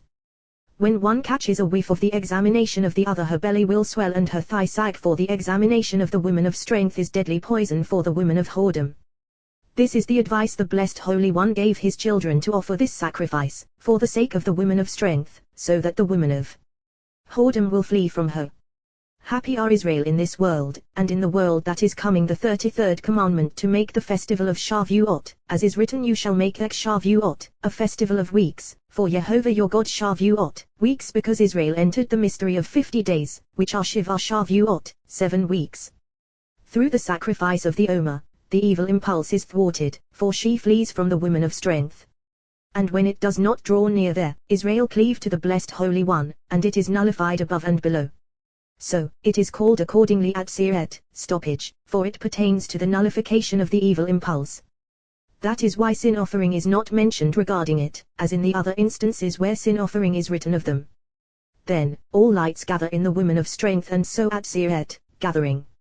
Shavuot, weeks, without specifying how many. Well, wherever it is mentioned unspecified, the name is decisive from Sheva, 7, and it is written Shiva Shavuot, 7 weeks, you shall count for yourself. Why then is weeks written by itself? Well, weeks unspecified is as it should be, including above and below. For wherever these arouse, those also arouse with them. Until the advent of Solomon, they were not disclosed. When Solomon appeared, he particularized them, as is written 7 days and 7 days kings. The particular. At other times in general, weeks unspecified. Aside from Solomon, no other person was worthy to particularize them, for those 7 days below did not shine consummately until Solomon appeared, whereupon the moon waxed full with those 7 days. Here, festival of weeks unspecified, for lower are comprised in higher not shining as in the days of Solomon. The 34th commandment are to offer 2 loaves of bread. We have already established 2 loaves of bread, 2 shekinahs, above and below, joining as one. Corresponding to the mother 2 loaves of bread on Sabbath, double food, food of above and below. Of this we have learned it is written 2 omers la'id, for each la'id, to 1, precisely uniting in a single site called one. Who is that? The voice is the voice of Jacob, who inherits above and below, 2 breads as one. Because Sabbath is mystery of above and below, and all is Sabbath, 2 breads were brought. The 35th commandment to offer the sacrifice with the 2 loaves of bread, as is written, you shall offer with the bread 7 unblemished yearling lambs and 1 bull from the herd and 2 rams. They shall be an ascent offering to Jehovah, and their grain offering and their libations, a fire offering, a fragrant odor to Jehovah. The 36th commandment, to offer a sacrifice on the new moon every month, the renewal of the moon, and during her renewal to draw love near, above and below, removing slime from the sanctuary. The new moon sacrifice ascends above in order to channel radiant faces below from the source on high, necessary because of the diminution and lessening of the moon. The goat of the new moon eradicates slime, removing it so as not to cover the moon. Then flow gushes toward her from above below, and the moon shines fittingly. For the goat always clears slime from the sanctuary, stimulating the streaming of radiance from above below. This sacrifice ascends above. That is why it is written concerning it, a sin offering, for Jehovah, on account of the slime covering the moon. This is the mystery of what is written at, sin, crouches at the opening. Now, you might say, why is it written a sin offering for Jehovah? Well, it is precisely that goat that removes the at, generating the streaming of radiance from above. This is the significance of and one goat at, as a sin offering, for Jehovah at, for the at to remove it from the sanctuary. For Jehovah channeling radiance from above. For when the at is removed, radiance and joy descend from above below. So, this sacrifice ascends on high, and this sacrifice is called atonement, clearing the sanctuary and removing slime. The 37th commandment, to offer the additional Sabbath sacrifice, additional radiance and joy, as explained in numerous places. The 38th commandment, to offer the additional new moon sacrifice, as explained. The 39th commandment, to offer the additional Passover sacrifice. The 40th commandment, to offer the additional Atzeret sacrifice. The 41st commandment, to offer the additional Rosh Hashanah sacrifice. The 42nd commandment, to blast the shofar on Rosh Hashanah, the day of judgment for the world, as we have established. The companions have already established the significance of what is written, blast the shofar on the new moon, Be'akus, on the covering. For our festival day this has been explained, for this is the day when the moon Ikasia is concealed, and the world abides in judgment. For the accuser covers, conceals, and locks the entrance to the king, the site where judgment inheres, demanding judgment upon the world. Now, you might say, how is the accuser granted permission to cover over and demand judgment? Well, certainly the Blessed Holy One enabled this accuser to demand judgment upon the entire world, and he set him a specific day to demand before him all the judgments of the world. For the Blessed Holy One made him and installed him before him, so that the awe of the Blessed Holy One would ascend and prevail over all. This is the mystery God made, so that they would be in awe of him. What did he make? He made this accuser, ordaining him before him, so that there would be a sharp sword over the whole world. All this is so that all would be in awe of the Blessed Holy One. This is the bailiff who demands punishments for people's sins, demanding judgment, seizing, slaying, and striking them all in accordance with what issues from judgment. Likewise, the officer of the court below, to whom permission has been granted to recount before the court, so and so did this, so and so transgressed that, demanding judgment for them. We have learned permission is granted to that officer of the court to lock the entrance to the court until judgment is decreed for all he demands. The court is not permitted to reject him, on account of, for I, Jehovah, love justice, and he desires that the world abide in judgment, to know that there is judgment and a judge. Similarly, the Blessed Holy installed this one before him, demanding judgment before the king for all the world's inhabitants. On this day, permission is granted him to conceal the entrance of the king, the moon covered within, until judgment is decreed upon all the inhabitants of the world. Even though everything is revealed before the Blessed Holy One, he desires only by judgment. All follows a single pattern, above and below.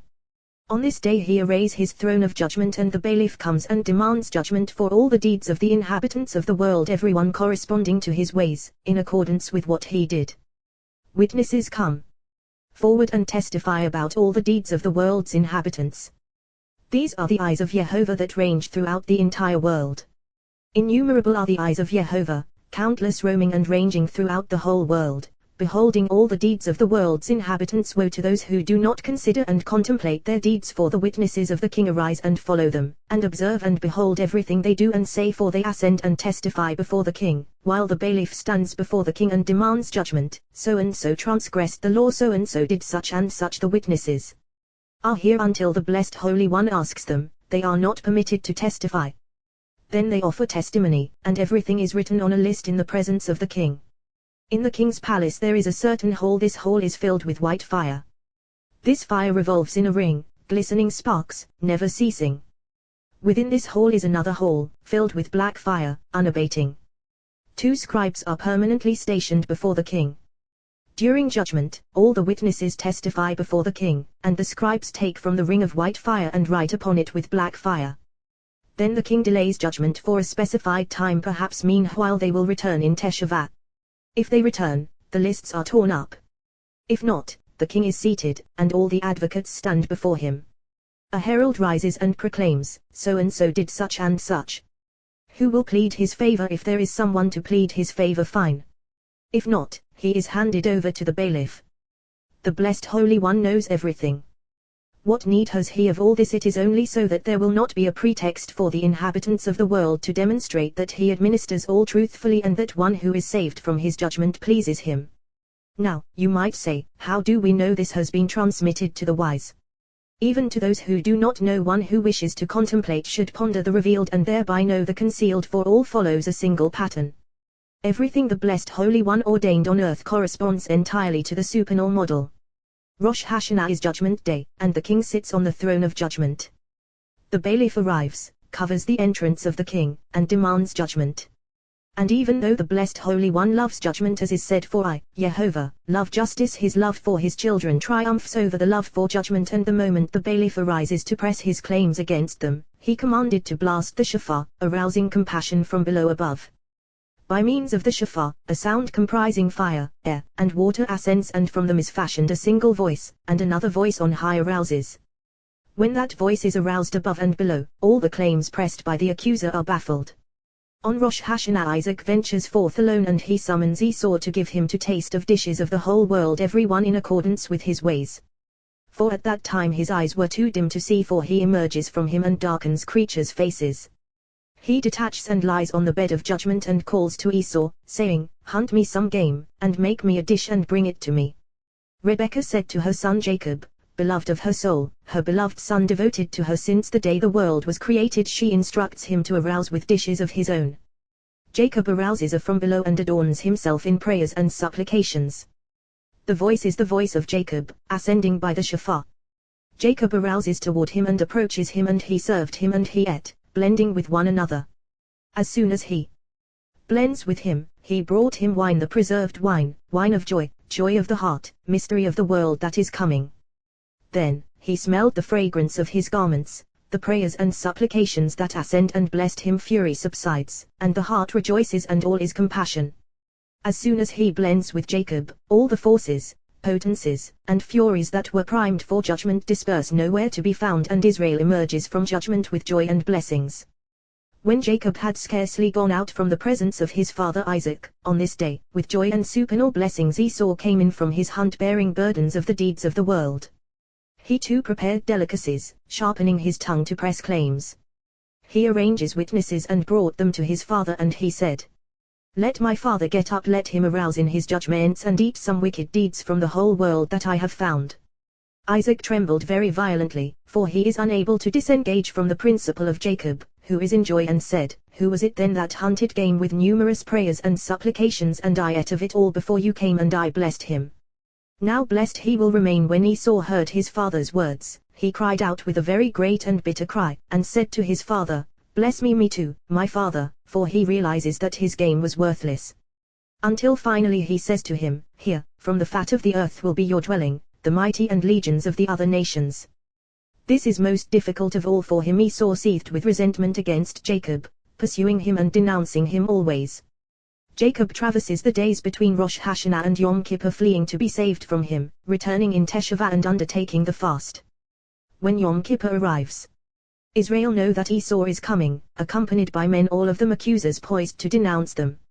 Immediately, Jacob was very frightened and distressed. He increases prayer and supplication. Jacob said, God of my father Abraham and God of my father Isaac. Finally, he takes counsel, for he reasoned, Let me placate him with the tribute that goes before me. And he took from what he had in hand a tribute to Esau his brother, 200 she-goats and 20 he-goats, 200 ewes and 20 rams, 30 milch camels with their colts, 40 cows and 10 bulls, 20 she-asses and 10 he-asses, so befits his side camels the serpent like a camel. When Samael seduced Adam, he rode upon a serpent like a camel. We have learned one who sees a camel in his dream, death has been decreed upon him from above and he has been delivered from it and all is one. Then Esau transforms into Jacob's protector. Jacob, however, desires neither his honey nor his sting. Let my Lord pass on ahead of his servant. Whereupon Esau returned that day on his way to So, when during any Ilah, for he withdraws from the holy people, and the blessed Holy One forgives their sins and grants them atonement. Once the accuser has left with the gift and has withdrawn from them, the blessed Holy One desires to rejoice with his children. What is written? Jacob journeyed to Succos, and built himself a house, and for his cattle he made Succot sheds. Therefore the place is called Succos, since they dwell in Succot. They are delivered from the accuser, and the blessed Holy One rejoices in his children. Happy is their share in this world and in the world that is coming. The 43rd commandment, to afflict oneself on Yom Kippur, subjugating body and soul, in the mystery of the 5 afflictions of the 5 rungs of Yom Kippur. For the accuser comes to recall their sins, as discussed, and all of them are in complete teshuvah before their Father. All is as already explained in numerous places. The 44th commandment, for the high priest to perform the service of the day as required and send off the goat to Azazel. This mystery, as already explained, is in order that he withdraw from the holy people, and not demand justice for their sins before the king, and not bring charges against them, for he enjoys potency and dominion only when fury is empowered above. By means of that gift, he subsequently transforms into their protector. So he is cast out from the presence of the king. We have already established that this is because he is end of all flesh. The holy people give him what befits him, Sa'aya, a goat. This is the mystery. Look, my brother Esau is Ishsaiah, a hairy man. Just as on the side of holiness there is male and female, similarly on the side of impurity there is male and female. As the saying goes, throw a dog a bone, he'll lick the dust of your feet. Benzema was asked, is it permitted to castrate a dog? He replied, in your land you shall not do it, to all that is in your land you shall not do it. Just as the world needs this, the world needs that. Concerning this is said, and behold, it was very good. The angel of death. It must not be eliminated from the world needs it, even though it is written concerning them, the dogs are fiercely ravenous, they never know satiety, they should not be abolished from the world. All is required, good and bad accordingly. On this day we must throw the dog a bone. While he is dragging it, the one who enters the hall of the king enters, with no one to hinder him. Afterward, he wags his tail. What is the significance of what is written? Aaron shall lay his 2 hands on the head of the live goat and confess over it all the iniquities of the children of Israel, and the goat shall bear upon it all their iniquities. As soon as he sees this goat, he craves it, to be adorned by it, and he is unaware of the sins borne by the goat. He returns to the people of Israel, and sees them without sins, without transgressions, for all of them rest upon the head of the goat. He ascends above and praises them in the presence of the blessed Holy One.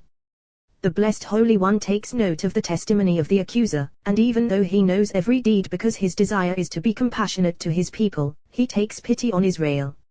Everything rests upon this, so that the mystery of severe judgment will not be aroused above, empowering this one so that the inhabitants of the world are destroyed, because he hails from the aspect of severe judgment. If this one arouses, it is through the sins of human beings that he arouses. For he does not enjoy arousal to ascend above, to rouse severe judgment, save for by people's sins. For when a person sins, he swarms around together with countless thousands of his minions, and they assemble there, and seize it, and ascend on high. May the compassionate one save us concerning all. The blessed Holy One provided Israel advice to be saved from all facets. Of this is written, happy the people who has it so, happy the people whose God is Jehovah. The 45th commandment, to dwell in a succor, as we have established, in order to demonstrate that Israel dwell in the mystery of faith, without any fear at all, because the accuser has withdrawn from them. Whoever abides in the mystery of faith dwells in the succor, as we have established, as is written, all natives in Israel shall dwell in booths. One who is in the mystery of faith and from the seed and root of Israel shall abide in booths. This mystery has been explained in numerous places. The 46th commandment, to bring a sacrifice every day during the 7 days of Sukkot. This sacrifice is so that all will have a share in his children's joy. Since they are all joined to the tree, low branches facing toward the stock of the tree, all are blessed on account of the tree. Even though they are of no avail, all are blessed. In Israel's joy in their Father above, they bestow a share of the blessings to all the other nations who have a connection and are linked to Israel. All these sacrifices are in order to grant nourishment to the princes of the other nations. For out of the love with which the blessed Holy One loves his children, he desires that all will be their friends. This is the mystery: when a man's ways please Jehovah, he causes even his enemies to be at peace with him. Even all the supernal denouncers are transformed into Israel's friends when legions above become Israel's friends. How much more so all those below now, you might say. They used to offer the sacrifice to them, not so, rather, all ascends and is offered to the blessed Holy One, and he apportions nourishment to all the multitudes of the other sides, so that they might enjoy the gift of his children, and become their friends, so that above and below will know that there is no people like the people of Israel, the allotted share of the blessed Holy One. The blessed Holy One's glory ascends above and below, as is fitting, and all the supernal multitudes open, saying, Who is like your people Israel, a nation unique on earth? Samuel. The 47th commandment, to take the lulav on that day along with its species. We have already established this mystery, and the companions have established it, just as the blessed Holy One takes Israel during these days and rejoices in them. Similarly Israel take the blessed Holy One as their share and rejoice in him. This is the mystery of the lulav and its species, mystery of the image of Adam, human, as explained. Rosada Razia de Citrae de Orata Kadishta Shalimta. Secret of secrets of the mysteries of the holy, perfect Torah. And you shall behold from all the people. This is the book Toledo Adam, of human features. This is one of the concealed and profound books. Rabbi Shimon son of Yoari said, I raised my hands in prayer to the one who created the world, for even though concealed, ancient, and exalted matters are revealed in this verse, one must examine and gaze into the secrets of this ancient book, from which the hidden book of King Solomon was derived. This on which everything depends. This tree of life. This none other revealed. This what does this mean? As is said, this month is for you, this is Nisan, none other. This is the book to ponder and reveal Toledo Har Adam, human features, the tree that reveals Toledo Har Adam, the generations of Adam, generating fruit to send forth into the world. This is the book to understand concealed, deep knowledge that was transmitted to primal Adam concerning the features of human beings. This law was conveyed to King Solomon, it was bequeathed to him, and he wrote it down in his book. We have learned that Moses was perplexed by this wisdom until Shekinah arrived and instructed him. She viewed and selected all the men with distinctive visages.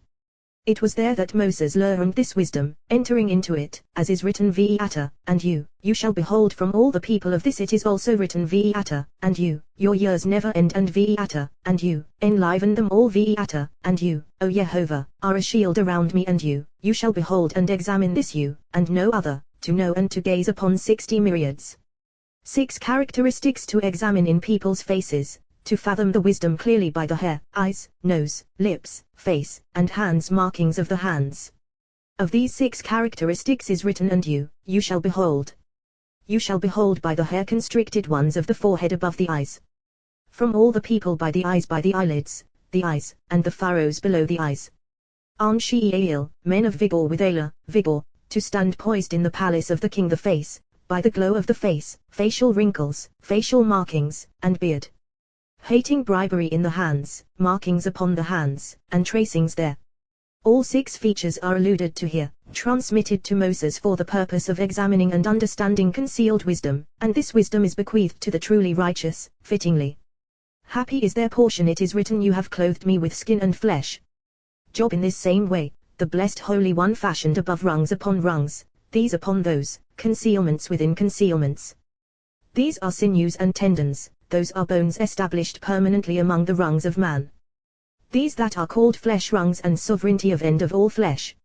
All those who benefit from flesh, from the aromas of the sacrifices, and others who govern flesh. Above it all is skin, stretched like the spreading sky. This is the extension of skin, covering all.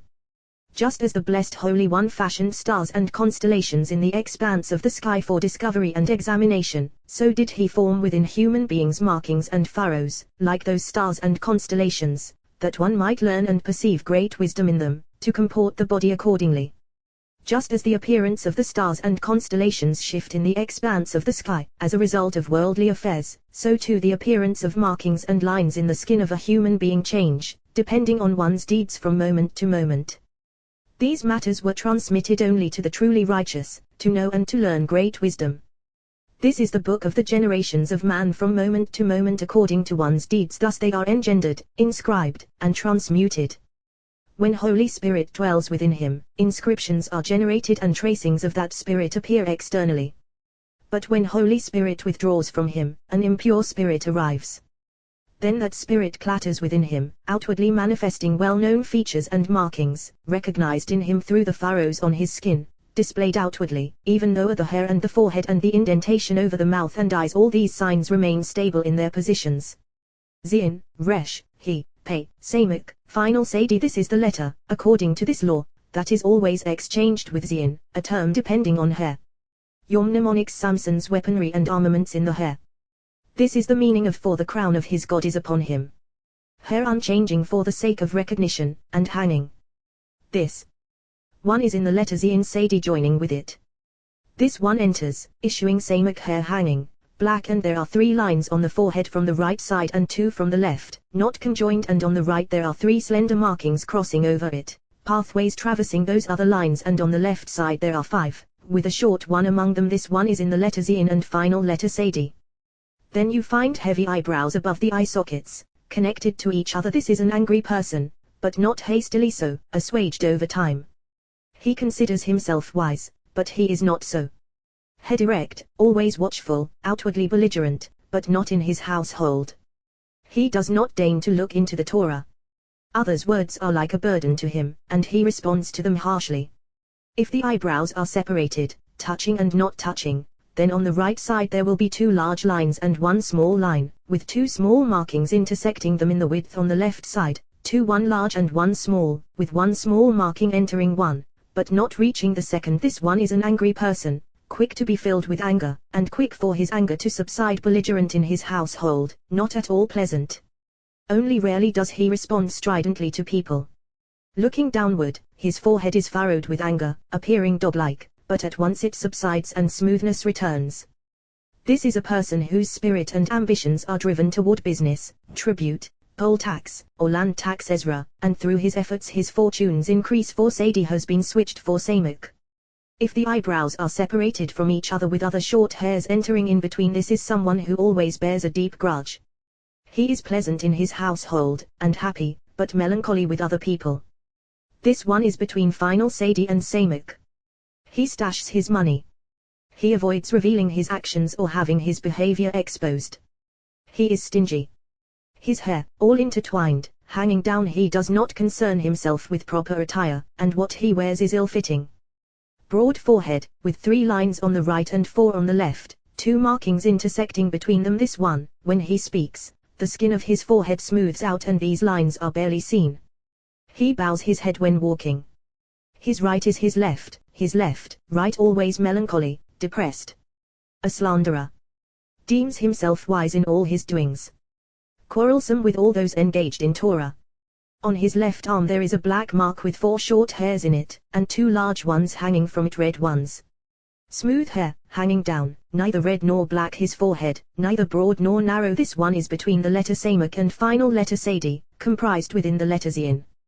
1 wide line on his forehead, extending widthwise from this side to that. 2 other markings, not so deeply ingrained, not embedded from this side to that one like this other. 4 little crinkles located between his eyebrows on the bridge of his nose. Such a person is joyful, sage, insightful, generous with his money. At whatever he strives to learn, he is adept. Quick to anger, and quick to be appeased, never bearing a grudge. Sometimes noble, other times less so balanced. When he returns to his Lord, he grasps his hand, and he rises to great honor. All depend upon him. The letter Samak travels toward him more frequently than the final letter Sadi. All who offer him perverse advice are unsuccessful. Such counsel does not endure, and he cannot be corrupted. He appears to be a deceiver, but he is not. The letter Samak and final letter Sadi joust over him, and consequently he ascends and descends. When he returns to his Lord, Samak is victorious and his wishes are all fulfilled. He is merciful, weeping when filled with compassion. He has 1 mark on his right arm like a face utterly hairless. If he has curly hair, not extending below his ears, but curled above his ears, such a person is true to his word.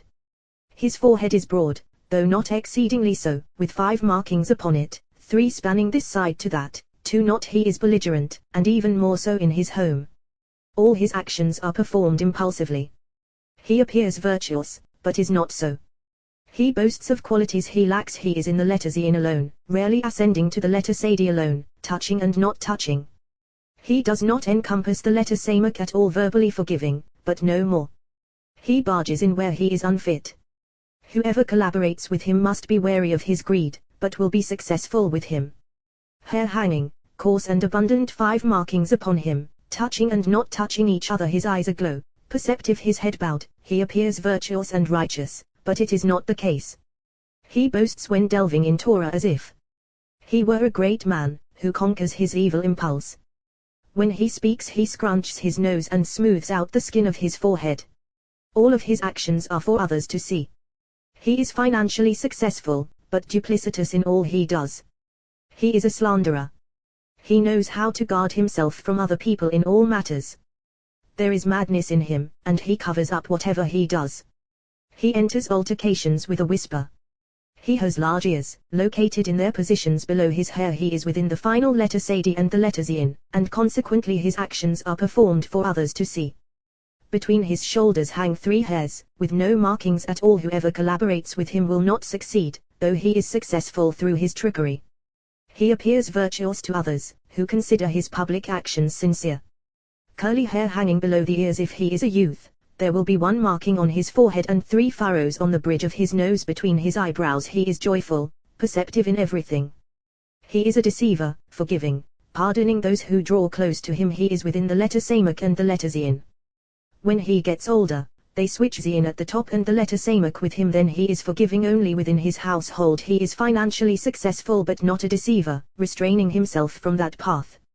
Over his left eyebrow there is 1 small mark where he was struck in his youth by another person. His right eye is sealed. 5 furrows on the bridge of his nose extending between his eyebrows. Short, curly hair on his head, crinkly eyes. He is solely in the letter Zayin. He is thoughtless, madness in his heart, feverish in his actions. 1 line on his forehead and 4 short ones. He is untrustworthy. No one should join him in partnership, for he will not succeed. He is a sinner before his Lord in all his actions. He has 1 small protrusion on his left thigh, sometimes expunged, and sometimes prominent. If he has 4 lines on his forehead, he has all these characteristics except for this growth. If he has 3 large ones and 3 short ones with beautiful hair, he is an even person. Here ends the secret of hair. The forehead is interpreted by hair and by eyes. The eye is interpreted by hair according to 4 characteristics: by the pupil, by the colors of the eyes, by the white of the eyes, and by the black of the eye. All of these examinations with all these 6 features, as we have discussed, pertain only from 13 years and above, when Holy Spirit has separated from impure spirit.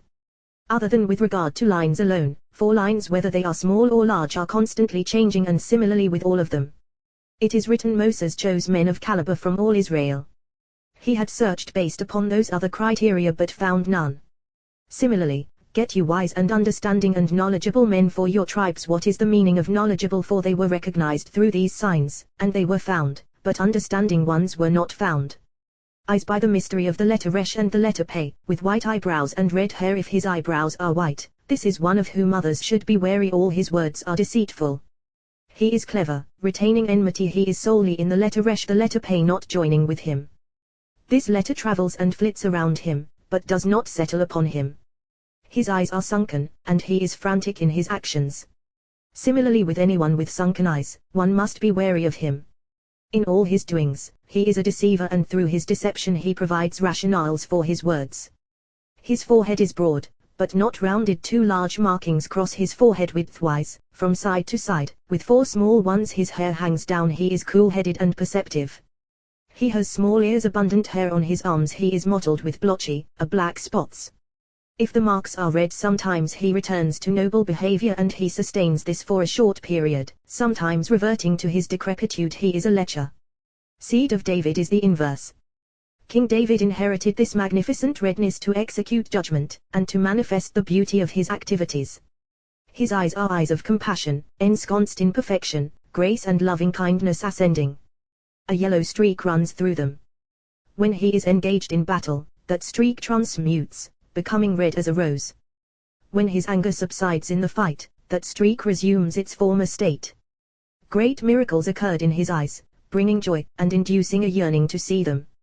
Flecked with 3 colors, they brought heartfelt rejoicing to the hearts of all. But sinners who looked upon them would quake in terror, panic and fright rising in their hearts. His forehead is broad and beautifully rounded, all letters seen and rising upon it, some ascending, some descending. those descending will rise, these providing a place for those. Consequently, his markings ascend upward, lengthwise. His eyebrows manifest compassion, neither black nor red, but rather between those two colors. In his pupil can be seen all faces of the world. A red streak surrounds it, and delight circles around all. At first when sinners approached to see those eyes, they saw them smiling, compassionate, gracious, and loving, but afterward, might and terror, panic and fury. His eyes are like doves toward them. What is the meaning of yonim? Doves, they oppress the sinners, as is said low tone, you do not oppress one another, and your eyes are doves, song of songs, both drawing near and distancing. All faces of the world are encompassed within his face. The hair of his head was streaked with color, 7 types of gold. But I saw the following in the book of primal Adam: the countenance of the Messiah ranks higher than the moon. His color, greenish gold in his face, his color, gold from Ophir in his beard, his color, gold from Shpur in his eyebrows, his color, gold from Parvaim in his eyelashes, his color, beaten gold in the hair of his head, his color, glistening gold on his chest, on his breastplate, his color, gold of Tarshish upon his 2 arms. All these 7 colors were streaked through all the strands of his hair. Engraved and embossed upon his right arm is a single marking, hidden from other people, a tower engraved with a lion, and a small aleph imprinted within it. The mnemonic 1,000 shields hang upon it, song of songs. Whenever he is engaged in battle, this mark rises, protruding, and on the tower the aleph pulsates, then he is strengthened for combat. When he enters a clash, the lion pounds, and then he triumphs like a lion, victorious in skirmishes. That tower speeds him on, its mnemonic: a righteous one runs into it, secure David from his enemies, unable to defeat him. Some of these markings were inscribed upon his left arm. Markings of other people are not like these. One who has glowing, split eyes, he has madness in his heart. Broad forehead, abundant hair hanging way down from his head, he is perceptive, his mouth spouting grand pronouncements. His lips are wizened, he is masterful at evil speech. On his forehead are 3 lines. If in his eyes there are 2 red veins, he is solely in the letter Resh. If there is a small vein glistening alongside it, transgression looms before him, but he is saved from it. If there is a single red vein inside his eye, running lengthwise, and 2 small ones below it, with another crossing over it, he sustains a perverse fantasy about a forbidden woman. If that fantasy persists, a single line appears lengthwise along his forehead from his right eyebrow, 1 hair and 4 small ones below it, and 1 intersecting them widthwise. If he avoids that sin, 2 fine veins will appear within his eyes, traveling across the eye's width without anything crossing between them. Similarly for the forehead.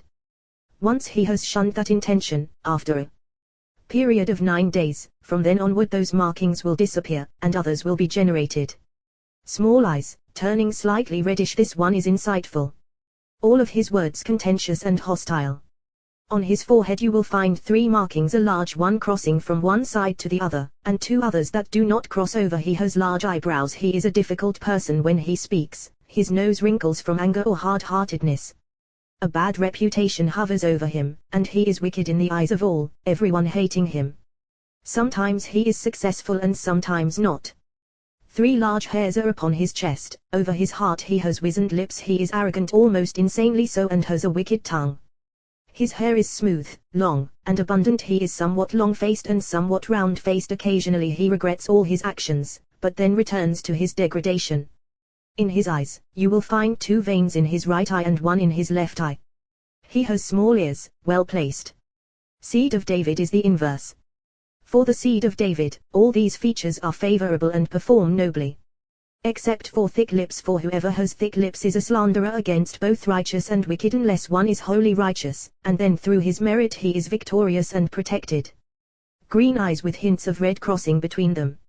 On his forehead, 2 markings extending from this side to the other, a small one above and another below. He is in the letter Pei and the letter Resh. His forehead is large and rounded.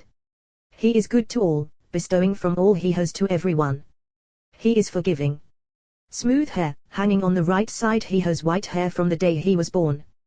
White eyes with redness at the socket edges. This one is in the letter Pei and the letter Resh, combined as one. He has a broad forehead with 3 lines rising on it and 6 other little ones. It is red, but not so red, located between 2 hues. His hair likewise, he has a large face, curly hair but not extremely so, hanging a bit below his ears. He is a fine person, a master of faithfulness and a master of fierce anger.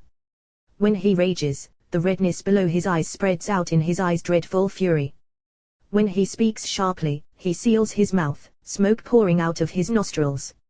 After a while his anger abates, though not completely, extending for a day or two. Sometimes he is successful, sometimes not, but he is generally successful, marginally or markedly. If the redness at the edge of his eyes is thin like a thread not spreading through his eye during an angry episode and he has all of these features, he is faint-hearted, intimidated by all. His sleep unsettled. Constantly cogitating, anxious about all imaginings. He brings success to all. A master of debauchery, nonchalant about lewdness. Occasionally, he repents, becoming scared and from that dread, cautious. Then a certain reddishness will appear in his right eye like that at the edge of his eye at the end of the slope of his eye and one thin, red vein in his left eye. But if they switch what was in his right for his left, and that which was in his left for his right, then he is corrupted, reverting, smashing chunks of ice to transgress.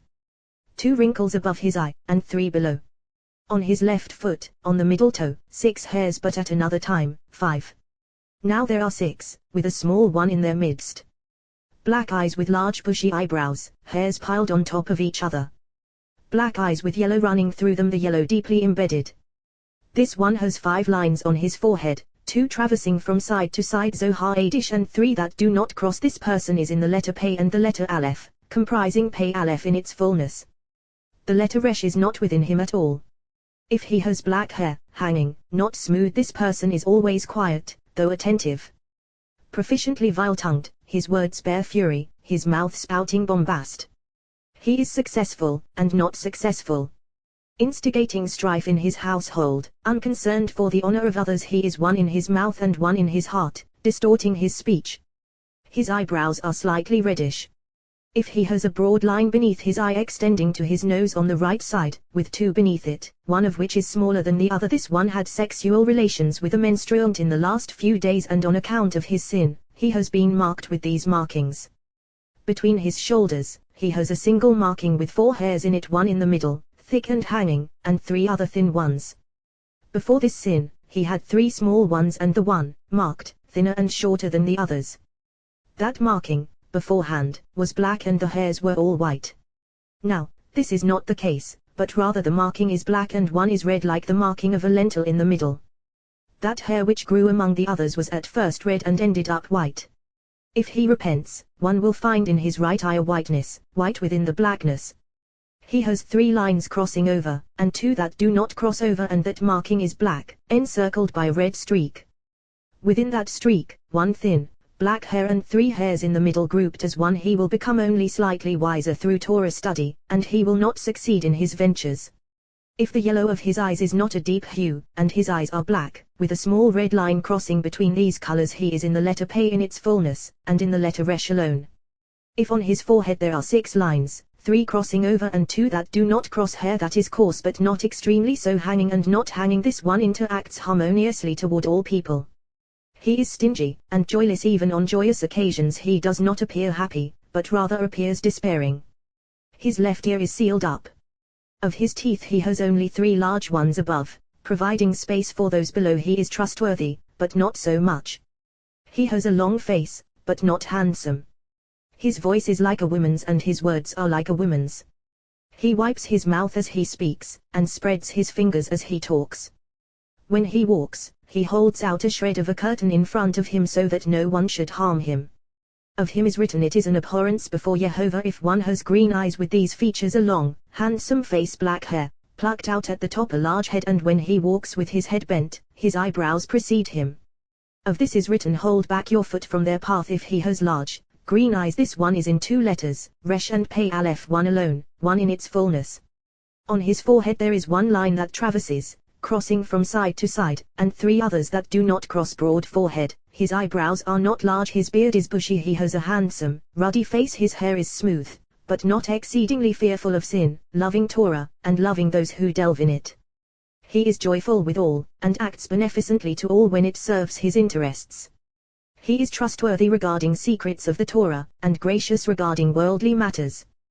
Whoever partners with him will not succeed, neither he nor the other.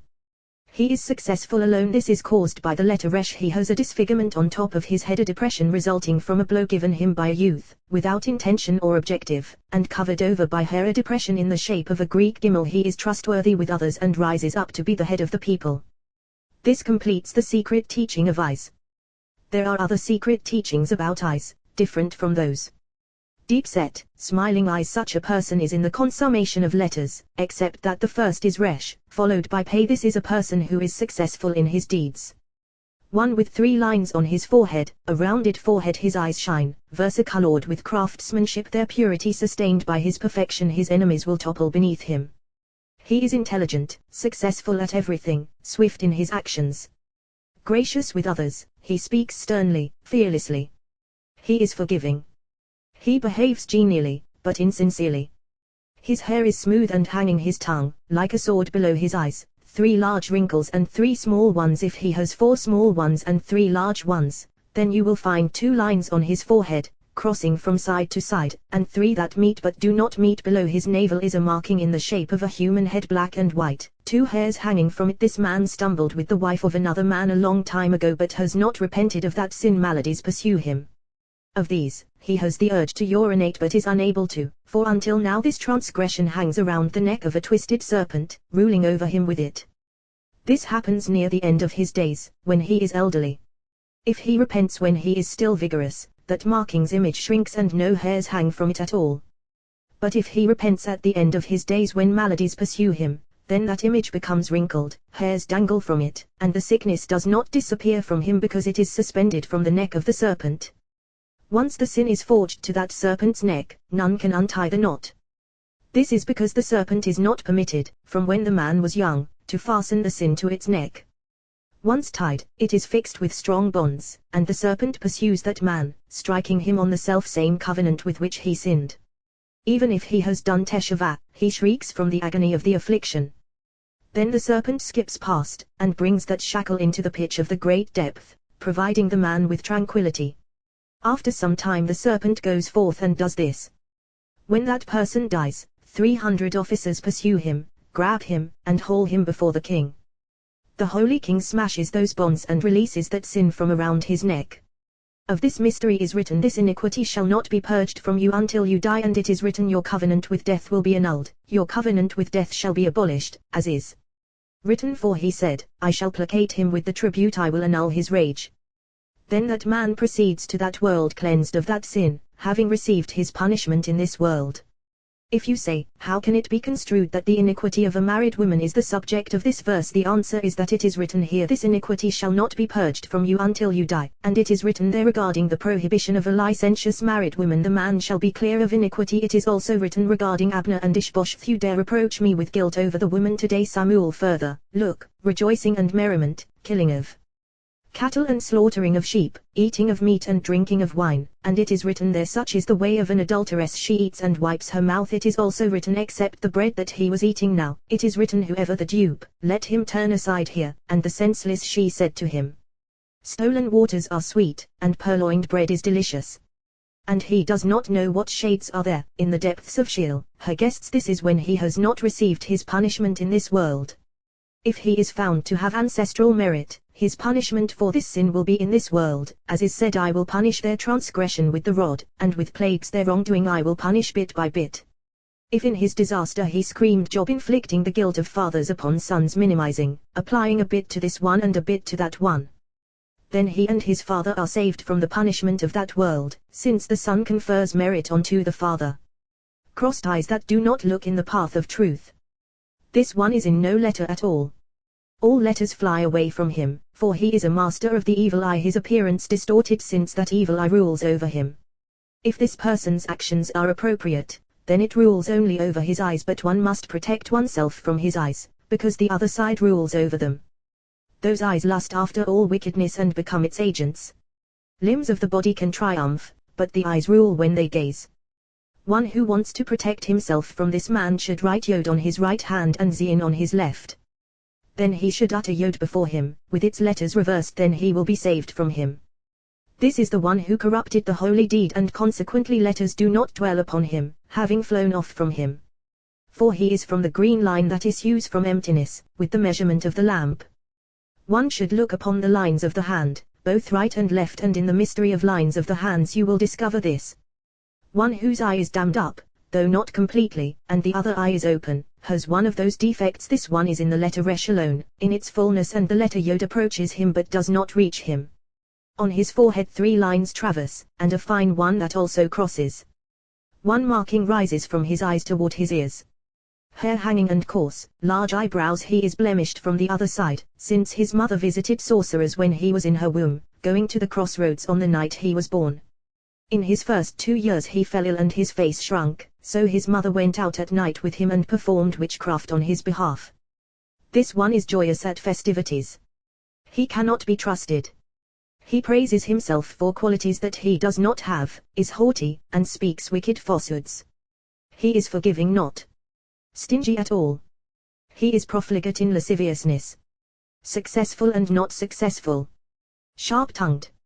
If there is one broad line on his forehead and 2 fine ones, this one frequents sorcerers, as his mother had done for him. The lines are switched now, ascending from the right eye to the left eye. He is haughty, but no wickedness in him at all. He is stingy. Not a trace of lewdness in him. He is sharp-tongued. On his lip is one very red mark, and one hair in the middle toes of his left foot, some bent, some straight and extended. His eyes oozing, green, constantly weeping. This one cleaves to the letter Pe, but the letter Resh does not dwell within him. This one has 4 lines on his forehead, all crossing over, 2 fine ones from his eyes to his hair, 2 broad markings, and 3 fine ones between his eyebrows. Such a person walks with his head bowed. He fits one category of 3 groups of markings, the markings of lepers. He is one of those types. This one is not impure to the extent that he needs to be quarantined. He takes delight in everything, constantly smiling, and people smile at all his words. He is stingy in his household, but not so with others. He has no shame in his words, since he sees that everyone enjoys him. He is a philanderer. He has slightly reddish hair, neither smooth nor curly. If there are 3 lines on his forehead that cross over, and 3 small ones that do not cross, and he has all the other features, and he has a scar, a marking on his eye. A man who had been hunting birds injured him unintentionally with a stick that he had been throwing at the birds. This one got slashed on his left eye, above his eyebrow along the length. The one hunting birds threatened him with the stick because he was causing the birds to scatter, striking him unintentionally. This one is successful providing food for himself and his household, but not in acquiring great wealth. He is trustworthy, but not exceptionally so. He is reliable with small matters, but with large matters he is unreliable. He is a consummate slanderer, everyone laughing at his remarks. He has a large mouth with thick lips. Whoever collaborates with him is successful in all matters, and he succeeds as well. He benefits every partner. The scar from that gash is accompanied by eyes that ooze and are green, with a black marking encircling them. This one is in the letter Pe, complete in its 2 letters, and is in the letter Resh alone. This one has a large head, with 4 broad lines on his forehead and 3 small ones between his eyebrows. On his nose are long hairs. He has a large face and a round head, with 1 slightly broken line on top. He is a mighty warrior, full of violent talk. His hair is curly. He is a reprobate, and at night he seeks company for debauchery. Sometimes he stumbles with a forbidden woman. His beard is bushy. On his left arm is a scar from a sword. He was slashed by a left-handed man, on the 4th day of the week, as the sun was setting. On that day a single ray from Mars aroused him. That ray is on the left side, and the marking, crooked in his flesh, is in a circle. When he reaches his old age, he will fall from his mount, whether a horse or a donkey, or fall from a wall, leading to his decline and death. For a foolish transgression that he performed during his youth chases after him. If this man repents, he will fall during his middle years, and from the ensuing frailty, he will die. But if he repents during his youth, then there will be 3 broad lines on his forehead, and 4 fine ones, and 2 more. 2 from inside his eyes, rising upward. This one will depart the typical way. He will become sick, fall from his bed, and die. It always ends with a fall. Small, squinty eyes whose colors are not immediately detectable, but upon inspection, they are greenish-black. This one has jagged lips and a long, pointy face. Then one will find on his forehead 2 lines and a fine one between them. This one is in the letter Pe alone and the letter Resh alone. This one has hanging hair. It is not smooth. He is successful in his handiwork, and when he exerts himself with Torah, too. He is short-limbed. He is not fat at all, but his spirit is inflated.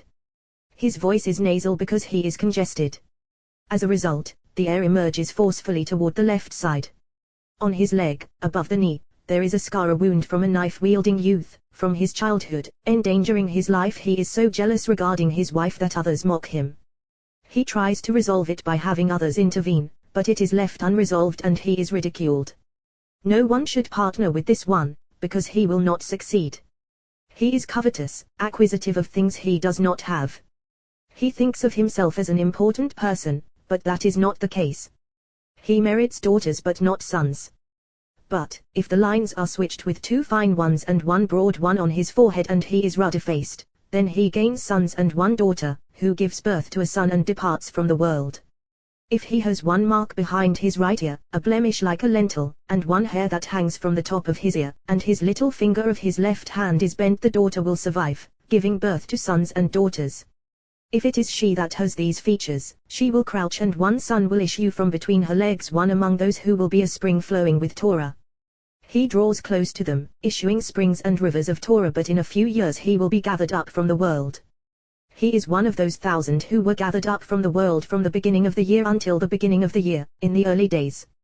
After the destruction of the temple, there were only 60, less 1, who departed from the world wafting a fragrance before their time.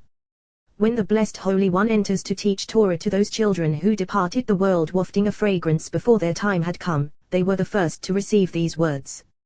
The Blessed Holy One asked that angel named Yophil, enduringly forging links of Torah, who is the one that has come to me prematurely? This is as is written, who comes before me I will requite Job, I will requite actually. Then the Blessed Holy One called for Metatron. He stands behind the curtain for the screen, 60,000 myriads, Torah prodigies around him, tying wreaths for his master. He asks him, who is this who precedes me, who comes before me I will requite? Is he enrolled in your academy or not? He replied, Master of the universe, he is not in my academy, but rather in yours. Moreover, all those before me, beneath all the heavens, are yours, as is written, beneath all the heavens he would be mine. For there are 2 academies above, the Academy of the Youth, Metatron, and the Supernal Academy of the Blessed Holy One. Wherever we learn about the Supernal Academy, it refers to that of the Blessed Holy One, Heavenly Academy, that of Metatron. Then the Blessed Holy One said to him, if so, pluck him for me, pluck him so that I might send him. This is as is written, my love has gone down to his garden, to the beds of spices, Song of Songs, my love the Blessed Holy One, as is said, my beloved is mine and I am his, he grazes among the roses. Song of Songs has gone down to his garden, heavenly threshing floor, built like a threshing floor. To the beds of spices, Academy of Metatron. To graze in the gardens and to gather roses, to examine and gaze upon his students. What is the meaning of to pick roses? Do not read Shishanim, roses, but rather Shishanim, reciting these are the ones who waft their fragrance prematurely in this world, are gathered, and depart from this world before their time. Then that youth, Metatron, summoned Gabriel, scribal implements on his loins, saying to him, write a missive and deliver it to the angel of death, indicating that so-and-so should be plucked from the world. He is picked immediately. He is sent up first to the Academy of Metatron, where he recites the lessons that he has brought in his hands, learning there what he learns. Afterward, he is sent up to the Supernal Academy of the Blessed Holy One. He is brought to his seat, where he delights in those that are his, and in the celestial mysteries and interpretations of the Torah that are concealed in this world. Yophil, great angel, leaves the Supernal Academy, endorsing secrets and mysteries of the Torah from the midst of the 2 academies. Whatever confounds those in the Heavenly Academy is resolved by those in the Supernal Academy. In the Supernal Academy there are no questions or difficulties, only in the Heavenly Academy. He certifies the teachings of Torah from the 2 academies, fittingly. Of this is written, they will go from rampart to rampart. In the time to come questions and difficulties will disappear within the Heavenly Academy, as is said, they will go from rampart to rampart, and as is written, may there be peace within your ramparts, tranquility in your palaces. This concludes the mysteries of the eyes, among the perceptible colors. Form of the nose. The nose is the completion of a human for the sake of identification. A small, crooked, asymmetrical nose. This is one who no longer has a human face. He is in the letter he alone, without completion. This is one who has the way of humility and wholeness withheld from him. He is brazen. His hair is reddish-white, 3 large markings on his forehead, and 3 others that are not so visible, 3 other lines from this side to that side. He has thick lips. In his impudence he speaks harshly regarding whatever he wants, for the way of humility has disappeared from his nose and face. For shame and humility straighten the nose on the face, but this one has none of these qualities. In his insolence he lies, laughing through his words. If the lines have faded from his forehead, 3 broad ones and 3 fine ones, and his hair is black, he is balanced between 2 letters. This one lowers his head and laughs through his words. His hair is smooth, but not extremely so. Great afflictions are aroused for him, but he is saved from them all. This slight merit comes from his father who shields him, merit inscribed within the column upon which that youth stands. He attained that worthiness through an orphan, since every orphan and widow is sustained like a deposit with Metatron, who presides as judge among the 70 of the Sanhedrin. In the hall of merit, all judgments of the world are rendered except for 3 children, lifespan, and sustenance, all itemized in scripture. Children she prayed above Yehovah Samuel, above, precisely above place of supernal mazala, flux of destiny. Lifespan I hereby Joseph, he will add, 15 years to your life. He will add, precisely sustenance, as is written, cast your burden above Yehovah and he will sustain you. Above, precisely people are judged there, and a writ is handed over to the angel of death to execute them and take their spirits. Since supernal guarantors and virtuous people are in the hands of the blessed Holy One, he instructed Metatron that this man's children and wife should be deposited with him. Since they cannot be used as guarantors upon guarantors, they will not rise up. Of this one who saves them from their suffering, that merit will shield his children. He himself is one of those for whom that merit is a shield at a time of anguish. This one has a marking on his forehead. He is a sinner or a fornicator, but this goes unnoticed by people, they are oblivious. He is prosperous, and whoever collaborates with him will prosper even more. Crooked nose with 2 huge orifices, nostrils pointing outward, though the nose does not slope upward. This one is in the letter He in its fullness.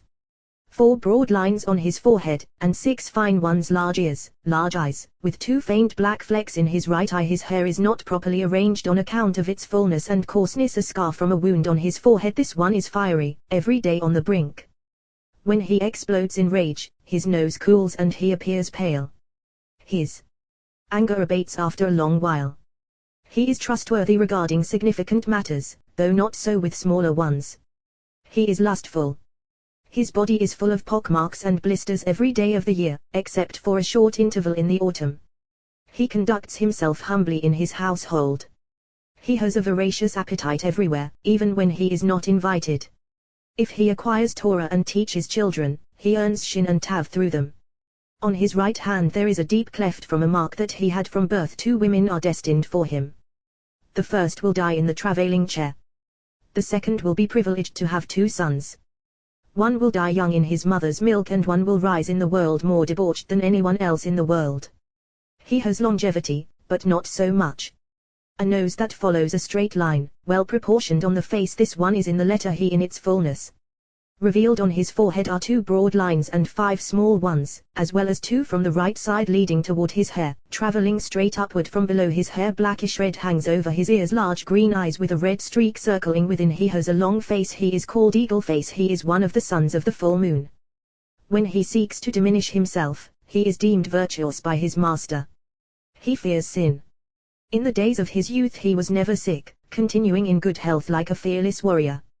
In his elder days, he becomes diminished like the diminishment of the moon, weakening. Maladies pursue him, but this one is righteous, and through illness he gains atonement. If the features are switched, he will have the maladies during his youth, since he is like the moon when it longs to shine. Then this man will be impoverished, but in his old age he will be free of sickness and will have wealth and tremendous honor, for then the moon shines, and he abides in fullness. This is a righteous one who prospers. He is humble, beloved by God in all matters. Long, sharp nose, sharp as the tip of an eagle's beak. This one is not in any letter at all. His hair is curly, 3 lines on his forehead. He has a pointy face, small eyes. He covets what others have. All his actions are void of fear of heaven. He hates the Torah and hates those who delve in it. Periodically he enjoys listening to words of Torah, but in an instant they elude him. On his left foot, 2 gnarled toes that cannot straighten, with another on his right foot. This one has sinned through stealing, and will never repent of this sin. Between his shoulders hang 2 long hairs, and from his chest 3 hairs hang down. He swears oaths at every minute and hour, but it does him no good. During 2 intervals a year a person can collaborate with him no more and prosper. These are from Adar until the beginning of Nisan, and from Elul through the 6th of Merishvan, but no further. In these periods one who collaborates with him will prosper, for these are days of letters, and whoever lacks letters should join together with them. During these days, naked souls go forth, returning as before. They do not have mates, but during these days, 22 letters issue forth, dwelling upon them, crowning them with supplications. They find their mates. But in other months and intervals they do not. For from the 7th of Adar the lamp strikes, producing diminutive letters that split the firmaments and stream out into the world. When they issue forth, all those naked souls that were poised to return, emerge with them, uniting with those letters. And they venture forth with a guide. All people when being prepared to be formed in this world have all the letter shapes traced within them, through the agency of the joining of those 3 partners who assemble the structure. Those that return now have all the letters traced within them, but others do not have them traced within them, since those guides do not form them with the letters as drawn before from the sides of the father and mother. Those letters roam and wander in the world joining with them, all those who do not possess letters until the new moon of Sivan. Then, these are hidden, and supernal letters yearn to be revealed. From Elul on, those supernal ones are concealed, through the first 6 days of Merishvan when people repent of their sins, receive atonement, and letters return to their previous state. Either way, those diminutive ones stream forth to sustain the world, and these bond with them since they possess no letters whatsoever. From the beginning of Elul, Teshuvah presides and letters soar up to her. People repent of their transgressions, returning to letters. They preside over the world for 2 months and then vanish during Teveh and Shevat. From the 7th of Adar, those others depart, as was said. Whoever unites with them proceeds with love during these days. 2 other months conceal them all. These are Tammuz and Avi, and the days of horror go forth with their letters. They rule over the world while others are hidden. Consequently, on these days, happy is the one who is saved from them. If the nose is long, and wide in relation to the head, this one is in the letter He, and sometimes the letter Yod bonds with it. This is a man who prospers. His face has lesions, scarred from blisters. His eyes are red among the symptoms of leprosy. Sometimes his eyes are teary. 4 furrows on his forehead, 2 crossing over, embedded like a lath on top of a brick. His hair is abundant. This one is prosperous and fearful of sin. He aggrandizes himself in all qualities beyond his scope. When he shakes his head, tears flow. His nose throbs until he expels green mucus. This being one of the more severe forms of leprosy, one who collaborates with him will prosper. He is trustworthy in all matters. On his left shoulder are 3 marks, 2 red and 1 black, but the black one serves a purpose, inducing him to draw near to other people and to join with them so that they will not think of him as a leper. A blemish appeared on him one autumn evening in his youth. He was eating fish and drinking water, and then went outside. At that time Saturn was dominant in the world, and one of its offshoots emanated, spreading out below. This man stepped outside, head uncovered, and he was struck by Kirkafni and Shamrayan, 2 spirits that preside in that offshoot. This is how that man was afflicted, stamped with 2 red marks, and that offshoot stamped him with the black mark, since procedures of Saturn are enacted with black. This mystery presides over the Sabbath day, but not over the holy people, because the holy people have no portion or inheritance from planets or constellations, but rather only in the blessed Holy One. Consequently, they must comport themselves joyously, with food and drink and clothing, and they must prepare their home and table for this day. This is not the case for all those bonded to Saturn, for they must fast and display melancholy, anxiety, and fright, dressing in black, encased in black, refraining from meat, wine, and anointing. They should not partake of any worldly delights, but rather remain in their dwellings in sadness, avoiding people. Then those spirits, Kirkafni and Shamrayan, will be drawn upon him, informing him of worldly matters through the influence of Saturn. I have seen in the book of King Solomon that people who are born when this offshoot is dominant are always melancholy and never joyous, unless they are reciting Torah, which unites them with the blessed Holy One. In spite of all this, if he has foundations and roots from ancestral merit, he is able sometimes to overcome this offshoot that issues from Saturn, joining with the blessed Holy One. Then those two spirits leave and travel to a gash in the cliff where all naked spirits are gathered, those who may not enter behind the curtain of the king. They are naked in this world, and when they depart from this world they fly off to enter that world. But the gate is locked before them on all sides and they find no tranquility until they leave to wander in the world.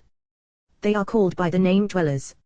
On the Sabbath, once the day has been sanctified, where do they go? Into the gash of a certain cliff, outside the walls of the garden, in the outer palisades. They remain there the entire Sabbath and afterward they depart, roaming in the world, conveying information to people in night visions. When this offshoot triumphs over that particular person, those two spirits journey to that gash and wait there until the departure of the Sabbath. Once the Sabbath departs, those souls and spirits leave together, joining as one. They proceed, the two spirits and the one soul, from the core of that man, from 70 rungs from behind. They hover over him spirit after spirit, informing him of matters of the world, some true, some not true. True matters among them from the side of the naked soul, finding tranquility there. Untrue from the side of those spirits. Sometimes those spirits convey genuine messages regarding the near future. This is a soul that will never find a redeemer from the 70 rungs from the rear. Satan draws those spirits into this world, but on account of the soul, the man does not panic when they hover over him, nor does he tremble. Happy is the one who has ancestral merit to aid him in all these passages. A crooked nose, sloping rightward, this is a person who is inscribed in the letter he and sometimes in the letter resh, but they are not joined together. He speaks pompously. On his forehead, one broad line and 4 fine ones, small eyes, but not excessively so, turning red hair hanging down, somewhat smooth. He is from a long chain, he is suspended from it, and supported by it. He is trustworthy, successful in his labors. This one has a defect, a deformation. He is a eunuch of the sun, or one of his testicles is suspended within his scrotum, such that he cannot ejaculate properly. On his left hand, his little finger is gnarled and cannot straighten. Primal Adam said, "My frame was not hidden from you, when I was made in a secret place, knitted in the depths of the earth." From here we learn that holy soul derives from the coupling of male and female, coupling of the king and matronita. What is the meaning of depths of the earth? There are 2 depths for the place called earth of delight, Malachi, the place where the soul of the male is formed for the right, and the place where the soul of the female is formed for the left.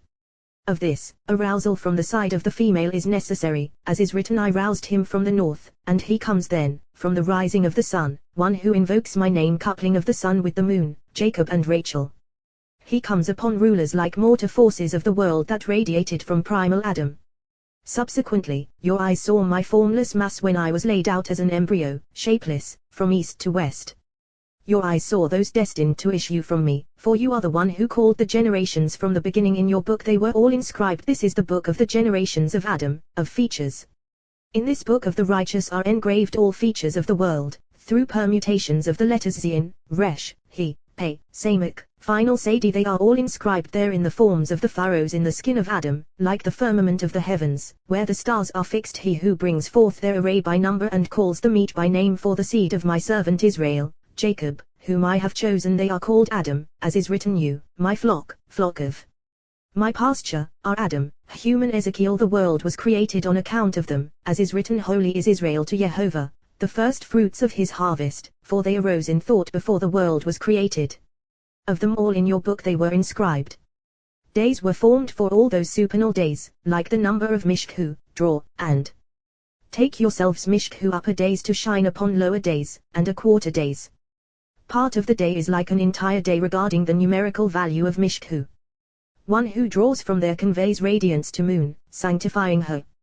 Not one of them alluding to David the Messiah, who had no days to shine, but he drew 70 years, as is said, "Look, mere handspans you made my days, what art fout, handspans tet pout toph." Goodness, here since pate, diminished, were the days of Adam to contribute to David, who was toph, goodly, to look on Samuel. His goodness came from primal Adam, who acted charitably toward him so that David would be prepared to act charitably toward Israel. Just as David poor and needy received, likewise did he give to the poor.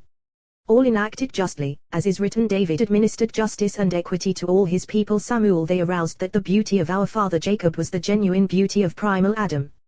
For Jacob dwelled in tents, learning in the academy of Shem, Ibah, Abraham, and Isaac, to serve the blessed Holy One since he is the firstborn. This is as is written, my son, my firstborn, is Israel, and divine service was performed by the firstborn. Assuredly, the book of primal Adam was in Jacob's possession, as were the book of Enoch, and the book of formation of our forefather Abraham. In fact, they have aroused that the tractate of Avodat Zarah of our father Abraham had 400 chapters. From all these books our father Jacob learned a complete man, dwelling in tents, abundant wisdom. Jacob's beauty and lines were like the array of primal Adam. Just as primal Adam preceded creation and was the handiwork of the blessed Holy One, so too was Jacob first in perfection.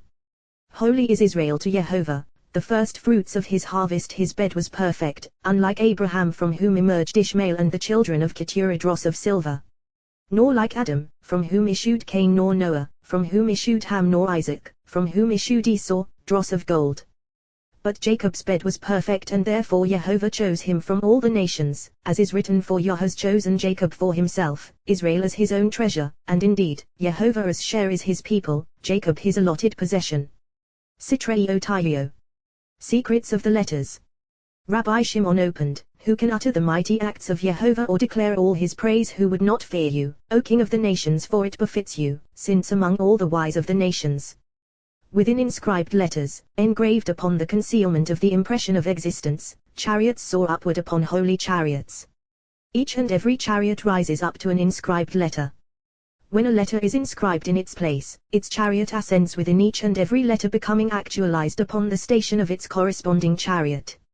Now this subject can be expounded, each and every letter according to the mystery of holy chariots, on the four sides of the world.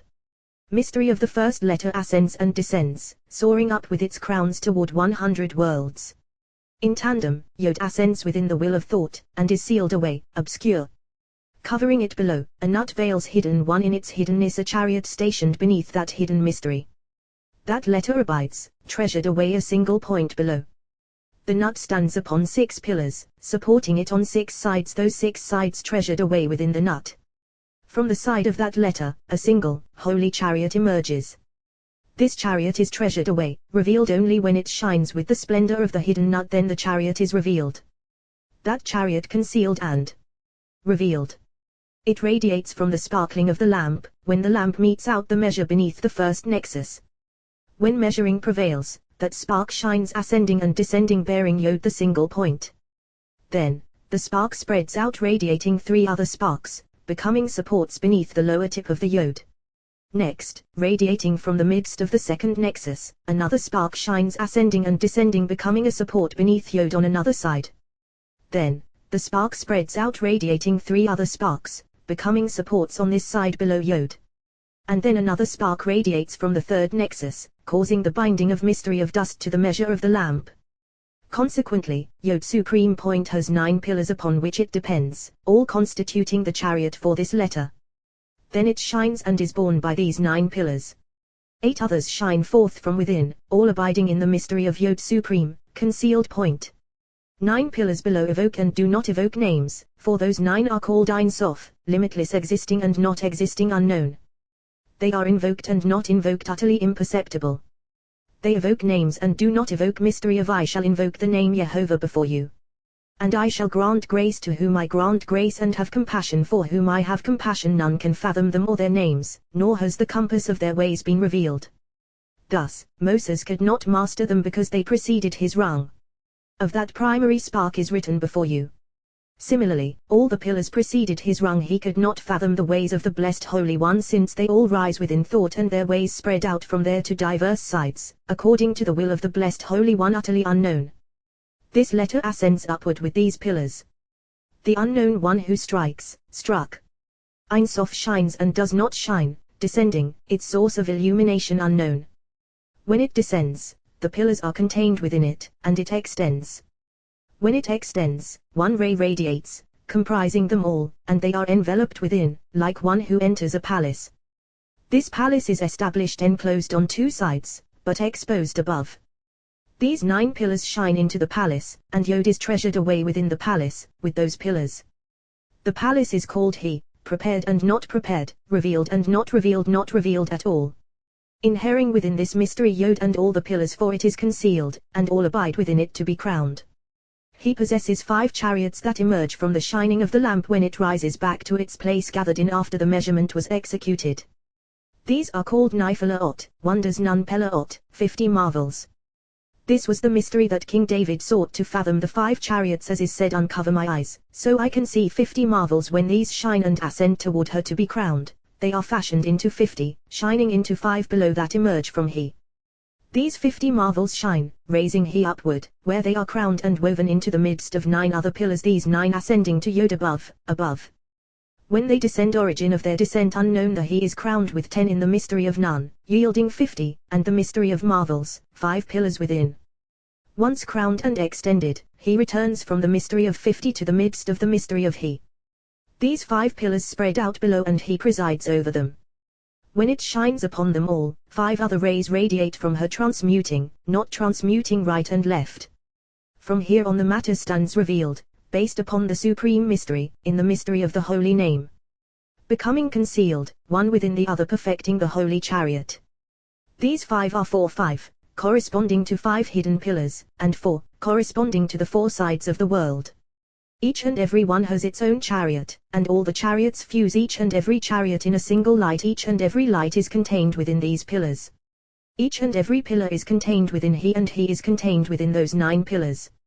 Each and every one is contained in Yod, primordial, exalted point, so that all become one.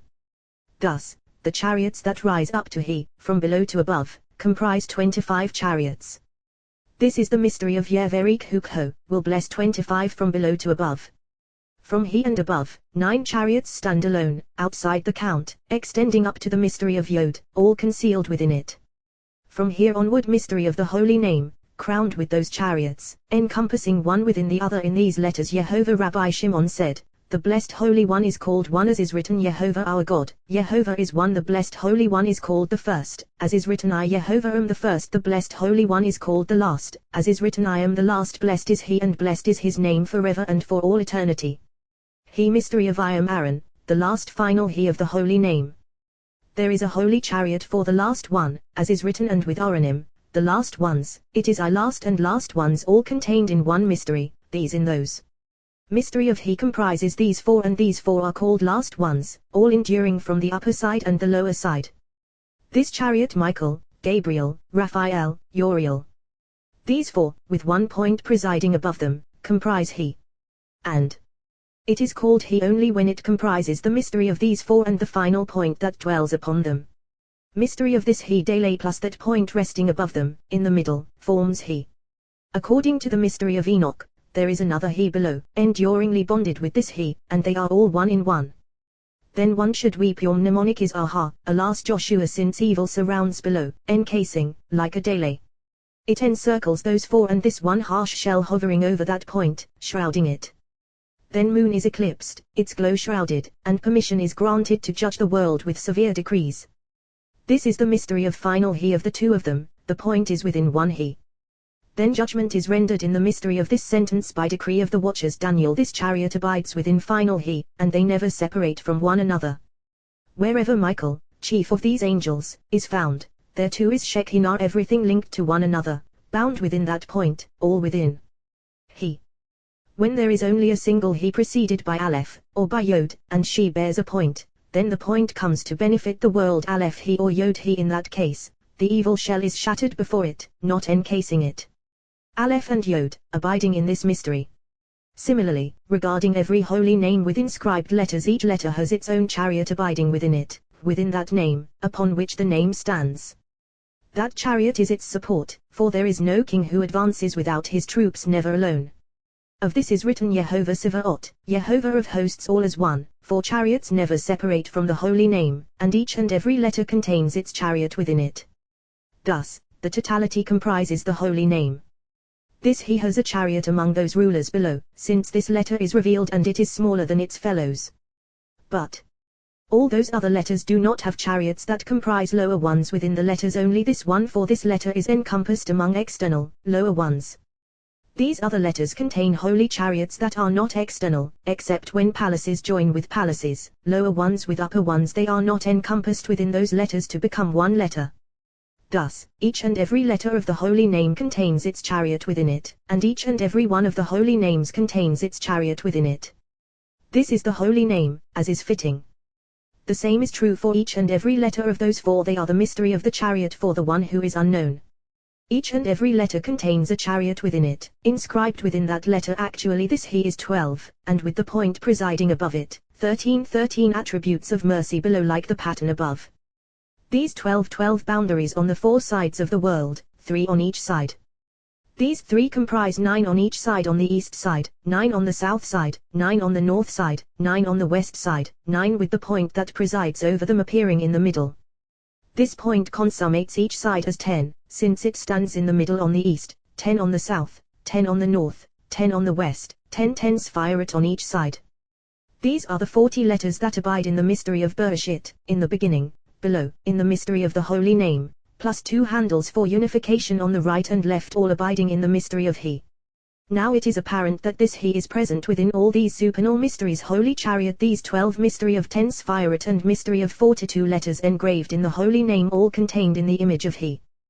They are all arranged diagonally in the mystery of the point that stands in the middle, balancing them according to the straight path, this side with that side. Similarly for all 4 sides, standing in the scale of balance, scale poised to rectify all.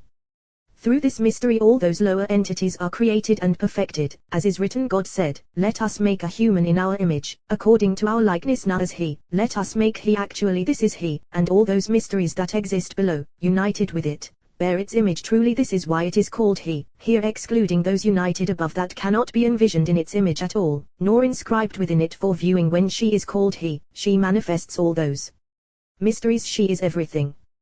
This is why this point resides in the middle, for it is united with all those on the east side are united with it, and it with them those on the south side are united with it, and it with them those on the north side are united with it, and it with them. Thus it is within all within it, all constituting He. Of this is written, let us make Adam, and it is written, God said, all in the supernal mystery, fittingly. All these mysteries and all supernal mysteries are manifest in these letters. They are inscribed within this letter truly to unify the holy name fittingly. It is all a supreme mystery of the holy name. Up to now, celestial wisdom has been alluded to in the mystery of He, last of the 4 letters. Happy is the lot of one who has entered and emerged, knowing the paths of the blessed Holy One, entering without shame into the world that is coming, mystery of Vov, holy, supernal chariot, enduring in consummate existence. Split into 2 letters, 2 Vovs, this Vov like that 112 exalted mysteries. Upper Vov exists in 5 exalted columns upon which upper He stands. This Vov, even though it is 6 and the mystery of 6, it is 5 and the mystery of 5. All is as is fitting. Commencement on the right axis, mystery of primordial light. Standing on a single chariot, comprised of 3s, not 4. And even though there is no chariot without 4, everything here is according to the mystery of 3s, like the letters of the holy name. This letter Vov absorbs everything, 3rd of the holy name, therefore, everything proceeds in 3s. Letter He of which we spoke is 4th of the letters, hence its chariot has 4. Even though it exists in 4, it proceeds according to 3s. Everything proceeds according to the upright path, reckoning this one like the pattern of that one, to become one. Chariot of the south side, which is the right side, that chariot is in 3, emerging from the lamp. When Ruah, a wind, picks up, wafting 12 fragrances of incense, wafting fragrance and not wafting, comprised of 3 colors, it beams its glow, which is absorbed within. One glistens with fire, one glistens with water, and one glistens with Ruah, air. Then this one branches out, becoming 3. When this air divides, becoming 3 colors, they are not fire, not water, not air. Rather, when this air divides, each and every one shines and glistens, strengthening the station above, then fashioned into a column below. One color glistens, strengthening fire contained in the right. Another color glistens, strengthening water contained in the right. Another color glistens, strengthening air contained in the right side. These 3 colors are a single chariot for the right side, in the mystery of Vov. These are epithets of the blessed Holy One, in the mystery of the names by which He is called. Further, the name of the blessed Holy One is uttered with many names, and all those epithets are contained within each and every one of those exalted sides, which are the names that may not be erased. This side, the right, is called El, and its chariot, in totality, is called Gadol, great. When they divide within this chariot into their constituent 3 colors, they are called by these names Gadol, Great Asin, Strong Kaddis, Holy. These constitute the chariot for the right, called El Supernal Mystery from among those 10 names, as we have established. These 3 colors chariot for the right side glisten and shine below. Each and every one of these 3 colors branches off 2 others for each side, yielding a sum of 3 threes 9. The right, riding above them, completes them as 10. Moreover, they are called sphere at large and small, all attributes of the Blessed Holy One.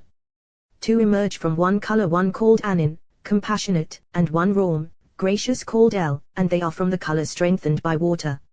Of the 2 that emerged from the color in which fire is strengthened, one is called Irik Apayim, slow to anger, and one is called Ravest, abounding in kindness. Of the 2 that emerged from the color in which air is strengthened, one is called Asid, kind one, and one is called Soleil, forgiving. In the mystery of the Book of Enoch, this one is called good and that one is called upright. Your mnemonic good and upright is Jehovah. From these, lights branch off below, all chariots for one another. All epithets are external, but they do not cleave to those upward, all comprised within the right side. They are all one in relation to this side, all in the mystery of the letter Vov. Commencement on the left axis, mystery of darkness spreading out in gloom below until Gainam is created from it, flashing from the murk of blazing red-black fire. Severe sparks flashing here, streaming and flowing downward, all from the midst of the darkness, which is the left, toward that side. When the lamp rises during the course of the measuring of the flow, it shines toward the right side. From that side, a glow shimmers toward the darkness. Lights approach that pyre, drawing close to the blaze, conducting it closer to the right, and it is illuminated by them. Then another spirit emanates and shines from the midst of the lamp, glistening and flashing. It branches out to become a chariot for the left side, spreading out in the mystery of 3 colors toward that side called north. That spirit does not waft incense nor fragrance at all, since the left is supported by that spirit that differentiates in these 3 colors. These are the colors that shine on 3 sides of fire: the left side fire, the color of gloom fire, the color of red fire, the color of black. These 3 colors branch off from the spirit that issued from that lamp supports for 2 sides. One color flashes, gloom-colored fire strengthened within it on the left side. Another color flashes, red-colored fire strengthened within it on the left side. A third color flashes, black-colored fire strengthened within it on the left side. These 3 colors are a single chariot for the left side, in the mystery of the letter Vov. These are the epithets for the Blessed Holy One in the mystery of the left. One is called Adir, majestic; one is called Azak, strong. All in a single totality called Gibber, mighty, because this side called left is Elohim, and we have already established that several sides are called Elohim. These 3 colors on the left side flash and shine below.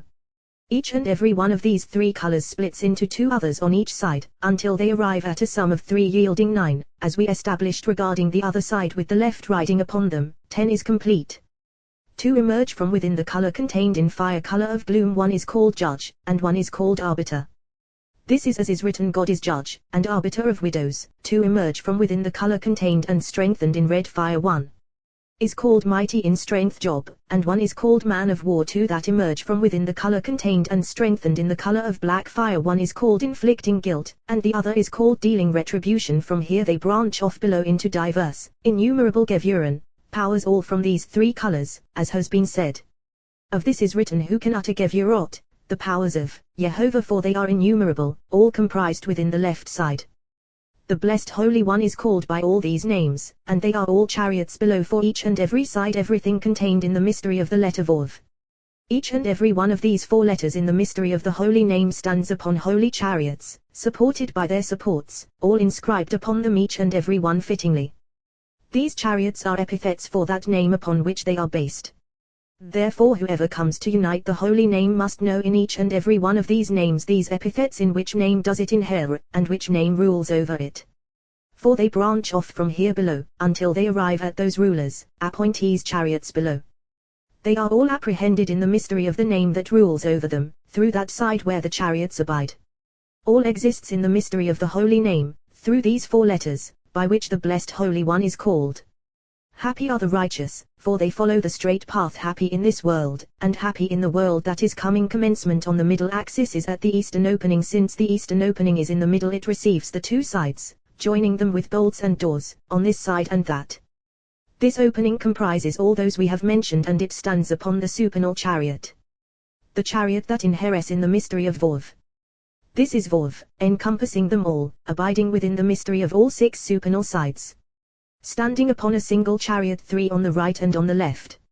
Issuing from the midst of the lamp when emitting a spirit, wafting 12 fragrances of incense, wafting and not wafting. This spirit glows with its luminosity. This spirit is perfect and is called consummate.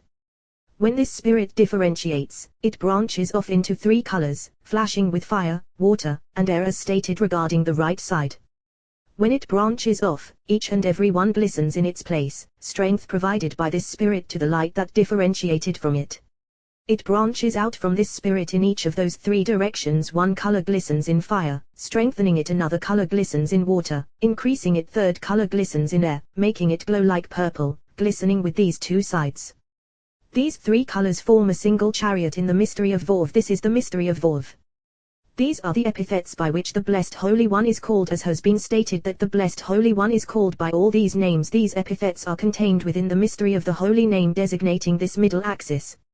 And even though it is designated as the mystery of the letter Vov, it partakes of all higher and lower names. Moreover, all 4 letters of the holy name are bound to it, since it conveys to all sides, above and below. This is the mystery of YHV. This name Yehovah hinges here, grasping 2 letters above and 1 below. It stands in the middle, between upper and lower, and between 2 sides, as stated. Its chariot is called awesome in its totality. When this chariot, the spirit, as has been stated, branches out, it branches out into 3 colors, called awesome, truth, and keeping kindness. These are the very 3 that constitute the holy chariot for this axis, poised in the middle. These 3 colors holy chariot of Vov glisten and shine below. Each one of those 3 colors branches out into 2 others on each side, yielding a sum of 3 on each side. These 9 together with the holy name presiding over them completes 10. Each and every one of these sides comprises 3, as stated, right, left, and middle.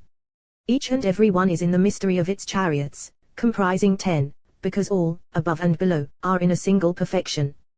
These are the 10 Sphirot, 10 utterances. As a result, each and every one of those sides totals 10, and from there to an immense number, for chariots branch out to every side until they all amount to an enormous number.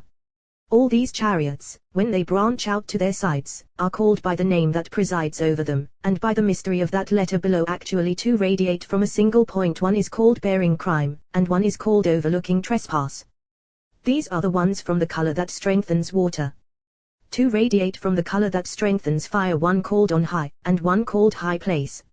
In the book of Enoch, these names are comprised within the mystery of world that is coming, while here on this side is the epithet examines hearts. On high, as is said, majestic on high is Yehovah, and your judgments on high are beyond him. Even though this name abides in world that is coming, on high is also written here. In this manner, world that is coming joins in all these, and this one is called Elohim, as is the pattern on the left, and it is all one. Third color air is strengthened within. These are the 2 that radiate from it. One is called dwells forever, and one is called holy. From these, lights branch off below all chariots for one another. They are all epithets by which the Blessed Holy One is called, all known by the side ruling over them. In the same manner, there are 3 sides that flow from within the upper sides which have been discussed, right, left, and middle. They stream outward from them, and 2 of them are external. They all convey chariots as did those above, but they are not as exalted as the latter. Those below that flowed from those upper sides as mentioned are like that other array. One is called right, one is called left, and one stands in the middle. In the midst of that middle as mentioned, they are all comprised within those 3 supernal ones, and they are all comprised within the mystery of Vov which embraces them all. They all branch off into known chariots on their respective sides, but they are not called by distinctive names other than the epithets below, similar to those epithets above. These lower ones join with the upper ones, and these 3 others are all external chariots, as has been established. These 2 columns are external supports, right and left, and they are called acts of love for David. Those Sivaot, hosts, are their chariots too that are enduring and executing their charges through prophets of truth. From there, actions branch out in the revealed world. This is the mystery of Gedolim. Great are the deeds of Yehovah, discovered by all who desire them, Gedolim, since they issue from Gadol, great. They are called Ramakha, your compassions are many, O Yehovah, where are Azadekah, your kindnesses, and remember Ramakha, your compassions, O Yehovah, and Azadekah, your kindnesses. Even though we have established that these are above, they also branch down below like the array above, as is written, for they are from the world, above from the world, below. Thus, they are not called by their names like those above, who are called by names. They are like the array above, but they are counted among those standing externally. They are supports for the Torah, having emerged from the upper chariots. These were from King David, and this is what he used to utter continually, all-encompassing, as we have established. All those exalted names of those 10 that we mentioned that may not be erased, this is fitting. But their chariots called epithets, why may they be erased? Well, this mystery is explained in the book of Rav Hamnuna Sava. All these exalted names exist as a body for the heavenly soul, unknown and unrevealed. These epithets, however, are body for the body, just like the nut has a shell for the shell, or like blossoms that have a husk for a husk, with the kernel within. Here, too, these 10 names are all like the pattern of shell and kernel. And even though they are all entirely kernel, heavenly luminaries, and exalted lamps such that none can stand in their place, nonetheless they are all modeled after the husk of that which cannot be apprehended nor cognized at all the more so, regarding the mystery of Ein Sof. All these epithets are shells in relation to them. Everything is constituted of this within that, with the hidden kernel deep within, utterly imperceptible. Consequently we are not troubled with regard to the last shell, even if they are erased. Nonetheless, permission is not granted to erase even one little letter from the Torah.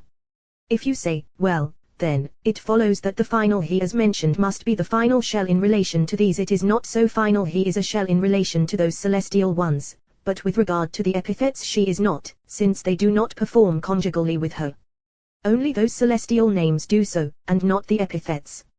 Indeed, when she ascends upward to be crowned above and to unite in the mystery of right and left, all those chariots epithets all encircle her, surrounding her like a husband with his wife, spreading his wings over her. These are the very ones who spread the husband's wings over her, enveloping on every side, while she joins conjugally with her husband. The mnemonic for this: I spread my wings over you, Ezekiel, and spread your wings over your handmaid Ruth. Consequently, they are inside and they are outside, and she is inside and she is outside. These epithets are inside and outside. Whatever is inside exists outside, whatever is outside exists inside, and it is all fitting. Happy is the lot of those who know how to travel on the straight path, straying neither to the right nor the left, as we have established. For the ways of Yehovah are right, Hosea, spring of the well, never ceasing, this pillar, covenant sustaining all. All upper ones and all lower ones are found here on account of the yearning of love, since it is the desire above and below to illuminate the face and irrigate the garden. Here there is no chariot poised within to be revealed, but rather it is all concealed in concealment. It does not stand revealed, but rather all supernal names and all the chariots draw near, hushed. When those names draw near, chariots spread over, covering all sides, this rung and the rung below. They are called wings of her husband, enveloping all.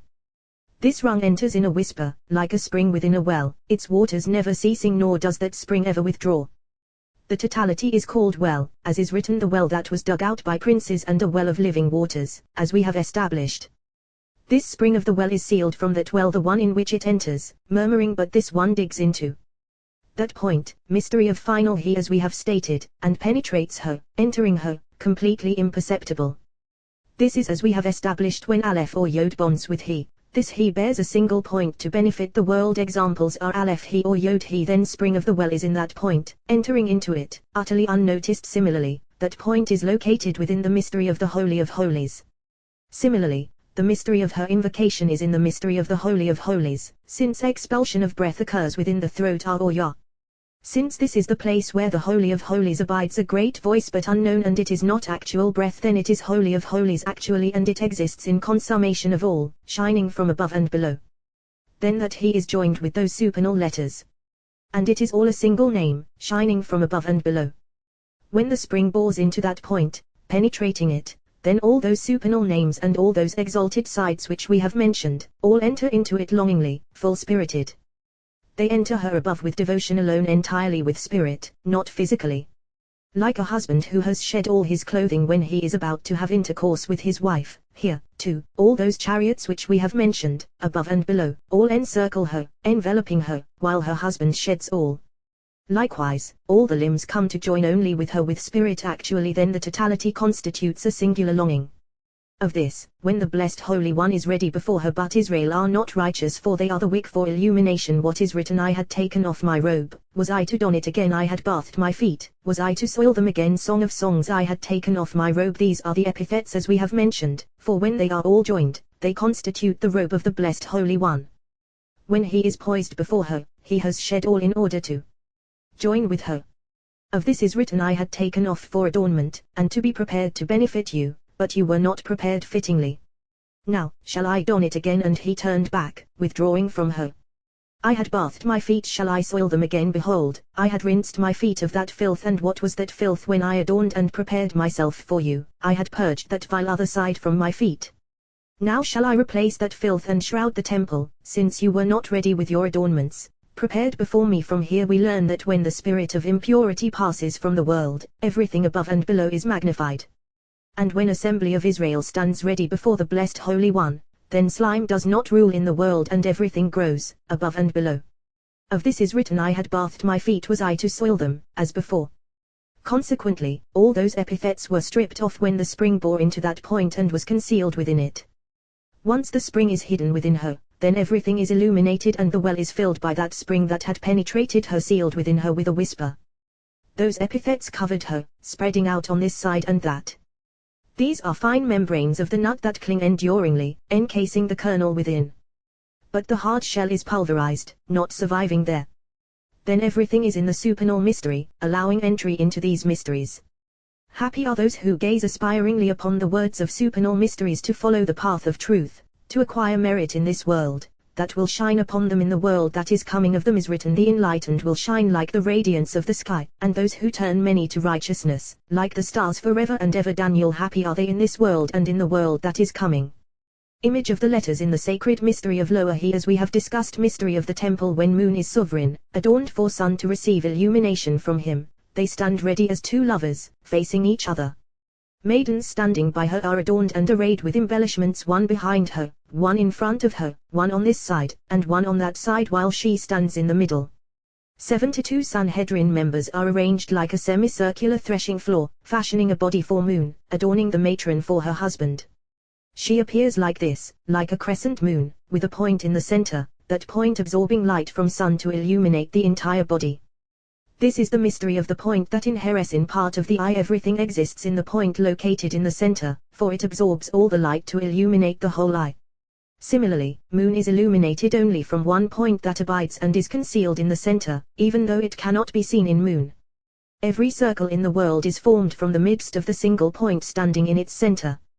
Consequently, the circle of moon is from a single point concealed within her in the center, fashioning all.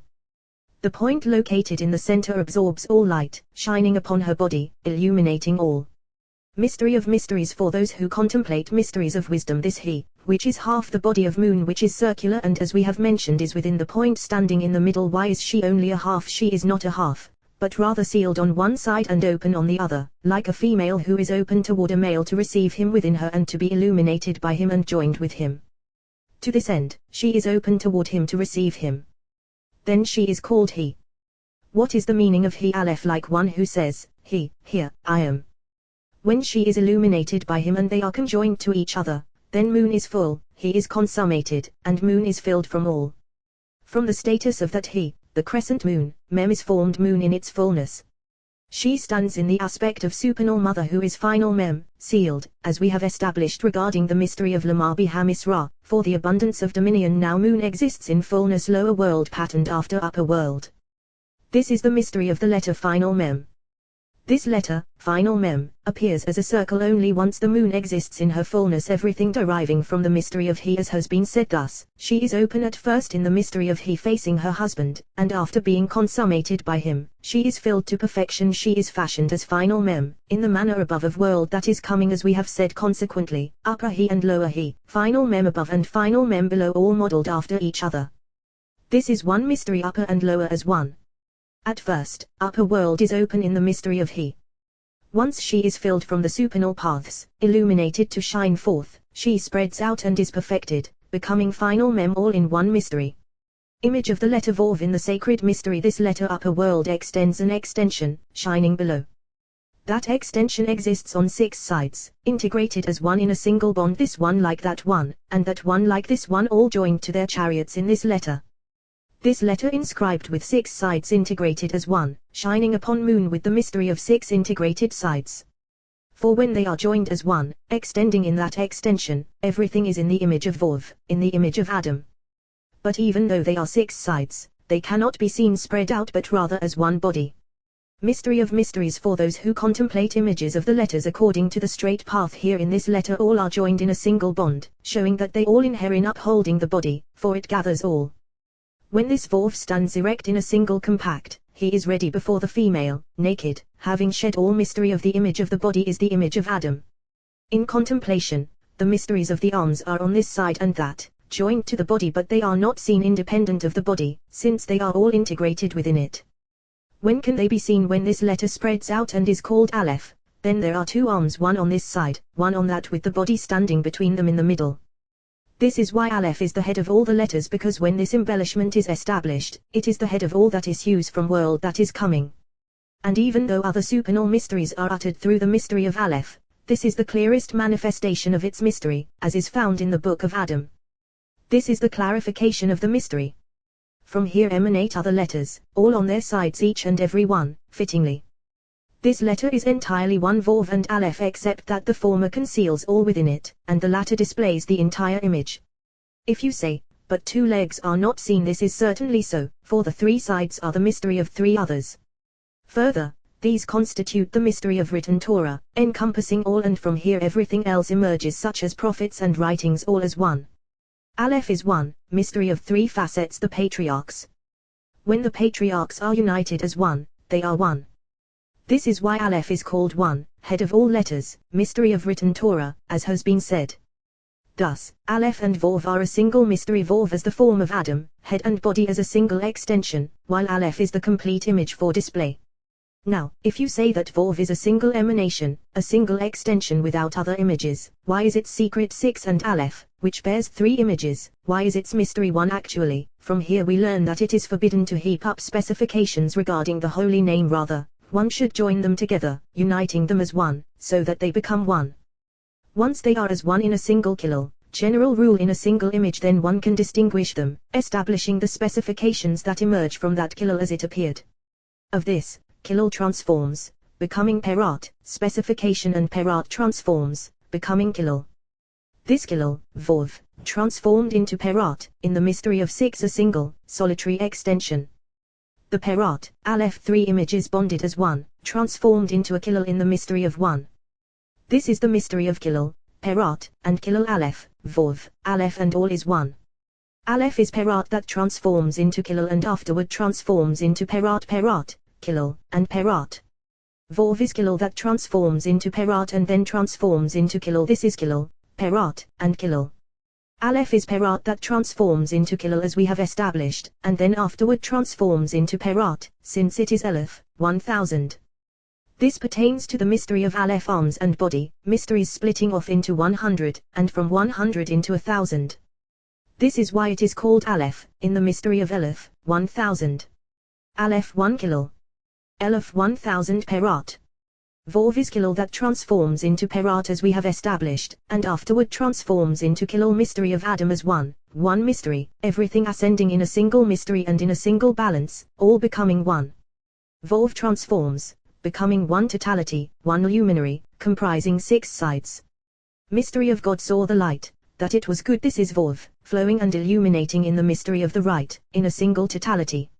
Afterward, God separated the light from the darkness. This letter transformed into Aleph, 2 arms, one on this side and one on that, one called light, one called darkness. This letter cleaves them apart, engendering dispute between the 2 sides, light and darkness, as is written, God separated the light from the darkness. What is the meaning of separated? The dispute was mediated and the 2 sides were harmonized, becoming complete.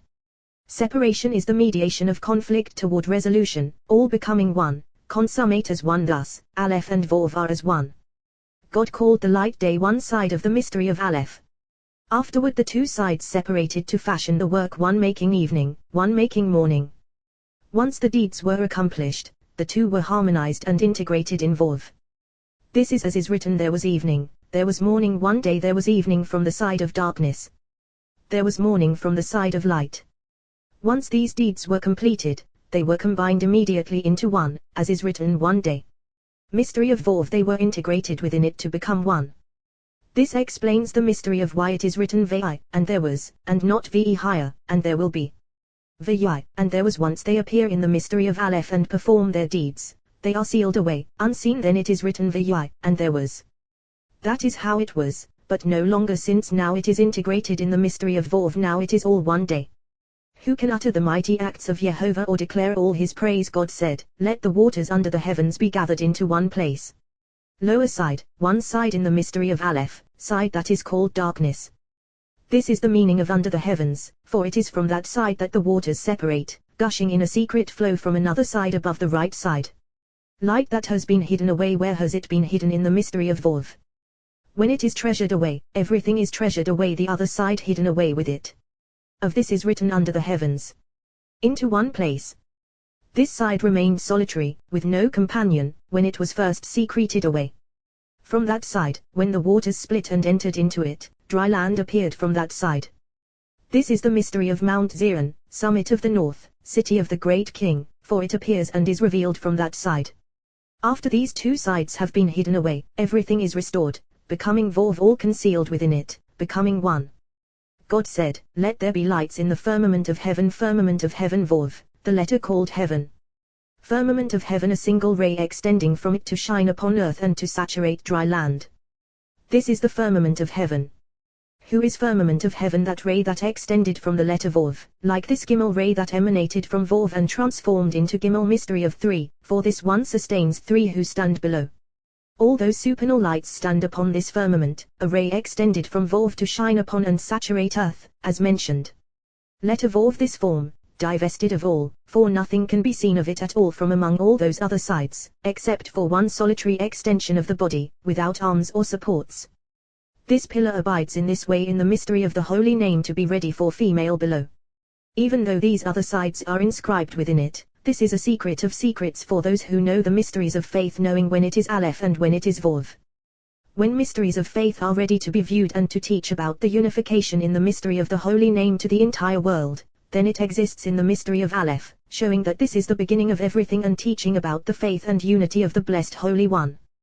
Thus it stands at the head of all letters, for a person comes into this world only to learn and to acknowledge his master. It stands in this form before the eyes of all, teaching about the wisdom of faith of one's master from the end of the heavens to the other end of the heavens. Thus it is inscribed before the human with images that are fitting to inquire and know. This is as is written for ask now. This is the first question to instruct an individual about his master, for this is the beginning of all. Consequently, this is the mystery of Aleph, standing at the head of all letters. When he stands poised, prepared before the female, in the mystery of the holy name, he stands divested of all, joined completely to the female, appearing solely with his body. Everything joined to the woman with its arms, one beneath her head, and one embracing her. This is why no legs appear on the letter Vov.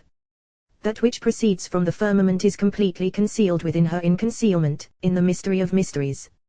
Vov appears alone, like one naked of all, then he is poised and joined to the female. Then Vov and the mystery of the holy name are ready to be seen, for the final he exists only in fullness, fittingly replete.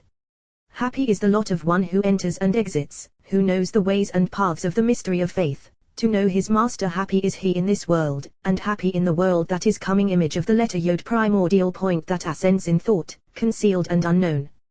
This point abides in the hiddenness of thought, since it has no extension at all. Unknown, where is its path and where does it lead, who is it and from where does it emerge? Of this, all exist within it. That point is in will of thought utterly unknown. It is the point that abides in supernal letter He, who presides over all those 6 pillars which we have mentioned and those 5 which we have mentioned. They are Peleot, marvels.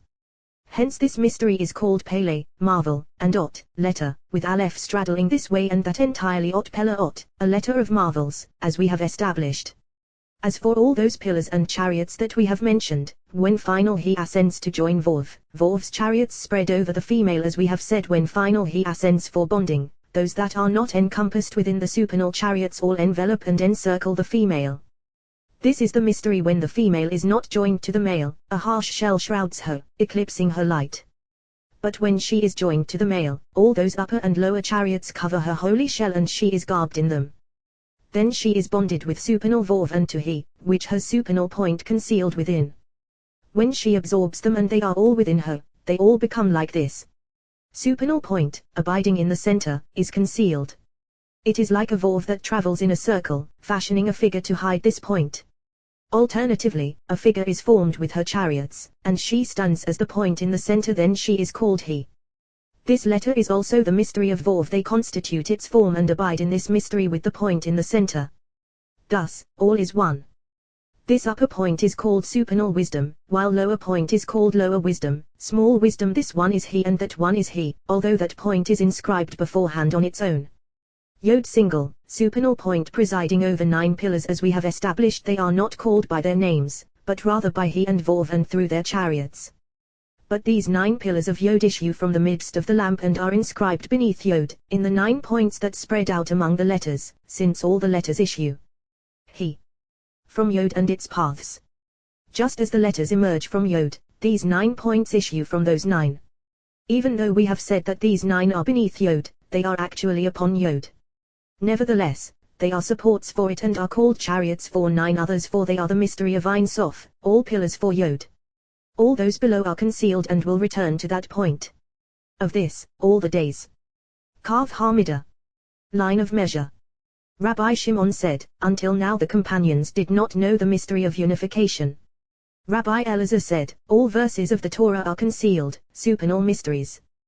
This verse, what is its secret? He opened, saying, Hear, O Israel, Yehovah, our God, Yehovah is one. Even though many aspects of this verse have been expounded, the mystery of unification within it is sealed off from sight, the heart stopped up before it. For many hard-hearted sages have pored over it but neither grasp nor comprehend, hidden from their sight and understanding of their hearts. Come and contemplate the mystery of unification, hidden letters, rows, and words engraved in their stations. Here the term here of the mystery of unity is in supreme, hidden concealment, and revealed in secret engravings, ascending in its rungs, to be completed above. Shmo, here Shem, name, suspended from it, hearing suspended from it. Name, as is said, which is called the name Samu Lion, I watchfulness from the beginning of the year until the end of the year. Ayin Tova, a benevolent eye, for gazing, since there is a benevolent eye and a malevolent eye from the right side, malevolent eye from the left side. Benevolent eye, this is the mystery inscribed upon Israel, as is written Israel. Israel the elder, and it has been established that this signifies Israel the elder, as for the opinion that it signifies Israel the small, it is all one. Israel the small is a fine reading since the eye rests upon it, too. To whom does this refer? It is written, he does not withdraw his eye from the righteous job. Diminutive Vov and supreme Vov all one. Diminutive Vov, spring of the well that never ceases. Until now, engraved paths of this mystery have been explained. From here onward, mystery of mysteries of the perfect unity, as is fitting measure that has no measure, calibrating and measuring on all sides. Yehovah Elohinu, Yehovah, Yehovah our God, Yehovah, mystery of 14 letters, 3 inner names, principle of all. Single mystery above, middle, and below. Here is the principle of all sides from the place that has no measure, called Ein Sof, until the limit of the final side, lowest of all rungs. One above, sight of the beginning from which paths emerge toward all sides. One in the middle, mystery of Moses, integrating himself in it, in the midst of Abraham and Isaac. One principle of King David, single adornment and pedestal for them all. When the letters of faith unite, they are revealed in the interlinking and nexus of all 2 worlds, above and below. Upper one soaring immeasurably, infinitely. Lower one descends from its calibration to the limitlessness of all rungs. Upper world, linked and ascending infinitely, distributes its letters among its rungs, 7 letters Yehovah El. This concludes the mystery of upper world, linked ascending infinitely, apportioned among 7 letters. Lower world that is bonded to it descends to the limit of all rungs, dividing its letters among its rungs, 7 letters YNV Yehovah, 3 upper letters with these 4 single mystery, single bond, and node with no division among them. Consequently, 14 letters, 7 and it is all one. Id, 1 they have established that the delay is supreme, larger than all the other letters. Similarly with the Resh of El, another God, to teach that one must not exchange holy, supernal mystery for another, nor integrate citra ara with it. The mnemonic large iron, dele ed, witness, to mystery of mysteries, evoking a flow of the efflux of the mystery of faith. Whoever knows this mystery knows the mystery of his master and inherits two worlds, this world and the world that is coming. This emanation is called Kaf Hamida, and it is bestowed upon exalted, holy sages who know the mystery of their master, exerting themselves on behalf of his glory. But it is not transmitted to sinners of the world ignorant and indifferent to the glory of their master. True righteous ones who bear the supernal mystery of faith, it is transmitted to them to know and to gaze upon, since they do not stray to the right or the left. Kaf Hamida length and breadth. Kaf Hamida depth and height. Kaf Hamida circle and square. Established to be known through 13 gates 26 on the two sides. When they are engraved in their engravings, they are all one within this measure. Kaf Hamida ascends and descends, engraved in its engravings on all sides. Light not existing in light engraves, and the spark of all sparks bursts forth, striking within the will of wills, secreted within it, unknown. When this will desires to ramify, this spark concealed within will, befitting and not befitting to exist as color shoots out. When this will ramifies, this spark splaying color and no color strikes, entering into that extension, splaying forth in its colors. It ascends, becoming actualized through its ascent within will and its emanation. Will strikes its extension in concealment, unknown, emitting gossamer lights, coalescing as one. When they seek to emerge, that spark, imbued with colors, strikes the extension and it becomes constricted. On account of the pressure, those diaphanous lights emerge, audible as one. Then the spark displays colors within them, all dyed at once white, red, green, and black. The spark lingered there for 12 months, and then they were uprooted, and planted in another place. This spark ascends and descends, and is called Botsina de Cardinuta, lamp of adamantine darkness. Enhancing and striking all the luminous shoots, it decrees, grow, then springs gush forth from that supernal, primordial extension, irrigating and illuminating them all, and they flourish. With the Botsitsa de Cardinuta, spark of adamantine darkness, the one who shines, shines ascending and descending, spreading out in all directions. Then it is called Kaf Hamida, its measurement enduring above and below. Spark of adamantine darkness, concealed of all concealed, lustrous measure, configuring beauty for all. The beauty itself, emerging from the first extension, configures them. They stand within it, poised for calibration above and below. One who attains this mystery and knows it, merits to know the wisdom of his master. Happy is his portion in this world and in the world that is coming. This is the measurement of the mystery of faith.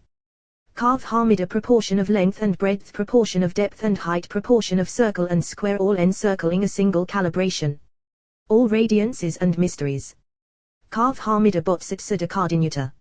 Ascend, descend, or spread out only with this measure, excluding above, where there is no limit, and no possibility of viewing or contemplation. All proportions and all measures it encompasses them, and they are all contained within it. Kaf Hamida, colors imbued and existing within it, spread out. When they flourish, they ascend, spreading out in length and breadth, depth and height. Kaf Hamida ascends, calibrating all with a single measure, beginning from above, from the place where measurement begins, until the end of the rungs of faith. First gate, beginning of the concealed of the concealed. This spark, amplified and sparkling, unrevealed and unknown until it reaches will of wills. From there it is revealed and not revealed until it clusters for measurement. As it surveys, they become magnified, scaling every side node thrust from there, initiating links. First cluster 3,000 worlds within it. One world ascending upward, one descending toward it, and one below, more diminutive than all. Between each world are 1,000 worlds. Lowest world of all 1,000 cubits and 5 spans encompassed within this cluster. The length of this cluster is 3,000 worlds and 5 finger breadths. Its breadth is 3,000 cubits. All of these are interlinked in a single circle that ascends and descends in a different circle. 6,000 worlds within a single circle, and this cluster contains them all. First cluster, existence fixed here, clusters and measures radiating from here. From this cluster, Kaf Hamida begins to ramify measurements. Gauging 1,000, corresponding to a single signet, and 1,000, corresponding to a single signet, each one bonding with the other. These signets comprise 200,000 worlds, and the Blessed Holy One yearns for them. These signets are unified this with that. Between each signet are 500,000 worlds, their gates open on every side a handbreadth between each world. Second signet is greater than the other in the emanation of the cluster it precedes all. From here emanation proceeds downward and the Kaf Hamida gauge is 3 spans smooth, clusterless. The length of each span equals 60 myriad worlds and the heavens were configured with that span, in the mystery of 60 myriad worlds. And each and every world contains 4,000 other worlds. This is as is written gauged the heavens with a span Kaf Hamida ramified, and the configuration of its measurement was a half spans, and half a half span, clusterless. All measurements of this side exist within the Kaf Hamida and comprise a single measure for the entire square, but this is not the case for the circle. The extension that abides within Kaf Hamida is called measure of the square. In this measurement, everything abides enduringly. Depth of this square 50 spans, opening onto 5 sides, with a height of 5. At this point, stands the measure of the square. At this point, the cluster exists enduringly. First cluster is the beginning of this structure, and is established. Kaf Hamida is fulfilled in the calibration of the emanation. At this point, the first gate is actualized. In sum, on each of the sides of Kaf Hamida as emanation of the square are 7,000 worlds, 7 handbreadths, 5.5 of a half spans. Depth and height 55 spans. Thus, Kaf Hamida is perfected in a single emanation, from beginning of the first cluster until the end of this emanation of the square. At this point one calibration for one existent and it is called supernal measure, concealed existent, first cluster. This square is the fulfillment of the mystery of Yehovah, holy, supernal name principle of the first node and extension of the square that rises up within the extension, with concealed will, endlessly. Until here, a single, supernal concealed existent. From here, Kaf Hamida ramifies calibrating in the midst of colors that abide in a single cluster, a single coalescence. Kaf Hamida is revealed and actualized within the shining spark, all colors abiding within it. Second gate. Kaf Hamida dwells and is revealed in 12 supernal clusters and other minuscule clusters. These 12 supernal clusters exist within the first hidden cluster and the square bonded and united with them, and also united and bonded with these others. When one contemplates these matters, all is a single emanation. First cluster consists of these 12 that stand within that emanation since they are more manifest, while all those others are not. Nonetheless, they cleave to each other and envelop each other. Within Kaf Hamida they all exist as one, a single coalescence for a single emanation. This cluster like the paradigm of the first cluster. Its measure in length and breadth is precisely like that array, except this one is revealed while the first is infixed, not revealed. Third cluster. This cluster is first, different from all those colors, being more deeply hued, and poised for ramification and expansion. Kaf Hamida commences, gauging those 12 clusters. 3 of them are supreme, prepared for emanation in that measure that measures. Length of days is increased. The mnemonic is all, Phoenix mystery of my days will abound like the Phoenix job, as has been established. Measuring 1000, beginning from the top of the signet above image of the mystery of Adam. Measuring from the head for extension downward in length, commencing measurement of the head above. Surveying in a circle on 2 sides. One side is and a half and spans. This side stands upon 5 forks that enter the second side, these cleaving to those. The measurement of these forks that penetrate each other is handbreadths, and a half spans. These and those cleave to each other, to attach this side to the second side. The Botsitsa measures the second side through emanation, and an extension is fashioned of and a half and spans on that first side. In sum, the circle of the head is spans. The measurement of the forks is 600 handbreadths and 3 spans. This is the circle of the head, emanated by the Botsitsa, measuring its length downward. In sum, on account of the surveying by the Botsitsa, there are 600,000 worlds and 60 myriad others within it. This is the emanation of the Botsitsa, enacting measurements for the circle and length. This is the cluster below and cluster above. Kaf Hamida measures out 1000, beginning from the depth of the body inward. Then the Botsitsa emanates, surveying the length in the depth, cinching 500,000 worlds inward, within its innards.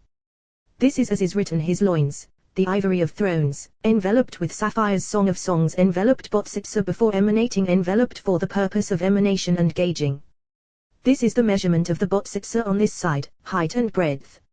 In the mystery that emerges from the Botsitsa, a single emanant comprising height and breadth is 300,000 spans for emanation in 300 worlds. Between each world are 300,000 handbreadths, all abiding in height and breadth, in the mystery of the Botsitsa Dekadinuta. The latter presides over these six sides of the universe which all exist in this Botsitsa, in this emanation. Now interlinked, one node below, one node in the middle, and one node above. These three nodes are cinched in this location in the Botsitsa, and the Botsitsa is located in the mystery of above, middle, and below, enacting emanations.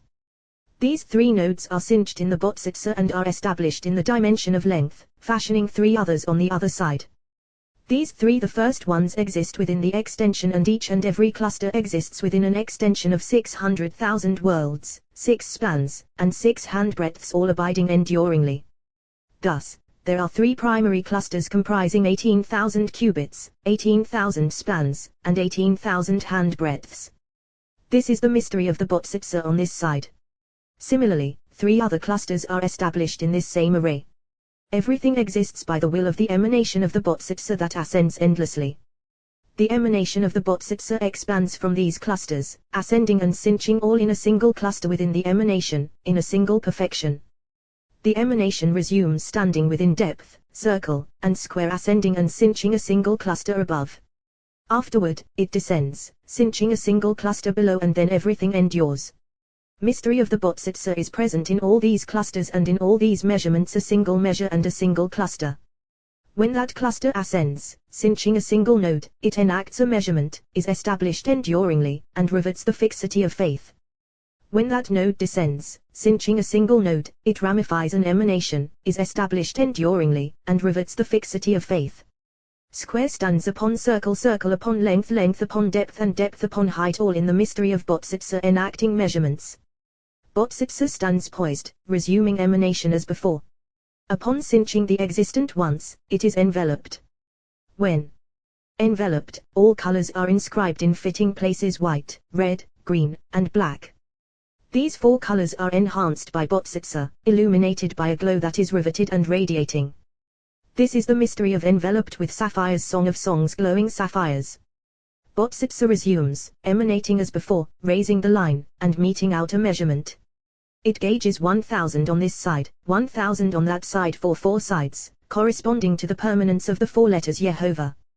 Botsitsa emanated, gauging within colors for enduring existence in the sparkling for length, height, depth, and breadth. Spark of the right, colored white in the mystery of the Botsitsa in its measure, like the emanation of colors that endure in the measurement of length above and below 700,000 worlds and 613 spans. This is replicated in all those dimensions, in all those colors. When the measurement of the color black is poised on account of its deficiency to join with color white, and then these two colors join, they constitute a single measure. In sum, these colors are found in the measurement of the extension to the 4 dimensions of colors: 28,000 worlds with 1,200 on this side and that side, plus 12 spans. This concludes the emanation of the mystery of Botsitsa above in its measurement in all dimensions: length, breadth, depth, and height. Within these 4, all measurements exist in the mystery of the Botsitsa, configured for perpetual existence, existing within the will and emanation of heart and spirit. Whoever wishes to mete out a measurement with this measurement Shiora, taking the Botsitsa Dekadinuta in his hand to cause a flow of emanation with it to all these dimensions and to effect this emanation, happy is his portion. No mystery will be withheld from him, nor will any matter of wisdom escape him. At this stage, Botsitsa resides in the mystery of supernal wisdom. Supernal clusters abiding in the Botsitsa Dekadinuta number 17. Inhering in those 17 clusters are mystery of measurement, precession of undulations, and the emanation of Botsitsa between one cluster and another, in one side and another. All 17 clusters exist in the measurements of length and breadth, depth and height. Between this cluster and that abide all mysteries within all the measurements. These clusters number 13. All those others exist in a single assemblage, all in a single mystery corresponding to those 4 that we have mentioned, the 4 colors, and the mystery of 4 letters. From here on, Botsitsa emanates, while other clusters are actualized within Botsitsa to mete out other measurements in the mystery of three names. Of these, two names remain for Botsitsa for emanation. Those three names as we have mentioned are Yehovah Elohinu Yehovah, Yehovah our God, Yehovah. Two names remain for Botsitsa Yehovah Elohinu. At this stage there is an emanation in Botsitsa that is not depth of depth mystery standing in the middle. At this stage Botsitsa is enveloped. It emanates in three dimensions of mystery, meting out measures. Botsitsa exists and is configured here a different measure, external to those measurements. The consummation of Botsitsa, enhanced before emanating. Configured from within the hiddenness of Ein Sof ascending and descending, treasuring within what gets treasured away. Emanating three purples for it that cannot be seen. These constitute the enhancement for emanation and surveying. It was adorned in concealment, concealed in a different hue, rendering beauty and perfection of Adam, for completion within the emanation, in beauty, and in enhancement for veiling what is hidden within. Botsitsa begins to emanate, fashioning a single node above. That node rises up within that emanation, since it is enveloped. Upon commencing emanation, it cinches a single node, encompassing 1000 cubits. Botsitsa emanates 1 1/2 spans, measuring a measure for length of 1600 worlds. Length has a cluster from here and a cluster from there. Length procures from within the hiddenness of Ein Sof, until it reaches a single tower that flies through the air.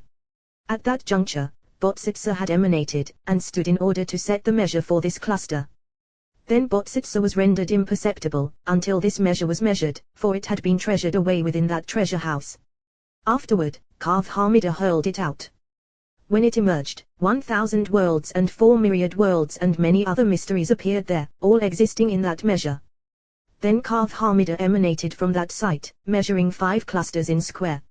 Each and every cluster contains 500,000 worlds, each and every cluster enduring in the mystery of that treasure house. Beginning from the first cluster, Botsitsa emanated until the second cluster within square a measure of 1000 cubits. From this cluster, Botsitsa emanated toward the third node another 1000 cubits. From that cluster until the fourth cluster depth 1000 cubits. From that cluster toward depth below 1000 cubits. In sum, these clusters within the measurements yield 8000 worlds.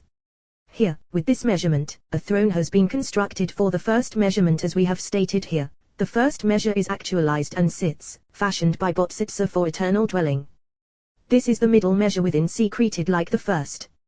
Within this measure mystery of Adam, as we have mentioned, Botsitsa appears, measuring within this emanation, gauging a measure of a node that endures and is never removed. This node exists below and a measurement is enacted within that node for the measure that abides in its beauty. Enhancing and calibrating measurements from within the will that had been treasured away, the Botsitsa draws that measurement downward. Concerning this, Moses inherited a legacy, for he encompassed himself within the mystery of efflux that had ramified downward. Concerning this, he encompassed himself within this measure that stands in the middle channel. This measure abides enduringly until the Holy Covenant, as we have said. Appearing there are measurements in the mystery of Botsitsa like the measure above. From here on, they emanated in the mystery of faith, becoming actualized and becoming the basis for all those chariots, upper and lower. Until this point mystery of Botsitsa Kaf Hamida within mystery of the upper world, establishing a foundation among all those supernal pillars and mysteries. Happy is the lot of the righteous in this world and in the world that is coming, for they are able to cleave to the mystery of their Lord fittingly. From here on, Botsitsa begins to emanate within the mystery of faith. That first measured emanation is treasured away and ascends, glows, and sparkles all from the midst of the mystery of Botsitsa. A single ether issues forth from the midst of Botsitsa into that measure, ascending and fashioning another emanation, different from the first. It is that very emanation that shot out from the midst of that ether in the mystery of Botsitsa, enduring and not enduring. A single emanation shoots out from Botsitsa, emerging and conveying the emanation to be crowned. Below, since here below stands a measure to be crowned and stabilized. Botsitsa issues forth, emanating in the mystery of that ether that had emerged, measuring within colors the dross of gold, silver, bronze, and iron. It ramified, too, from the midst of a single cluster poised to join upper and lower realms. That cluster radiates all colors in the mystery of the measure of the scepter. From that cluster and below, measures disperse to diverse sides, and that emanation that shot out from the midst of the cluster joins them together as one. This cluster is cinched above to that emanation of the supernal measure that is concealed and treasured away, abiding in the foundation of Bodhisattva that shines and endures. Everything is bonded below like that luminary that does not shine, poised to shine in the mystery of faith, to link this one with that one. This cluster stands between upper and lower realms. 7,000 worlds stand in the light of the measure of that cluster, gleaming in those colors below like the array above. These colors glisten from the midst of that cluster, and they all stand in the calibration of the measure in the emanation that radiated. They all abide enduringly, perfectly, to be crowned. When this emanation ramifies, surveying everything is configured to link this with that. An emanation emanates, issuing from the midst of Bodhisattva, meeting out emanations on the right and left, depth and height, length and breadth. First measure to the right in that emanation, the emanation issues from the midst of the one previously mentioned, and is called lesser Bodhisattva. It stands ready for measuring diverse limbs, to join them as one and to cinch them in a single cluster, in that supernal measure, so that all becomes one in the mystery of a single measure. Emanation ramifying to the right, measuring. Beginning within a circle, it measures 1,000 within. That emanation measures within a circle, fashioning a cluster. From the upper cluster to this emanation are 2,000 cubits on the right side, 2,000 cubits on the left side, 2,000 cubits on every side. Kav Hamida begins the circle by measuring and fashioning a node, as we have mentioned, with a boundary of 2,000 cubits in the emanation. Emanating from the midst of the point standing amid the remaining forces, the measure is 2,000 miles toward each side. Beginning with that circle, 1,901 half spans. Beginning with that emanation, it measures in a circle, fashioning 2 nodes from start to finish of the calibration, for this place does not endure within square. Yehovah measure of the emanation shooting out from the supernal node through the mystery of Bodhisattva. Beginning at the circle, extending and inclining downward until the side of the node below. It resumed measuring from this side to that side within the depth of that circle, not cinching a cluster. Measuring the downward flow, it's gauging from the beginning of circle 1,000 cubits and 12,000 spans. Beginning its measurement of the beautiful sight of women from the midst of height, depth, length, and breadth, in the mystery of the image of Adam, Kav Hamida measures the circle of the head on one side of the emanation. The emanation extends, measuring from the circle of the head, with no division at all. Measuring on the side of height in the circle, ramifying and conveying downward, cinching a cluster, Kav Hamida measured from the head in a circle, calibration of 3,000 cubits, all combined as one. Extended and ramified below, without bonding, the measure is 6,000 from the sides of the world, and 6,000 handbreadths in the circle. Within the emanation shooting out from the Bodhisattva, this one emanated, having shot out from the midst of that supernal bond through mystery of the Bodhisattva, measuring in the circle for the 4th side. Bodhisattva gauged and calibrated for the right side. The emanation of this side toward the right, toward the southern gate, measures 1,000, and 1,000, and another 1,000 on that side, for the 4 sides of the world, yielding 4,000. This one emanates similarly for all other sides. At the east gate stands another emanation that shot out from the former emanation, that had calibrated a measure. That other measure stands in the middle, measuring 1,000 on that side in the middle. Deepening in depth, Bodhisattva measuring a measure in the mystery of faith, in the mystery of 6 orders of the Mishnah. The 6 orders abide in the depth, in the mystery of the Bodhisattva of that emanation. The 6 orders stand in the gauging of year. Shana, year, allusion to the mystery of those 6 orders of the Mishnah, as we have mentioned the primordial emanation that descended and shot out from the midst of that cluster that we have mentioned, its length calibrates an emanation. 1,000,000 myriad cubits stand within it, extending to the final spark, which has no light at all. This mystery is bequeathed to the science of faith for the purpose of measuring. Mystery of the verse, 1,000 thousands serving him, a myriad of myriads attending him. Daniel. This is the mystery for measuring, as we have mentioned. Second emanation that we mentioned descended, shooting out from the first emanation, stands in the middle. Its length fashions a measure within, on that side, myriads, worlds. Yom mnemonic, and from the shekels he made hooks for the pillars. Happy are those who know how to divulge supreme secrets within faith, knowing how to enter on the right and left fittingly, without shame.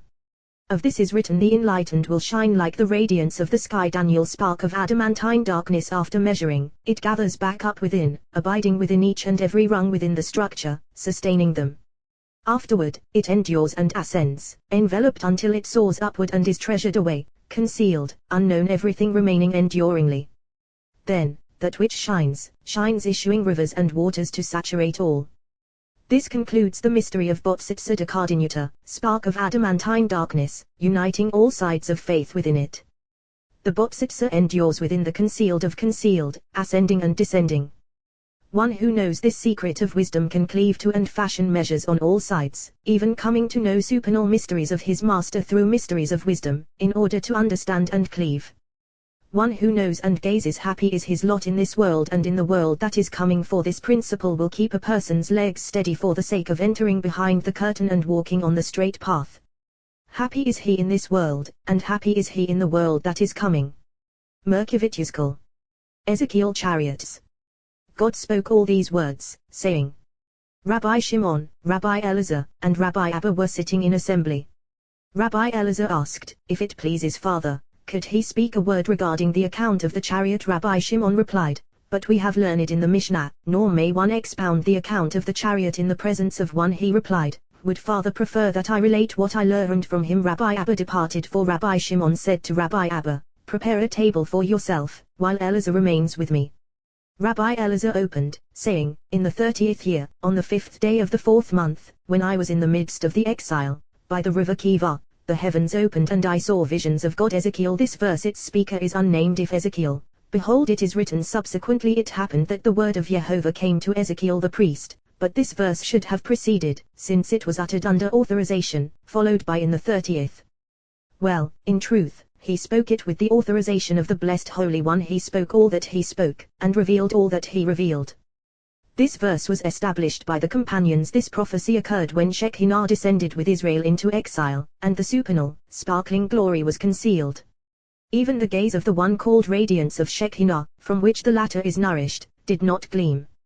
Upper Shekinah flew off from her children, and permission was given to 70 other years from the kingdom of Babylon to reign. Suddenly, a blaze swooped down from above, surrounding them, and they heard the sound of heavenly legions from the midst of the fire. Rabbi Shimon smiled and said to him, open your mouth and let your words shine forth. He opened, saying, the fourth. This signifies King David, fourth support of the heavenly throne, amid the three other supernal supports. Mystery of the 30th year. The fourth support is bonded as one with them, and on account of his being together with them, without separation, it says on the fourth, not and on the fourth. On the 5th day of the month rungs below adornment of the moon for bonding with them. With the retreat upward of upper Shekinah from her offspring, none of the rungs have tranquility or light, and thus the heavens clothed themselves with blackness. Sackcloth was their raiment. Then it is written, I was in the midst of the exile. Ezekiel. Since Shekinah had descended into exile, supernal glory was exposed, and the sun eclipsed. While in this instance, this verse is expounded in anguish, at a different time all the while that light stood poised to shine and thrones were consummated in the light of each other. The holy, upper throne shone its beam upon the patriarchs, from the beginning. When they glowed from the midst of that supernal light, everything was agleam, as is written, V'yai, and it happened, in the 30th year at that time, the supernal light was among them, as is said, V'yai, and there was light once. V'yai was stated and the light hidden away, not primed for shining. Then here too V'yai, that light that shone for 30 years, gleaming from before, from the midst of the supernal light. V'yai, and it happened previously. This is what we have learned, and there was light. It does not say V'yai or, and there will be light, but rather V'yai or, and there was light already there. Here, too, V'yai, and it happened, in the 30th year. It does not say V'yai, and it will be, but rather, V'yai, and it happened, already existing. This is the mystery of El-Nahar Kiva, by the river of already light that already existed. The fourth Ezekiel. King David, as stated. He was established as 14th for shining forth actually on the 5th King Solomon, who consummated the throne, as is written, Solomon sat upon the throne of Jehovah as king. Up to this point, light shone on all. From here onward, light began to be veiled, as is written, I was in the midst of the exile. Ezekiel. Mystery of eye progressively darkening, as is written, in the midst of the exile, and not in exile, indicating that she was approaching exile, darkening incrementally, until the light was eclipsed and occluded. Why was the light occluded? Ezekiel continued, by the river of already, regarding the light that had already existed but departed, separating from her. Once that light that already existed, primordial light, separated from her, the heavens ruptured. Actually at the beginning there existed a single bond, a unified principle, right contained in left, and left contained in right, fashioning the heavens that encompasses them both. When the right turned back, as is written, he has withdrawn his right hand, then actually the heavens rupture from the perfection of that initial bond. Gloom encased the sight, as is written, the heavens were clothed with gloom, they were deprived of the river of already primordial light that had already existed. A breach appeared, as it were. This is the mystery of though Abraham does not know us, since Abraham does not know us, nor shine upon us, similarly and Israel does not recognize us, for the heavens ruptured, the bond was gone, the light obliterated. I saw visions of God Ezekiel originally concealed within the supernal light, not revealed, now I see them in the darkness, screaming outside, as is said, behold, the Elohim cried. I see them shrieking outside, having descended into exile, that is outside the Holy Land, beyond their domain. They wept two wailings, one for having descended into exile, outside their domain, and the other on account of the heavens ruptured, with peace nowhere to be found. Two wailings, as is written, cried outside, one wailing. Angels of peace sob bitterly, those who come from the side of peace weep over peace, in the absence of the river of already.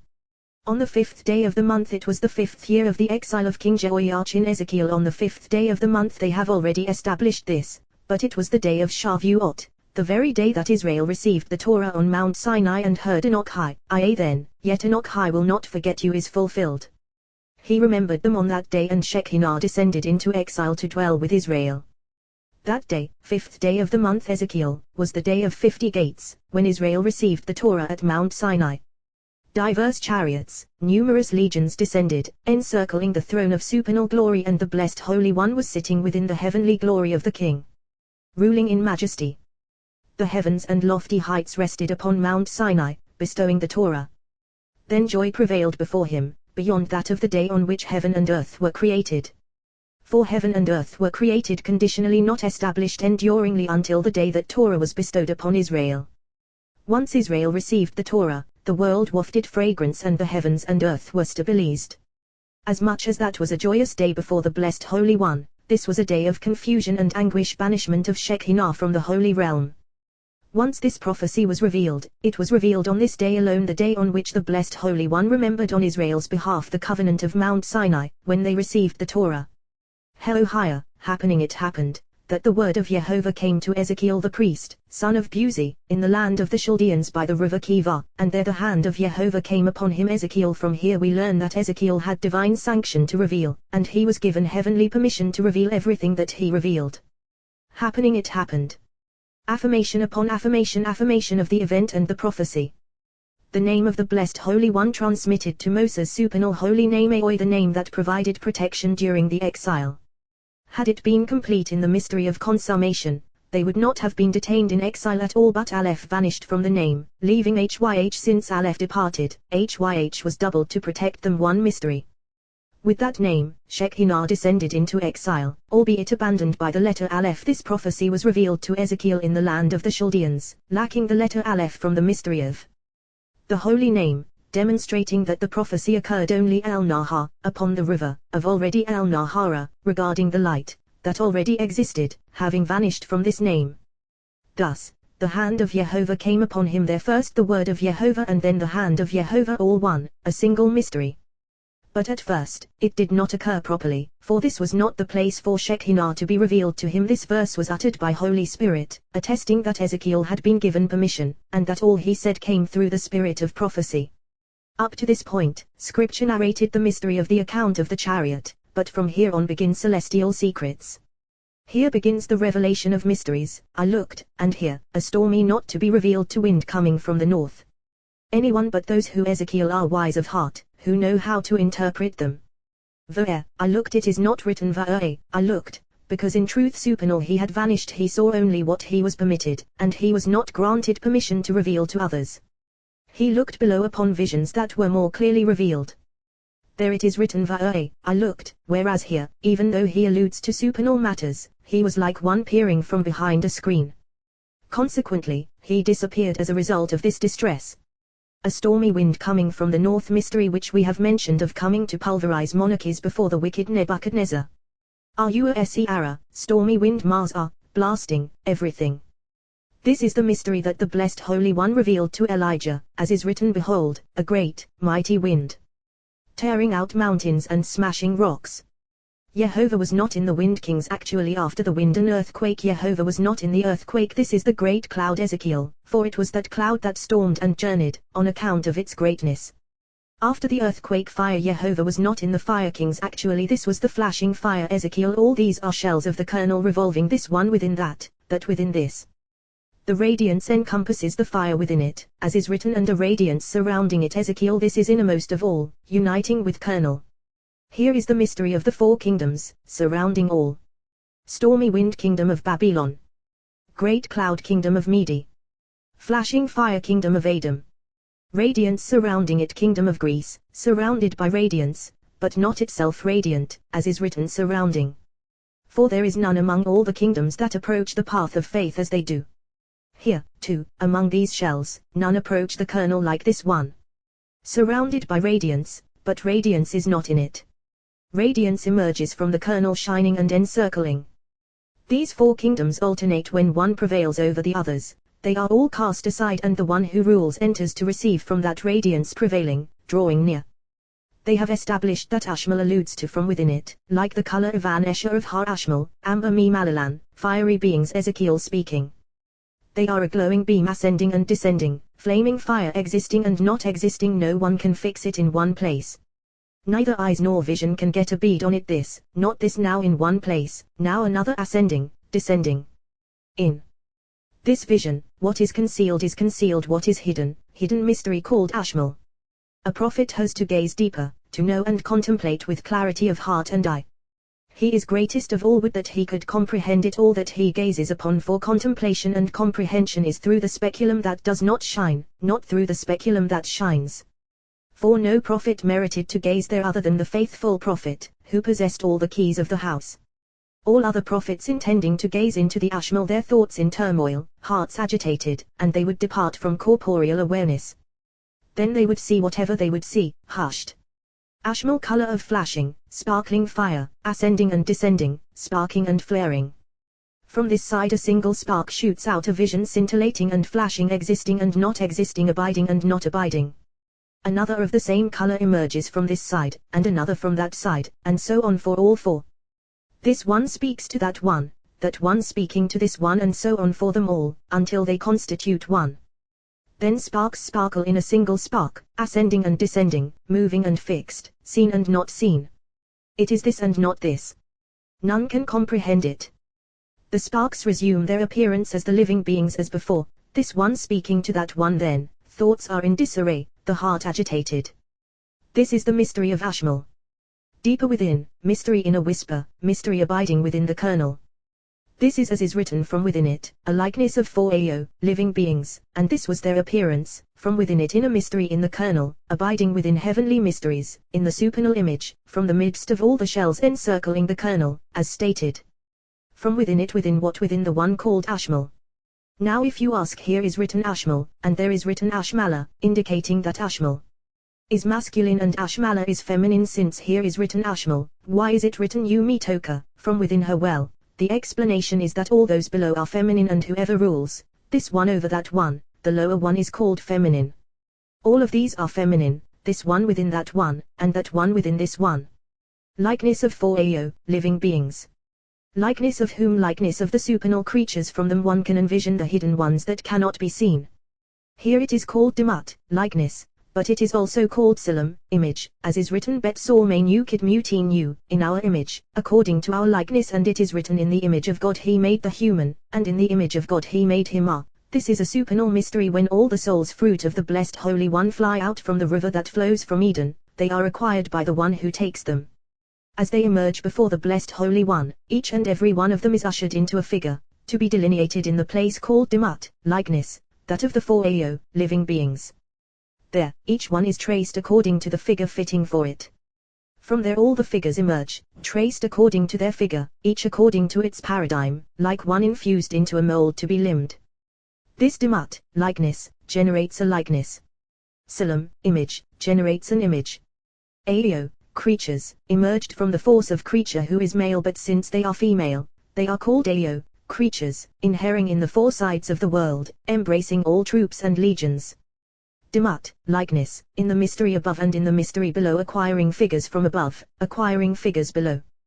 They comprise the figure precisely of all sides, emitting figures of all sides above and below.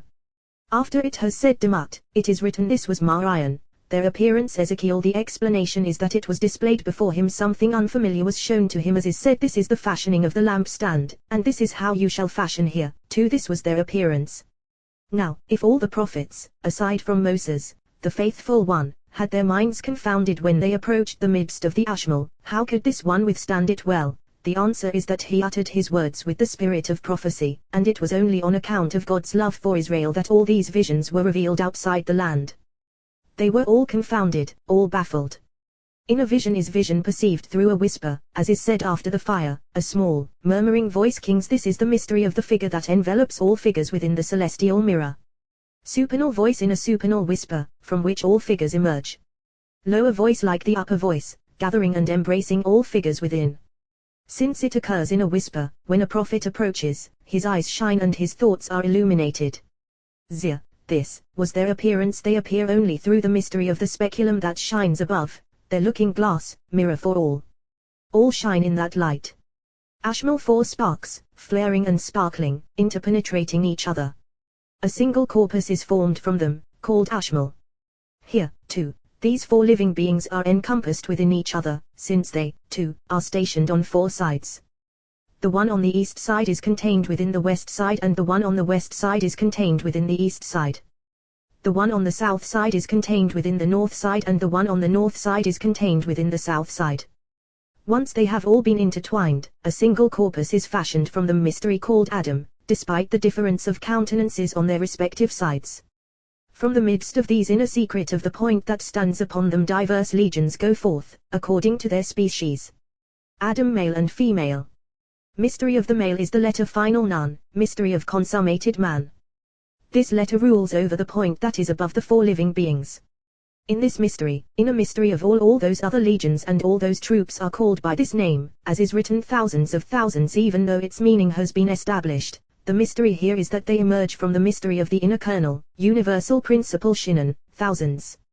Mystery of the kernel is Shia, ox, Nesha, eagle, area, lion. Adam encompasses them, comprising them within final nun, the kernel joining it all as one, in the inner mystery. They are the mystery of Shinan, thousands, therefore they are called thousands of Shinan. When they gaze fleetingly, then the image of their face was a human face Ezekiel. Afterward the faces separate, each and every one to its own side. When they are all veiled, not gazing upward into the mystery above them, then no face is seen at all other than the face of the human face that integrates all faces, all sealed before that face. Consequently, all faces when they gaze upon the face of Adam quake and quiver before it. Celestial face emerges from the midst of the supernal mystery, within inscribed letters. This is the mystery of Adam, all encompassed within. Adam, essential principle, mystery of from one end of heaven to the other end of heaven. Adam is the middle, bottom, and top, all in one ensemble. Final mem sealed above, containing all below. Dele below, containing numerous chariots and legions as one. Aleph, mystery of all in the middle, acquiring for all sides. Thus, Adam is the mystery of all from one end to the other, aside from the supernal mystery abiding within thought and will, before an infinite ascent. The legs of each were a single rigid leg. Ezekiel, this mystery after explaining mysteries of the body, scripture returns, descending to the legs and hooves. They approach the sparks of the Ashmole, the outer Ashmole, since there are others that are also called by this name that shoot out from this Ashmole. They all emerge when the living beings align their legs and approach the sparks of the Ashmole. Then the sparks flare, ascending and descending, and all those called by this name issue forth. The Ashmole surrounds them, round and round. Its sparks descend below to the place called Little Earth. There, in that earth, all species of precious stones are racing crystals, sparkling pearls, and emeralds. When the light of the Ashmole flares and sparkles, ascending and descending, and the four sides embrace one another, Little Earth glows and the precious stones and gems race, rising until they reach the southern gate. Sealed treasures are found there, and 470 portals, numerical equivalent of Karka, earth. Gorlitza is appointed over them. When the Ashmole illuminates sparks for the four sides, a sound goes forth from above, arousing from between the wings when they beat against each other. These are the wings that produce sound, as is said, I heard the sound of their wings like the sound of mighty waters. Ezekiel, when that sound comprising 4 sounds issues, it encounters those sparks, dividing into 4 sounds. A voice journeys toward Borlitza, the light of the Ashmal is aroused in that voice, and a single utterance is fashioned from it. Within that utterance another utterance is aroused, concealed in a hush. When it reaches Borlitza, 214 celestial secrets are revealed. A second voice journeys toward Anael, mighty angel appointed over 18,000 myriads of legions that serve in a different earth, suffused in the light of all colors. This one is called purple earth, gleaming with all manners of light that beam from the Ashmal. There within that earth are sunken 12,000 myriads of supernal gems. When the sparks of the Ashmal ascend penetrating one another, all the gems that are sunken in that earth rise and approach the eastern gate. There are 6 million open gates there, and the great Anael is appointed over them. When the voice is aroused from above, the light of Ashmal strikes it, transforming it into utterance. With that utterance, another sealed utterance is stirred. When it reaches the angel Anael, 365 supernal raisin, secrets, are disclosed, embedded in the signet of the seal of truth. Then with fear, dread, quaking, and trembling songs and praises soar up to the Master of all. The light inscribed within the ineffable name is engraved in 42 letters, and it issues from the chief of the archons, who presides over all other legions. He is called Sandalphon. That light covers those 2 earths from one earth to this earth. This is the mystery of panelled Berez, with cedar wood, from earth to earth. King Sandalphon. Why is he called this? Since all mysteries of supernal faces enter there and are locked within him, like a sandal into which one inserts the entire foundation and torso of one's body. This great angel serves the inner faces. Hewn within him are the mysteries of letters inscribed and engraved, protruding in the light that envelops those earths. When this one ties wreaths for his master, those letters soar up into that light and are crowned by those wreaths. Then that light returns and is enwrapped in its place, while the letters rise up in those crowns, in the mysteries of the holy name. The legs of each were a single straight leg. Ezekiel joined as one, for they are as one. United to follow an upright path in the company of companions of the holy side, to avoid consorting with the other aside. All are companions in uprightness as one, with legs straight. Thus, they appear to the prophet as known rungs. All these rungs are called legs of the living beings, springing forth from them. They appear like legs of the body, with their distinctive arrangement, all according to measure. The feet of each were like a single calf's hoof in their bonding of this side and that side. But they lack toes, for toes would manifest other forces, of another face. Pertaining to this, humans display certain forces above with their fingers, and other forces below with their feet, but these living beings do not have other forces of the other side inscribed upon them. This is why these are called straight leg, since they are sealed off on that side, constituting a single hoof. Even though there is no separation with toes split for other forces of the other side, they do bear a single imprint providing a base for the other side. Thus, they appear below as a calf's hoof, but not a hoof for diversion. Even though it is a calf's hoof, it is straight, never deviating. Within that company, one spark and flame burst out toward one side, to the right, and one spark and flame burst out toward the other side, to the left. These sparks and flames join as one, sparkling on every side. Troops and legions are fashioned from them, and they are all called legs of the living creatures since they were generated by the legs. They all proceed, roving as agents in the world. They become garbed in a body below, appearing as others appear, executing their assignments in the world. Then they return in the evening and night time, and sanctify the name of their master. The image of their face was a human face, image of that upper face, traced in a hidden tracing, faces gathered through subtle striking. Image of the inner face is a tracing of a human visage. Sparks sparkle. Spark flares from within the hidden ashmal, concealed and treasured away, existent and non-existent. Light sparkles. Fire ignites, flickering in the flames of the blaze. Wind shimmers, unifying in its colors, striking an impression in a single compact. United below, united above, hues united on diverse sides. Color of the hidden light grasps, shines, and gleams in its gleaming. This light grasps and seizes, enfolding the light of flaming fire and blazing conflagration. These two are irreconcilable. From a hidden jewel totally unrevealed, a breeze of incense wafts, composed of 12 celestial spices. From the midst of the ascent of those two irreconcilable ones, that fragrance joins them, and they settle into their places. Then that breeze wafting from the midst of the glow of the hidden light and the glow of the flaming fire is tinted, and they are reconciled, abiding within it. Then the tracing of the face of a human is traced there, including all faces. This is the color that encompasses all colors, visage that embraces all visages. Once they are all arrayed fittingly within the throne, then they all bear the single image of Adam. This is the mystery. When they gaze toward the east, they all bear the singular image of Adam, because the mystery of Adam is entrenched there. When they gaze toward the south, all faces bear a single visage, visage of the lion, sight of power and force of all. When they gaze toward the north, all faces bear a single visage, visage of the ox, sight of goring, from hard judgment. And when they gaze toward the west, all faces bear a single image, visage of the eagle, sight of like an eagle rousing his nest, hovering over his fledglings. The way of the eagle is to cleave constantly to the heavens, object of the eagle's yearning to soar and cleave. Consequently, it is in the west. Since all the faces change in accord with the direction of their gaze, it is written of them all, of each and every image, the four of them: Ezekiel, face of the human, face of the lion, the four of them, and face of the eagle, the four of them. This is when they are configured for the throne. Then the appearance of the faces accords with the direction the throne is facing, in keeping with the direction it travels, as is written, wherever the Spirit would go, they went. Ezekiel. But when they are not journeying and are not configured for the throne, then each and every one is distinct, with its own fitting image. Nevertheless, each and every one cleaves to the face of its fellow, all displaying their faces, cleaving to each, encompassed within each other, each contained within its fellow. One side says holy, another side says holy, another side says holy, and another side says, Jehovah of hosts, the whole earth is full of his glory. Human hands were under their wings. Ezekiel. To receive penitence, for the hand of the blessed Holy One is spread open to receive those who do teshuvah.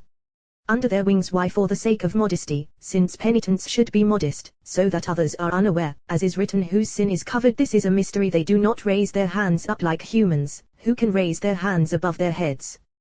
They are different, since their hands do not extend beyond their wings, since their wings and faces are separated above.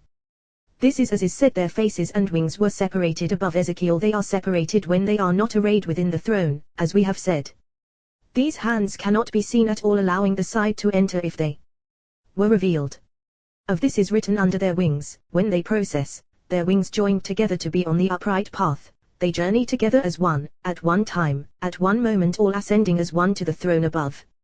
But they do not know their destination, neither looking nor gazing on account of panic and trembling. From conveying and raising the holy throne, their sweat is transformed into the river of fire, flowing ceaselessly. The sweat they exude from the burden of travel forms drops, dripping from four kinds of fire. White fire drips red fire, and green fire. Red fire drips black fire, white fire, and green fire. Green fire drips red fire, and white fire. Black fire drips red fire. The second white is not the same as the first white, and this black fire is not the same as that first black fire. This is the case for all the colors. These are unlike those the first, second, and third. Similarly for them all, when these fires drizzle, embrace, and join as one, flickering flames fly up, striking each other. From that simultaneous striking, all destroying angels who torture sinners in hell are created. From those flames, the blaze of hell is created below, for these emissaries of affliction are assigned to these flames to scorch sinners there. Their mystery is there, as is written, they escaped from fire, and fire shall consume them. Ezekiel. When they all journey toward the face of the one appointed over that direction. When spirit arouses to travel to the east, it strikes the face of the one appointed to that side. He ventures first, and all go with him as one, as is written, each could move in the direction of any of its faces wherever the spirit would go. They went. Ezekiel. This spirit is a speaking spirit, spirit that embraces all spirits within it, concealed spirit, hidden within them. This is the spirit that is encompassed within mystery below. Corresponding to three sanctifications, sanctifying as one. They are holy, holy, holy, corresponding to three spirits, three times. This is as is written here, wherever the spirit would go, they went. Ezekiel 1. Wherever the spirit would go, they went. 2.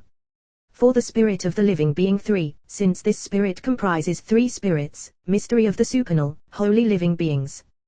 They are the mystery within the three sanctifications that descend from that highest holiness, concealed spirit from which all sanctifications are suspended. The image of the living beings, their appearance, was like burning coals of fire. Ezekiel Demut, image a single form that they clothed themselves in, garbed in fire. But he saw only an image of the appearance of the steward's fiery coals. Coals of fire, these are the ones called Ma'ayim, their mirrors, mirror of living beings. They gaze through this mirror to see a vision of the mirror that displays all colors. Thus the seraphim are like a mirror through which one perceives faces of the living beings. For they are all garbed, this one in that, this one the mirror of that image of the living beings. It does not say their faces, nor is it necessary, since all their faces were spoken of at the beginning.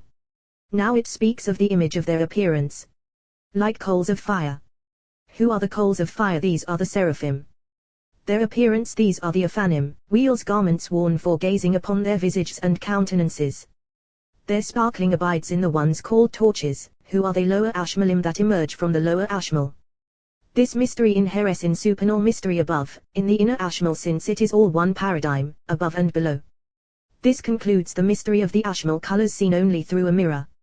Mirror within mirror, this mirror within that, as is written, from the mirror of his loins upward, and from the mirror of his loins downward, moving about among the living beings, endowed between two sides, hewn out there in the engraving of her face. This is as is written, set me as a seal upon your heart, Song of Songs, since this precious stone a jewel travels between two sides, she has light for illumination and to exude upon all the other sparkling gems. The fire had a radiance coming from the right side and embraced by the left, as is the left by the right, fire scintillating and sparkling from that radiance. The radiance illuminates that gem, investing a mirror within her for gazing upon her beauty. The radiance is the sparkling of fiery sparks, glowing red. Thus, when he enters, penetrating within that gem, she is beautiful to behold. This gem is perceived through two colors now colored, since she is dark at first, but once she is refined to receive light, a ray arouses from the right side, and she shines in its whiteness. Once illuminated in whiteness, she is like a crystal. Until now she does not have a mirror to see her beauty, until the left side arrives in that red radiance. The redness of the radiance enters into her, and then she is beautiful in appearance, a dazzling spectacle to gaze upon. She is a precious stone, perfected in colors like a gorgeous woman appearing in white and red. Then letters sparkle within her and lightning flashes, darting into that sparkling, illuminating momentarily in white and red, red and white. Holy mystery, tincturing other gems from that precious stone called smaragd. Since the dye originates in the glow of Barak, lightning, it is called Berekit. Smaragd, named after that name. This jewel supernal gem is imbued with 12 colors that shine within those two. From the sparks that sparkle, shooting out, her 12 stones are colored, in 3 columns. Since they have been tinctured by her, they are called by that name, actually the living beings darting to and fro, shining and hidden, revealed and concealed, present and not present. Like the light that shines on a wall, sometimes seen here, sometimes elsewhere, existing, not existing. Engraved letters, enduring, not enduring, shining, not shining. Sometimes glowing with one color, sometimes another, sometimes bearing this name, sometimes another. No one can fathom these lights. Yehovah. Light that rises in this name encompasses all lights consummately. Sometimes descending, its light returns in a different hue, ascending in a different name, Elohim sometimes, El, sometimes Sivaot, and sometimes Shaddai. This is the case for all names of the Blessed Holy One. Since the place from which they emerge is hidden, and since it flows from a hidden spring, each appears accordingly, no one can fathom them. This is the mystery of a vessel of water reflecting the sun on a wall. Just as they are darting to and fro, so too in heart and mind. It is otherwise for true prophets who gaze through the ones below, since they abide in the mystery of the speculum that does not shine through them. The prophets can see as if from behind a wall. This concludes the image of those supernal mysteries. Now, below. As I gazed on the creatures gazing through a speculum that does not shine. As I gazed on the creatures, behold, I saw one wheel on the ground. Ezekiel. Through viewing these, he could look upon those concealed and treasured away. Behold, one wheel on the ground, Metatron, higher than them by a distance of 500 years. Metatron, Zaval, servant, Zavuliel 5. In accord with his master's missions, so are his names multiplied in 4 dimensions, to the 4 corners of the earth. He ties wreaths for his master and rules over the mysteries of rivers of balsam that flow ceaselessly from the midst of 13 other hidden ones. 4 to 5 million palaces hidden within those lights stand before him, and he is deputized over them every time he enters and exits. Firmaments quake before him. 12,000 myriads on his right and myriads on his left, myriads in front of him and myriads behind him. All these legions gleam from a single, sparkling flame that shoots out from him. The letters of the ineffable name are engraved in that flame, sparkling and scintillating from its midst. When the angels gaze upon the light of the engraved, hewn letters, they all tremble and quake, traveling toward the sparkling of the letters. From this flame, other wheels shine, journeying in other chariots below, within interlinked palaces. This is as is written, a wheel inside a wheel, Ezekiel, blending in one another, penetrating one another, heads within heads, these from those, with faces divided to their different sides. They all travel in the direction of the faces by means of the light through which they gaze toward those faces. When they look toward their journey, they see that light shining upon the luminous destination. They all proceed, journeying with hewn letters of the holy name shining upon all. It carries them all within the supernal wind that carries all legions. Metatron, supreme angel, abides enduringly in the holy name, and through its mystery conveys all legions to four faces, four images to the four corners of the earth. He contains the name Shaddai, and all proclaim this name in connection with the supernal holy name. 12 celestial keys with the mystery of the holy name delivered into the hand of Metatron. 4 of those keys, 4 mysteries of lights that disperse. The first key is called scintillating light, hidden and treasured away, shooting out and shining, colorless. Its sparkling cannot be gazed upon, and it displays no color, but it flashes scintilla to the eyes, and then is treasured away, imperceptible. The second key is called shining light. A joy to gaze upon, it is sometimes white, sometimes green, and sometimes neither this nor that. The third key is called radiant light, since it radiates and shines. This is the radiance that shines for all other lights, woven into all colors. This light from the same radiance of the firmament that is above the creatures, as is written Zohar, like the radiance of the sky Daniela, it is contained within 10 paths that emerge from the 32 concealed paths. The fourth key is called light of understanding, for it bestows understanding within the heart to know, gaze upon, and fathom celestial secrets. This light, delighting the heart, conveys the light of wisdom and understanding for knowing and gazing. These are the 4 celestial keys, all other keys are blended within them. They were all delivered to the Supreme Archon, Metatron, Grand Prince, all of them mysteries of his master, in the engraved mysteries of the holy, ineffable name. Any of its 4, the 4 below them. The 4 below them are called sprawlers, as is said, sprawling under its burden. Regarding those who lie beneath them, when they moved, each could to move, they move. Move in the direction of any of 4, each one has 4 its 4 sprawlers. Ezekiel wheels, a phanim, beneath them, and it is upon these sprawlers, when they moved, each could move. This is as is written, when the Ao living creatures moved, the Aphanim wheels moved beside them, and when the Ao rose, the Aphanim rose, too. Now, if the Aphanim are the sprawlers of the living beings, it should have said, when the Aphanim moved well. The explanation is that the Ao carry those that carry them, just as the ark carries the one who carries it, the holy throne carries the Ao. But if she carries them, what causes their perspiration? The answer is that their sweat comes from their gazing for understanding, pondering, and cleaving to the hidden and concealed, but they cannot withstand it. This is the cause of their perspiring. Nonetheless, whoever cleaves to supernal holiness carries those who carry them. This is the mystery of when they moved, each could move in the direction of any of its 4 sprawlers. The rims, mystery of the colors of the body. As for their rims, they had gleaming and height, Ezekiel ascending in accord with its measure, from the top of a lamp above to the top of a lamp, in accord with its measure below. It revolves in 4 scintillating colors. Color that shines its light in the mystery of Ashmal above. After its glimmering, it is treasured away amid its colors. Color that scintillates, scintillating its scintilla. Color that radiates the radiance of the embroidered expanse that stands upon them.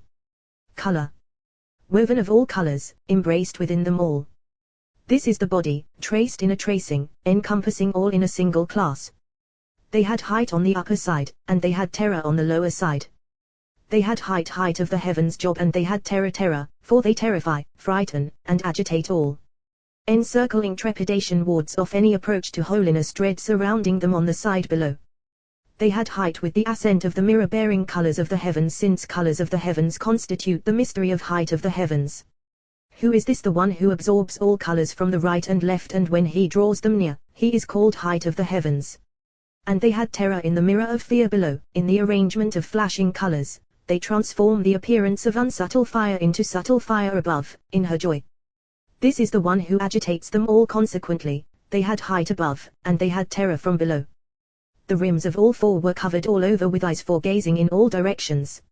Even though there are masters of eyes who look through a mirror upon others below, these ones have eyes so that they can gaze upon each other all around, in front and behind, since these eyes are all around, on all sides. Consequently, they look here and there, on this side and that. They view what has been from in front and what will be, from behind, as is written all over. They look on the right and on the left. They look on the right upon every path of truth and merit. They look on the left on every path that is untrue, not based in merit.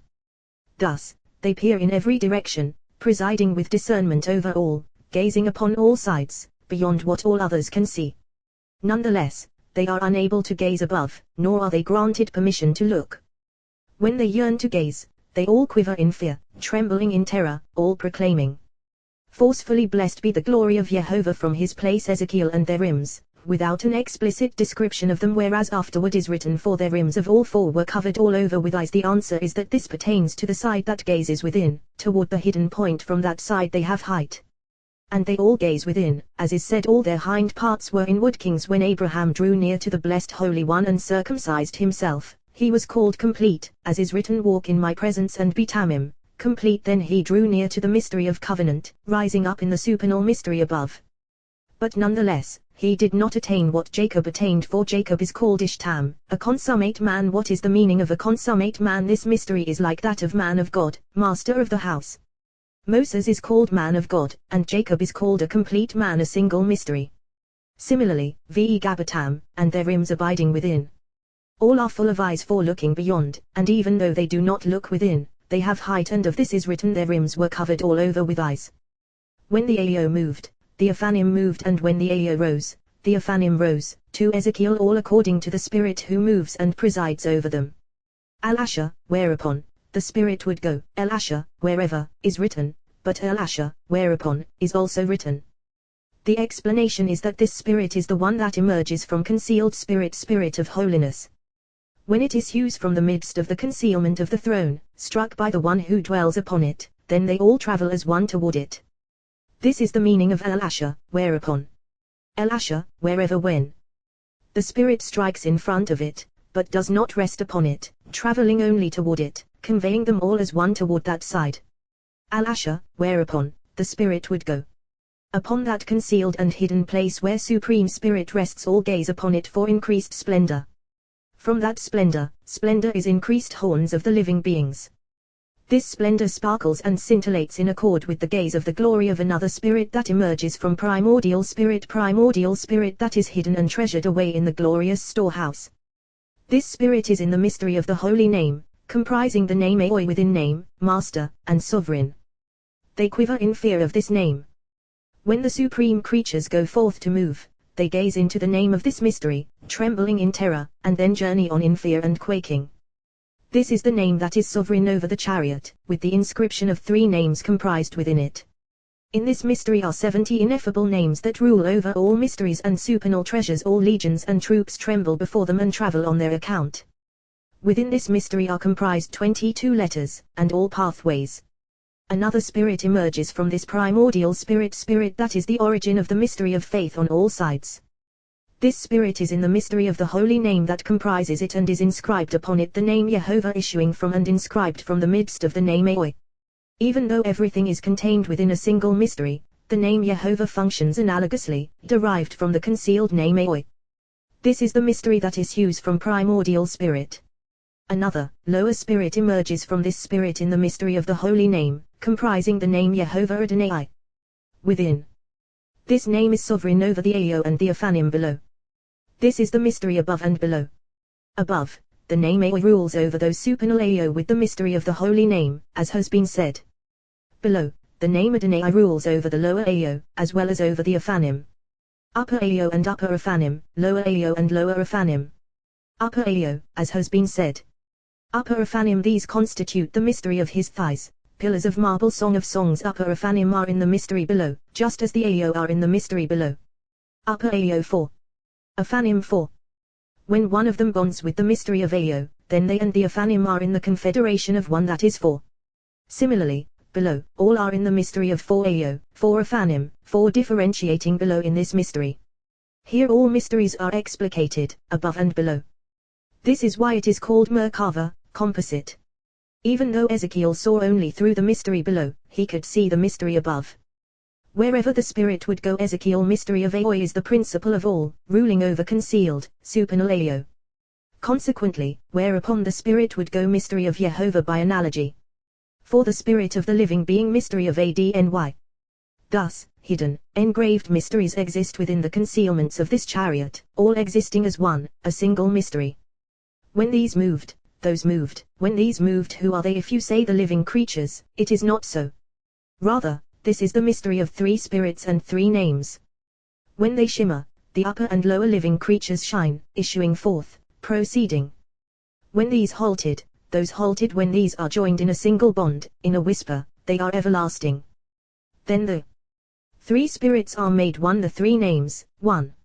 And the blessed Holy One is glorified in grandeur over all. When these rose off the ground, the Aphanim wheels rose. When the living beings ascend in the mystery of supernal spirits, they rise off the ground from tending to the lower spirit. The Aphanim rise alongside them, showing that they are all a single entity, a single mystery with no division. For the spirit of the living being was in the wheels, the desire of that spirit was in the wheels. For even though her desire dwells amid the supreme living creatures, her desire is greater for the Aphanim. 3 too are revealed, one concealed, acting passionately upon that living being. This is as is written, the appearance of the wheels and their actions were Kain Tarshish, like topaz, Kain Treishish, like 2 of 6. This signifies the right and left 2 of those 6. Of this is written like their color. Up to here, mystery of the living beings in the supernal mystery, the same pattern below. A likeness above the heads of the living being, an expanse, a likeness of figure below like the pattern above. Up to this point, one may expound, but from here onward, only one who sees, since permission to gaze is denied. From this expanse and below, one is permitted to see. From the expanse and below, permission is granted to gaze. From the place of looking and above, pathways and avenues are encased, and no eye can behold, it is all sealed. Heads of the living being, they are chariots, 4 luminous river heads for 4 corners, constituting 12 moons, 12 attributes with 1 sovereign over them, yielding 13. These are called heads, sovereigns ruling, lights for all. Expanse 1 bears the mystery of forms that cannot be seen. The other bears neither forms nor colors, not subject to perception or contemplation, none can grasp it. This is the supernal concealed expanse, treasured away by the one who conceals. He provides delight and endurance to all in the mystery of the name Aoi, perfection of all names. Aleph, he mystery of the holy chariot in the mystery of 4 shimmers of the heavenly world. Mystery of 4 names interlaced in one, 3 supernal names and one that joins together with them into a single assemblage. Yod, he supernal hidden secret, principle of all. The supernal, concealed expanse enduring in hiddenness has a concealed sapphire, most hidden of all, upon it. This one is united and not united with the one that is neither perceptible nor apprehensible, mystery of all, principle of all. May he be blessed and may his name be blessed, ever blessed forever and ever. When this name spreads out below, final none replaces Aleph, a single mystery. Then the expanse below is like the array above with a single sapphire gemstone above, on top of the expanse. This is the mystery of Yod, he spreading out the name below, in the mystery of Jehovah. Sometimes Vav joins with this name, becoming a single entity, he and his court. Then it is all one, in a single mystery, mystery of mysteries among the holy names. Spread out above their heads, spread out above, since the living creatures are unable to know or look, even though everything is united, this with that. Actually, this mystery is simply a sign a person cannot see his head even though it is part of him, all the more so regarding something concealed within. This supernal expanse is formless, and none can gaze upon it. Beyond, above closed completely, signet sealed. The expanse is spread out above the heads of the living beings, their nourishment trickling from that expanse. Below, all exist enduringly beneath that expanse. 3 names are suspended from the expanse, explications below of one in its essence: holy, merciful, gracious. Epithets of holy, hidden names, sealed above in the mystery from below, all in the array of this one from that one. These holy names are included in the mysteries of faith, constituting their mysteries.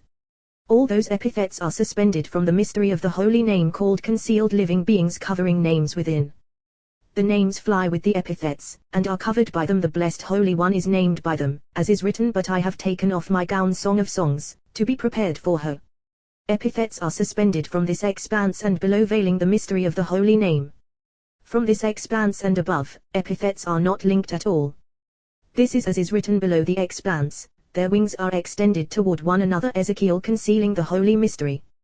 Below the expanse actually those wings veiling supernal, hidden ones in the mysteries of holy names. Wings cloaks, enveloping the names in concealment.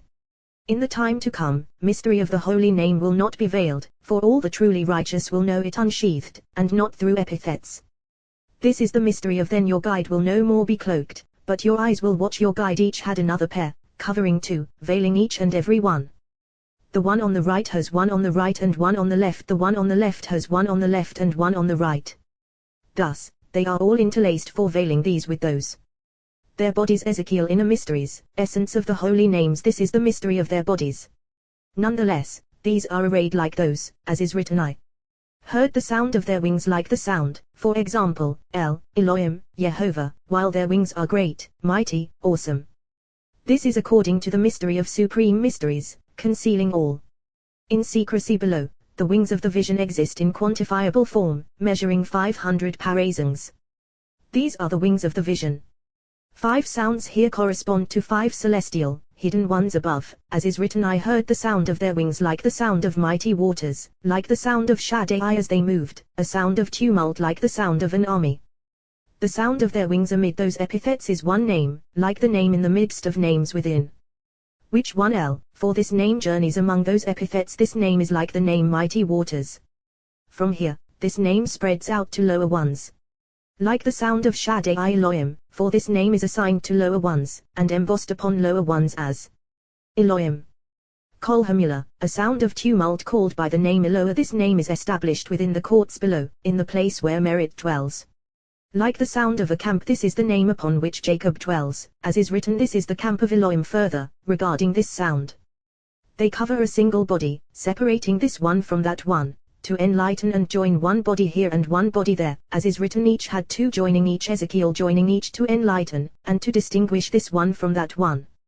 2 others cover their bodies, as is written, and 2 covering their bodies, they are all engraved and hewn in the letters of the mystery of the holy name of 42 letters, beneath 2 stones, above and below, so that the blessed Holy One will be recognized in his name and in his glory, becoming one.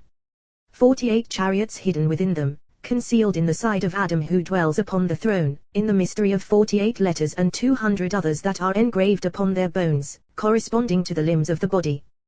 They all rule over the throne below, like the number of commandments of the Torah in the mystery of Zohar. Remember, that is the image of Adam, who took all those commandments and all those mysteries of limbs of the body, restoring them in their mystery within the holy throne. Through them the throne is raised with another commandments, in the mystery of God upper throne draws them all forth from the midst of a single spring, concealed in its obscurity, that rules over it. That spring no one is aware of it, no one can see it. Of this is written, hidden from the eyes of all living, concealed from the birds of heaven. Job, no human knows its worth. It is written, the throne had 6 steps, king 6 sides below, like the array of 6 sides above. 6 steps to the upper throne, 6 steps to the lower throne. These and those are unable to gaze and apprehend the glory of the throne upon them, all the more so regarding the one who rests upon that throne. They all exist in fear and dread beneath the throne. They carry the throne, not knowing where the bodies will be joined. This is as is said, each one's wings joined to the other, Ezekiel, in order to raise it. Then, all the epithets that veil holy names rule with the names, and the blessed Holy One is called by his epithets. When the throne is established enduringly in joy, in its proper place, the living beings let their wings slacken, no longer ruling through those epithets. Then they are joyous because those epithets slacken. Then the blessed Holy One is called by other celestial, holy names, as is written, when they stood still at their stations. When they stood still, not traveling, rather rejoicing in blissful holiness, and shining with the splendor that they absorb from the throne. Of this is written, they let their wings slacken. Then other supernal, holy names of the blessed Holy One rule. V'er, I saw his fleeting vision, I saw a gleam, Kain vanished. This is why Ashmal, as of amber, what says V'er, I saw, looked like a fire encased in a, and it is not written frame. Ezekiel ver I saw, Kain Ashmal, as of Ashmal, and not Ashmal. As of like a glimmering, sparkling color, rising up in its colors. Kain, as of like the Aina, eye, that cannot see through looking, but rather closed and open, open and closed. So it is with the Ashmal, for there is a Ashmal that is concealed, utterly unseen other than through a closed eye vision, for none can withstand it nor comprehend it at all. And there is a Ashmal that stands in its colors amid the sparkling to illuminate, and to be seen momentarily. This is the one below, since regarding the one above it is not written Va'er, but rather Va'er. This is the Ashmal that is seen with colors purple, green, red, and white. One ascends and one descends, sparkling and glimmering, ascending and descending. Consequently, it is written Kain Ashmal, color of Ashmal, and not Ashmal or the Ashmal, since it is not Ashmal, but rather like its color. Like the colors of its appearance, those are its colors. Ashmal light grasping light within, the light that is seen in those sparks. Another light subtle, radiant, teeming with sparkles abides within.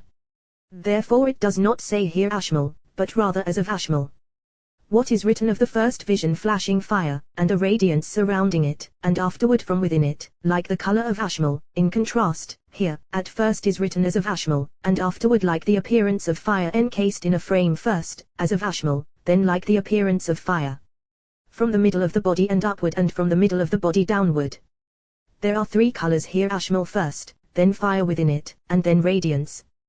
These are mysteries engraved within the holy name Adonai at first, as of Ashmal afterward, Elohim, like the appearance of fire in a frame. Yehovah is innermost of all, a radiance. All three are engraved within this mystery, integrated as one, unifying completely this one with that one. Of this, Ezekiel looked above and looked below within faith, in supernal mysteries from the appearance of his loins. Zohar el-Ha Parashot. Zohar on the Torah portions. Noah. Parashat Noah. Rabbi Izkiah said, Happy is the portion of Israel, for the blessed Holy One chose them and gave them the holy Torah. He admonished them, cautioning them to protect themselves from those above and below, that no one should be sovereign over them other than the blessed Holy One alone. They know how to stave off all prosecutors and quaestors, to become a portion of his legacy and inheritance. This is as is written indeed, Yehovah's share is his people Jacob, his allotted possession on Rosh Hashanah, the blessed Holy One sits in judgment upon the world. All of its inhabitants pass before him for accounting, and there is no one who does not enter for reckoning. The books of the living and the dead are open. Since the blessed Holy One favors them, he provided them with advice for protection from diverse species of celestial prosecutors. These are the ones who are appointed whenever judgment looms over the world. On this day, Israel is poised to arouse compassion upon themselves. How with the shofar, for the sound that issues forth soars above, rousing the celestial shofar. Then mercy is aroused from its abode, and the blessed Holy One rises from the throne of judgment and sits upon the throne of compassion. He has mercy upon Israel, denying the prosecutor authority over them. When the people of Israel sit repentantly before the blessed Holy One, they blow the shofar, arousing compassion. The sound going forth is itself the arousal of compassion. As a result, the denouncer cannot appear before the throne of mercy. Since he does not come from that side, no prosecutor can be found. Yom Kippur is the sealing of judgment, when the people of Israel abide in the holiness of their master. On that day, so that the denouncer will not approach the temple, he is given a goat that comes from the side of impure spirit. Impure spirit delights in it, sporting with it, and so does not approach the temple to profane it. As a result, faces shine and Israel is saved from him. At other times, when the sins of humanity abound, when judgment erupts against the sins of the world, then the denouncer appears before the blessed Holy One, and the temple is defiled, all faces anguished, and judgment prevails.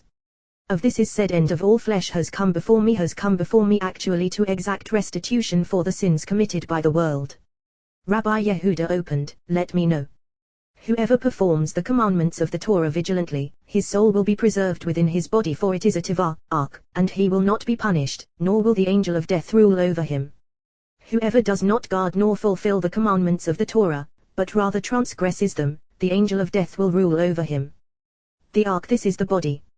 Noah and his wife Shem and his wife Japheth and his wife the name is completed. Yehovah is one with Ham and his wife, but they are a mere imitation. This is the meaning of Elohim. God said to Noah, Elohim, this is Shekinah. End of all flesh. Make a skylight for the ark, mystery of the body. You shall enter the ark, you and your sons, men and women separately. Noah did so, holy covenant. As all that Elohim commanded him, alluding to Shekinah. Jehovah said to Noah, attribute of compassion.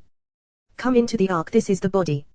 For you I have seen as righteous of every animal that is not pure, one pair, male with its mate, from the side of impurity. Of this is said, I will destroy your chariots. Micah he saw that there were only 2, and not 7 pairs, as is written of the fowl of the heavens. 14, male and female to keep seed alive over the face of the earth, 2 of each came. He looked and saw regarding what was said at first of every animal that is not pure, and then 2 each. Rabbi Yehuda said, there is not a single night in which a soul called dove does not depart from a human body. This is as is written, he sent out the dove whether the waters had decreased. These are the raging waters, as is said, the raging waters, from the side of impurity. From the surface of the earth, those that are above the earth, angels of destruction. What is the meaning of but the dove found no resting place, she is barred from the heavenly world, from the righteous above, and from all blessings, as is written, it returned to him to the ark, for there was water over all the earth. He sent her out a second time, again he sent out the dove from the ark, and on account of distress and strain the dove came back to him. Toward evening, not even a moment's repose shone upon them, compared to previously the day had darkened upon her and the sun had set.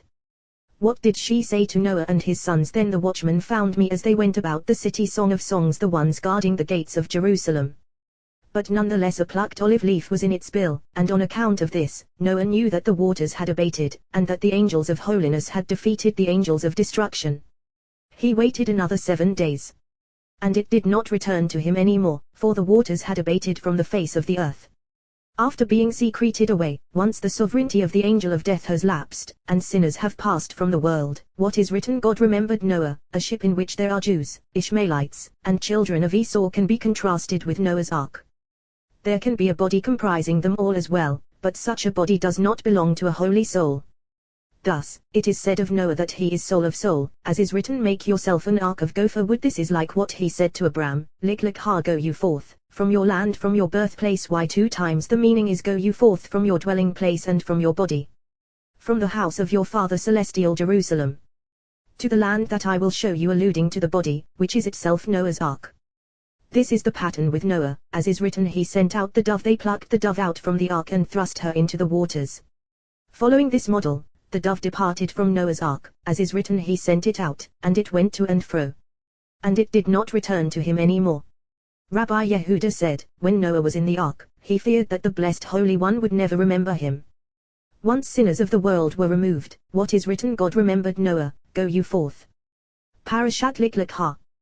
The blessed Holy One is a shield for the righteous. A Pharaoh put men in so that others may not charge of him, and they escorted rule over them. The him blessed Holy One protected Abraham so that none could prevail over him and his wife. Shekinah did not waver from Sarah's side all that night. When Pharaoh approached, an angel appeared and gave him lashes. Every time that Sarah said to strike, he would strike, while Abraham held steadfast to his master. For they could not have power over Sarah, as is written, the righteous are as confident as a young lion. This was a trial, but Abraham had no doubt in the blessed Holy One.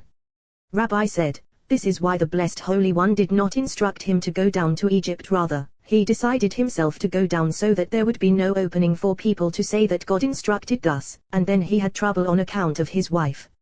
Rabbi Isaac opened, the righteous will flourish like a palm tree, he will thrive like a cedar in Lebanon. He appeared. Parashat Vayera.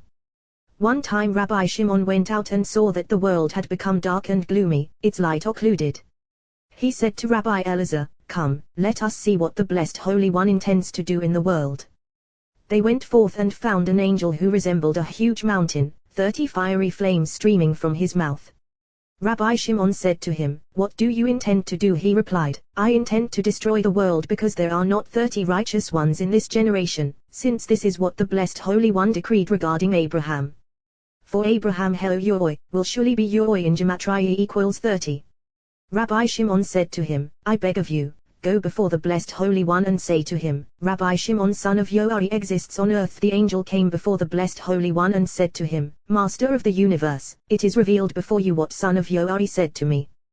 The blessed Holy One replied, go, destroy the world. Pay no attention to son of Yoari. When the angel came back, Rabbi Shimon saw him and said, if you do not go, I decree that you will not enter the heavens. but rather you will be in the place of Uzzah and Azrael when you enter before the Blessed Holy One. Say to him, if there are less than 30 righteous ones in the world, let 20 suffice, for thus is it written, I will not do it for the sake of the 20, and if there are not 20, let 10 suffice, for thus is it written, I will not destroy for the sake of the 10, if there are not 10, let 2 suffice, I and my son, for thus is it written by the testimony of 2 witnesses. Shall a deva, matter, be established? Deva always signifies the world, as is written by the deva, word, of Yehovah, the heavens.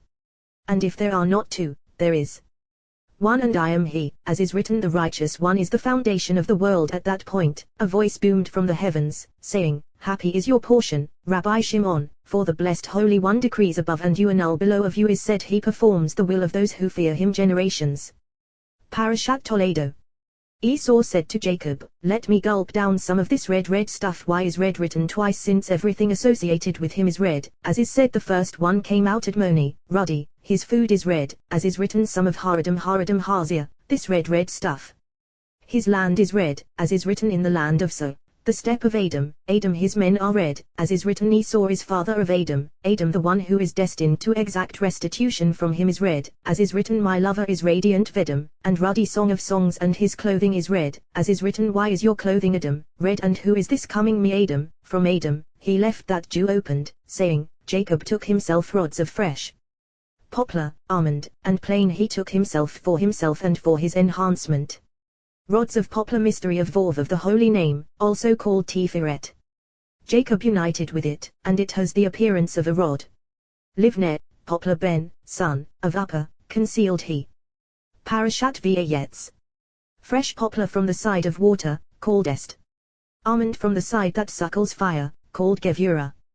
Almond, and plain from his own side and portion, essence of all colors, for Jacob was shrewd in omimuta, subtlety. He peeled white stripes in them it should say in it, since it says Makel, rod just one.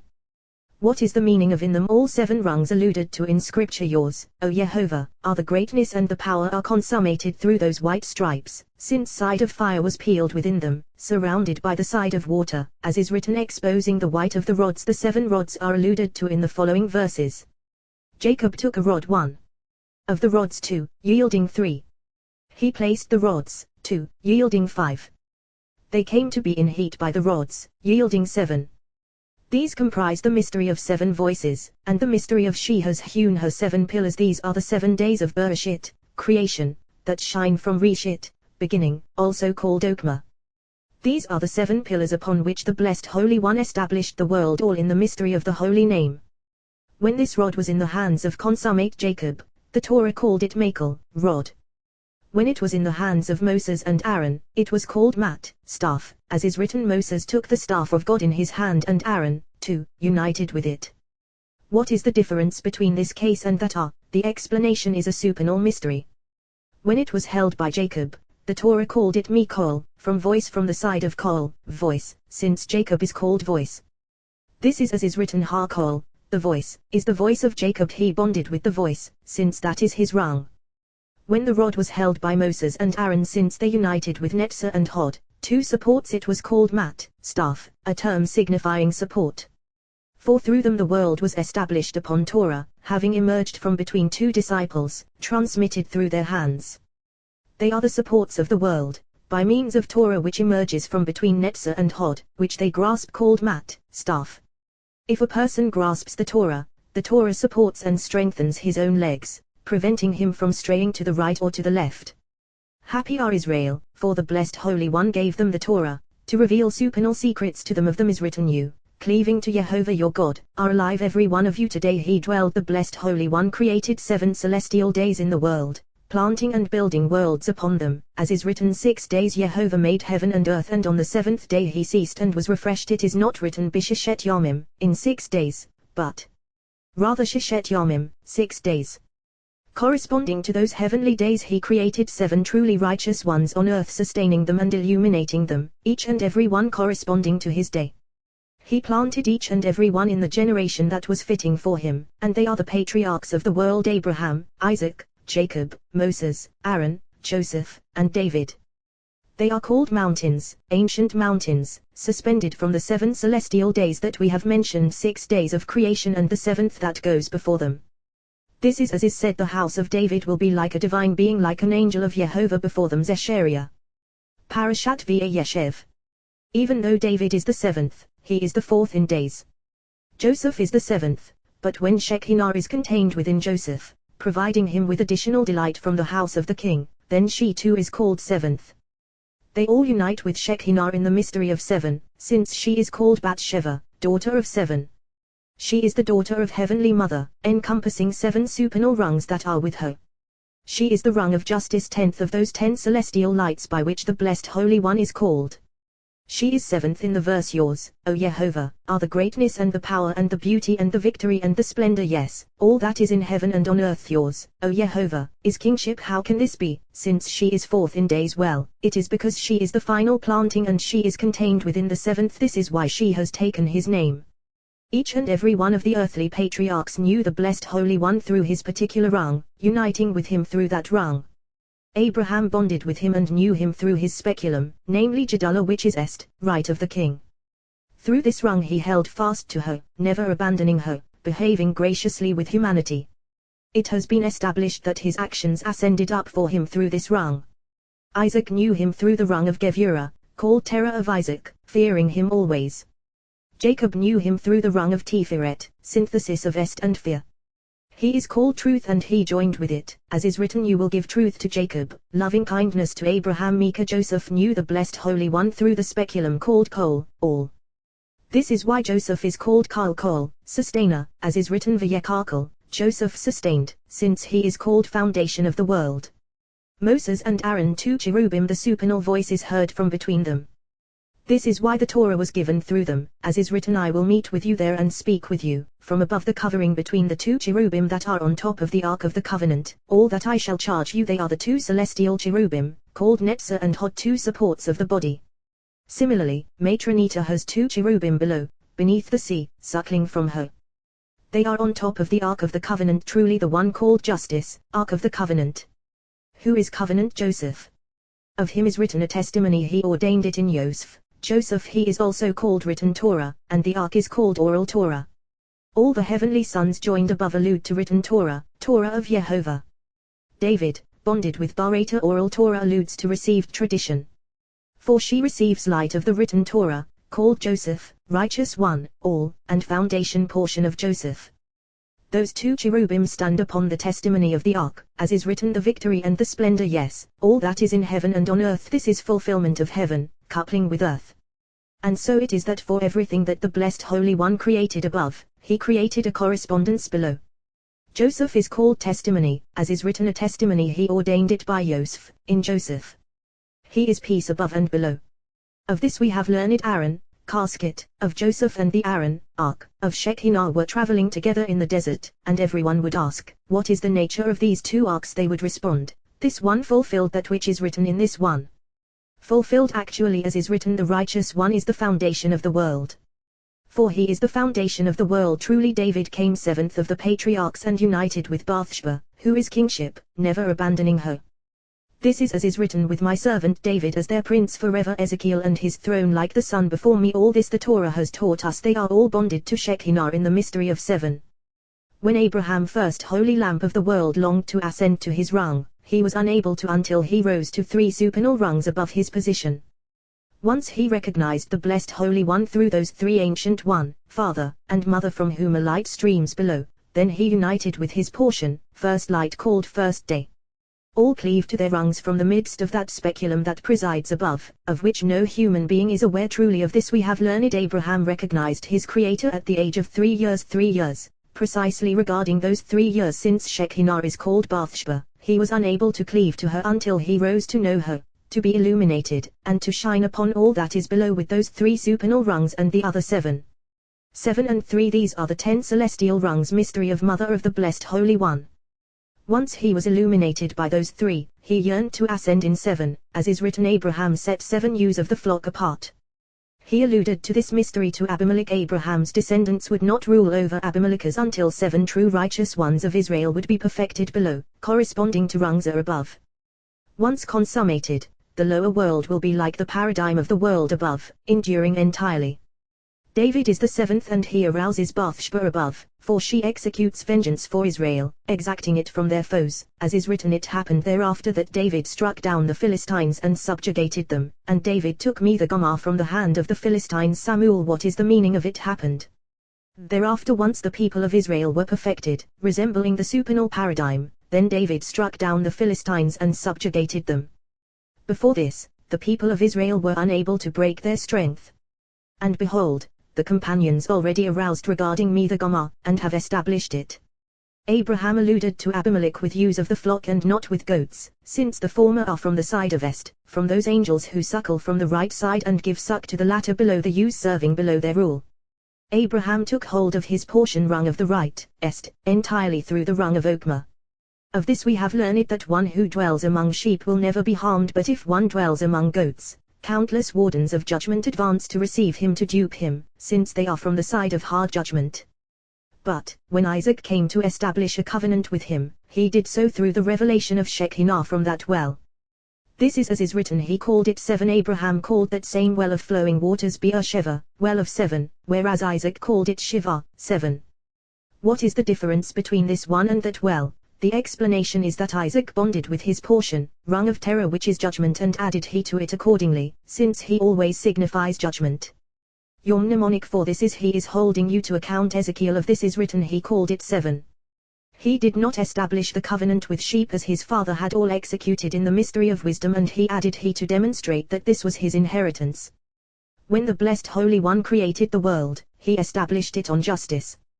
When he saw that it would not endure, he blended it with est, as is written, when Jehovah Elohim made earth and heaven, and they have established that the world endures on account of Abraham. This is the reason that this well is house of the world, and why it is called foundation stone. This is as is written, therefore the name of the town is Beersheba, even though it cleaves to Isaac, as is written, he called it 7. Its name is Beersheba, like the well of Abraham, and not Beersheba, as is written, his right hand drew me close. Song of Songs. 4 of the 7 truly righteous, when they longed to draw close to Shekinah through the mystery of 7, they all aroused through this well, whose waters never cease. Abraham dug this well, teaching all of humanity to know and worship the blessed Holy One. After he dug the well, waters flowed forth, never ceasing.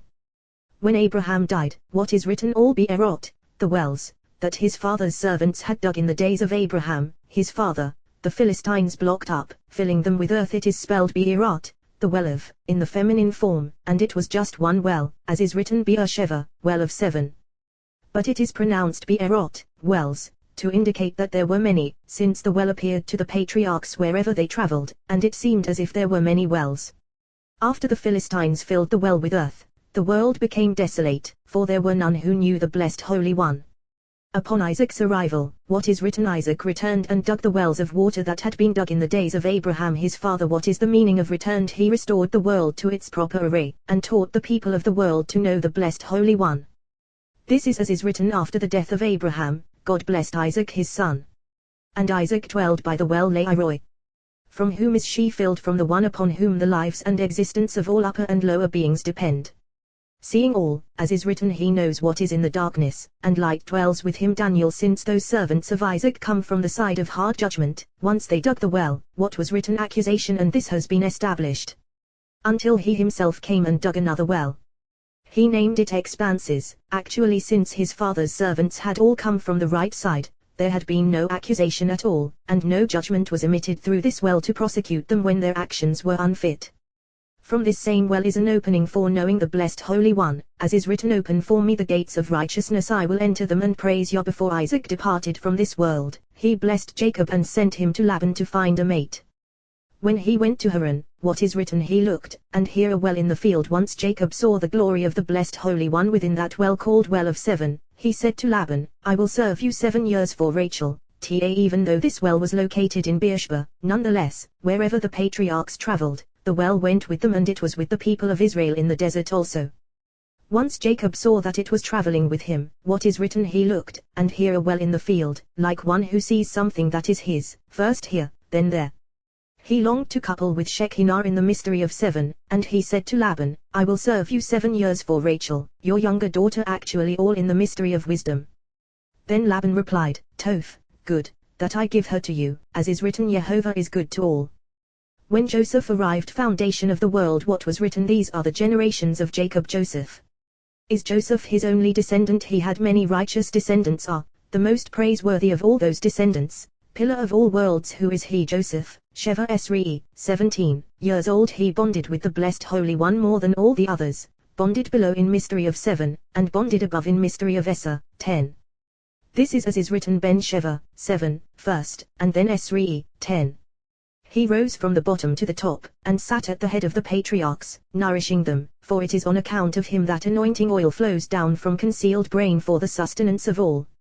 He is called righteous above, as is written: the righteous one is the foundation of the world. On his account, all endure in mystery of 7 below, as is written: she has hewn her 7 pillars, and the righteous one is the foundation of the world. Joseph unites below with foundation, who is below in mystery of 7, and bonded above in mystery of 10, soaring upward beyond them all to the top of the brain. This is why in the blessings for Joseph it is written: from the top of the age-old mountains, who sits atop those 7 exalted mountains by which the world is maintained. One must say Joseph, with 3 truly righteous ones bonded to the Shekinah, sitting on his right Abraham, Isaac, and Jacob, and 3 on his left, and he dwells at their head, as is written: from the top of the age-old mountains. This is so inasmuch as he dwells above them all in mystery of 10, where they are spread out, as is written: 17 years old bonded above and below, sustaining upper ones and lower ones. He is positioned in the middle, like the pattern of the 6 branches of the lampstand, with the middle branch sustaining them all. Thus, righteous one above, called Sabbath, is in the middle like a king, as is written: Joseph was the governor over the land. Actually, this is why the Torah begins with his praise, saying: these are the generations of Jacob. Joseph, who were consummate Jacob's descendants when he dwelled in the supernal land, as is written: Jacob dwelled in the land of Megair Aviv, his father's strife. Even though Joseph was born in Haran, nonetheless he did not ascend to his rung until consummate Jacob was in the land of Megair Aviv, his father's sojourning supernal land. What is the meaning of the land of Megair Aviv, his father's sojourning swell? The explanation is that the attribute of judgment ruled, having come from the side of his father in the land. Thus one should be fearful lest the attribute of judgment rule in the world, for consummate Jacob was terrified of his father actually, for he had not fulfilled the commandment of honoring one's father and mother for 22 years while he was in the house of Laban. He was redressed through Joseph for 22 years, as is written: these are the generations of Jacob. Joseph, who is the essence of them all, pillar of upper ones and lower ones. You must say Joseph. What is his praise? That he was 17 years old. Then the Torah asks, what were the actions of Joseph the righteous? The written Torah replies: he was roe, feeding his brothers in the flock. This is the mystery of from there, as is written: from there, he was roe, feeding the stone of Israel. Truly, he favored and nourished his brothers, sustaining the entire world, as is written: the righteous one is the foundation of the world. He is called righteous one because he guarded that covenant in the mystery of Yod, principle of 10, and did not insert it in a foreign place. He refused to disavow the heavenly body and to cause contamination through the wife of whoredom, Hosea, wife of Potiphar. You might ask, how did he favor and sustain his brothers in the world? By means of the flock, truly, with daily offerings, sacrificed every day from the flock. Mystery of the matter: the yearling shepherded his brothers, by means of the flock with those yearling lambs. The oral Torah asks, the blessed Holy One provides for his children with abundant love, revealing celestial secrets to them. This accords with the time that the temple stood in its perfection, when daily offerings were sacrificed. But after the temple was destroyed on account of Israel's transgressions, and offerings are not sacrificed, how can he favor them? Heavenly Torah replies: he was Na'ah, a youth, the one who was king until now. And he was a governor, as is written: Joseph was the governor over the land, and for from a prison house he came out to be king. Now he remains on account of the sins of Israel, a youth, as is written: Nahar, river, dry up and become parched. One who had been a heavenly Nahar, river, became inverted as Na'ah, youth. Of this is written: woe to you, O land whose king is a youth, when your king once a river and now a youth goes into exile with the people of Israel. As righteous one and assembly of Israel, he tends to the other nations so that Israel will be nourished in their midst. This is as is written: they made me guardian of the vineyards, but my own vineyard I did not guard. Song of Songs: they made me the transgressions of Israel. Guardian of the vineyards, the other nations, the ones called my own vineyard, as is written: for the vineyard of Jehovah Sivaot is the house of Israel I did not guard fittingly. Woe to the people of the world when one who had been king was transformed into a youth, supernal river illuminating all, Itna'ah, dissociated from his supernal nature of concealed brain. But in the time to come, righteous one will return from exile with assembly of Israel. This has been established, as is written, those who were lost in the land of Assyria will come, these are righteous one and assembly of Israel, for they had lost the overflow that is their portion. Righteous one, as is written, the righteous one loses assembly of Israel, as is written, why has the land been lost? Then the Torah asks, who caused the cessation of blessings that come to the world by way of righteous one, who is shepherd of Israel? She answers, saying, Joseph brought a bad report of them to their father. It was that bad report, as well as the crime committed by the tribes against that righteous one, that interrupted the blessings that come through his hands. Further, this caused them to be exiled from their land by the wicked Esau, and caused the destruction of the temple. This is the mystery of Rabbi Akiva and his companions, the 10 who were slaughtered by Esau, as has been established. The glory of the blessed Holy One who, by means of Esau, laid claim for the disgrace of that righteous one, even though Joseph is the accuser against Esau, as has been established. Who caused these 3 punishments? It is as is written, for 3 transgressions of Israel. Amos corresponding to these 3 are 3 punishments: prevention of blessings, exile, and the destruction of the temple, all dependent upon each other. 3 times did they sin against that righteous one. First, because they have sold a righteous one for silver. Actually, second, for casting him into a pit and kicking him with their sandals, as is written, they have sold the needy for sandals. Third, for stripping off his cloak, as is written, for garments taken in pledge they skew by every altar. Actually, those garments, cloak of comfort, satisfying matronita, covering the altar. What did these offenders do? They disgraced the garments and removed them from the altar.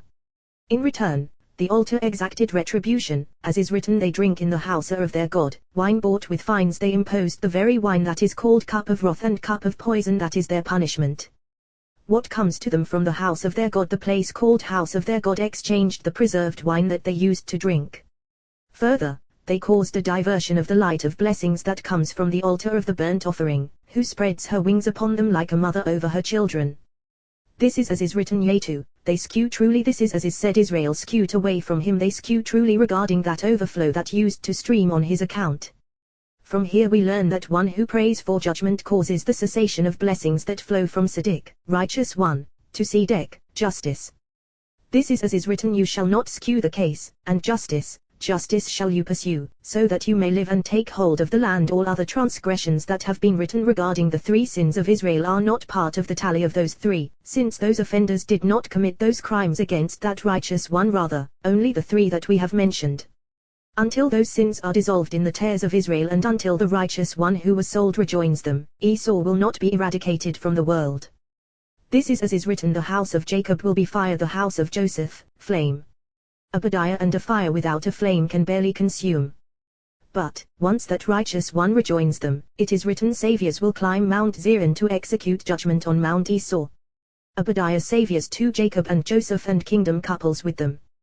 Then Oral Torah asks, perhaps, God forbid, those sins will cause righteous one to be toppled from his post, where he used to give suck at the beginning, nourishing the world. Written Torah replies, no, truly, for the blessed Holy One did not abandon him, but rather loved him more, appointing him governor over the world, to nourish and shepherd it, providing food for Israel as long as they observe the Sabbath. For it was given to them to procure atonement for the sin of profaning supernal Sabbath. The blessed Holy One has mercy on them and provides for them by means of righteous one, as is written, Israel loved Joseph more than all his sons. Heavenly Israel loves him and remembers him, never abandoning him. Why? For he was the child of the elders, sitting at the head of all the supernal ancient ones that were in the world, the ancient mountains regarding their heads. It is written, Abraham was old, Baba Yamim, coming into days, into those supernal days. Regarding their end, King David was old, coming into days. Kings. Why did the Torah inscribe these 2 distinctively, above all the other patriarchs, and then tell us that Joseph was superior to them? Well, the explanation is that Abraham was the first. He dug that well whose waters flow into the world, father of them all. David was the king, as is written, my servant David shall be as their prince for all time. Ezekiel, and his throne like the sun before me. Nonetheless, Joseph is more consummate than all sides, foundation of the entire world, ark of the covenant, and he sits at their head, 3 at his right and 3 at his left. And this has been established. Then, he made him an ornamented tunic, he made a garment for that righteous one, a cloak of enticement, inducing matronita to couple as one.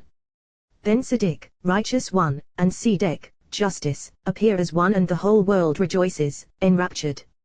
He draws Tzedek near, beneath his wings, heavenly garment of enticement upon him.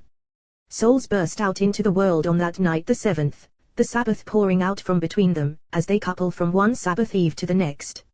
All in the mystery of 7, as we have mentioned. Moses appeared, joining his portion with Netzah, and then bonding with Shekinah. She was revealed to him at that well, as is said he sat by the well and he united with her in the mystery of 7. This is as is written he sat by the well juxtaposed with the priest of Midian had 7 daughters. It is not written Jethro had, but rather in relation to the supernal priest who nourishes the world. He had 7 children, 7 enhancements for the well. It is written who sent the arm of his beauty to the right of Moses, since it says sent to the right Moses. Is Moses on the right side of the king, and afterward it says arm of his beauty? Does this indicate that he is on the left side of the king? Actually, this verse is a mystery of wisdom, and this is its meaning. Who sent the arm of his beauty to be at Moses' right, even though he is one of the Levites, who are from the left side, and he is the arm of his beauty. He is the one who bonded his portion to the attribute of Tiferet and suckled from the arm that is called Gevurah. This is as is written, Jehovah has sworn by his right hand and by the arm of his strength. We have learned by his right hand, this is Torah, as is said from his right hand, a fiery law for them, the arm of his strength, this is Tefillin, as is said Jehovah gives strength unto his people in this way. The Torah blends compassion and judgment. Compassion, from his right hand a fiery law for them, judgment. This is as we have learned the curses of were uttered by Moses from the mouth of Gevurah, the left side. And even though he joined the arm of his beauty to his portion, nonetheless he sent the arm of his beauty to be at Moses' right thigh, called Netzah. This is as is written sent. Actually from here we learn that there is a left that is the right in relation to the lower left. Even though Aaron was one of the priests, who are from the right side, he joined his portion to the attribute of Hod. Thus he is called left in relation to the upper left, since Moses had turned to the right. This is as is written, and so he will be a mouth for you, and you will be to him Leloim, like a god. The priest of Midian had, as we have the priest of Midian had 7 established daughters, and they came, and 7 daughters drew water, 7 royal crowns with which the patriarchs of the world unite. In the verse, yours, O Jehovah, are the greatness and the power and the beauty. They came and drew water, those righteous ones drew from the supernal spring, from the same well. This is as is said, they filled the Rehatim, channels, as well as, and he ran Ve'irahat, and he channeled. These are the angelic messengers through whom blessings come to the world. Why is all this necessary? To water their father's flock Ibad, as is said, you, my flock of my pasture are human. Ezekiel. This signifies Israel, who are called Adam, human. The shepherds came and drove them off, as is said, many shepherds have destroyed my vineyard. These are the other nations. Moses rose and saved them. This alludes to the Torah that was given through Moses' hands. That is what saved them. When Israel returned repentantly to their master, learning Torah, what is written, they came to rule their father, the one who until now had been priest of Midian, presiding on the throne of judgment over them. When they returned toward him, they discovered that he is Reuel, beloved of God, Reibahu, favoring them, having chosen them, and never abandoning them. Then that old man opened his mouth with heavenly wisdom, asking them, why have you hurried back Helem, today? That is to say, who caused you to return yearningly, seeking supernal est, who is called Yom day? What is written after that? They said, an Egyptian man rescued us, a man as is said Harish, and the man, Moses, was very humble Egyptian, for he took us out of the land of Egypt. Alternatively, an Egyptian man when we are not engaged with Torah, that man is Mitzri, Egyptian, ruling abusively over us. When we return longingly rescued us from the hands of the shepherds, and also he drew water for us. What is the significance of also he Dalodela, drew water twice? Well, the explanation is drew above alludes to the mystery of Moses from the mouth of the Almighty, drew below, mystery of Moses from his own essence. This is the attribute of Netzah, drawing supernal blessings from above to water them, as is written, and watered the flock. The reason that they were called 7 daughters then is that the people of Israel were in exile at the time.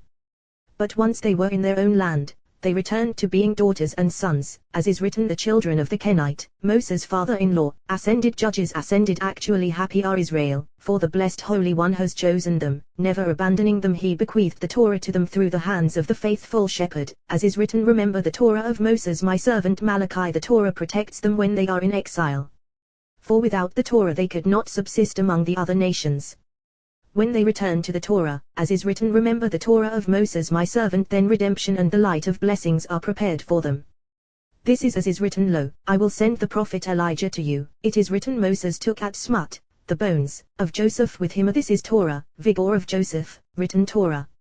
Aaron appeared, joining his portion to the attribute of Hod, as is written, for glory and for splendor. Then he bonded with Shekinah through the mystery of seven, as is written, Aaron took my God of seven, daughter of Amminadab. This is why the Torah was given by way of Moses and Aaron, for they had joined their portions to the two supernal cherubs Netzah and Hod, between whom a voice is heard. Of this we have learned the curses of were uttered by Moses from the mouth of the Almighty, whereas the curses of were uttered by Moses at Smo, own self actually from that attribute with which he had joined, as they have established. David appeared and joined with Shekinah in the mystery of seven, as is written, in Hebron he was king for 7 years. Kings in Hebron, bonding with the patriarchs who were in Hebron, forming the upper chariot. Then he married daughter of seven, as is said, why, this is daughter of seven, daughter of Eliam, wife of Uriah the Hittite. Samuel, why, this is daughter of seven, daughter of Eli, my God, who bequeathed her to his holy people. Right side, called El, as is written, Jehovah blessed Abraham Beachol, with all, and we have learned he had a daughter whose name was Beachol. She bears his name because he had protected this well. Of this is written, for I have known him, so that he will instruct. This rung is called guard, and is called way of Jehovah. When Israel acts with righteousness and justice, they guard the betrothed one, so that the impure, foreskinned one cannot encroach upon her. This is why it was David's practice to mete out true justice to all his people. Samuel, to guard that celestial path. Since he guarded it, Job was over the army. She waged battles against the nations, and all powers of the king were given into her hands. The mystery behind Bathsheba's being given to Uriah before David, and the mystery of the Holy Lands being given to Canaan before Israel, both are equal on the scale, as has been established. And if not for David's eating unripe fruit, sovereignty would never have ceased from Israel, since it is only right that earthly kingship should be patterned after heavenly kingship. Nonetheless, once he repented before his master, the son whom Bathsheba birthed was Solomon, and he ascended above, as is written, Solomon sat on the throne as king. Of this we have learned in the days of King Solomon, the moon assumed fullness, and this has been established. And it is all one, all those 10. Rabbi opened, saying, the name of Jehovah is a. Joseph dreamed a dream and tower of strength.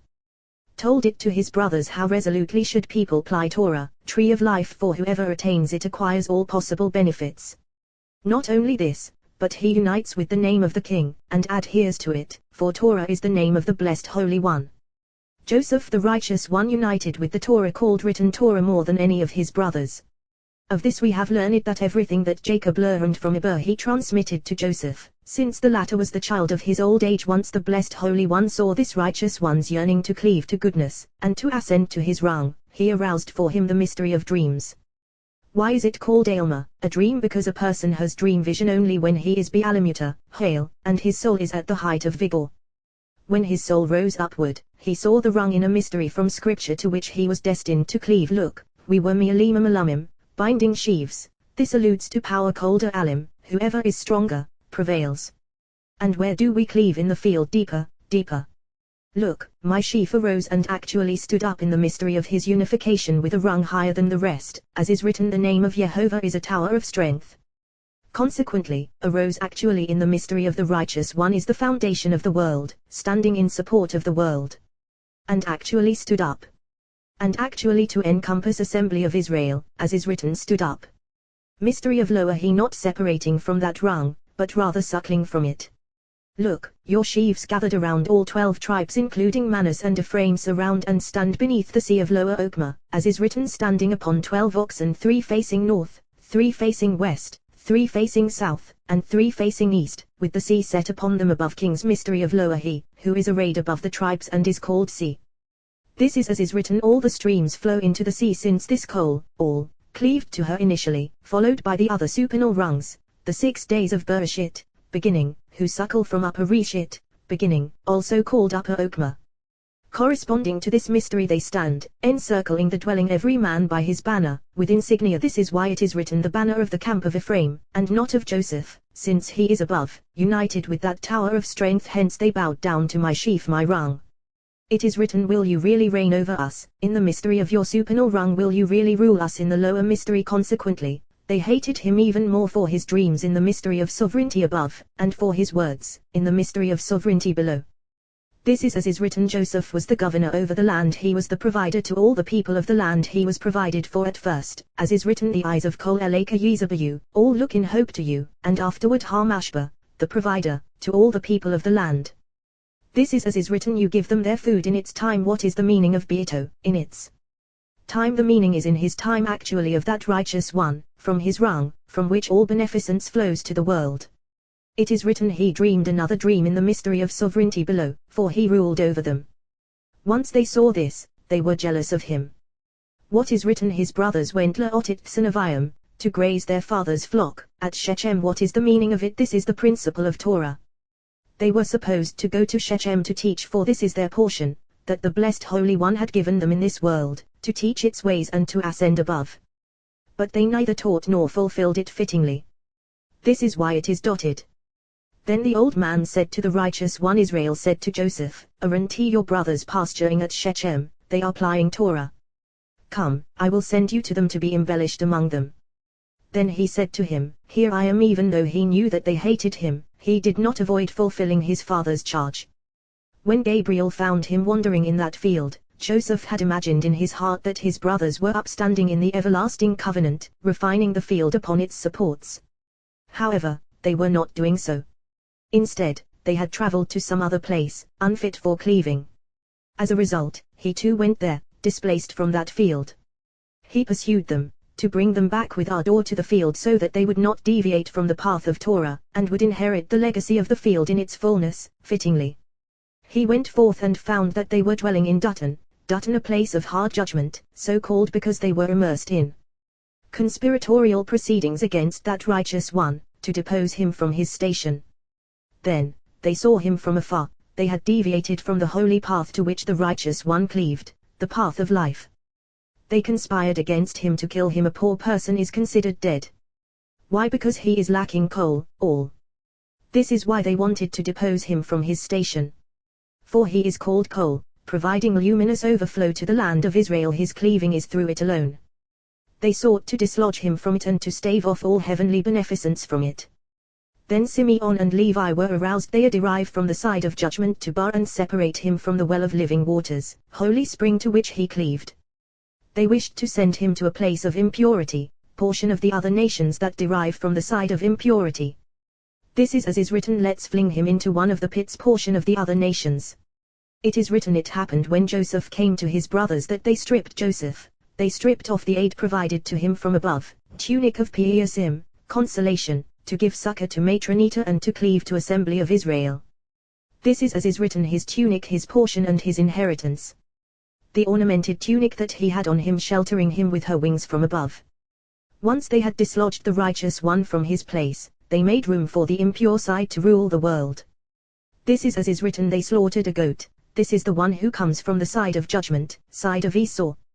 Then the moon was eclipsed in exile, as is written, they dipped the tunic in the blood, tainting the site of the temple, granting permission to the serpent to govern the world. Then the world was degraded incalculably. This is as is written, they took him and threw him into the pit, and the pit was empty, there was no water in it, no overflow of est there, since it had become a place of defilement.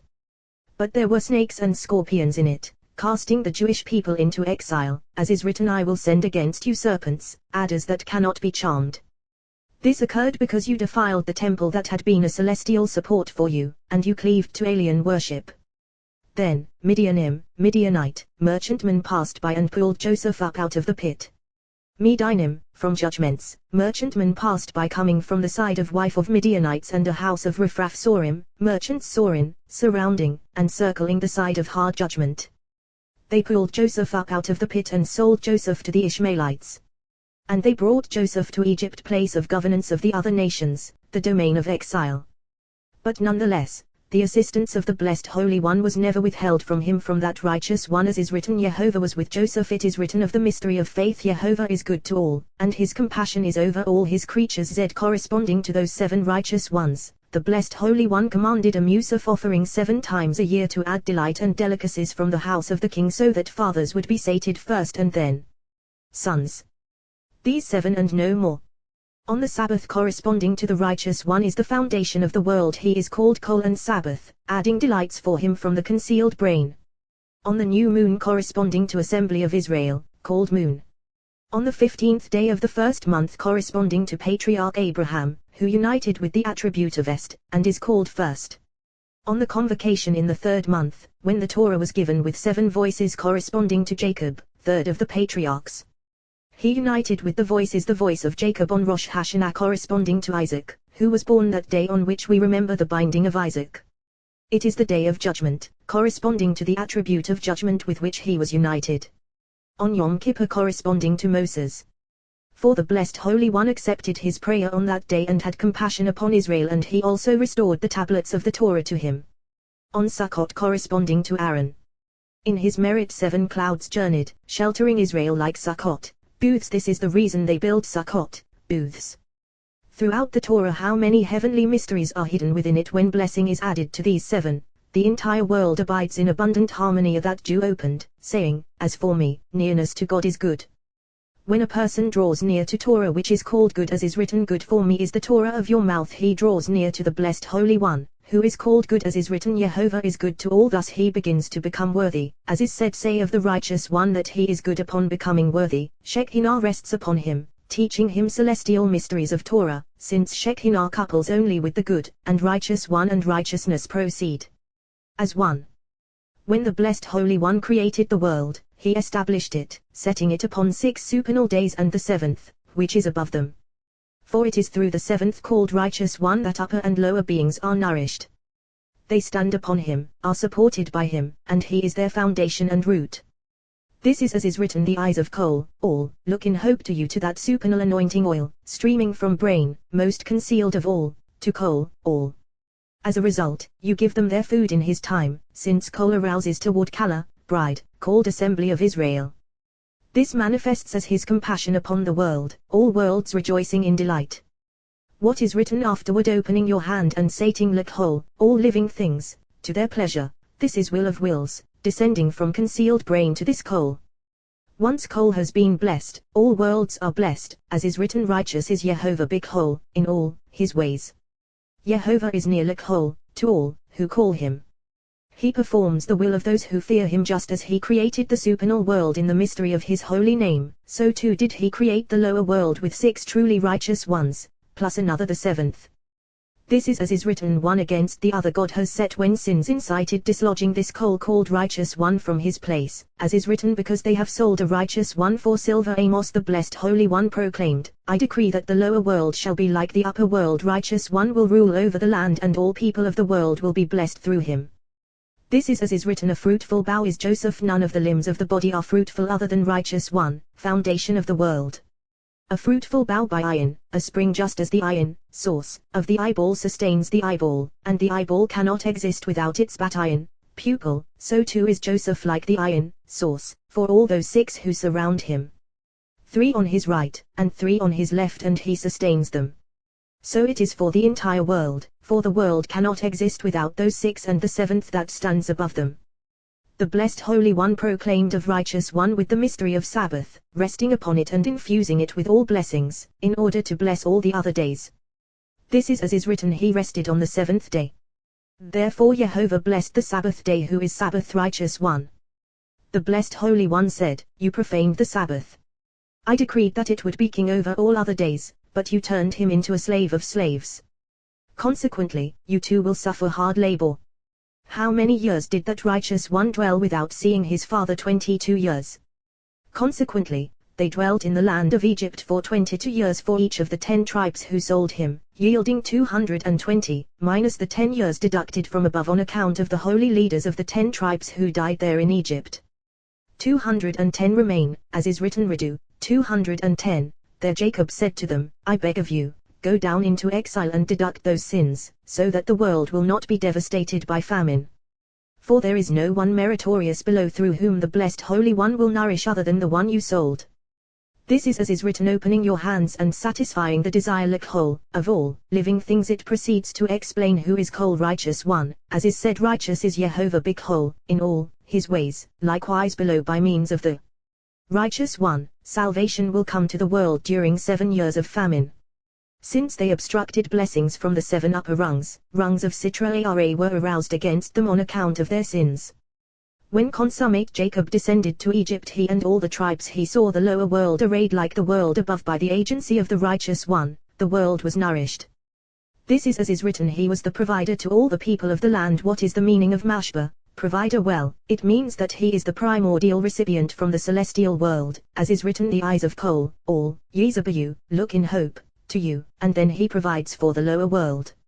How do we know that Joseph is called Kol, all? We have learned, Kol, this is Joseph, as is written, Vayikakal, and Joseph sustained, and it is written, from there feeds the stone of Israel. Once Jacob saw that all 7 supernal rungs concurred that there should be a famine in the world on account of the sin performed by his sons, ousting that righteous one from the Holy Land, he prayed to the Blessed Holy One. The Blessed Holy One deducted 5 years, since Jacob is on the 5th rung of supernal days, counting upward from below. However, as to the 2 that his forefathers grasp, he lacked permission to annul. Joseph the righteous one acted similarly. This is as is written, from the pick of his brothers he took 5 men. Dan, Naphtali, Gad, Asher, and Benjamin, for they did not detest him, as is written, he was a youth with the sons of Bilhah and the sons of Zilpah. He said, you are fit to stand in the rupture that was rent by your brothers. What is the meaning of before Paro, Pharaoh? This is the heavenly court that is established. Le'ipai, to exact justice, for the sins of the world. When those days were paid for the debt imposed upon them, the Blessed Holy One was aroused with abundant compassion for them, acting with judgment against those who had enslaved them, and he removed them from there. When they arrived in Marah, judgment arose from the left side before the Blessed Holy One, saying, how can Israel leave the exile after all? It is written in the celestial Torah, concealed for 2,000 years before the creation of the world, that they should suffer 7-fold for their sins on account of the mighty rupture they caused by sinning against that holy righteous one. He replied, they have a teaching in the Holy Torah, a wondrous gift. Sabbath is her name. If they keep her, he stands there, closing up the rupture that they rent, for righteous one grasps her, and she is fit to atone for that transgression. This is as is written, he cried out to Jehovah, who cried out, attribute of judgment, who is appointed to cry out for justice before him. Jehovah showed him a tree. This is the Torah, as is written, a tree of life is she to those who grasp her. He threw it into the waters, raging waters, standing ready to exact judgment from them. Then, the waters turned sweet aromatized, truly, for they beheld the powerful remedy for that sin. How do we know that they received the commandment at Marah? It is written, guard the Sabbath day to keep it holy. The Blessed Holy One said to them, if you guard this heavenly 7th attribute of justice, will lack permission to prosecute, as is written, there he set him statute and law. Of this we have learned, she may have compassion upon us, and the Blessed Holy One will gather us from our exile. If only Israel would keep 2 Sabbaths in accordance with their halakho, they would be redeemed immediately. What happened when sins incited, and the Sabbath was not guarded fittingly? This occurred when the prophet cautioned them, as is written, thus said Jehovah, be cautious with your souls, do not carry burdens on the Sabbath day, bringing them through the gates of Jerusalem. What is the meaning of do not carry burdens? Do not bear the burden of Sabbath transgression upon you, for carrying a load is a primordial sin. Sabbath's dwelling place is none other than the gates of heavenly Jerusalem, called gates of righteousness, and she is Hakala Hakilula Mihakol, bride who comprises all. If you guard the Sabbath, she will be strengthened by the earthly kingdom, kingdom of David, since David is joined to her. Thus David said, yours, O Jehovah, is Hamamlekha, kingdom, not saying Melaka, kingdom, thereby integrating his kingdom with the heavenly kingdom. But if you do not keep the Sabbath, I will set fire to its gates, it shall consume the fortresses of Jerusalem below. What happened when the sword avenging with vengeance of the covenant was aroused, when they did not safeguard the holy covenant in 3 different modes, but all on the same rung? One regarding the righteous one that they sold, who was united with the covenant, guarding it, and on that account was called righteous one. 2 holy flesh they have caused to pass away from you. 3 on account of the Sabbath that they profaned. Then, for 3 transgressions of Israel, because they have sold a righteous one for silver amos, it was decreed that they should be outside the Holy Land for 70 years, 10 for each day. At the conclusion of 70 years, the Blessed Holy One removed them from there, and they came to the Holy Land, abiding there for 420 years, on the strength of their applying Torah and its commandments, fittingly. When those years were complete, the sin of wanton hatred incited, and hoary, wanton hatred was reawakened. This is as is written, they hated him, alluding to that righteous one. Consequently, the Blessed Holy One delivered them into the hand of one who reviled them with wanton hatred. Esau, as is written, because you harbored an ancient hatred and delivered the house of Israel over to the sword. Ezekiel, the number of years that were missing from the mystery of 7-fold for your sins were exacted from them by means of the angel of Esau. When you calculate 22 years sevenfold, for each of those 10 who sold him, the sum is.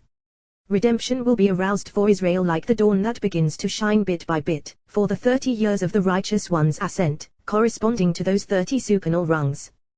This is as is written: Joseph was 30 years old when he stood before Pharaoh, then he was fit to stand in the breach before attribute of judgment, and the house of Jacob will be fire, the house of Joseph flame. Obadiah. At that time, the blessed Holy One will arouse innumerable benefits upon Israel, exacting compensation for the humiliation of Israel and the humiliation of the Torah, inflicted by the enemies, against those who were martyred in the sanctification of his name.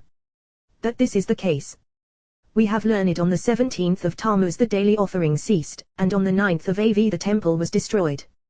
This is as was said by Rabbi Yos: a meritorious matter is brought about on an auspicious day, and a deleterious matter on an inauspicious day, for it was on that very day that they uttered an evil report about the Holy Land. On that night of the 9th of Av, they wept futile tears, and weeping was established on that day for generations upon generations. Examine carefully and you will find that once the daily offering which atoned for their sins until the destruction of the temple, both first and second time ceased, 22 days elapsed, corresponding to the 22 years that the righteous one did not see the glorious face of his Father. Behold, the companions have aroused that the temple was destroyed at the conclusion of the Sabbath and at the conclusion of the 7th year. It was during the priestly watch of Jehoiarib, while the Levites were standing on their platform and singing the song, they band together against the just man's life. But Jehovah became my fortress. He will turn back against them their wickedness. They did not manage to conclude the phrase Jehovah will annihilate them. Before the Gentiles came and conquered them, had they uttered it, nothing could have helped those Gentiles. Conclusion of the Sabbath. Profound wisdom alluded to here, for they had departed from the Sabbath, which healed their afflictions. Conclusion of the 7th year, for they had sinned against assembly of Israel. Not only this, but they had also departed from circumcision, neglecting the holy flesh. The priestly watch of Jehoiarib, as is said still: Ariv, I will accuse, you declares Jehovah, and Ariv, I will accuse, your children's children. Then the blessed Holy One was poised to take them out of exile, as is written: Rejoice greatly, O daughter of Zion, shout aloud, O daughter of Jerusalem, see, your king is coming to you, righteous and having salvation is he. Zechariah. You might ask, why does the Messiah come from Judah? He should come from Joseph. Well, the explanation is that both will come.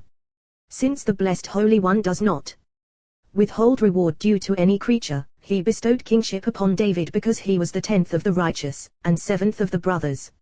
In this way, kingship on earth is like kingship of the heavens. When he sent off Parashat Bishalah, why did Joshua wage war and not Moses or someone else from among the people? Well, the explanation is that Amalek attacked them on account of their transgression of the Sabbath, as was aroused by the sages of blessed memory. If only Israel had observed that first Sabbath, no people or tongue could have ruled over them. What is written? It happened on the 7th day that some of the people went out to gather, and they found nothing, and it is written Amalek came. The mystery of the matter is that the blessed Holy One commanded Israel at Marah regarding the Sabbath, when the attribute of judgment was coming to prosecute regarding the transgression of selling the righteous one who signifies the Sabbath, whom they had cast into the dust. The blessed Holy One said, there is a remedy for this sin, if they observe the Sabbath corresponding to righteous one, vitality of the worlds. This is as is written: Jehovah showed him a tree of life, signifying that they should observe the Sabbath, but they profaned it. Then, Amalek came. At that moment, Moses charged Joshua, go wage war against Amalek. It is fitting for you, since you are a descendant of that righteous one, and this one Amalek has attacked us on account of that sin. If there is no prosecutor against Amalek from among the portion and descendants of that righteous one, no one will be able to defeat him. Then Joshua acted as instructed by Moses. On account of that sin they were attacked. Joshua spoke to those behind the cloud and exacted holy circumcision from them, hurling it upward. If they had not sinned against Joseph, Joshua would not have had permission, nor assistance from on high to act thus, but he did so in order to show them and instruct them about the sin that they had perpetrated against the righteous one who had guarded the covenant. Now they profaned the Sabbath that corresponds to him, and the Sabbath exists to defend them against the attribute of justice. It is written they journeyed from Marah and came to Elim, and at Elim there were 12 springs of water and 70 palm trees, and they camped there. What is the meaning of Elima? To Elim it means nothing less than that they returned to worship of the blessed Holy One, accepting his words wholeheartedly. Thus, Elima, what is my God? It has been established that this place was exalted for its water more than any other place in the world, for written Torah is there, along with 12 springs and 70 palms, all in the mystery of faith. All 70 members of the Sanhedrin are nourished and blessed from those supernal, fragrant waters. Happy is the one who merits those waters and is blessed by them. Holy ones of Israel dwelled there, joining the supernal waters with the 12 lower springs. If at first they corrupted matters, sinning against that righteous one, now they joined him to his place, and through his hands the world was nourished. Those 12 correspond to 12 palms, nourished from that palm your stature was like a palm tree. Song of Songs. Those 12 springs correspond to the 12 tribes that encircle that holy place. Israel was studying assiduously the Torah that they learned from Mara. This one bonded with them and the crooked serpent that had embittered those waters separated from that well. What had incited him? The sins until that time. But now they had returned in Teshuvah to their master, and the blessed Holy One taught them the ways of the tree of life. This is as is written. Jehovah showed him a tree. This is written Torah. And he threw it into the water. Oral Torah. What is the meaning of the Yeshlik? And he threw it. The meaning is Yesh-Lark, Yesh, world that is coming, as is written, so I may endow my lovers with Yesh, substance. Lark, supernal mother, 50 gates that cleave to it. Then the waters were aromatized and heavenly dew trickled down from Holy Ancient One, filling the field of apples. What caused all this? Elimo, what is my God? The repentant return of Israel to their master. Then they had permission to settle by those waters, as is written, and they encamped there by the water. What is the meaning of they encamped? Sham, there are, it means nothing less than that summer, elixir, of life that abides within those waters. Consequently, Sam, elixir, by the water. It has been taught in a Baraita. Rabbi Yos said, the staff was engraved on 2 sides with the holy name. One side was compassion and judgment in engraved letters. The other side was judgment within judgment. Snake on a rock. It is written, as for you, raise your staff and stretch out your hand over the sea and split it. What is the meaning of unity, and stretch out? It means incline it with the side engraved with compassion and judgment. It is written, and Moses turned his hand, not and he reached out his hand, that is, he inclined it, from one side. Now, if you say snake on a rock was already engraved upon it, actually it was engraved at the bush, as is written, he flung it on the ground and it became a snake at that very moment. Snake on a rock was engraved. Rabbi Yehuda said, the blessed Holy One wanted his names engraved upon the staff to perform the signs. It has been taught in a Baraita 2 signs were performed at the sea. With the side of compassion and judgment that Moses inclined, he rent the sea for Israel into 12 paths, and with judgment turned the water upon the Egyptians, drowning them in the depth. This is as is written, Jehovah turned the waters of the sea back upon them. From that time on, he wanted to extract water. The blessed Holy One said to him, turn the stick from the other side, and 2 signs will be performed with it, just as was done with the other side, 1 sign here, and another at Meribah. Now, you shall strike the rock. What is the meaning of rock? That very rock. And the snake withdrew until another time. Rabbi Elazar said, what is the meaning of take the staff and assemble the community, you and Aaron your brother, and you shall speak to the rock? What is the meaning of and you shall speak? Rabbi Elazar explained, he commanded him regarding a snake on, since that had been enacted on the rock, but now it was necessary that a snake be fashioned to complete the names of the blessed Holy One with these signs. This is derived from you shall speak. It is also written, the people spoke against God and against Moses. What is written afterward, and Jehovah sent against the people the fiery serpents, just as the power of the snake is in its mouth, here, too, in the mouth. But Moses did not perform accordingly, rather, he struck, and the name remained incomplete. Instead, it returned to its former state with the name rock, neglecting the snake. This is as is written, and he struck, and it is not written, and he spoke, as he had been commanded, and you shall speak to the rock. This is as we have learned, rock is for making, and the serpent is for speaking. It is also written, he struck the rock with his staff twice, once in the past and once now. We have learned in a Baraita that the name remained incomplete at that time, it was not consummated through that sign. For Moses neglected the snake, and the full name was not completed. On one side completed at the sea, on the other side he began with the rock but did not complete it with the snake. The blessed Holy One said to him, you started with my name but it was not fully actualized through performing the wonders. Thus you too have commenced, but you will not be perfected, therefore you will not bring, you began to bring them out, but you will not finish bringing them into the land, therefore you will not bring. Rabbi Elazar said, Moses knew in his heart at first, for he trembled when he saw the serpent, as is written, and Moses fled from it, his heart saw, but he did not understand. Rabbi Elazar said, "It is written Moses made a serpent of bronze and applied it to the miracle. It is not written to Nes, a miracle, but rather to Nes, the miracle he wanted to fix that which was lacking." The Blessed Holy One said to him, "Since you rebelled against my word, to sanctify me through the water with water, and with nothing else. Just as I commenced with water, so do I want the miracle at the water to be completed with my name." Rabbi Elazar said, "The defective place was not perfected, but the sign proclaims a miracle nevertheless." Rabbi Yehoshua said, "It is written, make lekha, for yourself, a serpent for yourself for your purpose." For yourself meant that which you left deficient. Nonetheless, he repaired only vision, for they would look upon the snake and live, but the name was not sanctified in the water, still lacking the other. You refined vision. Go up to Mount Abarim. And you shall see it with your own eyes, but you shall not cross over there. You shall see it, and you shall be gathered to your kin. His punishment had extended even to vision. However, once he constructed an object for viewing, God refined his vision. But the name was not consummated at the waters as had been done with the other names. Rabbi Yitzhak said, when the Blessed Holy One said, "Therefore you will not bring," Moses retorted, "But this serpent is the curse of the world." The Blessed Holy One replied, "Not so, he brings justice to sinners and life to exemplars of truth.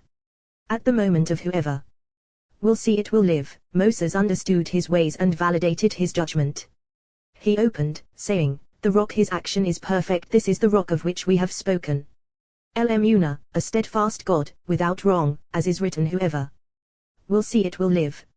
And it is written Ha-El, the God, whose way is perfect." Rabbi Yehuda objected, "But we have learned that El derives from compassion, as is said, El, who brings them out of Egypt, and El, compassionate and gracious." He replied, "Not so, for we have learned that compassion rules over judgment. El alone has the ability, sovereignty is his. What does ability entail? Authority. For El overpowers his own decree, as is said, El has my power. Sovereignty is his power of the evil eye, as is said, El has my power." Rabbi Yehuda replied, "And it is also written Ha-El Ha-Gadol Ha-Gibber, El, the great, the mighty, the great El is triumphant, El alone is triumphant. It is also written the rock, his action is perfect, for all his ways are justice. The rock, El Emunah, a steadfast God, without evil, wrong snake on a rock." Let us return to our opening words. Ha-El Yavet, would El pervert, justice job. It is the way of the snake to follow a crooked path, hence it is written without evil, wrong. Would El, God, pervert justice? God forbid. Rabbi Elazar said, "This is as is written. Let me hear what El Yehovah would speak." He reached out his hand and held it, and it became a staff in his grip. This is as is said, Mat, staff of justice, Mat, inclined toward Est. Rabbi Yos said, "There were two staffs, one of Moses, and one of the Blessed Holy One." What is the meaning of staff of Elohim? This is as we have learned, when Moses grasped the staff, it came into his domain as if it were his. This is as is written, Moses took the staff of Elohim in his hand. Once it said Moses took, don't I know that he took it in his hand? If so, what is the meaning of in his hand, in his domain, under his aegis? Rabbi Yos continued, "It was in the domain of Moses until the erection of the dwelling. After the dwelling was erected, the staff was returned, placed before the testimony, and he would take it from there to perform miracles." This is as is written, Moses took the staff from before Yehovah. Once he took it, it was in his domain as if it were his. Rabbi Yehoshua said, "The staff was made of sapphire, fabricated in the 6 days of creation." This is as we have learned the script and the staff. Rabbi Yehuda said, "It was made of wood." The one who said it was made of sapphire based it on this verse, like the appearance of sapphire, image of a throne, Ezekiel. And it is also written the staff of Elohim. The one who said it was made of wood based it on this verse. Yehovah showed him a tree. There he set him Oku Mishpat, statute and law, V'isham Nisahu, and he tested him there. The Blessed Holy One said, "Henceforth it is statute and law for the performance of miracles." Oku Mishpat, engraved and just snake on a rock, as is written, snake on a rock, V'isham Nisahu. The staff performed a miracle there. Ibad, since it is written the waters turned sweet. Alternatively, the Blessed Holy One said that from then onward, it is statute and law that would be sanctified only with sweetened waters. Rabbi Yehuda said, "It is written, for they were bitter." From here we have learned that there are murky waters and there are clear waters, bitter waters and sweet waters. He cried out to Yehovah. Why did he cry out? We learn from here that he had been in distress. The Blessed Holy One said to him, "Moses, the snake that was transformed at the bush must now be engraved upon the rock." The two of them stood together at the bitter waters. At that moment, the snake Nitarchuk, was engraved upon the rock as it had been previously, as is written there. He set for him ok, engraved, and just when Rabbi Abba came, they asked him about this and he replied, Rabbi Yehuda spoke well, so it is. But I must reveal the secret of the matter, now that I see that Rabbi Yehuda has exposed it. Actually, the Blessed Holy One said to Moses, Moses, in Egypt now the staff of Aaron suffices to sweep away the straw that rules over Israel in Egypt. But when they depart from Egypt, innumerable prosecutors will be appointed over Israel to push them into the sea. How much bitter water will be gathered against them, how much wicked water will persecute them. When they arrived at the sea, Rahab Arkan of Egypt and the sea came as well. The Blessed Holy One said, Moses, raise your staff and stretch out your hand. Once he said raise your staff, what was the point of and stretch out your hand? The explanation is raise your staff against the prince of the sea. When they arrived at Marah, how much mighty water had amassed against them. Moses agonized, crying out, as is said he cried out to Jehovah. The Blessed Holy One replied, Moses, here is Itzi, an idea. Cast your staff against the waters, and snake on a rock will be engraved, the two of them together, and the people will be saved, as is written. Jehovah showed him Etz, a tree, Ibad. This is as is said the place where the tree falls. This is the Itzi, idea. So, he threw it into the water, and it is written there he set him, engraved and just snake on a rock. There Nisahu, he elevated it, he crowned it with Nisim, miracles. The Blessed Holy One said to him, from now on, you have something that will stand near the waters, you have something for sanctifying my name in the waters. When they arrived at Elim, the waters came to denounce them. The Blessed Holy One said to him, Moses, in this place you don't need the staff. See, here is Jacob tree with 70 souls alluded to by the 70 date palms, and the 12 springs allude to the 12 tribes. Like 70 columns and 12 tribes, their merit will protect you in this place called Ilan, tree. And this is the same as Elim, as is said, for you will be ashamed, me Elim, of the terebinths, that you desired at once, they encamped there beside the waters. This can be derived from the verse beside the waters, from there he placed for him, we learn that it excludes another place. The people of Israel were sovereign over the waters there, and the staff was unnecessary. But from then onward, the staff with snake on a rock was required beside the waters. When they arrived at Horeb, the waters came to prosecute. The Blessed Holy One said to him, you shall strike the rock, the staff is needed here, and you shall strike them, upon that rock, but not with the snake. Moses replied, more is needed here, I can see that the waters are threatening to flood. How did he know this? Look, I am about to stand before you there on the rock at Horeb, and you shall strike the rock. The Blessed Holy One replied to Moses, at Meribah the waters will prosecute with even greater severity, since they are murky, wicked, and hostile. They will bond openly with Israel before their eyes. Then the staff will be required, and you shall release the snake in full view, before their eyes. Then my name will be sanctified, as is written, sanctify me through the water before their eyes. What is the meaning of before their eyes? Bonded with them openly. This is what David saw, as is written, had it not been Jehovah who was for us when a man rose against us. This alludes to Pharaoh. Then it would have swept over us the raging waters, as we have said. And it is written, our life is like a bird escaped from the snare of the fowlers. Rabbi Abba said, what did Moses see at that moment that led him to forego the snake? The explanation is that the people of Israel were assailing him. Give us water. Moses considered the matter, and then said to himself, the Blessed Holy One said to me to make a stand with the snake. But it seems to me that the snake cannot wield power over water, but rather only over dust, as is written, dust shall you eat all the days of your life. This implies that he will consume dust all his days, but not water. And Israel is pressuring me. Moreover, even if a miracle could be performed, it would not occur here, since the snake was engraved upon the dust and not upon the water, as is written, he flung it on the ground and it became a snake. The rock was engraved with it at the waters at Marah, and the miracle already occurred with it a different time, as is written, he struck the rock with his staff twice. The Blessed Holy One said to him, Moses, inasmuch as you did not trust me to sanctify me, reckoning that the snake has no power over water, therefore you will not bring. Perush Merkavityaskal. Commentary on Ezekiel's chariot. In the 30th year Ezekiel, this has been established as the period in which Hilkiah the priest found the Torah scroll. Yonatan translated it thus as well.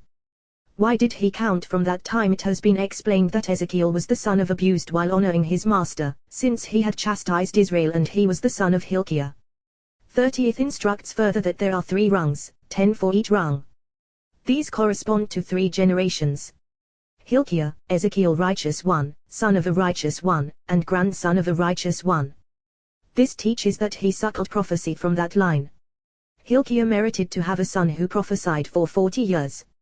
Just as Moses, of whom is written, a prophet like me from your midst, from your brothers, Jehovah your God will raise up. Him shall you heed. So with who prophesied as he did, Moses had cautioned them to heed him, to avoid exile. Hilkiah merited to bring forth such a son into the world on account of his bringing forth the scroll of the Torah that had been secreted away in the courtyard, thus returning Israel to the way of goodness. 25 years were enumerated for them to determine if they would return to their master. Since they did not do Teshuvah, Jehoiachin was exiled in the 25th year. 25 aroused against them as a decree, and they were exiled in the 25th year. It was 5 years into the exile of King Jehoiachin, thus 30 years consequently, in the 30th year. Alternatively, in the 30th year corresponding to the 30 stages through which the moon is consummated. Now there had to be restitution for those 30 days through descent into exile. Alternatively, the 30th year corresponds to the 3 rungs that fill the well. Each of them comprises 10, since all royal crowns comprise 10, and corresponding to them all are 100 blessings. Now those 3 flocks of sheep that were lying beside it are filled with judgment from the north side, and they stream into her. This is why they dwelled there for 30 years. On account of them, the moon is called a month. Alternatively, the 4th Ezekiel, this alludes to Tammuz, first month in which judgment is aroused in the world, and beginning of judgments against Israel. After they received freedom from the angel of death, the 4th month aroused judgment against them, and freedom from the angel of death bestowed upon them with the tablets ceased. For 3 months of the year judgment was aroused against them, Tammuz, Av, and Teve. Tammuz, called the 4th, was first. The Torah was given in the 3rd mystery of written Torah, called Tree of Life.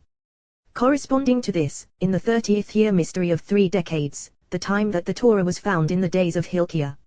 Now, in the 4th, judgment prevails over them. Even though she judged them, still she is with them in exile, as is written, I will chastise you, even I could you be punished with exile without me. The Torah teaches even I with you in exile, alluding to Shekinah, who will dwell with you. Thus, and I was in the midst of the exile Ezekiel to be with you in anguish.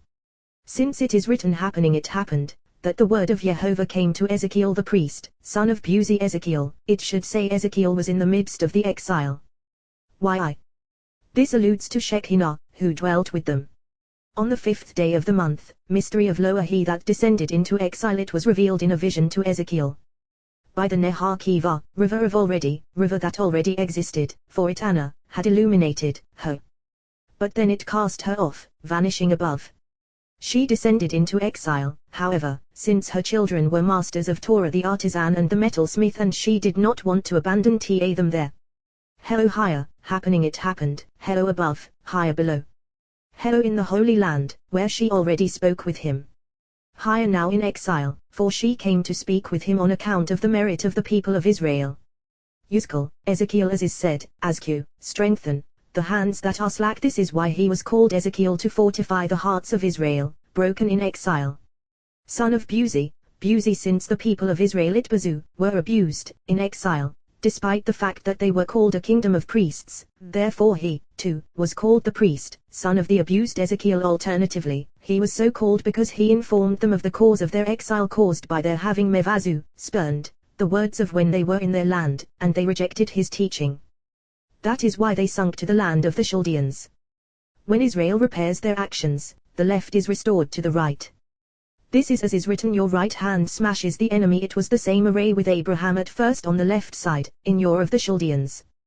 The blessed Holy One removed him from there and restored him to the right, as is written, Abram journeyed, continually journeying toward the south, and even though he descended to Egypt, he returned afterward, as is written, Abram went up from Egypt to the south, together with Lot. Now, they have also aroused the verse, I took your father Abraham from beyond the Euphrates and led him to the land of Canaan. Joshua, but Isaac remained there on his own side, to be reinforced in judgment. Similarly with Ezekiel, at first, he received revelation in the land of the Chaldeans at the river of already on the left side, and in the end he returned to the right.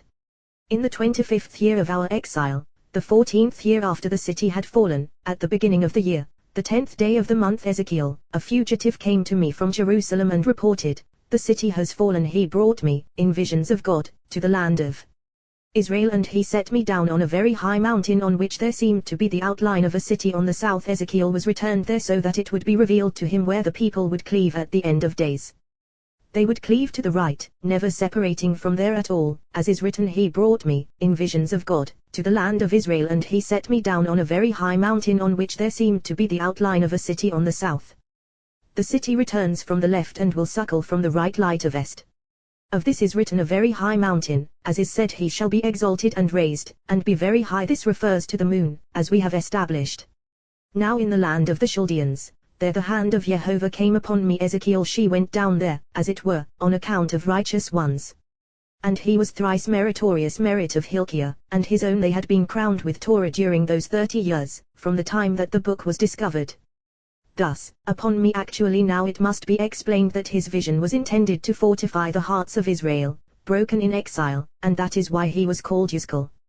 He said, I looked, and here, a stormy wind coming from the north. This was an arousal of the left side, aroused to execute judgment, come to stand facing his place in the south. The left came to rule over the right, as is written, a great cloud and flashing fire, a great cloud right.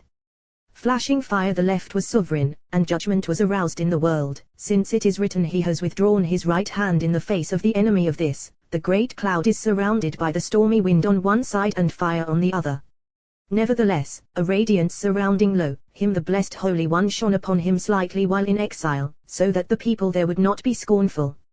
Suggesting that Ezekiel did not see anything below in the west, nor truly see anything on the right side, above. All rungs are contained within the hand of Jehovah. Streaming into her are a thread of love from the side of Abraham, judgment from the side of Isaac, and a radiance surrounding him from the side of compassion, who is called him. Now that thread of love called great cloud is veiled within her before judgment. It mutates here, but above, I am Jehovah, I have not varied. Malachi, consequently, you are the children of Jacob, you have not ceased to be from within it. Ezekiel, the stormy wind. Like the color of amber, from within the fire, clothed in fire. From within it was the appearance of 4 creatures, holy angels close to the palace of the king. They are called creatures since the side of life shines upon them. And lest one err and say that they were actual creatures, Scripture says, this was their appearance. They had the image of Adam, Adam, superior to all. Each one had 4 faces, to turn in any direction. The image of their face was a human face, that is, for all of them each of the 4 creatures had the face of a human, so that each creature could face the south. The face of a lion on the right of the human face, that is, on the eastern side of each of the 4.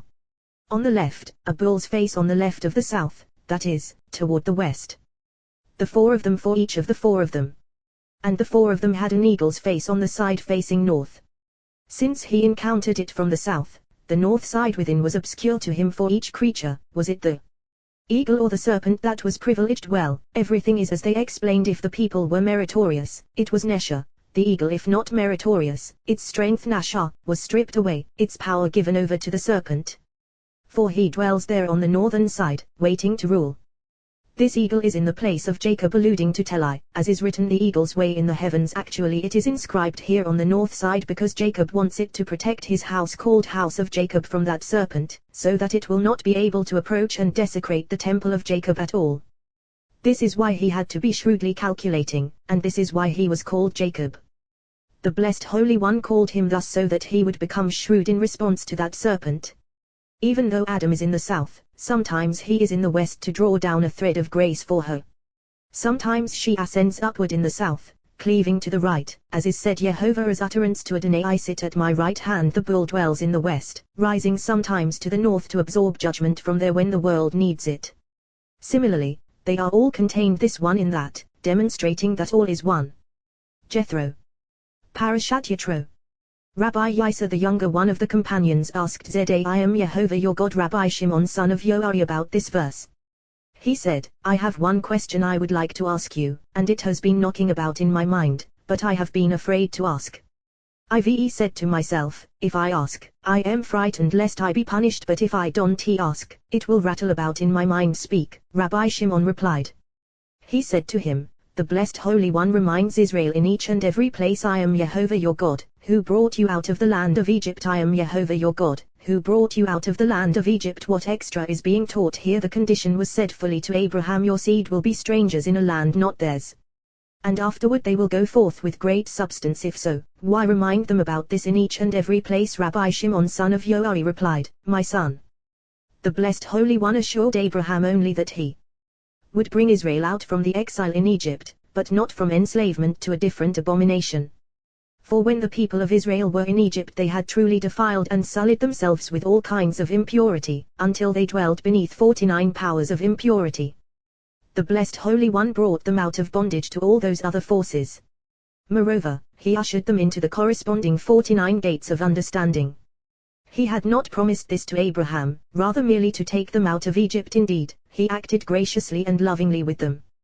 Consequently, the from Egypt appears 50 times in the Torah, to show the entire world the love that the Blessed Holy One displayed in extracting them from those forces of impurity and conducting them into the forces of purity. These are the 50 gates of understanding. This is why we count from the festival day of Passover, counting days and weeks. The companions have aroused that it is a commandment to count the days and another commandment to count the weeks, because on each day he brought them out from a force of impurity and conducted them into a force of purity. God spoke all these words, saying, Is this the only instance of a single utterance? And yet we have established that I am Jehovah your God, and you shall have no other gods beside me, were proclaimed in a single utterance. These and no others are. The explanation is that these constitute the essential principle of all, the principle for the entire Torah. The same holds for Zohar v. Shema, remember, and guard, since remember and guard are the essential principle of all they encompass. These two are mentioned, as they are also the essential principle. Remember and guard, I am remember, you shall have no God. All in a single utterance. What is the meaning of a single utterance? A single utterance and not two, truly, since this utterance comprises all voices. It was proclaimed with greater force and power than the others, for he knocked on each and every one with a whisper, whereas this one he spoke. Since they were all whispered unheard, it is written, all the people saw the voices, not all the people heard, because they did not hear at all, rather, they all came, and each and every one kissed the whispered utterance, like one kissing out of loving affection. Then the utterance was elucidated, the word spoken and proclaimed. Of this is written, God spoke all these words, saying, for they are the principle of remember and God, of I am and you shall have no. I am is the principle of all the commandments of the Torah that are included in remember, positive commandments. Anochi, I am, is the principle of male and female as one. Now if one says that this is the mystery of the throne, it is not just the throne, not at all, rather, it is the mystery of Zohar, remember, alluding to the male. But, even though it is male, it is the principle of male and female as one. This is all well and good, but Ani, I, is the mystery of the Holy Covenant, foundation of the world, and the kaf embraced within it, mystery of the female. Wherever this kaf is found, it alludes to the female who is called Kita. Consequently, all is one mystery of male and female as one, and the totality is called remember, since male is never alone, nor is female ever alone, never separating from one another. Remember approaches his female, and God also approaches the mystery of Vov, which is male, never separating from one another. Anochi is the principle of male and female as one, and it is all called remember. Why? Well, it is because he takes the female and embraces her within him, hence she is not mentioned he alone. When she draws close toward her husband and he approaches her, as is said, until I brought him to my mother's house, Song of Songs, she assumes the name and everything is called God. Why? Because she has drawn him toward her, absorbing him, so the entire house abides within her domain, and all that is mentioned is her alone, never do they separate from one another. Anochi, mystery of mysteries, for knowers of wisdom. When those letters emerged in mystery, blended as one, a botsitsa, spark, shot forth, hewing out an emanation. On this side it emitted out 10 cubits, 71 flashing sparkles bursting out. Scintilla fled, gleams ascending and descending, then subsiding, stabilizing in their ascent as they rose, higher and higher. Meeting out 10 cubits on the other side, there, too, flashing sparkles burst out as in that first array, and then similarly on all sides. The botsitsa spread about, circling round and round. Sparkles and gleams fled, rising higher and higher, heavens flaring, all celestial forces glistening and sparkling as one. Afterward the botsitsa spiraled from the southern side, measuring and encircling from there to the east, from the east to the north, until it had surrounded it, then returning to the south, as before. Afterward the botsitsa revolved, rising, sparkles and gleams subsiding. Then those letters burst forth, engraved and flaming, scintilla flaring like gold. When the sparks flare, it is like the sparkling from a smith, smelting silver and gold, causing everything to emerge from the flashing fire completely clarified and refined. Here, too, letters shot out refined, clarified, from the midst of the emanation of the Botzitza. Of this is written, the word of Jehovah is refined, like one who refines silver and gold. When the letters shot out, they all emerged refined, engraved, clarified, sparkling, and flaring. All the people of Israel saw them, bursting in air, ranging toward all sides, until they came to be engraved upon tablets of stone.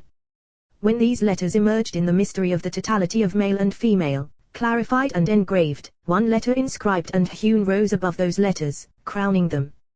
That letter journeyed among them all, engraved from the mystery of the spark. This is the letter Vav that ascends above all other letters, engraved upon them all. This is the mystery of all the people saw the sounds and the flashes, and the sound of the shofar. The sounds, these are the other letters that emerged from those sounds, as we have said, appearing in the air before the eyes of all, as is written the sounds. It is not written all the people saw kolet, sounds, but rather it ha kolet, the sounds, alluding to the letters that issued from them. It, and the sound of the shofar. This is the letter Vav that rose above all the letters and engraved them, as described. This is because the mystery of Vav is called sound of the shofar. This is why it is written they saw. When they did hear, they heard only a single call, voice, speaking, as is written, a voice of words you heard, alluding to the voice called words, because he spoke one word alone. Even though all of Israel saw the glory of the blessed Holy One, it was like one seeing through a crystal. They were gazing in order to learn the wisdom in those emerging letters, but they saw illumination shining from another light. Of this is written, for you saw no image, Enoch high mystery of remember, mystery of the male struck, shining upon speech, causing these letters to emerge and to be crowned. Through those letters they saw and heard the word called Enoch high. This is what they saw through gazing upon those letters. They heard the letters.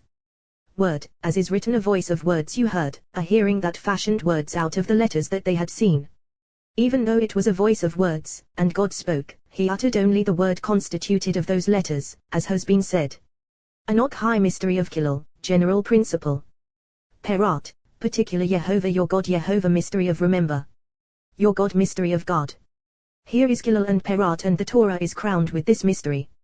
Enoch high mystery of remember in Kilal and Perat, principle of the entire Torah and of the commandments of the Torah, since this is the totality of remember and God as one. This is as we have established according to the Book of Solomon regarding the engraving of the crowning of letters. Enoch high, I Aleph Yod, mystery of the male Nunkath, female. This is well said, and so it has been taught. Ani, I mystery of male and female as one, since Bent Nun is always female. Here, too, Enoch high all as one. Why did it employ Enoch high and not Ani ah? The explanation is that Nunkaf are two females, and we have learned that the array of Shekinah below is like that of Shekinah above, all appearing in the word Enoch high, in a single bond. Enoch high principle of the male, mystery of the entirety of faith, totality of realms above and below. Yod above, beginning of all faith. Nunkaf two females, upper and lower, two worlds, upper and lower. Aleph, mystery of its middle shaft, taking from all sides, from above and from its sides. Of this, the entire mystery of faith is present here.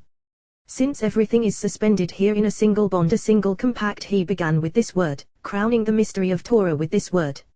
Enoch high Kilal of all.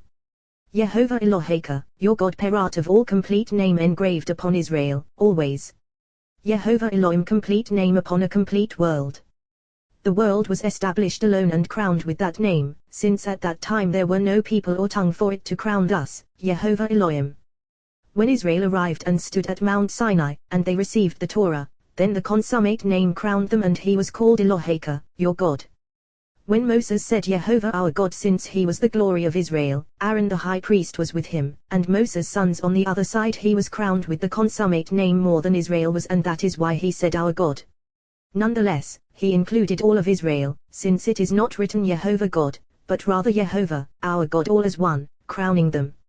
Of this the people of Israel were crowned at Mount Sinai, crowned as one with the consummate name. Before then he was not called Yehovah Eloheka, your God, but rather Yehovah Elohim. When Israel received the Torah, final mem sealed, because Torah was sealed within it, opened up, conveying illumination below to crown Israel.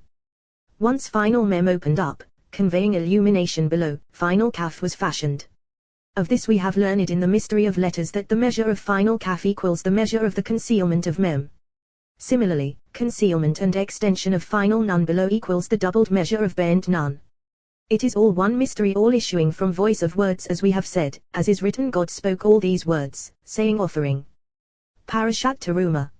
Rabbi Shimon son of Yoari said, when a person rises early in the morning, puts tefillin on his head and tefillin with the holy insignia on his arm, enwraps himself in a wrap of mitzvah, and is about to go out of the entrance of his house, 4 holy angels join him, emerging with him from the entrance, and they escort him to the synagogue, proclaiming before him, give honor to the image of the Holy King, give honor to the Son of the King, to the countenance of the Holy King. The Holy Spirit settles upon him and proclaims, Israel, in whom I glory. After this, one should read the portion of Bereshit until one day paragon and praise of all. Afterward he should delve in the portion of the sacrificial offerings to procure atonement and all the other sacrifices, too. He should recite command Aaron and his sons, saying, this is the teaching of the ascent offering to gain atonement for all of his nighttime reveries and imaginings. Afterward he sings songs of King David, gaining entry to the gates of the house of the bride. She is adorned, rungs arrayed with her. When he gets to who forms light beginning of the prayer recited seated all the rungs open gates. Then as columns of smoke Song of Songs is written as columns of smoke of incense rise, here 2 rungs rise, blending and bonding with each other, for he has linked them. Then he shall say they are all beloved, all pure, almighty. Afterward, he recites abundant love in order to ascend and bond with the right. Afterward he recites the unification of Shema and its paragraphs, and she is called perfumed with myrrh. Afterward, Imet ve Yatziv, true and firm, alluding to frankincense. Even though this blessing belongs to her, it is part of the whole. Now, once one has said Imet, true, what is the need for Yatziv, which is simply the Aramaic translation? What purpose does it serve? Well, actually, every instance of Imet alludes to Jacob, while Yatziv alludes to Joseph, and one must cleave to them both. Since the paragraph of Tzitzit Tassel's mystery of the bride is in need of them, we recite both Imet and Yatziv immediately. Of this, Imet alludes to Jacob, and Yatziv alludes to Joseph.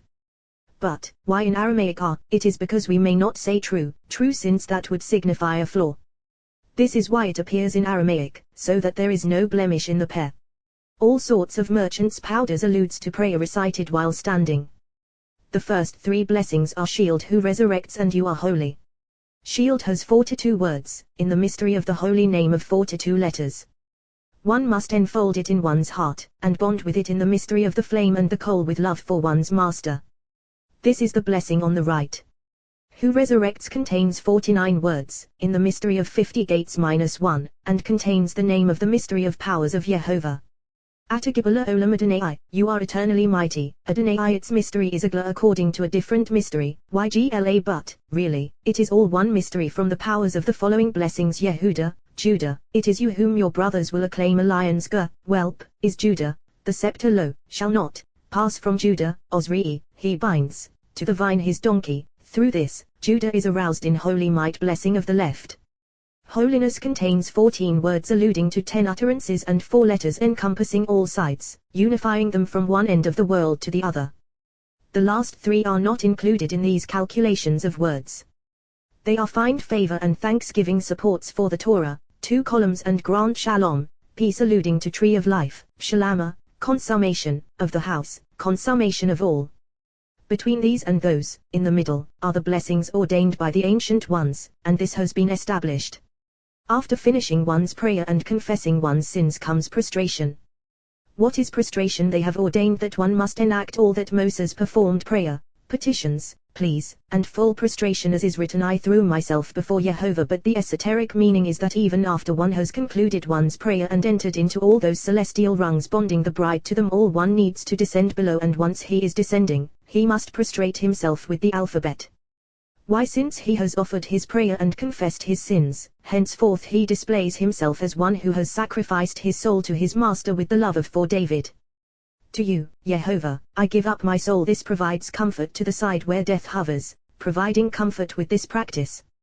Furthermore, mystery of mysteries in the alphabetic acrostic for wise ones. In this acrostic there is no Vov, but a Pei appears in its place. But, redeem, God, Israel from all its straits. Afterward, Resh appears twice, and there is no Kof. What is the explanation? The answer is that since one casts himself to death in this prostration, he must direct his will and provide comfort to that side, where death rests. This is like a cough, monkey, in the desert or mountains who plays dead simulating death before a frightening beast. When the beast approaches, preparing to kill it and tear it apart, the beast sees the monkey fall to the ground as if dead, and thinks that it has died. Then it retreats and does not attack. This is why those two letters disappeared, so that no one but the Blessed Holy One will see them. Throughout, with intention of the heart, he should present himself before the Blessed Holy One as one who has sacrificed his soul lovingly, and then the Blessed Holy One considers him as if he had taken his soul away. Therefore one must prostrate on the ground as if dead when reciting the prayer of prostration, since there are some transgressions that a person commits for which atonement comes only through death. This is as is written, this iniquity shall not be purged from you until you die. Now that he is considered as one whose soul was taken by the Blessed Holy One, having ceded it willingly, that moment is established as atonement for his sins, and as completion on all sides, even for that side of which we have spoken. Regarding all this, prayer ascends between the two arms of loving embrace, fittingly. This is the meaning of perfumed with myrrh and frankincense, all sorts of merchants' powders. Song of Songs. Moses needed 40 days to learn the oral Torah, since that rung is called 40. Hence Scripture says Moses was on the mountain 40 days and 40 nights. Written Torah and oral Torah were interlaced. This is why it was necessary to state specifically 40 days and 40 nights. 40 days should have sufficed, but on the 40th day she radiated Lahoratam, to instruct them, in Torah and commandment. These correspond to the 40 days of fetus formation, emerging from potential to deed, and the limbs of the male are inscribed with those 40 days. Alternatively, 40 days for absorbing supernal light, and for his body to be formed there by that supernal light in order to be fit to serve before the king, and to draw the spirit of prophecy upon himself below. Just as his body was completed below in his mother's belly over 40 days, so was he completed above. Of this is written, in all my house he is trusted, for he has been perfected in my house above, like the array in the house below. Of this is written, the skin of Moses' face was radiant, shining from a celestial radiance, drawing fine oil upon his head. Each of his 4 elements was perfected tenfold, yielding 40 days and 40 nights. He drew fine oil upon his head, and then he was illuminated. Afterward, Aaron came and Moses taught him his lesson, drawing down that light upon his beard. 2 gemmed droplets descended upon Aaron's beard, shining with abundant light. They allude to written Torah and oral Torah, interlaced in Aaron's beard, their bonds suspended from a heavenly constellation. And then, how good and how pleasant, good alluding to written Torah, this is righteous one. Pleasant songs of Israel, called pleasant when pleasantness from above, from world that is coming, rests upon him. Everything is united as one by Aaron by means of the sacrificial offering. Of this is written, my covenant was with him. Malachi alluding to my matronita priesthood of my people. Life and peace, life of supernal mother peace alludes to Prince of Peace, which I gave to him, and of reverence, which he showed me he bestowed these rungs upon him, joining them he bestowed those 2 gemmed droplets upon him.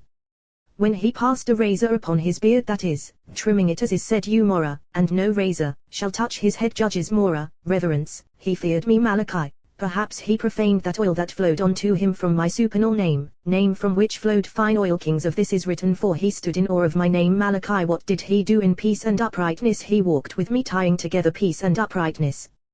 What is the meaning of upright? As is said, righteous and upright is he, and many he returned from iniquity Malachi by means of the sacrifices that he offered on their behalf before the king. Then peace was bequeathed to uprightness. Mysteries of the sacrifices that the Blessed Holy One conveyed to Aaron are derived from here. He is called upright since he drew down Torah and splendor into the lower world. East shines upon south first, as is written, the sun moving toward the south. Consequently, Aaron and all the chiefs in the community came back to him. Aaron, mystery of Aaron, illuminated from Moses. All the chiefs alludes to Nahshon, leader of the chiefs, all drawn after him, standing to the left of Moses. They have aroused regarding your greatness. This alludes to Aaron, on the right. Your mighty hand Nahshon, on the left. After the south is illuminated by the speculum that shines, the north is illuminated, as is written, moving toward the south, and circling toward the north, the light of compassion bounding it on all sides, preventing it from bursting out in flames and incinerating the world. Then judgment is aromatized by compassion. Who is compassion? The sun, also called wind, as is written, round and round whirls the wind, compassion surrounding all. On its rounds the wind returns, whose rounds of that place, of whom is written above, he pants toward his place, the west. The wind returns, shining upon those 70 years that encompass his place, illuminating worlds, and illuminating 70 myriads of archons who are posted around his place, belonging to the sun, as mentioned. In the same way, Moses illuminates Aaron below, side of the south, and the chiefs afterward, side of the north, as is written, circling toward the north, surrounding them, around the altar. Afterward, I will draw upon the spirit that is on you and put it on them. This is the meaning of on its rounds the wind returns. At first, the 70 elders suckled from Moses, but those on the edges of the camp were consumed in the blazing fire. The cause of their fate has been aroused. Once Moses saw that the people could not endure without elders, he sought help to illuminate the people of Israel. The blessed Holy One said to him, "Gather for me 70 men. And I will draw upon the Ruah, spirit, that is on you and put it on them." This is the spirit of the speculum that shines, resting upon Moses but no other. As a result, they needed to be illuminated by him. This is the meaning of on its rounds the Ruah, wind, returns to shine as before. Once Solomon beheld this prophecy, he said, breath of breaths. The sun shines, in the days of Moses, when the sun shone upon Israel for 40 years, corresponding to the light that he received above in those 40 days when he was there. Part of that first year is deemed like an entire year, for in it he received the light that he shone below. The sun sets when he left the world.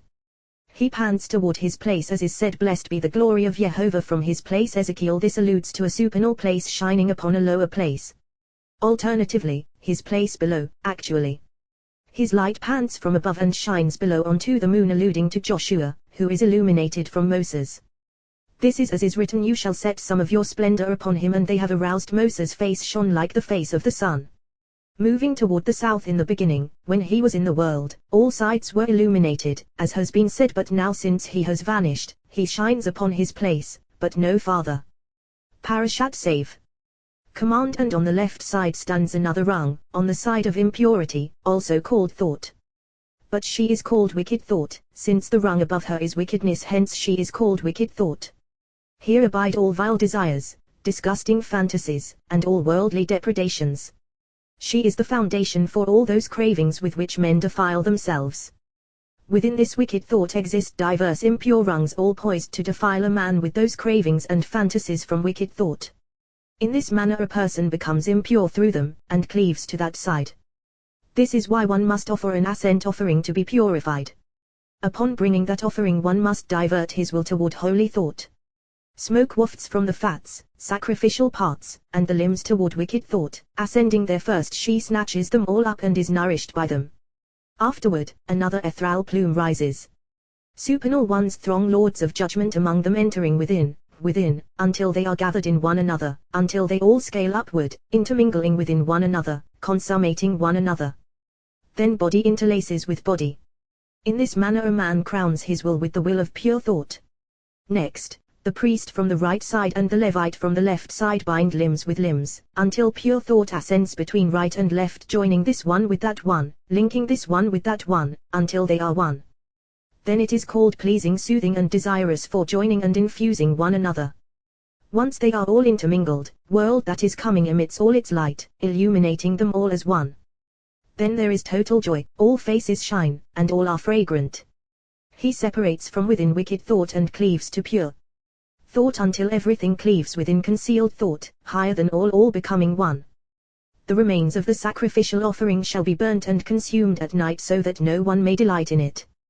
What is the meaning of this ascent offering of ascendance, that people may not delight in it? The explanation is that the only reason that this offering was brought was because one had been seduced by wicked thought, side of impurity. Therefore, lest this side become pervasive or cause diversion, the entire animal is returned to the fire to be consumed. Then no one at all will have pleasure from this offering. At night, all the remains shall be consumed, as is written upon its hearth on the altar. All night when evening begins, all those wardens of law appear, traveling about, ruling over all those sacrificial parts and fats. These scraps are entirely consumed, and all those wardens of law are nourished by them. This is their lot, to prevent them from ruling, and so that they will not approach the realm of holiness. The man must separate himself from that side and cleave to heavenly will. Then his master forgives him, and the priest atones for him, as is written, the priest shall atone for him, for his transgression after the death. Parashat Ayemo. A Sabbath meals corresponding to all those supernal legions. Moses said, Eat it today, for today is a Sabbath, to Jehovah today 3 times like the tally of 3 meals that are called delight. What is delight? It is as is written, call the Sabbath delight, and a river flows from Eden to water the garden. Tally of 3 exiles. In correspondence to them Moses uttered Aoi, Aoi, Aoi 3 times. Aoi, I will be with you in the first exile, as they said they were exiled to Egypt. Shekinah was with them. Aoi, I will be with you in the second exile, as they said they were exiled to Babylon. Shekinah was with them. Aoi, I will be with you in the third exile, as they said they were exiled to Greece. Shekinah was with them. The fourth Aoi was not revealed to them, but rather, I, Jehovah, will hasten it in its time. If they prove worthy, I will hasten it; if not, in its time. Rabbi Pinhas said, the Blessed Holy One wished to test Israel. If they had done Teshuvah, they would not have remained in exile for even 1 full day.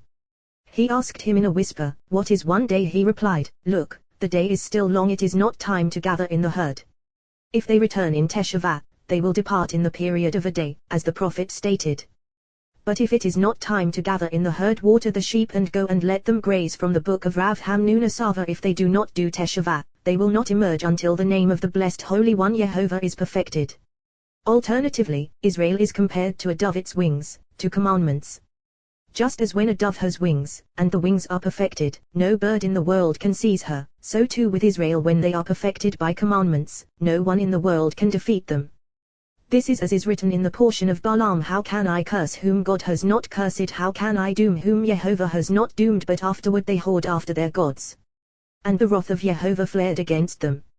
Of this is written, do not stray after your heart and after your eyes, after which you go whoring. What is the meaning of after your heart and after your eyes? Rakra, nothing but evil, all the time. Esau and Ishmael.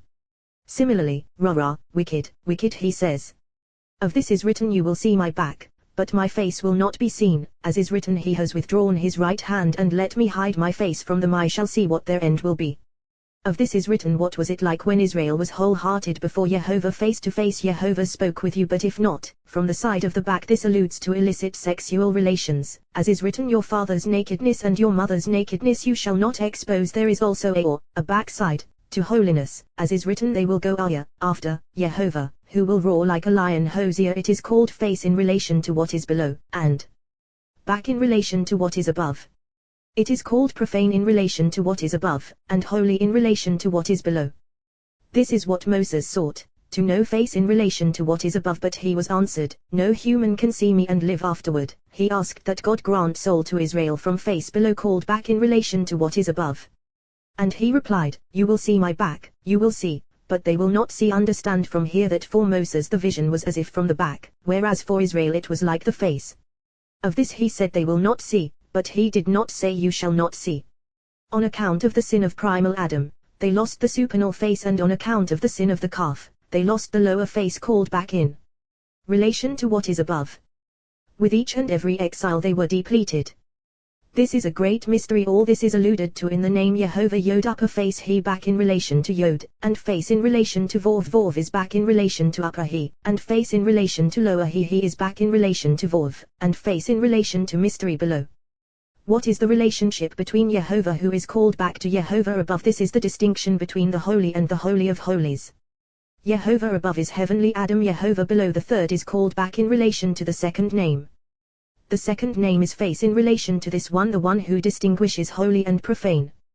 They are 3 in total. Aoi, Aoi, Aoi 3 times. Alternatively, Moses said, eat it today, for today is a Sabbath to Jehovah. Today you will not find it in the field. This verse has been established by the companions. Beneath the celestial calyx are pointed over the 22 letters in the supernal signet ring. 2 sides are gathered into the ring, and the signet ring is square for the 4 sides of the world. They grasp this ring from one side and the other on the right and on the left.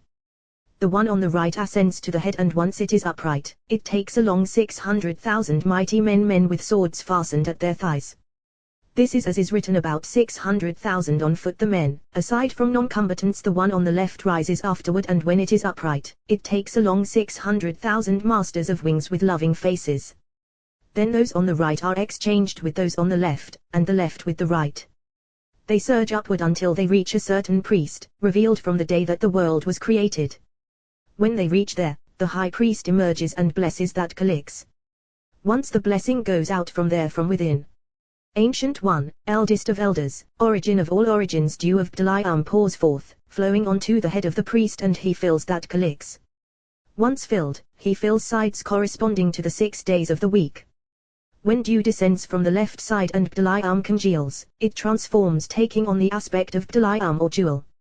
All legions are nourished by it every day, and some by night. Those of the daytime eat in a certain way, while those of the night eat in another. Those of the night are called smashers of mountains and boulders. They gather from midnight until the sun prevails, but once the sun arrives, they cease gathering. Those of the day are called members of the household, hidden ones of the palace. They gather only in the morning.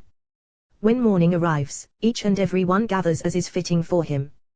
There are others who gather at night time, each and every one of them fittingly. Of those at night is written, in the morning there was a layer of dew, since these would cause the dew of manna to stream from their own portion to lower ones. This manna had no color, nor had it congealed. Of those in the morning is written, in the morning sow your seed, they would cause the dew of manna to stream to lower ones, infusing manna with color, sweetness, and honey. Of the nighttime ones is written, at evening you shall know, and they would cause the dew of manna to stream all at once. If one retained some of theirs until morning, it bred worms and stank. 3 sides are engraved here, corresponding to the threefold. Ha-yom. Ha-yom. Ha-yom, today. Today. Today 3 he, each carrying 3 letters, becoming 12, like the 12 hours of the day. They are all one, all constituting a day. They are 3 Sabbaths, all constituting 1 day: Sabbath of the night, Sabbath of the day, and Sabbath of the evening. 3 meals correspond to them: nighttime meal, daytime meal, and evening meal. Nighttime meal before sanctification of the day, all troops are arrayed. 3 suzerains plunge into rivers of balsam, bathing in a channel of hewn roses. They proceed to a river of fire, rising upward when they emerge. Upon ascending to the white side, the roses are rinsed, providing testimony regarding the Sabbath of creation. The nighttime angels are all noble, stationed on one side, but fanning out to 6 sides. When the day is on the verge of sanctification, the sound of the shofar stretches from above to below. That sound is the portion of the people of Israel. There is no holiness until that sound is heard, and then it is known that the day has been sanctified. Sandalphon Nazite and ascetic is crowned with his engraved crowns, inscribed with letters in permutations of 1, 2, 3, 4, 5, 6. These are the letters: Aleph Yod Kof, Bet Kaf Resh, Gimel Lamed Shin, Dalei Mem Tav, He Nun final Kaf. Then comes Boel, master of elixirs, called Raphael, of whom is said El Na Rifa Na, God, please, heal, please. The prayer uttered by the master's trusted one. This very place cured Miriam. Na please, please equals Boel when added to the inscribed letters Adny. Bet Vov Aleph Lamed. This is Boel, master of elixirs, healing all the legions, removing from them the calaginous sheen that is so close on all other days. At that moment, 2 celestial spirits are aroused, one from the side of light, and one from the side of darkness. They are Michael and Gabriel, engraved for 60 myriads of troops who rule over that night. They are posted one on the right and one on the left, and tables are prepared for each and every one, after viewing all the tables below in a certain known palace. All heavenly legions have distinctive posts on that night, and each and every one is majestic and esteemed in his place above all those other troops, officers appointed under his command. From among those troops, 2 supernal ones emerge, grasping a table, one from the right side and one from the left. Any table that is not offered between these 2 is not deemed a Sabbath table, nor is it a table before the Holy King. When a woman and her husband rejoice, the table is crowned. When this table is offered up with 6 loaves of that manna on one side and 6 loaves on the other, this is a table that is wreathed with its crowns. The 2 who lift up the table must be vigilant to prevent mixing of the 6 loaves of this side with the 6 of that side. When this table is brought before the most majestic and esteemed of them all, he takes one from this side and one from that side, and recites a blessing over them. Then each one says to his legions, Zir, this is the table that is before Jehovah. Ezekiel Zir, this 12. Over each and every table, 3 ministers are appointed with a supernal spirit above them, delighting in the joy. Uriel journeys with his legions to all those tables. 60 angels taste a morsel from each and every one, saying Hamatzi, who brings forth bread, blessing the blessed Holy One. If one partakes with gusto, there is a boost of energy to the supernal gusto spirit that rules over them, who raises light joyously. Just as there are angels Jewish demons who eat as humans do, so are there other supernal ones, above, who eat and drink from the radiance of Shekinah, in whom they delight. This is as they have said the righteous sit with their crowns on their heads, basking in the radiance of Shekinah. This is true. Eating one letter shines, above letter Yod it shines, illuminating all the legions, but it is neither known nor revealed. Below this one, 5 letters glow, spreading out over all the troops. They are Loim Aleph, rotates and rests upon one legion. On the Sabbath, one is required to rejoice during the day and night. He should adorn his table, providing joy for those above and below. When one comes home from the synagogue, holy angels accompany him on this side and angels on that side, with Shekinah above them all, like a mother hovering over her children. At that moment, 1,000 may fall at your side, 10,000 at your right. You but look with your eyes. For you, Jehovah is your refuge. No evil will befall you. All this occurs if a person enters his home with happiness, receiving visitors joyfully. When Shekinah and the angels see the candelabrum lit, the table set, and man and his wife rejoicing, at such a moment Shekinah says, "This one is mine Israel, in whom I glory." But if not, Shekinah departs and her angels with her. Evil impulse arrives with his forces, cleaving to them. He says, "This one belongs to me and my forces." At once, he dwells upon him, befooling him. Yod and he abandoned them, leaving fire with fire. His food, too, is impure. Of this is written, "Do not desire delicacies of the evil eye." His table is full of filthy vomit, and there is no filth other than the evil impulse, which is impure. Of this they have taught, if one comes to purify himself, they assist him; if one comes to defile himself, they open the door for him. Holy angels and impure angels accompany a person wherever he goes. If a man is virtuous, holy angels join with him, guarding him wherever he goes, as is written, "For his angels he will command for you, to guard you on all your ways." But if not, the holy angels abandon him and foul angels rule over him, ushering him to hell. At such a time I have called, but none responds at the time of his distress. Further, when impure spirit or malady prevails over him, or Gentiles reign over him, you have screened yourself off with a cloud, that no prayer may pass through. His very prayer is loathsomeness. Alternatively, happy is one who provides succor to the downtrodden on the day of evil. Jehovah will deliver him, but if he holds fast to my stronghold, that he may make peace with me. Let him make peace with me. One is called downtrodden if he has nothing of his own, not asking for a penny from anyone. He is unseen, his distress concealed from all. But in his time of distress he quarrels with heaven, complaining, "Am I a greater sinner than any other man in the world?" One man has great wealth, his house is full of gold and silver, while I don't have even a penny in the world. I have no bread to eat, nor clothes to wear, persisting to the point of sinning before the blessed Holy One. But whoever holds fast to his refuge and gives him charity may make peace with me. Let him make peace with me. Whoever is indigent and transgresses before the blessed Holy One, the blessed Holy One does not deem it a sin, since such a person is not in his right mind. From where do we know this? From Job. When the blessed Holy One said to Satan, "But wisdom me'ayin, from where does it come, Job? Have you noticed my servant Job?" Satan replied, "Is there anyone in the world who, if his master bestowed upon him silver, gold, jewels, children, and good things in the world, would be wicked?" He said, "Here, all that he has is in your hand.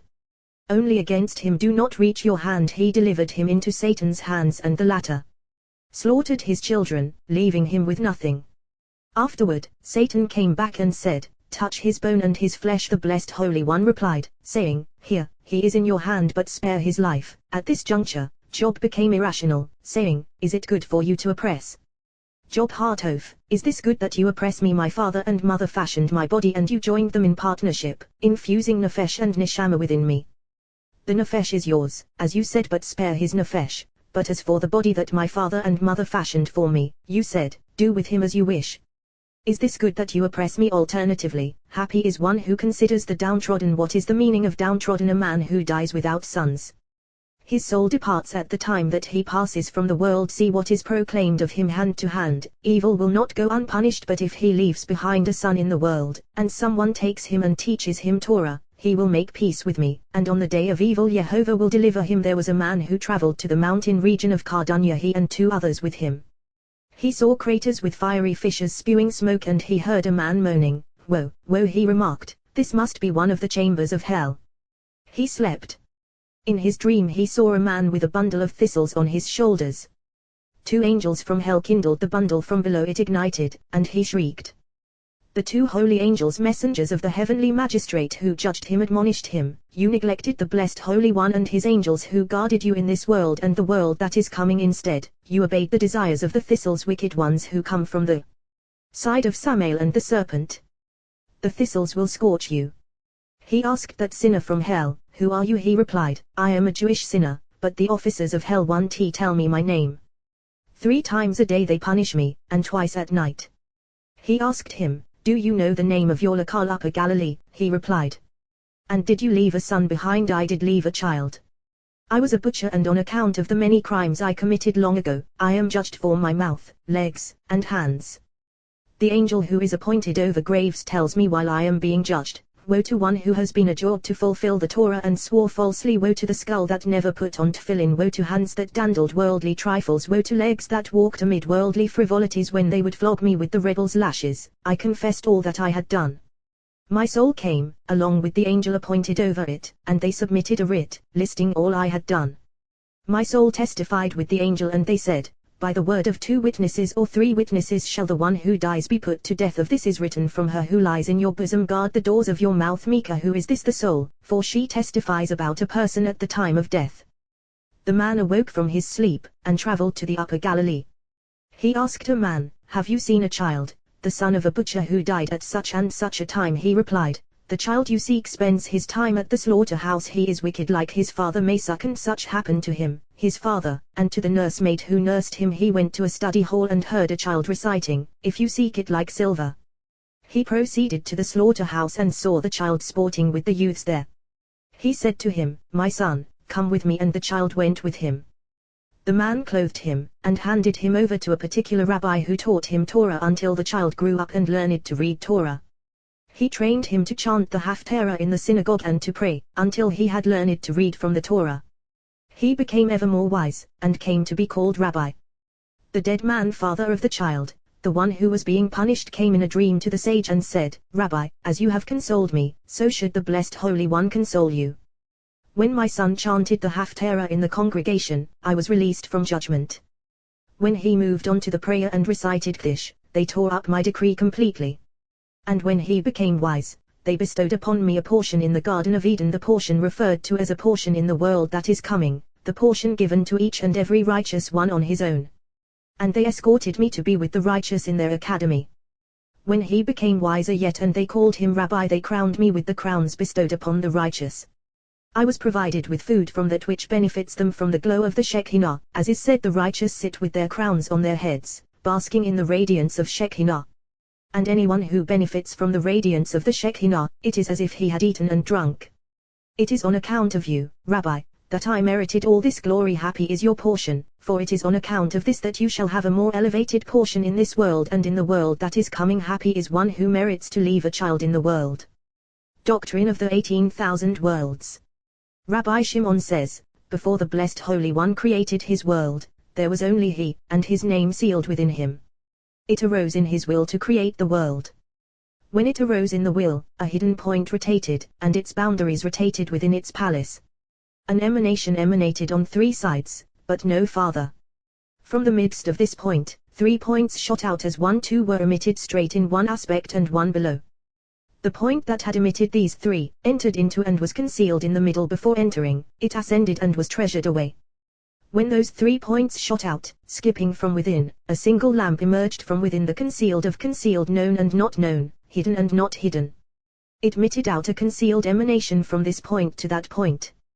Points spread out within the force of the lamp, measuring 1,000 worlds that no eye has seen from this point to that point.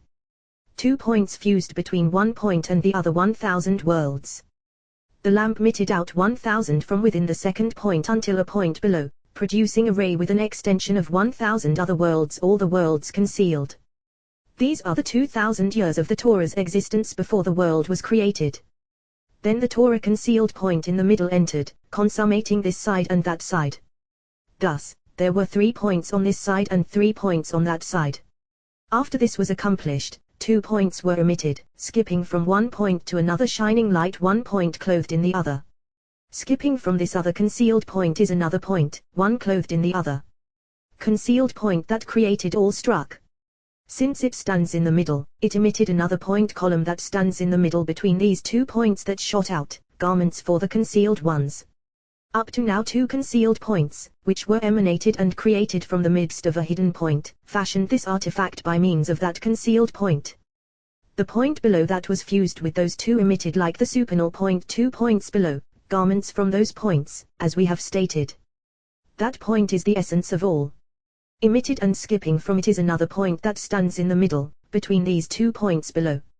Up to now these points are garments for supernal points, fittingly.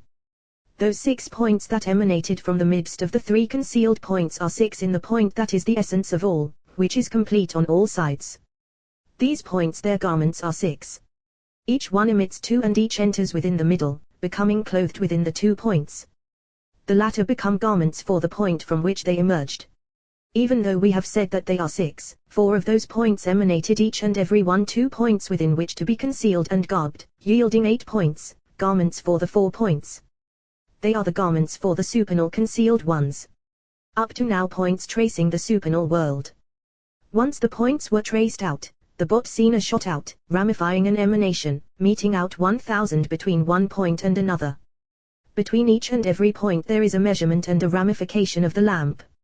In these points, 8000 worlds 8 points that are fused with those emanations disseminate and they are called 8000 hidden worlds. They are emanations when revealed and points concealing 16,000 worlds.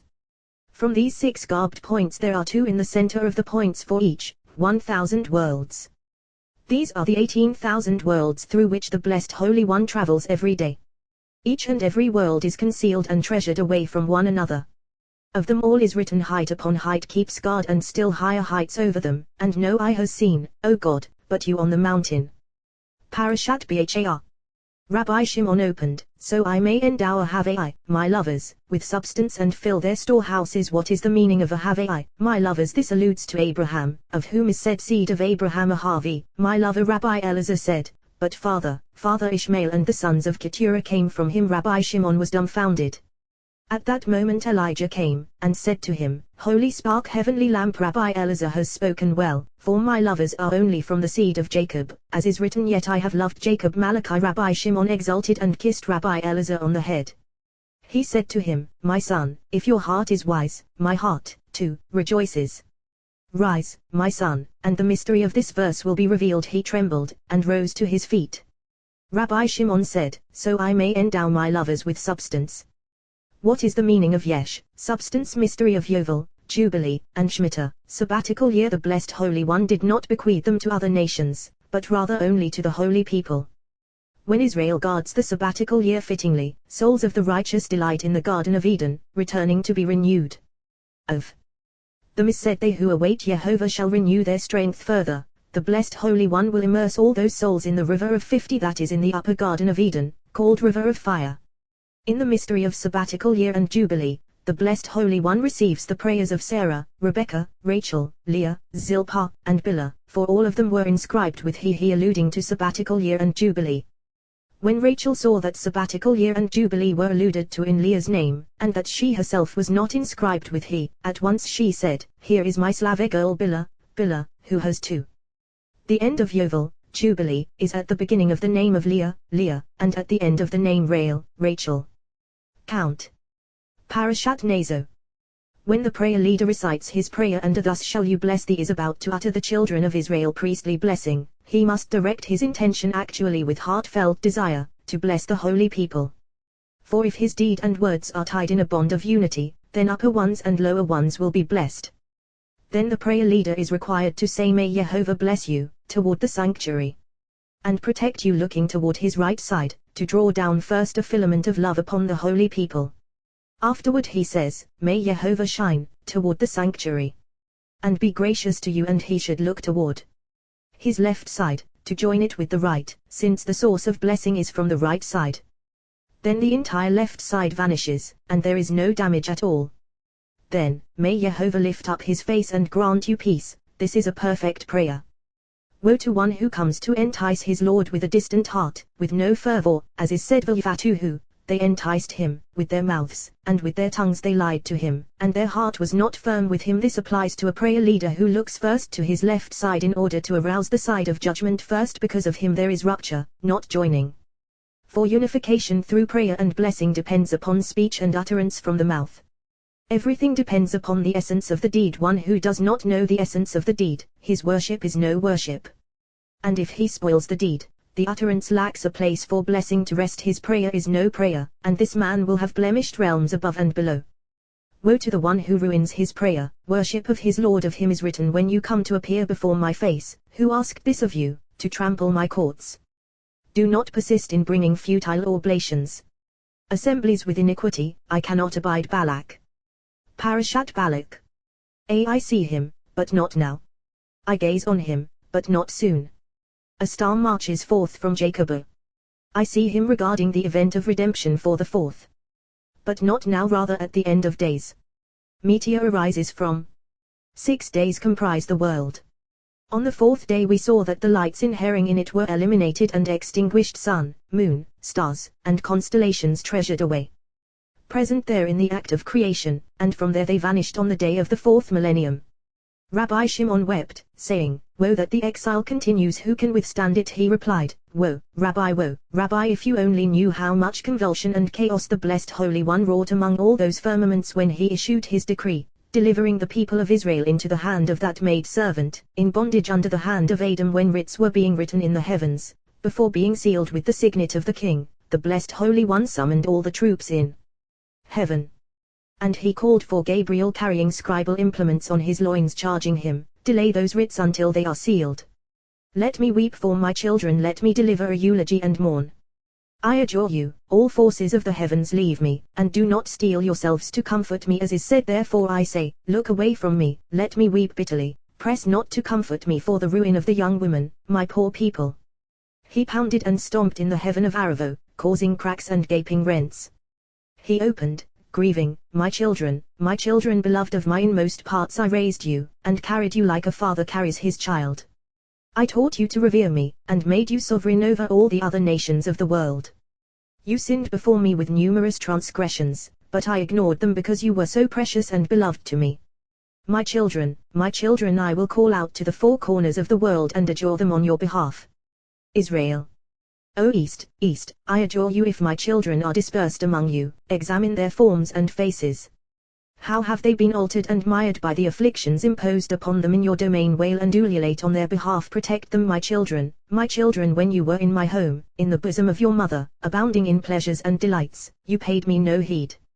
My children, what can I do for you? I have issued a decree by oath, but you and I are exiled. Moses, faithful shepherd, how can you ignore my holy flocks that I consigned to your hands? O East, arouse toward Moses, cry and wail for my children. Let wailing and eulogies be heard at once until I hear them brimming with them along with you.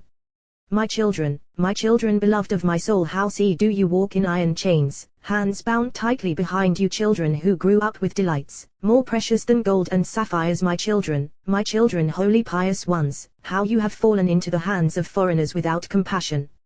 Holy flesh of your bodies has been hoisted up, profaned in the markets and streets. My children, woe unto you and unto me. Then he tore his purple robe, as is written, Jehovah has done what he devised. O South, I adjure you, when my children are dispersed among you, watch over them, how their faces are blackened and their strength sapped among the nations. O South, I adjure you, arouse toward Abraham my beloved, and ask him, how have my children fallen and been dispersed among their enemies? Weep and ululate on their behalf. O South, I adjure you, protect my children beloved of my soul when they are dispersed among you. O North, arouse with a voice of weeping, ululation, mourning, and agony toward my children. Ask the one bound on my altar, how do his children fare, and how did they fall by the sword? Do not tell nor report this to Jacob, lest he overturn the world in a second. O West, arouse toward the groaning of the wounded and the mighty battles of my children. Arouse toward my love, my turtle dove, my pure one. How do her children fare, and how have they been dispersed among the various sides? My sister, my daughter, my love, beloved of my soul, what shall we do for our children? What will they do? My love, my sister, I say to you, if you desire, go.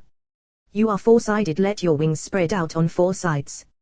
I adjure you, my daughter, my only one, go with them, and do not abandon them. Cover them throughout the four corners of the earth, if not, they will perish. What can I tell you, Rabbi? When assembly of Israel heard this, she lifted up her voice, and 18,000 worlds shook. The blessed Holy One was with her, and then a voice is heard on a height wailing, bitter weeping, Rachel weeping for her children as for the blessed Holy One. Jehovah God of hosts called on that day for weeping and mourning. Whoever saw such convulsion in all the firmaments, whoever saw such chaos and mourning, such that all the hosts of heaven thought that all the worlds would be overturned. The blessed Holy One said to assembly of Israel, my daughter, my only one, go, spread yourself over them, live with our children. She replied, Master of the universe, I shall not go. After I raised them, adorned them, and honored them, shall I watch their enemies vanquish them, while you discard us there? So the blessed Holy One swore to her that he would sustain her and free Israel, as is said, thus says Jehovah, restrain your voice from weeping. There is hope for your future. Children will return to their land. Upon hearing this, she departed. After she had left his presence, the blessed Holy One proclaimed to all the forces in heaven, alas, the gold is dulled, as well as the entire acrostic dirge. The blessed Holy One alone recited this to her, and afterward made a wreath of love with that dirge. Then, the writs were sealed. Now I shall return to the portion of the generation of Balaam. The generation of the exile continues. I see him, but not now. To whom does this refer? To the one of whom it is said he is no more, when he comes to take note of the dough. But not now and not soon. I gaze on him, but not soon. I look upon him, but not now, rather in the distant future. A star marches forth from Jacob. O Rabbi, how many hidden mysteries are contained here. He opened, saying, Jehovah Elohim cast a deep slumber on Adam, and he slept. When the blessed Holy One created primordial Adam, he created him with two faces, and they were joined together as one, with no separation. Why, as is written, male and female he created them, without separation. It is not written created him, but rather created them, since when they were created, they were as one. This equal to that. What did the blessed Holy One do to him? He sought him, separating the female from him. He adorned her with diverse adornments, enhancing her with diverse enhancements, and garbing her with diverse garments. Where did he adorn her? He adorned her in the Garden of Eden. With how many enhancements did he enhance her? 70 faces of Torah. With how many adornments did he adorn her? 13 adornments. 13 attributes through which the Torah is interpreted. With how many garments did he clothe her? 6 garments, 6 orders of the Mishnah, with 6 faces. The blessed Holy One bestowed all of these adornments and all of these enhancements and all of these garments upon her in the Garden of Eden, and then he brought her to Adam. And where was Adam? At the point of Zion, for the temple is there, and he took them from there, and deposited them in the Garden of Eden. There he blessed them with bridegroom's blessings. This is the mystery of a star marches forth from Jacob. He adorned and enhanced that star that he took from Jacob. It is on account of her that the one who will be revealed, will be revealed. This is why he came to her and drew down for her from above. A meteor arises from Israel, tree of life. Arises, as is said, I will establish my covenant. When this transpires, it smashes the brow of Moab, Ibad. All those aspects that had united with the lower tree will cease and be removed from her. Then, Adam said, this is the time of delights and pleasures, for reveling as one, and not like the other periods in which the wicked side had united between us. Now there is no blending of the Sitra Ara in our midst, but rather bone of my bones, with no other admixture of wickedness. Bone of my bones, light of the speculum that shines, actually flesh of my flesh, garment, from that very garment that clothes my celestial light. This shall be called woman, with supreme sovereignty over the entire world, never ceasing. Then, it will crush and consume all these kingdoms, and will itself endure forever. Daniel. I see him, but not now. This vision that I will behold is poised for me to see and to join with as one. But not now in the Babylonian exile, in that house that was built by those who ascended from the exile. I gaze on him, I am ready to gaze upon him face to face. But not soon, rather, in the last house, since in neither this one nor that one did I have comfort, intimacy, or union, fittingly.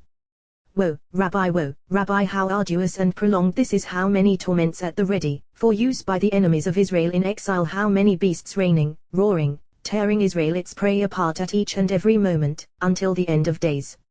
At that time, at the end of days, at the appointed hour of the day, at the time of day when the sun shines, in the 6th day, at the designated time according to the number of years when the Jubilee and the sabbatical year occur together, which is 274 into the 6th year. A voice will arouse from the height of the heights of the heavens, a sad and bitter voice, one that has had no match since the day that the worlds were created. That voice will be muted, whispered, bitter, and sad, falling and rising, rising and falling. And this is what it says: I had a beloved doe from ancient days, she has slipped away, and yet my love for her endures. I remember her since the seal of her image is sealed upon my heart, and sealed upon my arm. My love for her still fierce within me, the sparks of its flames blazing within me. At that time, he will wail 3 agonizing cries, one after the other. Firmaments will tremble and all the worlds will shake, until the 3 howls will be heard by the sea serpent. It will flee 400,000 parasangs to a sea creature in the sea. Traps will be laid, and nets spread out to haul it out of the sea. It will be brought to the heavenly academy, and all difficulties and all questions posed there will be clarified. It will be detained there for 150 days. The blessed Holy One will usher in all the hosts of heaven and all members of the academy, with him above them all. They will present the sea creature before him, and he will loosen 3 braids from its neck and lift up those lovers. Then they will return the sea creature to the place that it was captured. Those lovers will enter a unique palace called love, and will be treasured away there. The blessed Holy One adjures the forces and the members of the 2 academies that they should all go forth to hear the voice of the beloved, for he longs to hear her voice in their midst. At that time, diverse torments will be aroused against the holy people, heaped up, causing great anguish. They will shriek, cry after cry, tears upon tears, and they will arouse her, and she will hear the call of her children. The blessed Holy One calls out, saying, "This is my doe, my love, my dove, my perfect one who dwells in the gardens." She used to sit only in the hiddenness of the inner stairway, as is said all the princess's honor is within, but now in the gardens, exposed like a mother running after her child in the markets and in the city streets, fearful lest he be disgraced. My doe, my love, my mother, behold, all the companions of the 2 academies are here. The companions of the academies are listening to your voice. Let me hear, for I long to hear your voice. How long it has been that I have not heard your voice and have not known your whereabouts. At that time, the entire world will be in upheaval, people against people, nation against nation. One who is unfit will be brought to govern foreign nations, with foreign languages will come with him, people who have no sense of justice nor standards of governance. How many wars will they plot, soft-spoken, with subtle speech, his aims will be fulfilled. He will rule, devising diverse corrupt plans. He will execute vile decrees against the unique nation, suffering upon suffering imposed upon that one nation. Then the blessed Holy One will be invigorated, and will console the doe with various forms of solace. He will encourage her, raising her up from the dust, he and no other, with the 2 academies remaining at her side. 3 kings will arouse on 3 sides of the world against this nation. And the king who had ruled with a soft voice will govern now with exceeding fury, trials, and severity against the holy people. In the 3rd month, on the 4th of the month, at 9½ hours, all the members of the academy who were with the doe will travel to the grave of the shepherd, faithful member of the household, emitting 3 sounds toward him. When the sun is gathered in from the world, and his crypt opens up, the members of the academies will seek to enter, but permission will not be granted, and they will all depart for their locales. She enters, and whatever emerges, emerges. She finds Moses sitting there and reading, a lamp burning before him, surrounded by fragrances and aromas. When he sees that she has entered, he rises and they join together, this one with that one, voices arousing in the highest heights of the firmaments. The blessed Holy One hears, and enters the palace of love. He lifts up the lovers from there, and opens up the cave for them. The Messiah is aroused that night, appearing there with them, and they review secrets of the Torah all that night in Moses' cave. When first light rises, the Messiah departs, but Moses and Shekinah remain on that day as on the day of Shavuot. Shekinah ascends the mountain, and 3 blasts are heard, one corresponding to Abraham, one to Isaac, and one to Moses and Jacob. This is as is written: ascend a lofty mountain, O herald of joy, to Zion, raise your voice with power. Have no fear, raise. Raise. Announce to you are, to Chia, and to you are as one. Raise with the force of to you are, raise. Have no fear, to Chia, announce to you are, to Chia, to you are as one. This is called shofar to you are, a blasting shofar, shofar that derives from that upper to you are. This one is called small shofar, since there is another called great shofar. Small shofar called shofar that travels through the tremolos of the embouchure, as is written the blast of the shofar will travel, the other shofar is treasured away and concealed, and it does not travel. But this small one here is like the one on the day of Shavuot. This is the one that arouses Torah on the day of Shavuot. With the arousal from this shofar arousing with Teruah, Techiah, and Teruah, the patriarchs will be aroused from within the cave, flying with the wind and coming toward her. On account of that blast, numerous sinners in the Holy Land will die, and will be plucked from the world. On that day, prayers of Israel wherever they may be will ascend before the Holy King. The patriarchs will arrive as one and stand upon that mountain, Moses ascending alongside them. He will gaze upon the patriarchs and they will gaze upon him, and then they will all enter into the cave of Moses. The Messiah arouses toward them, and they all band together on that day. On that day, 10 tribes will be aroused to wage war at the four ends of the earth, with the Messiah who was anointed on their behalf. He will be anointed by a righteous priest, accompanied by 7 faithful shepherds. This Messiah is from the tribe of Ephraim, from the seed of Jeroboam son of Nebat son of Abijah, who died in his youth. On the day that he died, a son was born to him, and he was taken from the house of Jeroboam to the desert. 170 men journeyed there, all righteous ones from the tribe of Ephraim who were not implicated in the sin of Jeroboam. From that son of Abijah sprouted this Messiah, and of this is written, all of Israel shall lament for him and bury him kings. This prophecy was sealed for that particular time, but also contains a prophecy for the future, for he alone of Jeroboam shall come to a grave, inasmuch as in him alone in the house of Jeroboam is a good thing found before Jehovah God of Israel. This is the Messiah, a good thing found before Jehovah. Once the patriarchs become aware that the blessed Holy One has summoned his doe, jubilation upon jubilation will transpire that day. But in the land to the north and in the kingdom of the south diverse torments upon torments will be aroused on that day against the people of Israel, but their prayers will be received with favor. So in the evening of that day, Shekinah will return to the house, the Messiah to his station, and the patriarchs to their cave. Shekinah will journey to Moses for 70 days. At the end of 70 days, the cries of Israel will rise up before the Holy King regarding their afflictions in all corners of the earth. One community in the south will be razed and laid waste, with 5 truly righteous ones martyred among them. Then, 32 days after that community will have been slaughtered, the blessed Holy One will clothe himself in jealousy on behalf of the small shofar. The Messiah son of Ephraim will spread a canopy. He is like an ox whose horns rise, like horns of the wild ox. The small shofar will sound Teruah, Techiah, and Teruah 3 times at the top of the mountain, as in ancient days. Then flags of the Messiah will be raised up, and a great commotion will descend upon the world with the blasts of the shofar. All the people of the world will hear and see, as is said, all you who live in the world and inhabit the earth. When a flag is raised in the hills, you shall see, and when a ram's horn is blown you shall hear. Then abominations will be eradicated from the Holy Land. 3 battles will be waged by the Ishmaelites against this Messiah, but they will come and bow down before the Master of the universe, at the Holy Mountain in Jerusalem. These battles will occur in the 6th millennium. In the month of Bul, their enemies will topple, and all abominations remaining in the Holy Land will be eradicated. From there they go on to instigate wars against the world. While they are still battling with the entire world, the Edomites will enter the Holy Land and capture it, ruling over it for 12 months. After 12 months, the entire world will shake and shudder. During these times when Shekinah goes back and forth to the cave of Moses, the Messiah will be concealed for 9 months, like the months of a pregnant woman. During these 9 months how much pain and torment he endures, even so, the blessed Holy One will increase his torment, charging into the byways of a certain tree. He has a holy tree great and powerful.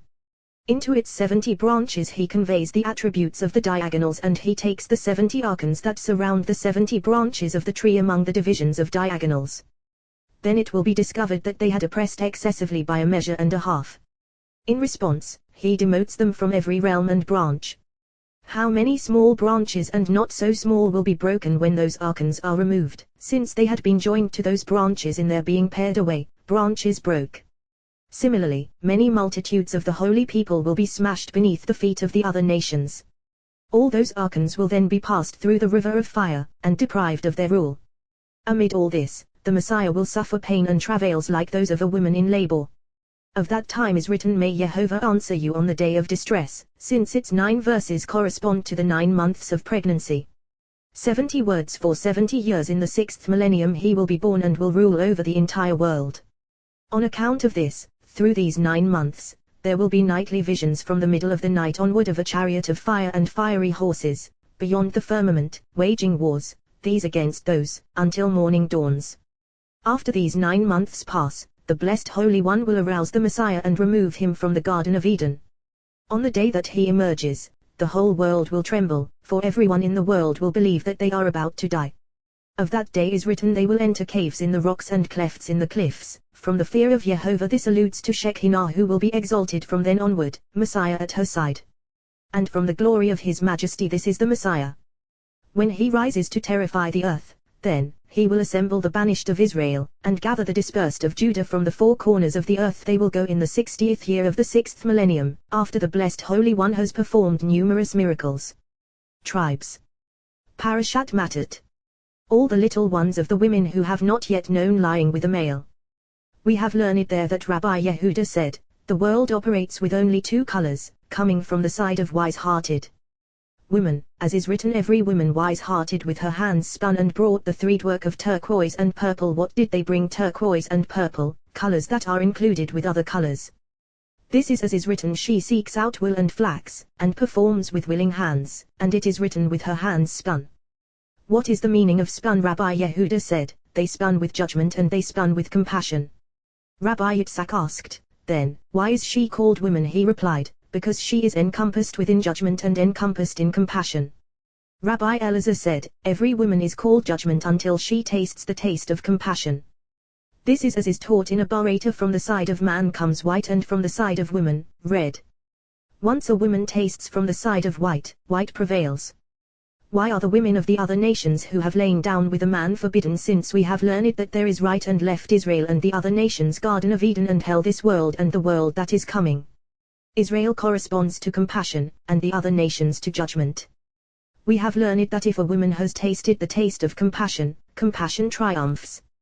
But if a woman has tasted the taste of judgment, judgment clings to judgment, and of them is proclaimed, the dogs are greedy, they never know satiety. Of this we have learned, a woman who lies with a Gentile is tied to him like a dog. Just as a dog is fiercely impudent in spirit, so too here, judgment within judgment is fierce and brazen to all. But one who lies with a Jew, of this we have learned, as is written, but you, the ones clinging to Yehovah Elohechem, your God, are all alive today. What is the explanation? Because Nishmeta, the soul, of a Jew, comes from the spirit of living Elohim, as is written, for are you a spirit, envelops before me. We learn this since it is written before me. Therefore, a woman who is a virgin and has not cleaved to hard judgment of the other nations, but has cleaved to Israel, compassion will triumph and she will be fit. It is written, the world is built by est, love. What is est? One of the celestial crowns of the king. The Blessed Holy One called a Jewish soul est on condition that it constructs and does not eradicate love from the world. This is learned from scripture built. Thus we have learned that one who eradicates love from the world is himself eradicated from the world that is coming. Of this is written, the wife of the dead man shall not be outside, the lever shall act with love toward the deceased, and building shall be performed, as is written, the world is built by est, love. When you go out. Parashat Keitetz. Rabbi Shimon opened, Israel rejects what is good, an enemy shall when you go out to war against pursue him. Hosea, your enemies. What is the meaning of Israel rejects Toph? What is good? This is the good impulse, which King Solomon called good, as is written, Toph, good is, a poor but wise boy. An enemy shall pursue him, evil impulse, enemy of the human, since King Solomon called it enemy. Indeed, it has many names, as is written, if your enemy is hungry, feed him leem, bread. This is the holy Torah, as is written, come, lamu bilami, battle with my bread food. Thus, one must set words of Torah upon himself so that the evil impulse will be smashed inside of him, for there is no attack against the evil impulse without words of Torah. Of this is written, these words that I command you today shall be upon Levavik, your heart, upon your 2 impulses. Rabbi Yehuda asked him, the good impulse, why does it need words of Torah? He replied, the good impulse is crowned by them and the evil impulse is subjugated by them. Of this is written, when you go out to war against your enemy, this is the evil impulse, which we must charge and confront with words of Torah, to assail it. Then it will be delivered into one's hand, as is said, Jehovah your God give him in your hand and you take him captive. Rabbi Shimon said, woe, woe, a slave becoming a king, a scoundrel sated with food, when the good impulse has been taken captive in the hands of the evil impulse, and the latter rules over it. A woman of comely features alluding to the soul, as is said, a woman who fears Jehovah is to be praised for on each and every day. Escorts and guides of the souls, and escorts and guides of the evil impulse incite constantly these against those. All limbs of the body suffer between them, between the soul and the evil impulse. You shall bring her into your house, for she had been cast out of it, a slave girl supplanting her mistress. These words have already been established. She shall shave her head, and do her nails, ibad, purifying herself from the scum that the serpent infused in her. She shall take off her captive's cloak, garments of impurity and wicked trappings from the sin of the calf. At first, they had holy garments that they received at Mount Sinai, but when they fashioned the calf, these precious garments were stripped off of them, as is written, the children of Israel stripped themselves of their ornaments from Mount Horeb onward. She shall lament for her father and her mother a month of days. This alludes to the month of Elul, during which Moses ascended the mountain to plead for mercy before the Blessed Holy One, that he might forgive Israel regarding the calf. This is why it is written for her father and her mother a month of days, for she had revealed the nakedness of the Blessed Holy One and the nakedness of the Torah, as is said, your father's nakedness and your mother's nakedness you shall not expose. Of this, David said, streams of water my eyes have shed over those who did not observe your Torah. The people of Israel were distant from the king all that time until Yom Kippur, when Moses descended from the mountain. The people of Israel were fasting all that day, and so the king cleaved to Matronita, as is said, afterward you shall come to bed with her, and you shall cohabit with her, and she shall become your wife. They established a covenant with the Blessed Holy One that they would no longer engage in foreign worship, as is said, look, I am about to seal a covenant before all your people, and no molten gods shall you make for yourself. Of this is written, but you shall certainly not sell her for silver. Do not lie against your soul for the sake of abominations of silver, as is said, you shall not make with me gods of silver and gods of gold, you shall not make them for yourselves. Happy are Israel, for the Blessed Holy One decreed a fast for them on that day, as is written, for every soul that is not afflicted on this very day shall be cut off from her kin. This is to atone for all their sins, as is written, for on this day he will effect atonement for you, to purify you of all your sins before Jehovah. You will become pure when you enter. Parashat Ki Tavo. Rabbi Shimon son of Yoari fled to the wilderness of Lyre and hid in a cave, he and his son, Rabbi Elazar. A miracle occurred for them. A carob tree sprouted and a spring of water gushed forth. They ate from the carob tree and drank from the waters. Elijah, of blessed memory, visited them twice daily and taught them, without anyone knowing about it.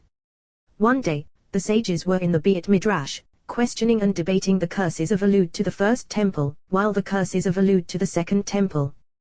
The curses of contain promises and the Blessed Holy One's affection for Israel, as is written, I will remember my covenant with Jacob, and yet even this, too, when they are in the land of their enemies, I will not reject them. The curses of contain no promises nor any consolation at all, such as are found in the first curses. And none of them could explain it. Rabbi Yehuda son of Ilari rose, saying, woe for the absence of son of Yoari, no one knows his whereabouts, and even if they did, they could not divulge. Rabbi Yo son of Rabbi Yehuda arose one morning and saw birds flying, a turtle dove trailing them.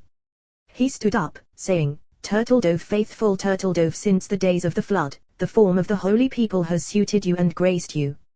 Go, serve as my messenger to son of Yoari, wherever he is. The dove circled around and came before him. He wrote a note, recording what he had said. The dove arose and took it in its mouth, traveling to Rabbi Shimon, carrying it under her wing.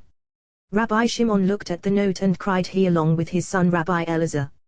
He said, I weep because of our separation from the companions, and I weep regarding these matters that have not been revealed to them. What will later generations do when they consider this? Just then, Elijah, of blessed memory, arrived. He saw him weeping, and said, I was ready for a different mission, but the Blessed Holy One dispatched me to dry your tears. Oh, Rabbi, now was not the time to reveal these matters to the righteous, but here is what the Blessed Holy One explained. The first curses contain 32 verses, all corresponding to the paths of Torah. The latter curses contain 53 verses, corresponding to the parashot and roots of the Torah. In the first exile, from the first temple, Israel passed along those concealed, secret paths. Their sins were revealed and their end was revealed, along with consolation and promises for them. In the latter exile after the second temple, the people of Israel transgressed against 53 portions, revealed paths. Their sins were concealed and their ends were concealed, neither promises nor consolation were written. Just then, a wind gusted by, separating them, sweeping Elijah up in a wheel of fire. Rabbi Shimon remained, weeping. He fell asleep at the opening of the cave. Suddenly Elijah, of blessed memory, came, saying, "Arise, Rabbi Shimon, wake up from your slumber. Happy is your portion, for the blessed Holy One is concerned for your honor. All the promises and consolations of Israel are written in these curses. Go, see how a king loves his son, and even though he curses and lashes him, his deep love endures. When he displays severe wrath, his compassion for him prevails. Similarly, with the blessed Holy One, even though he curses, his words come from love.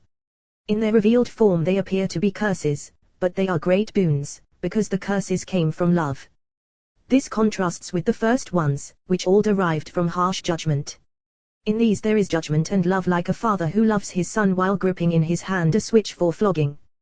The child shrieks mightily, creating a din, but the lashes are lessened with love. Most severe of all these curses, what's more, every illness and every plague that is not mentioned in this scroll of Torah Jehovah will hide from you, that would have caused you to be wiped out. Here are promises of great love from father to son. It is not written your Ale will bring upon you, but rather your Lem will hide from you. He will subdue them and nullify them in a pit, their place, so that they cannot venture forth. Rather, they will be subdued and covered in their pit, until you are wiped out, which will never, ever happen, for the blessed Holy One took an oath that he would never destroy Israel, and that their memory will endure forever. This is as is written, so shall your seed and your name stand, and as I live, if the heavens above could be measured. Since it has been sworn by oath that Israel will never, ever be wiped out, it is fitting that plagues and illnesses should be concealed and covered, never emerging to harm them to the extent of annihilation that will never, ever happen. The end and conclusion of them all is Jehovah will bring you back to Egypt in ships, by a route that I told you, you shall not see it again. There you shall offer yourselves for sale to your enemies as male slaves and slave girls, but there will be no buyer. Promises and consolations that the blessed Holy One provides to Israel at the end of days. Jehovah will bring you back to Egypt in ships, a promise to return them, and to perform miracles and signs that the blessed Holy One had enacted in Egypt in days of yore. This is as is said, as in the days of your coming out of the land of Egypt, I will show him wonders. Mika Bo'onyeo, in ships, but here its meaning is as you have said, expounding it as Ba'onyeyut, in poverty, without a coin in one's purse. Everyone in the world is poised to pounce upon Israel, aboard seafaring vessels, intending to annihilate them, but they will all drown in the sea, just as was done in olden days, and joy abounded. Here it is written Bo'onyeo, in ships, and there it is written Bo'onyeo renatum, raising their voice in ships. Just as joy is there, so is there joy here. By a route which I told you since the day that the world was created, the might of the blessed Holy One has not been seen in the world, nor the time of favor, other than on that route. For as you see the Egyptians today on that same route, in that very manner, so shall he do for you. Further, they will gather afterward from all sides against Israel, and the people of Israel will think then that they will be eliminated, sold to their foes, as is written, there you shall offer yourselves for sale. It is not written you shall be sold, but rather you shall offer yourselves for sale. In your hearts you will imagine that you have been sold. But this will not occur. It is written, none will buy, and there will be none who shall rule over them. All this will occur at the end of days, and it is all dependent upon Teshuvah. But it is all concealed, as is written, in order that you may prosper in all that you do. One who has a heart should contemplate and will know to return to his Lord. Rabbi Shimon asked, where is Israel's redemption revealed among these curses? Elijah replied, examine carefully and see the most horrific instance of them all, that is where it appears. He examined carefully, and found the verse, your life will dangle before you, and you will be terrified night and day, and will have no faith in your life, even though there are those who know that life dangles before them, and they are uncertain, even though this is the essence, and the words endure. In the evening, Rabbi Shimon wrote a note and placed it in the mouth of the turtle dove, which journeyed back to Rabbi Yos, who had stayed put, his eyes expectant. Upon spotting the dove, he said, Turtle dove, you are the most faithful bird in the skies. He proclaimed of it. The dove came back to him at eventide, and look, a plucked off olive leaf was in its bill. He took the note and went to the companions. He showed it to them, and they were astonished. Rabbi Yehuda wept, saying, alas, even though we do not know his whereabouts, the place where the tree falls, there it will be where son of Yoari is found. His companions are there with him, awakened by him, learning from him. Happy is the soul of son of Yoari, for the blessed Holy One has performed miracles with him. He has decreed, and the blessed Holy One has fulfilled. In the future, he will be the head of the righteous ones who sit in the Garden of Eden. He will receive the face of Shekinah and will see the blessed Holy One. Delighting with the righteous ones, he will call to them, come, let us bow down and kneel, let us bend the knee before Jehovah our Maker. Lick-Q-Tim. Gleanings. Joseph was given what was already his. A mouth that did not kiss sin. On your mouth all my people shall be kissed. Mystery of the matter, from him shall the entire world be fed, and from him all souls shall emerge. A neck that did not incline toward sin, he placed the gold chain around his neck. Mystery of the matter, 7 rungs above him all streaming toward him, a fine stream from the Holy Ancient One. This is the mystery of Zohar, gold, which equals 14, since each and every one of those 7 rungs encompasses compassion and judgment. This is the mystery that was taught by the masters of the Mishnah. A sucker that is more than 20 cubits high is unfit, since each and every one comprises compassion and judgment. And if it is less than 10 it is unfit, since it does not contain compassion and judgment. A body that did not incline toward sin had him clothed in garments of shish, linen. Mystery of Vov, of the holy name. Legs that did not walk toward sin, he had him ride in his second chariot, since there is an upper chariot and a lower chariot, and Joseph merited them both because he guarded the covenant, holy circumcision. Shabbat, Sabbath. Shin Bat. When the 3 patriarchs joined together with Makhut called Bat, daughter, she is called Shabbat. He planted a tamarisk at Beersheba. The cutting that primal Adam cut was repaired by Abraham. This was in Beersheba, alluding to Makhut. Alternatively, Eshel, tamarisk. Colors of the attributes Est, Gevurah, Tiferet, Adam, Shea, Lavan, red, black, white. She drew from them in the mystery of 3 flocks of sheep lying beside it. Jacob served in the academy of Shem and Eber for 14 years in order to refine the Jubilee and sabbatical years, corresponding to Leah and Rachel. When the Blessed Holy One took Israel out from the land of Egypt, he carried them off with the mystery of the name of 42 letters, the same one with which he created heaven and earth. Thus, when Israel departed from the land of Egypt, they embarked upon 12 journeys until they arrived at Mount Sinai, as is written on Zia. This day they came to the wilderness of Sinai. The Blessed Holy One wanted them to embark on 30 more expeditions, to be traveled in 3 days, as is written. They journeyed on from the mountain of Jehovah a 3 days' distance, 10 journeys daily. Once they sinned, they caused these journeys to count as 13 primary ones, and on account of this they did not ascend to the land until they traveled 30 more journeys, completing the mystery of the name of 42 letters as in the account of creation.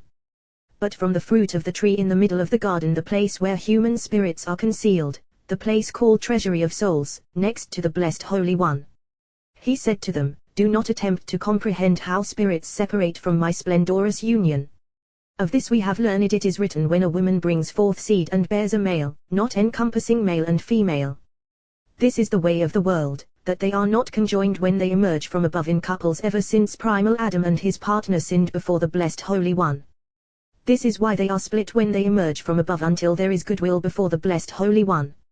If a person is deserving, a man is given his mate, but if not, he is separated from her and given another, and they sire children who are unfit. Of this is written, my spirit shall not abide in the human forever, since he too is flesh. What is the meaning of Rui? My spirit, it should be Ruo, his spirit. Well, the explanation is that they are 2 Ruai, my spirits, that emerge in pairs will not be judged as one. Of this is written, and bears a male, not encompassing male and female according to the way of the world that they themselves caused. Passages mislabeled as Tosefta. Tosefta. Bereshit bara, in the beginning. Created alludes to Keter and Okma. Elohim, God, alludes to Binah. It alludes to Jedullah and Gevurah. Hashemayim, the heavens. Tiferet.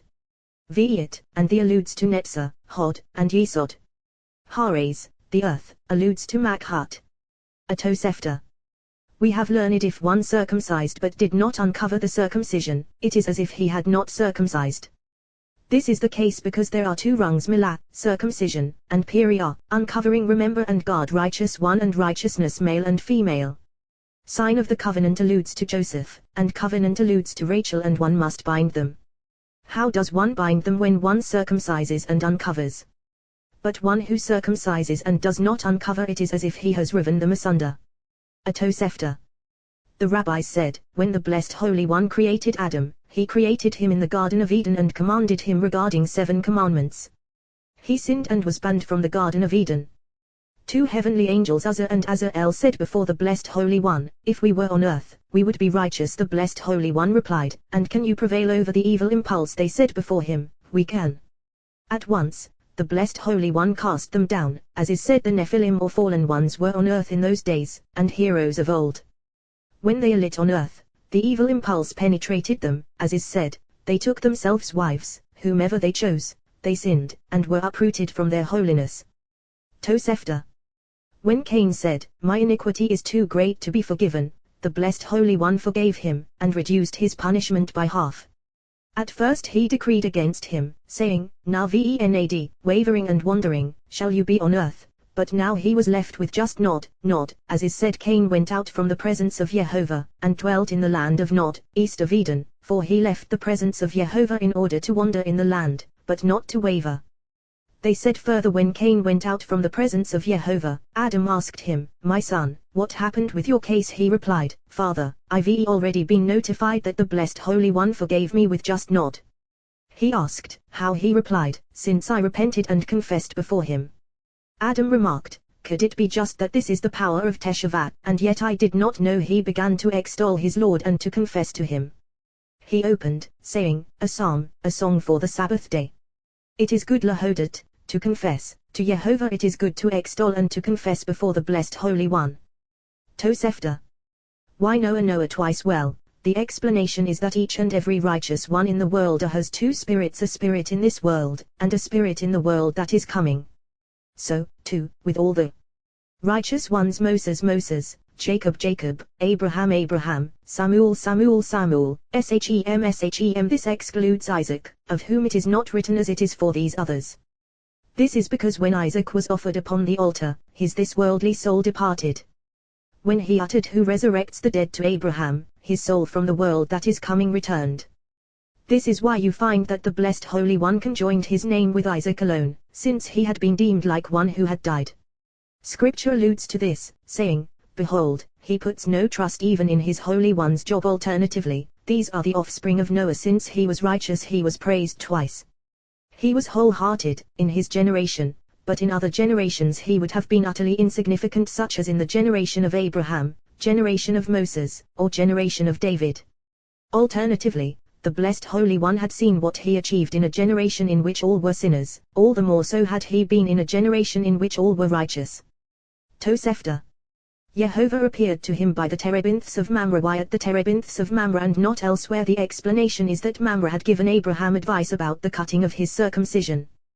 When the Blessed Holy One instructed Abraham to circumcise, Abraham sought counsel from his friends. Anna said to him, "You are in your 90s, and you going to torment yourself." Mamre said to him, "Do you remember the day that the Chaldeans cast you into the blazing furnace and the famine that spread across the world, as is written, and there was a famine in the land, and Abram went down to Egypt, and those kings you chased, obliterating them, the Blessed Holy One saved you from them all, no one could harm you. Rise up, fulfill the commandment of your master." The Blessed Holy One said to him, "Mamre, you have counseled him regarding circumcision.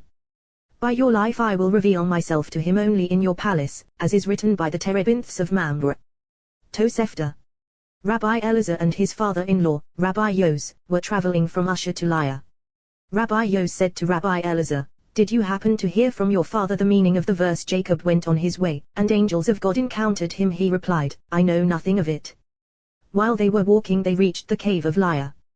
They heard a voice saying, "Two fawns of the doe fulfilled my pleasurable desire before me. They were the holy camps that Jacob encountered." Rabbi Elazar was excited but pained in his soul. He said, "Master of the world is its nature, thus it would have been better had we not heard. We heard, but do not understand." A miracle happened for him, and he heard that voice saying, "They were Abraham and Isaac." He fell prostrate and beheld the image of his father. Elazar said to him, "Father, I inquired, and it was explained that it was Abraham and Isaac who manifested to Jacob when he was saved from Laban." He said to him, "My son, take out your note and heed the voice of your elder, for it was a mouth speaking grandly, and not only in this instance, but it occurs thus for every righteous person. The souls of the righteous manifest before them to save them. They are supernal, holy angels." Isaac was still alive at this time, but when he was bound upon the altar, his holy soul had been taken to his master's throne of glory, whereupon his eyes had been sealed from seeing. This is the significance of what is written, "Had not the fear of Isaac been with me,